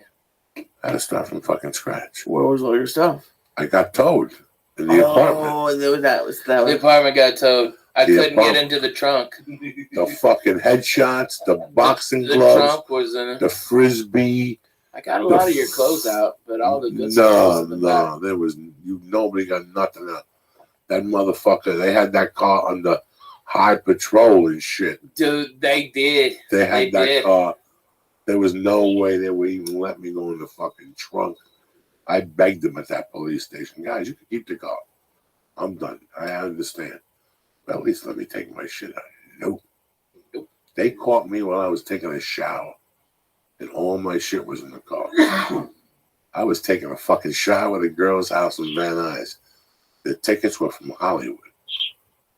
And I went out, and the car was fucking gone. And I knew they were going to clip it any day. And in those days, I'd always take my big bag of clothes in with me. But that particular day, I just went in to take the little set of clothes, and they got me in fucking Van Nuys. And that was the end of that car with all that shit. And then her and I got into a blowout. And I'll never forget, I threw a fucking ribeye at her on the street. She maced me, and I threw something at her.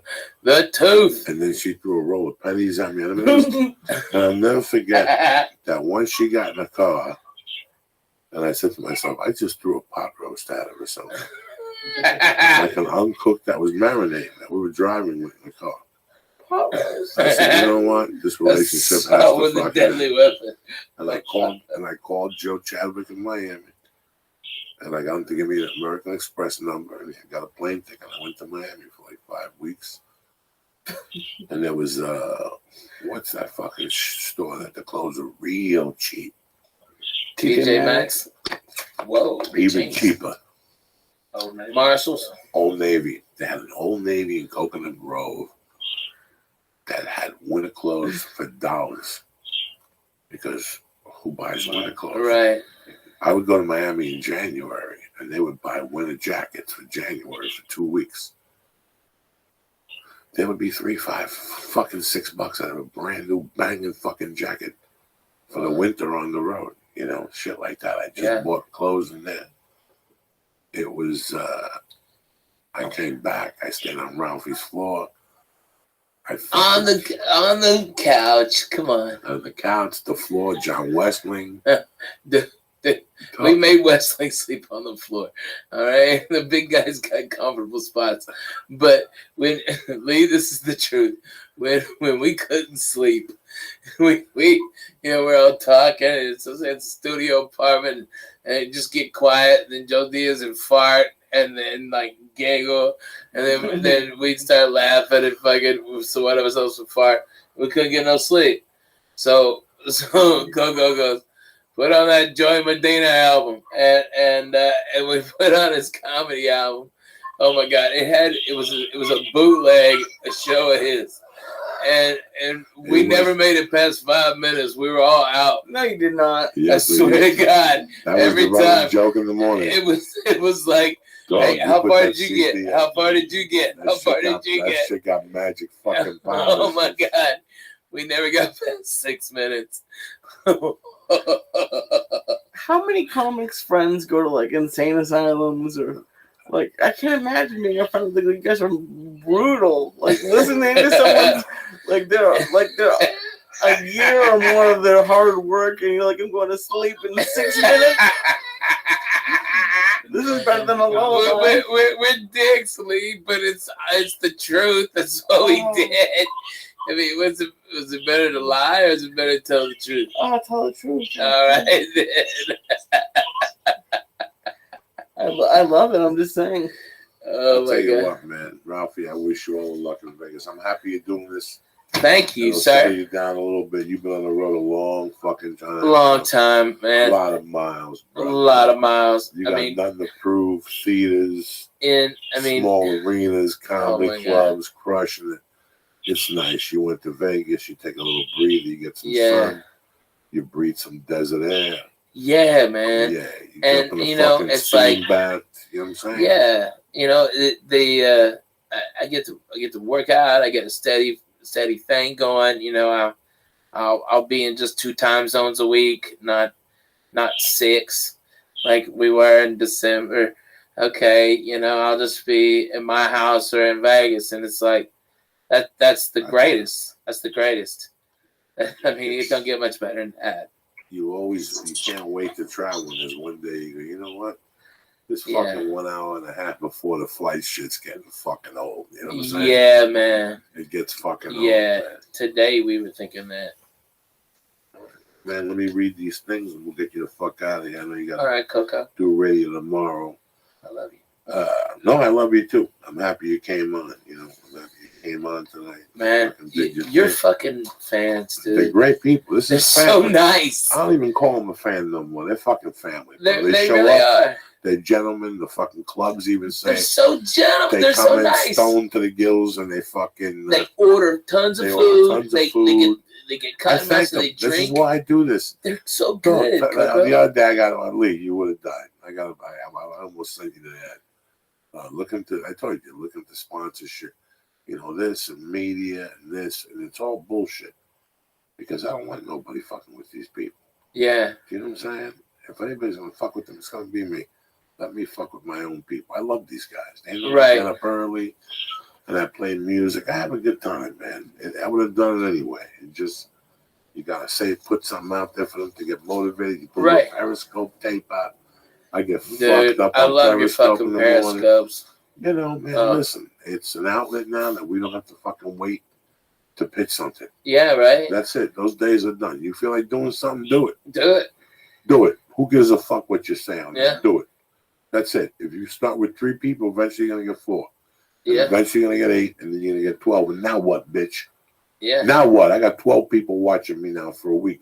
You're going to get 13, but you keep doing it. And one day you'll get right up to 38. And I don't even know how the fuck that happened. The attack? No. You keep fucking doing it. Keep on going, man. Nobody's special here, bro. Exactly. We just believed in that dream and kept doing it. We hung in there. Fuck yeah, Coco. We just kept showing up, bitch. That's more than half the fucking battle in life. Show the fuck up. You know, I mean, when people wouldn't show up, who got their spots? Me and Coco, because we were there early. We didn't have no spots. We were getting them. Smoking weed out back on the steps like doctors. When you're broke, you get to that spot early. Fuck yeah, you do. You get to that spot early. It's like that fucking first line in the Pope of Greenwich Village. Oh, how come nobody keeps me waiting when they're looking to borrow? That's my favorite fucking line in that movie. Damn, that's a good movie. Anyway, MeUndies has been on the podcast for a long fucking time now. And for one reason only. They're comfortable. I like how they feel, and I wear them when I go to the gym. They keep everything tight. Plus, they have a fabric, and they keep your nutsack nice and fucking clean. If I said it once, I said it 1,000 times.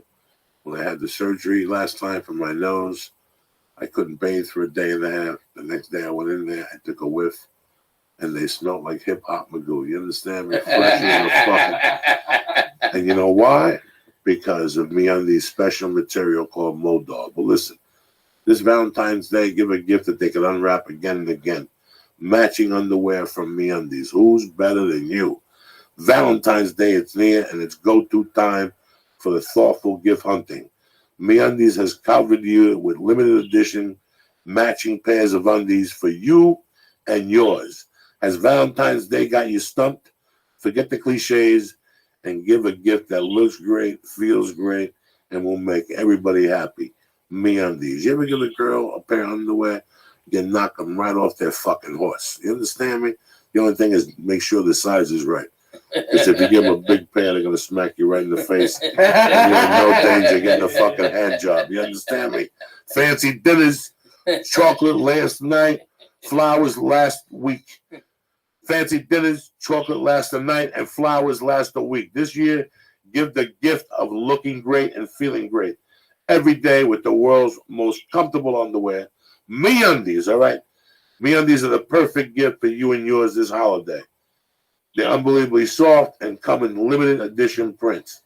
MeUndies knows that your special someone deserves a special fabric, which is why their underwear is made with exclusively out of modal, like I told you, a fabric with a touch 3 times softer than cotton. MeUndies is special limited edition Valentine's undie, which means you and your Valentine can match. And yeah, it's as cute as it sounds. You understand me? Not for me. Women like that shit. When you're so shit and matching, and you want your balls like something's got to match. You know what I'm saying? And if for some reason you and MeUndies aren't a perfect match, they'll give you your money back and let you keep your first pair. There's no refund on a bad fancy dinner, all right? They offer free shipping, and for limited time, listeners to this podcast get 20% off their first order. But you got to go to MeUndies.com/Joey's. With the MeUndies Better Day Guarantee, you have nothing to lose. Ugats. So don't wait any longer. Go to MeUndies right now. Go to MeUndies.com/Joey right now and get 20% off your first order. Get the matching Valentine's. Get the red with the fucking black polka dots. She's going to love it. Fuck the flowers. Hit her with the underwear. The one she's got on, you rip them off. You throw her on the floor. You eat that monkey. And then you put the new pair on. You say, Happy Valentine's Day, honey. I love you. We've been together 10 years. Your monkey's never tasted so delicious. Oh, man. And that's You're because you romantic. got MeUndies on. Again, go to MeUndies.com right now /Joey and get 20% off your first order and free shipping. Who's better than you, cocksuckers? All right, here we go. Let me ask you people something. Are you hiring? Do you know where to post your job to find the best candidates? Posting your job in one place isn't enough to find quality candidates. If you want to find the perfect hire, you need to post your job on all the top job sites, and now you can. You ready? With ZipRecruiter.com, you can post your job to 200 plus job sites, including social media networks like Facebook and Twitter. You ready for this one? With a single click. Find candidates in any city or industry nationwide.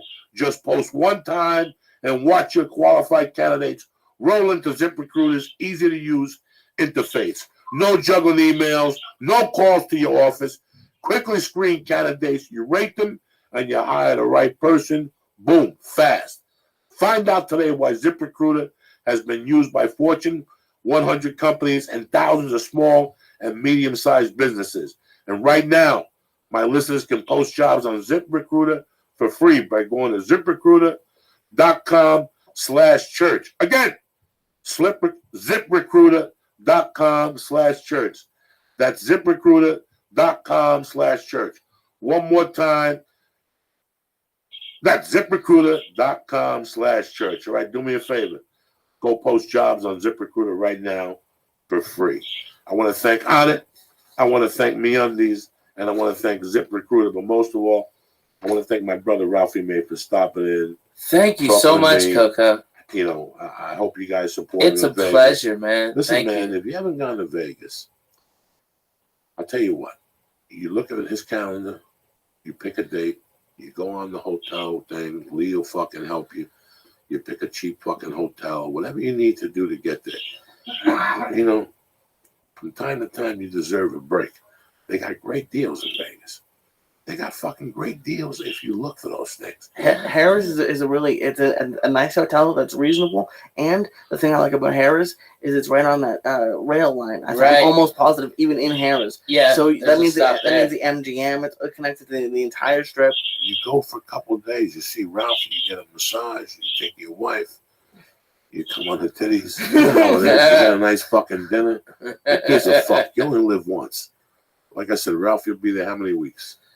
Coco, it's going to be 28 weeks this year. Right. And this is what I'm talking about, people. And, you got 28 fucking weeks to fly in and make a weekend of it, all right? You church people, y'all come up to me. You tell me, You're part of the church of what's happening now. And guess what? We're taking pictures and hanging out. I'm probably hitting you up for a number. All right, so don't come empty-handed, Jack. Let's go. I love you, motherfuckers. Don't forget, I'm in Nashville next week. Fuck yes. And I don't know what's going to happen with the Flappers thing for the taping for the Cat special because they put me on the Gong Show by mistake. So I don't even know if we're doing that tonight, but I'll tweet and you come on Thursday night, all right? And that's basically it. Ralphie starts where this weekend? I'll be in Harrah's in Las Vegas, right there on the strip. What's the Coco. Thursday, what? The 26th, Thursday the 26th, Friday the 27th, and Saturday the 28th at 10 o'clock. January 29th was my first pinch, 1982. No, really? January 1983, I got pinched. Was that the jewelry job? Nah, possession of some tools and shit. Mr. Holloway bailed me out. Yeah. You know how we do. What's up, Lisa? You going through changes again? I am. You know why? Why? Because you don't I'm not train correctly. Oh my God. You're fucking lying. The reason why I'm bugging out is because Ralphie said that they give you chips when you go. Yeah. That's like my dream. Where? At Harrah's. Yeah. Well, you come, Lee. You're gonna be part of church weekend. Ralphie, I'll be there every day. We'll see if we can get Coco to go out there, and maybe we'll make a big thing of it. Me, you bring the girls if they want to come. I get spas, so I'll send Terry to the spa like a doctor. All right, we'll go down there and get massages and get steams and shit like that. That's the best. It's better than you. All right, and we do that, and we go to Vegas, having fun. We bring some church people in. You know, my man Darren Noble wants to come out. Those fools, dude. All my friends are watching us right now. My Twitter's blowing up. Oh shit! They love us. I love them. They can't do nothing these about it. people too. I know. It's like Coco. You know, it's like if we can't fucking have fun with our fans that are friends of ours, then what the fuck are we doing this for? You know, it's like you see those comics who try to big time everybody. It's like, what the fuck are you doing, man? These are the people that love you, that pay your fucking bills. It's a fucking nightmare. Fucking nightmares. It's like a jungle sometimes. It makes you wonder how I keep from going under. Hit it, Lee. Come on. I love you, motherfuckers. Stay black. And don't forget Uncle Joey, Ralphie May, and Lisa. I love you.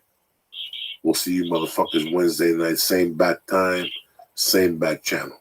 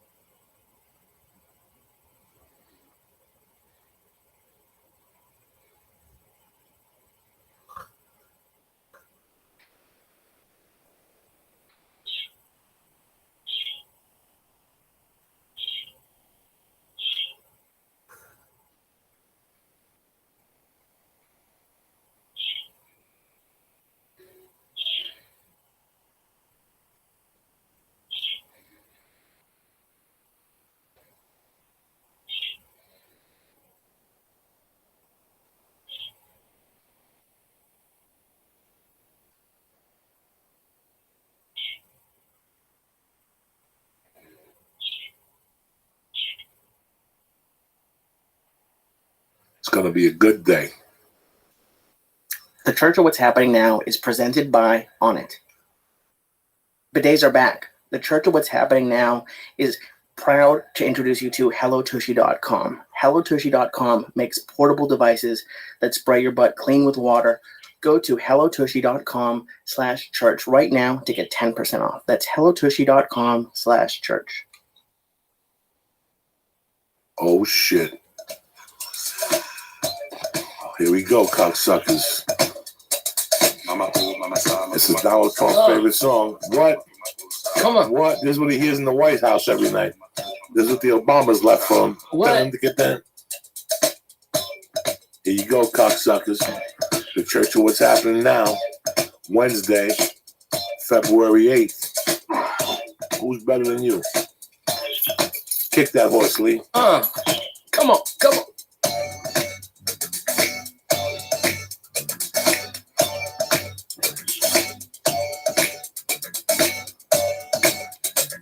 Oh, shit. And you thought this was just a podcast, huh? This is a fucking party wagon. Here we go. Black people jump up and down. Come on, black people. Mexicans jump up and down. Let's go, Spitz. Armenians, do your thing. Ow, werewolf for jungle. Wiggle, cocksucker, wiggle.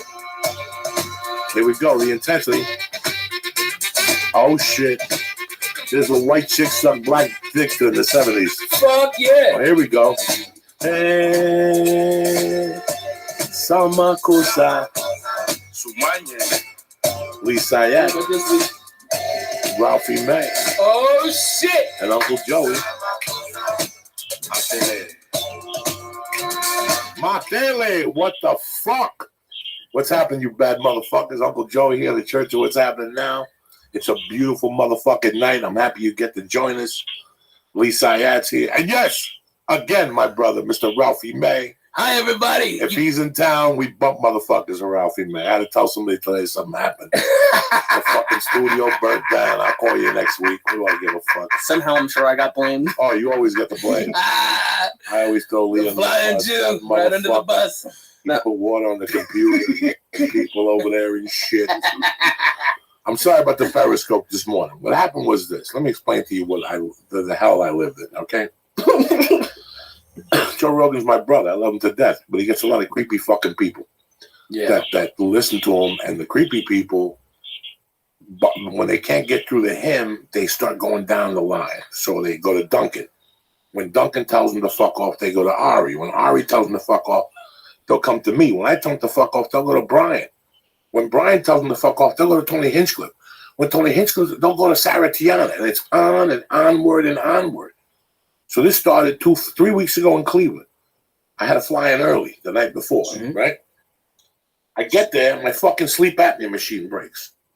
At 6 o'clock at night, I gotta get a new fucking wire. What am I gonna get? So already I go into panic mode. I got radio on Thursday morning. I gotta be Right. alert. I'm not gonna go to fucking sleep. So I said, let me not deal with this. Let me go get something to eat with these dudes from LA that wanted to play with me. I know them. Mhm. And I'll come back and I'll deal with this shit. I'll figure it out. I'll scotch tape it. I'll do something, you know? Right. I go, I eat with these two guys. It's cold out. They walk me back into the hotel. You know the hotel in Cleveland where you Yeah, stay yeah, right down yeah. the corner from I walk in and there's these two people there.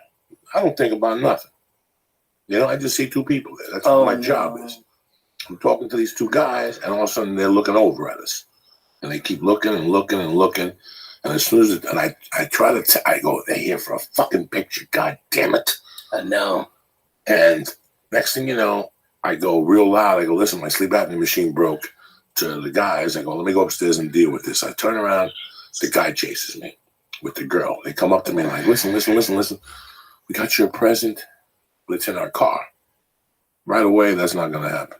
Right. We didn't know if we'd see you or not. Well, listen, I'm not walking to no car. You come into the show, would you like me to leave you tickets for the show?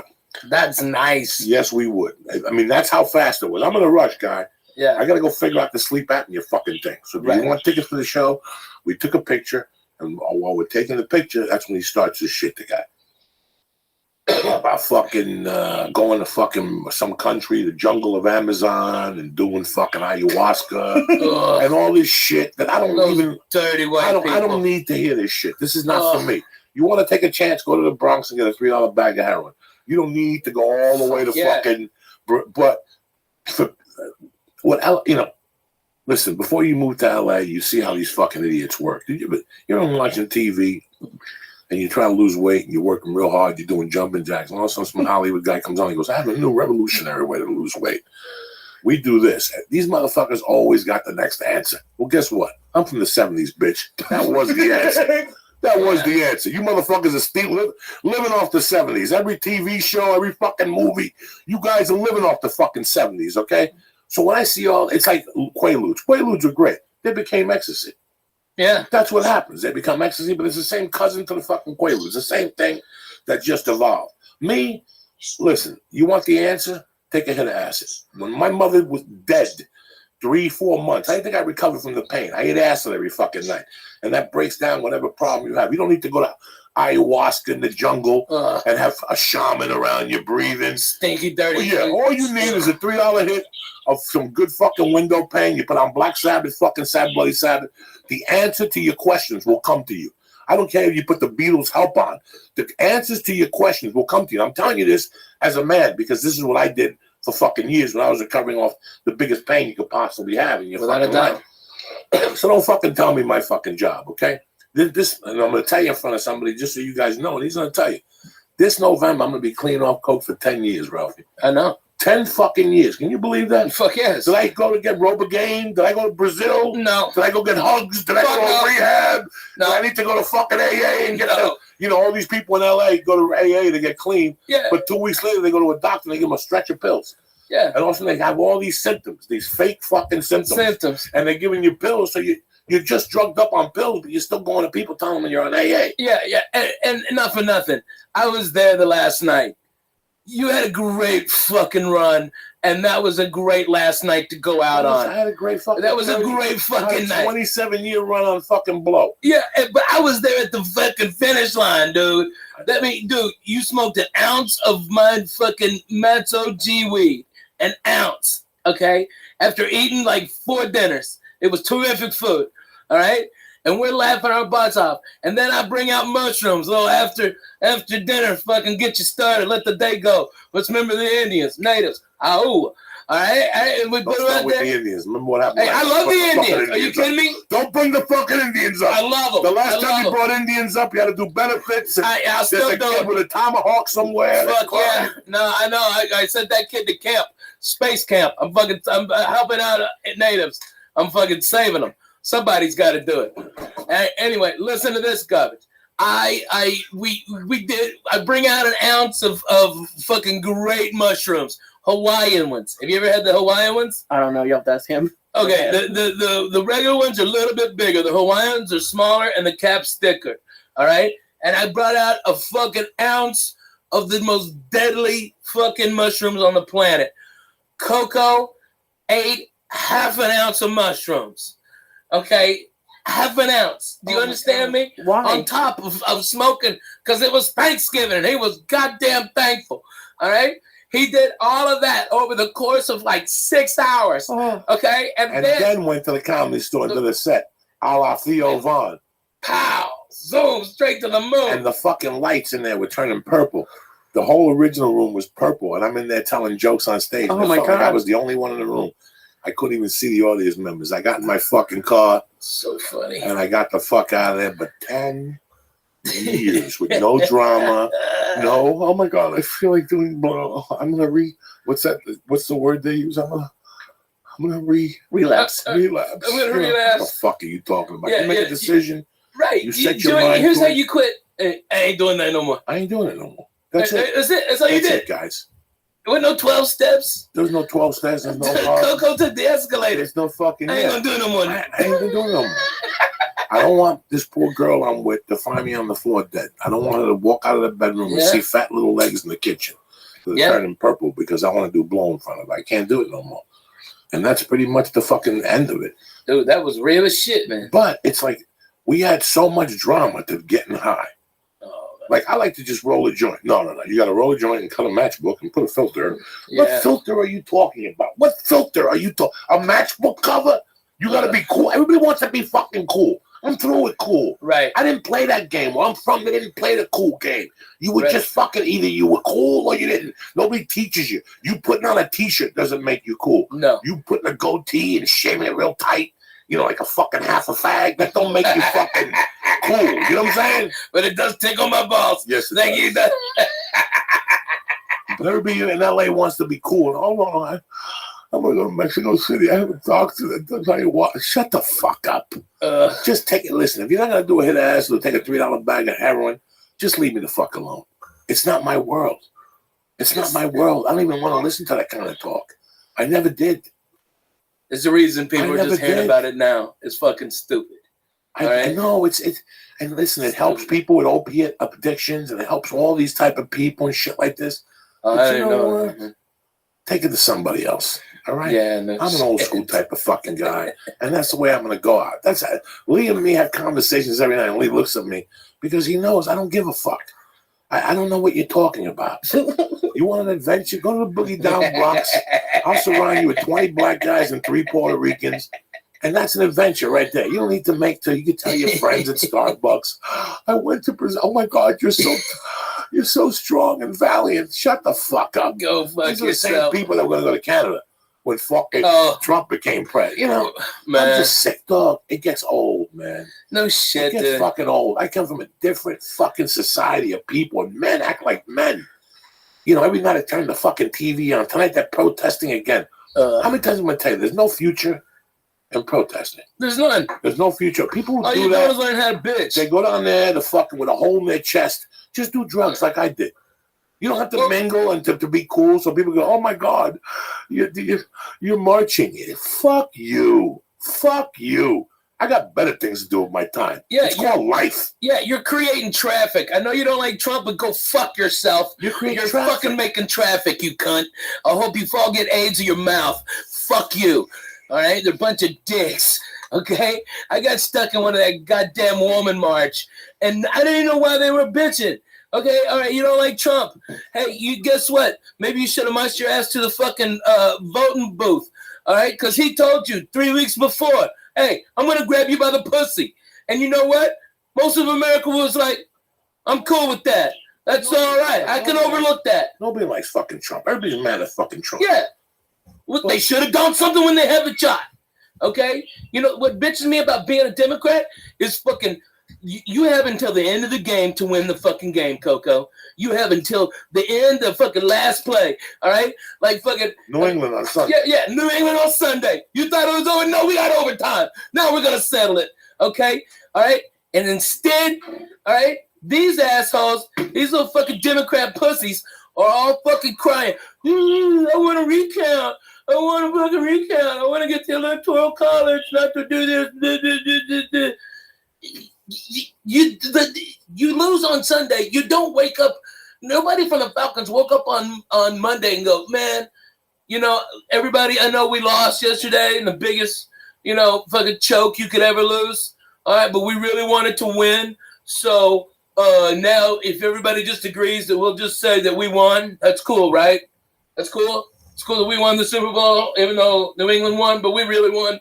You know what I mean? It's like you fucking, I don't give a fuck if referee Vladimir Putin blew the fucking call. I don't give a shit. You fucking lost, you lost. You know what, bro? The way I look at it is they had Bernie Sanders. They had Joe Biden, a man. You had Bernie Sanders, but you drank the fucking juice of being cool and a woman president. You jumped up and down like a fucking momo that you are. You know, you fooled the country one time. I'm not saying fooled the country, but Obama was one of those weird presidencies. It wasn't going to happen twice, bro.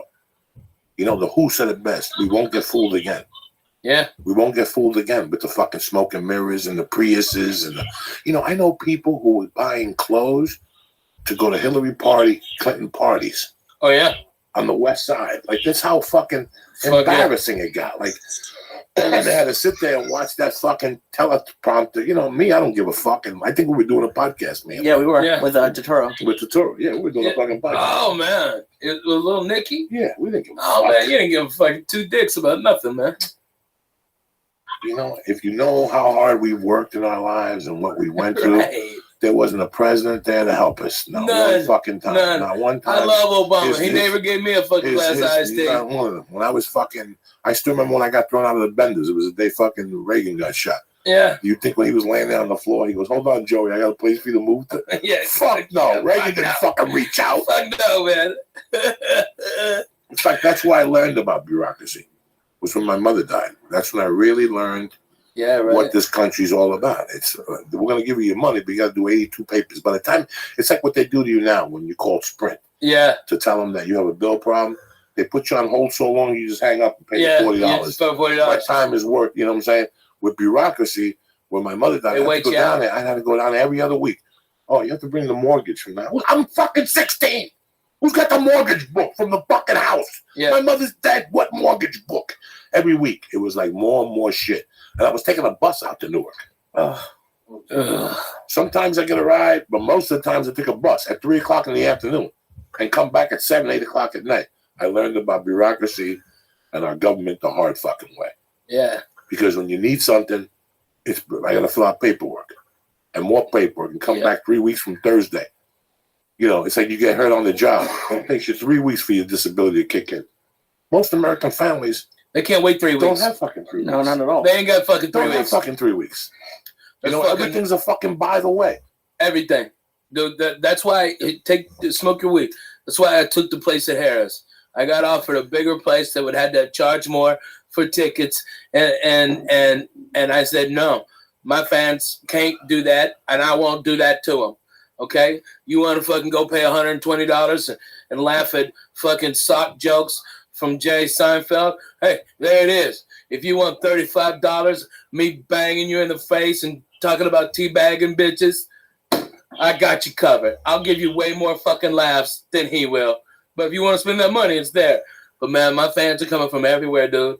The church people, you guys are fucking showing up like nobody's business. They're savages. They like drive, nobody's business. They drive. Weed. They get Vicodins. Dude. They go. They go. And they're coming out. And because of all the love you showed me my first 2 weeks, church, we're gonna do a giveaway. All right, where I'll be talking to Lee. Let's fucking get all of you fucking the real deal motherfuckers. Okay, all right. And you fucking win. You start tweeting about me and Mad Flavor and the Flying Jew. Okay? Tammy's the official winner. She's the first winner. Oh yeah. Oogie Spooky. Oogie Spooky. Oh yeah. She's already fucking done. She's good to go. She's in July. She's good. She's won. That's no problem. But we gotta get some more. We got Larry out there just cultivating. He hasn't even gone to the show. Well, Noble D, I'm bringing. Okay, so I'm bringing Darren from Denver. From Colorado. So I got that party going. All right, I'm gonna bring George out under the auspices that it might be a sports show. So, George who? of course, George from fucking Jersey. Huh? No, he ain't. He ain't going nowhere, right? I know he's got a girl. He's got this little thing. Go fuck He ain't yourself, got George. no Hey, bring me the chicken francese, lemon francese pizza, and just keep it like that. All I don't right. think he goes there no more. What? How can you not go there? The chicken francese pizza. Yeah, it's okay. Did you guys see what Yoel Romero put up today? I must have laughed for 10 minutes. I laughed my ass. What is it? What is it? So is Bisbing fighting him or not? That I think it's the next fight. I don't know if it's fully been announced yet, but I guess it's. I'm doing this the announcement. podcast tomorrow night.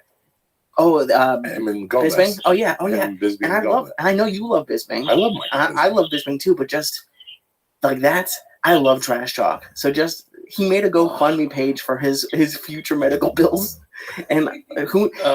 And I have nothing against funny. Mike. I like Mike, but it's just funny. That's so fucking funny. That MMA is getting fucking funnier and fucking funnier. My fucking Irish brother, Conor McGregor, suck my big Irish balls. Oh, crying. I want that on my phone. I want T-shirts. I want that everything. Suck my big Irish balls. Fuck yeah. Who knew we had a church in Ireland? Okay. Me and you. Has anything been going on with? I don't even know what's going on with MMA the last 2 weeks. I haven't even seen that. Oh my god. I saw that today, and I said, "Wow, that's the first time I've seen anything on MMA." Yeah, that's all. Because there's a fight this week. Yeah, it's Brooklyn. That's Anderson why. Silva. I placed money on him. Nobody even knows nothing. Like nobody Oh said my nothing God, to me. yeah. Nobody's called. That's why I didn't know. I'm like, what the fuck's going on with MMA? Man. And all of a sudden I seen the fucking thing today, and I go, Oh, wait yeah. a second, there's a fight this weekend. Yeah. Nobody's talking about this fucking fight. How can nobody Brooklyn, New York. How Brooklyn, can fucking nobody New be York. talking about this? I haven't heard one fucking thing. I don't know what would be a better fight. The one in the ring and the octagon, or the ones with the people leaving. Okay, because that's gonna be a great fight. Right outside, all these guys get all fucked up from on Red Brooklyn? Bull and Yeah, Brooklyn But and who's shit. gonna go to this thing? It's not gonna be your typical Brooklynites. It's gonna be those tickets are gonna be hard. Oh yeah. They're doing it up there because Yeah. they could charge a little more. That's Jay-Z's You're neighborhood and right. shit. You're right. You're right. So it's not the Brooklyn that we left 30 years ago with the Oh, knuckleheads hitting each other and shit. Yeah. It's a new civilized Brooklyn where they're probably gonna bring, stevia soda in there to drink, and nobody smokes. But if you light a joint at one of those things now, they look at you like if you're Hitler. Yeah. Did you know that, man? Especially in New York. I can't believe it. I grew up in New York. I used to smoke everywhere in New York. Like, Yeah. you light a joint now in New York? People walk on the other side of the street. People They look at you. like They you're take fucking- pictures of you on their fucking phones. It is crazy. There's a lot of cities I go to. I travel, and people get mad at me. Like, you don't Periscope. Listen, guys, it ain't the same. Mm-mm. It ain't the same. I know where you can Periscope, and I know where you can't. Yeah. There's some places you can sit behind outside and smoke a joint. I put the phone on a fence, and nobody sees me. There's some places where they're watching. You stick out like a fucking sore thumb. They're Yeah. watching you, man. Yeah, man. What's the matter, Lee? Nothing's the matter. It's You just already going through changes? I started the sweat starting. Oh my god! It's What do you mean the sweat starting? it's just I'll You can see his head is shiny. drenched.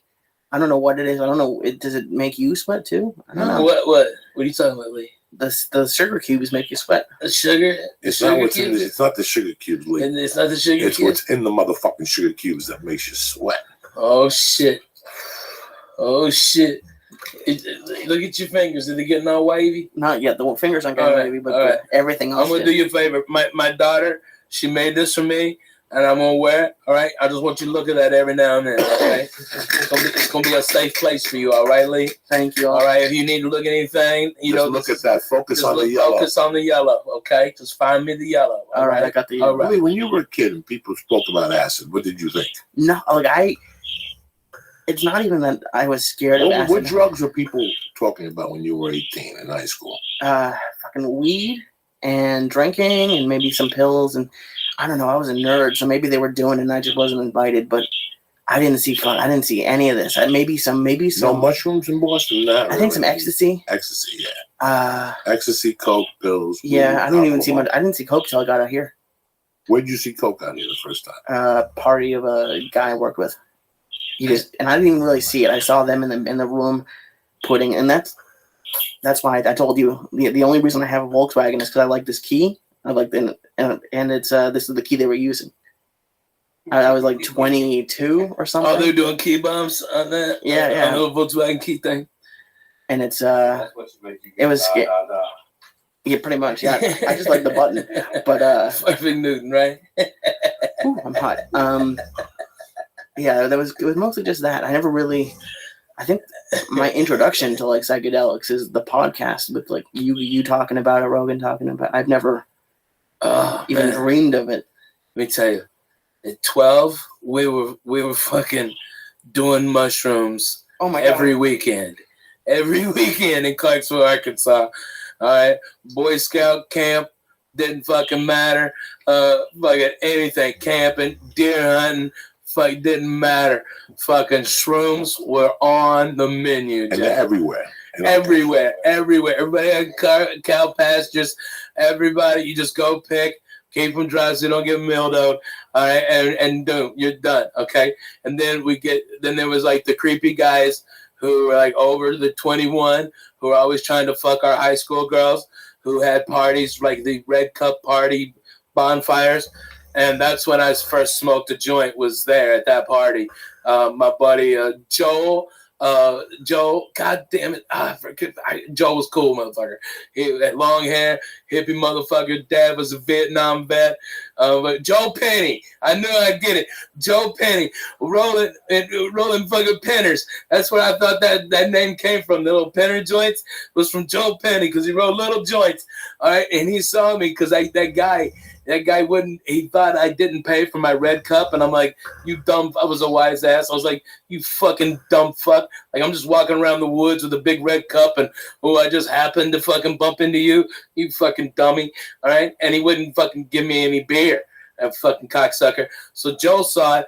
And then when we were leaving, by the way, I smoked, I thought, he was like, this is marijuana. I'm like, is it going to kill me? He's like, no. And he was right, Coco. He was fucking right, Jack. I smoked 5 joints that night of that Mexican dirt weed.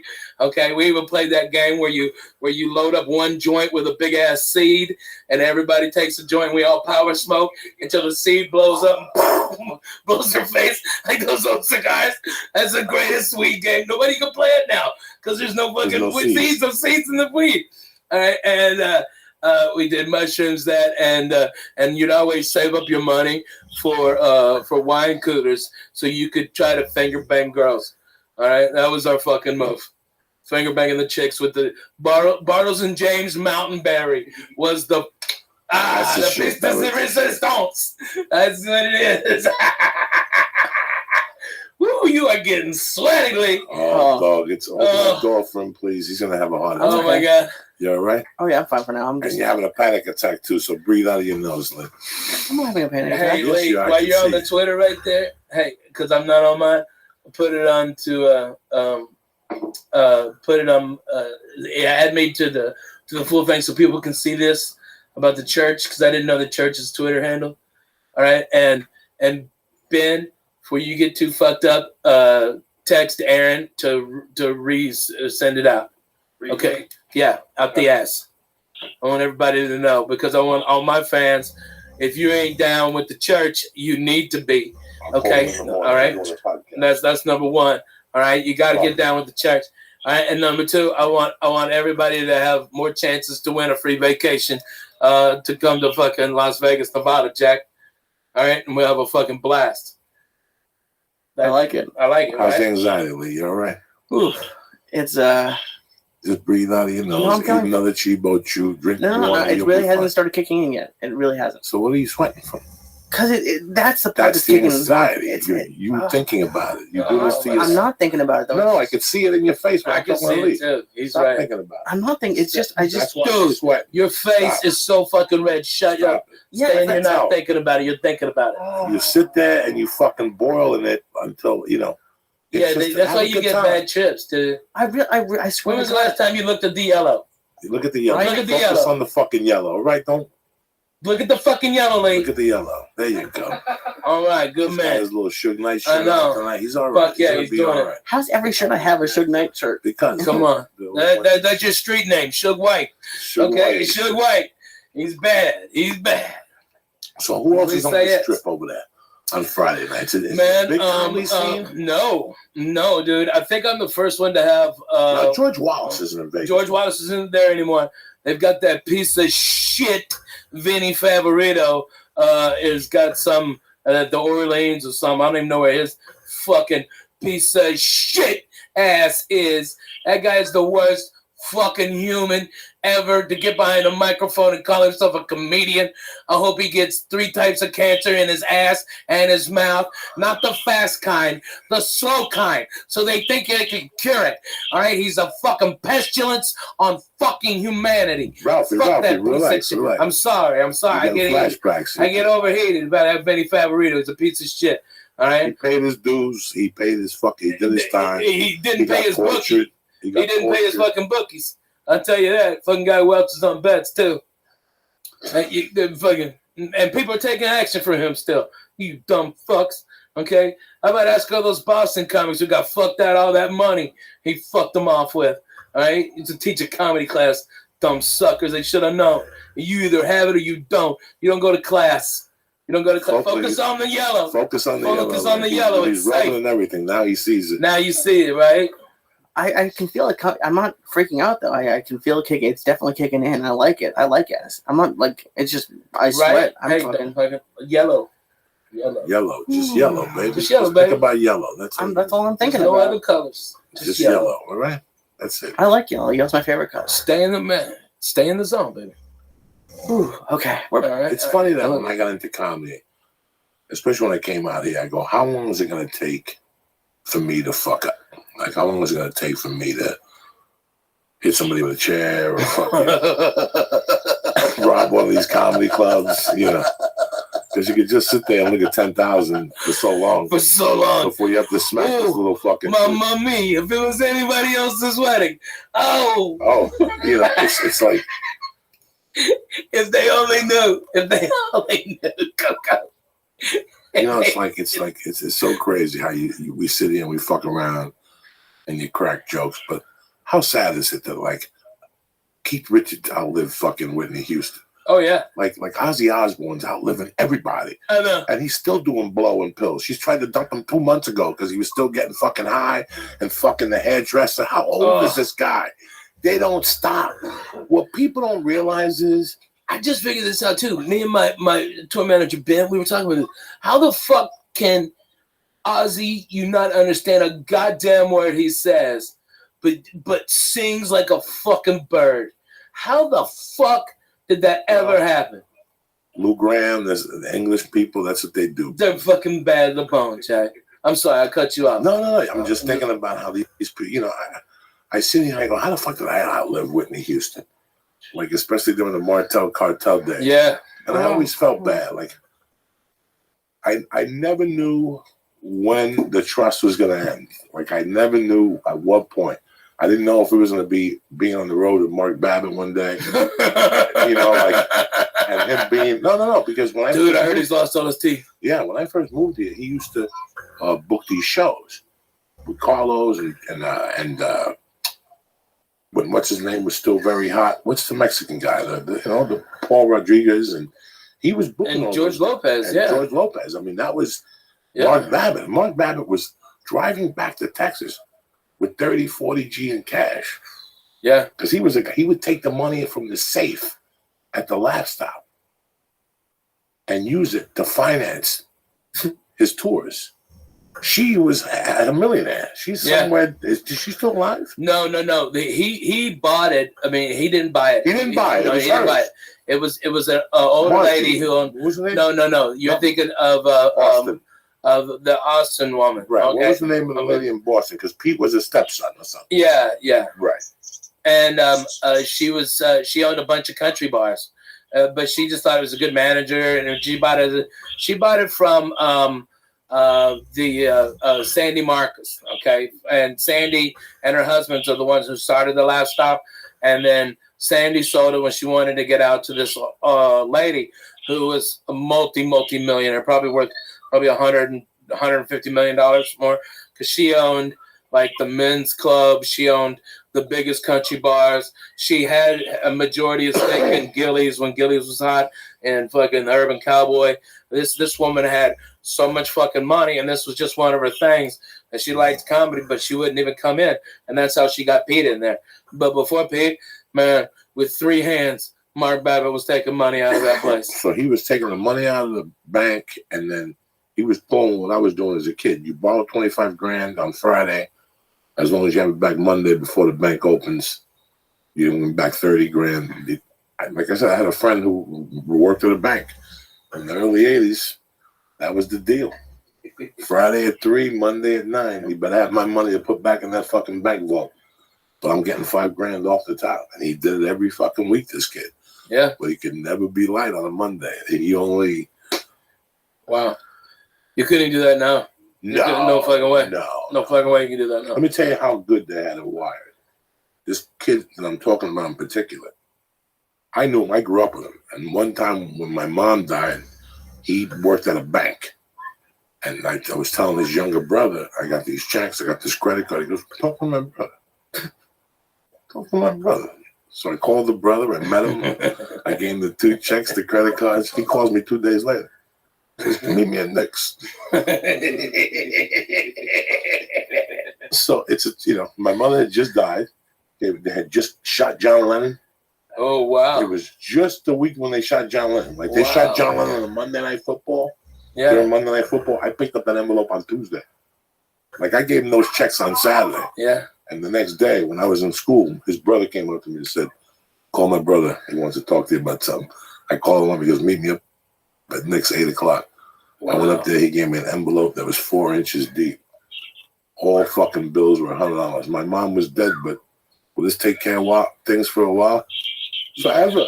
Forever. No shit. I got that money, and I put under I moved in with this family, and I put the money under my underwear. And they would never fucking know. I would just, it was like a real ATM machine. Like, I hid my jeans on top of it. Yeah. And I would just dip my hand under it and take $100 bill and go out at night. Wow. Like, that's how spoiled I was. Like, at that point. And you never thought about saving any of it? Oh yeah. Oh yeah. I thought about saving and investing. Go fuck Not yourself. investing, but I was 17 years old. Yeah. Okay. Yeah. I'm gonna invest in what? Getting a blowjob from fucking from that Gabby. girl. Yeah. From Gabby. That's what I'm gonna invest in, Lee.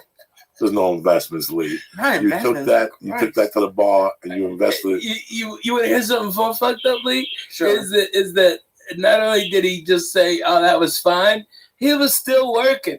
All right, him and his buddies, they would drop out of trees on unsuspecting gay guys and beat them like gorillas till one flag beat all y'all. They weren't unsuspecting gay guys. They were perverts and pedophiles that did not know what they wanted to do yet. Because listen, man, those guys. And these guys would drop out of the fucking trees like gorillas. You want me to tell you something? My friend just went to the mayor's ball. To my buddy's ball. Yeah, he's done. My friend just went to my buddy's ball on Friday. Veneri had his first ball on Friday, $175 a ticket. Oh, wow. Why does he have a ball? Like, for his, like... Because he's a commissioner. Oh, he's an assemblyman.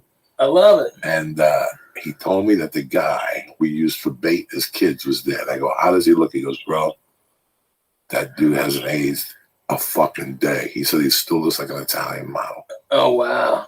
We used to take this kid, and the reason why we used him is because he had a connection. I know that if we ever got arrested, this shit would get squashed at the end. Right before they really press charges, this kid had too much juice. Right. That's the reason why I used to take him. I'd split him right 50-50 right down the middle. But all he had to do was just bait. That's all he had to do was just bait. We did the fucking kicking and the pulling. And all right, so to explain to him, okay, so he'd be out there and then horrible, dark, fun time. Did you ever say that? Did you ever say that to yourself? Like someday when you guys will be 50, you go, that was a terrible, horrible, fun time in my life. You know what I'm saying? Like, it was that dark and terrible. Like it was like if I think about it now, it was dark. Like even the daytime, it was dark. Like there was no sunlight in my life then. And it was it was like my junior year It started my sophomore summer going into junior year, where you heard rumblings. There was this Davy Thomas, this Thomas family, and they were the kings of it. The family who owned Wendy's? They were the no. These kids did not own Wendy's. Trust me.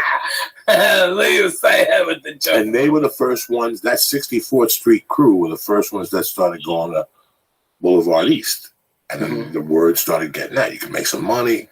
You know how people drive Lyft now? Oh yeah, right. That's how it was then. Yeah, right. Get some money. Go on the Boulevard East at night. Oh my God. Like that's how fucking it was so well known. Spare change. Well, you know what's crazy? When I read the Iceman's book,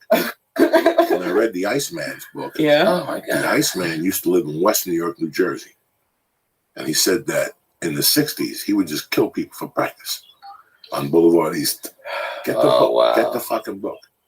He goes, I can't. He goes, I really couldn't give an actual account of how many people I killed because there was 3 years I was just practicing. He goes, I'd go to a bar on the West Side, Yeah.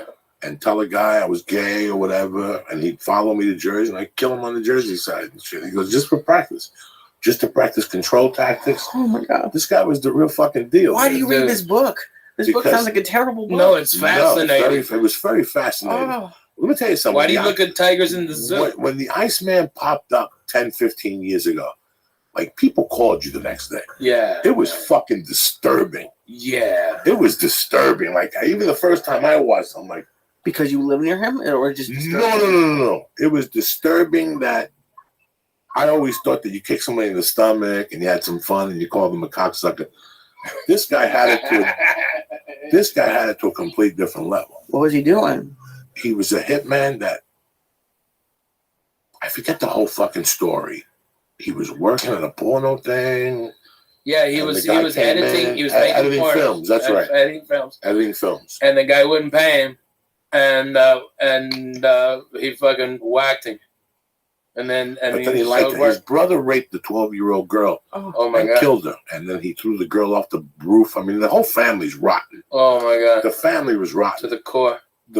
When you read the book, there's times you're reading the book and you have to shut the book and go, Right. why am I reading Oh this? my God. His Yeah. first wife dumped him and he cut her nipples off. Yeah, I remember you told me that story. He cut her nipples off. God, And he used to live right there with a coat factory. When we were kids, that was it. We went behind the coat factory. If you go to the coat factory today and vacuum it, you're gonna find rocks of coke from the 80s. Wow. I wish I was kidding. It was every night.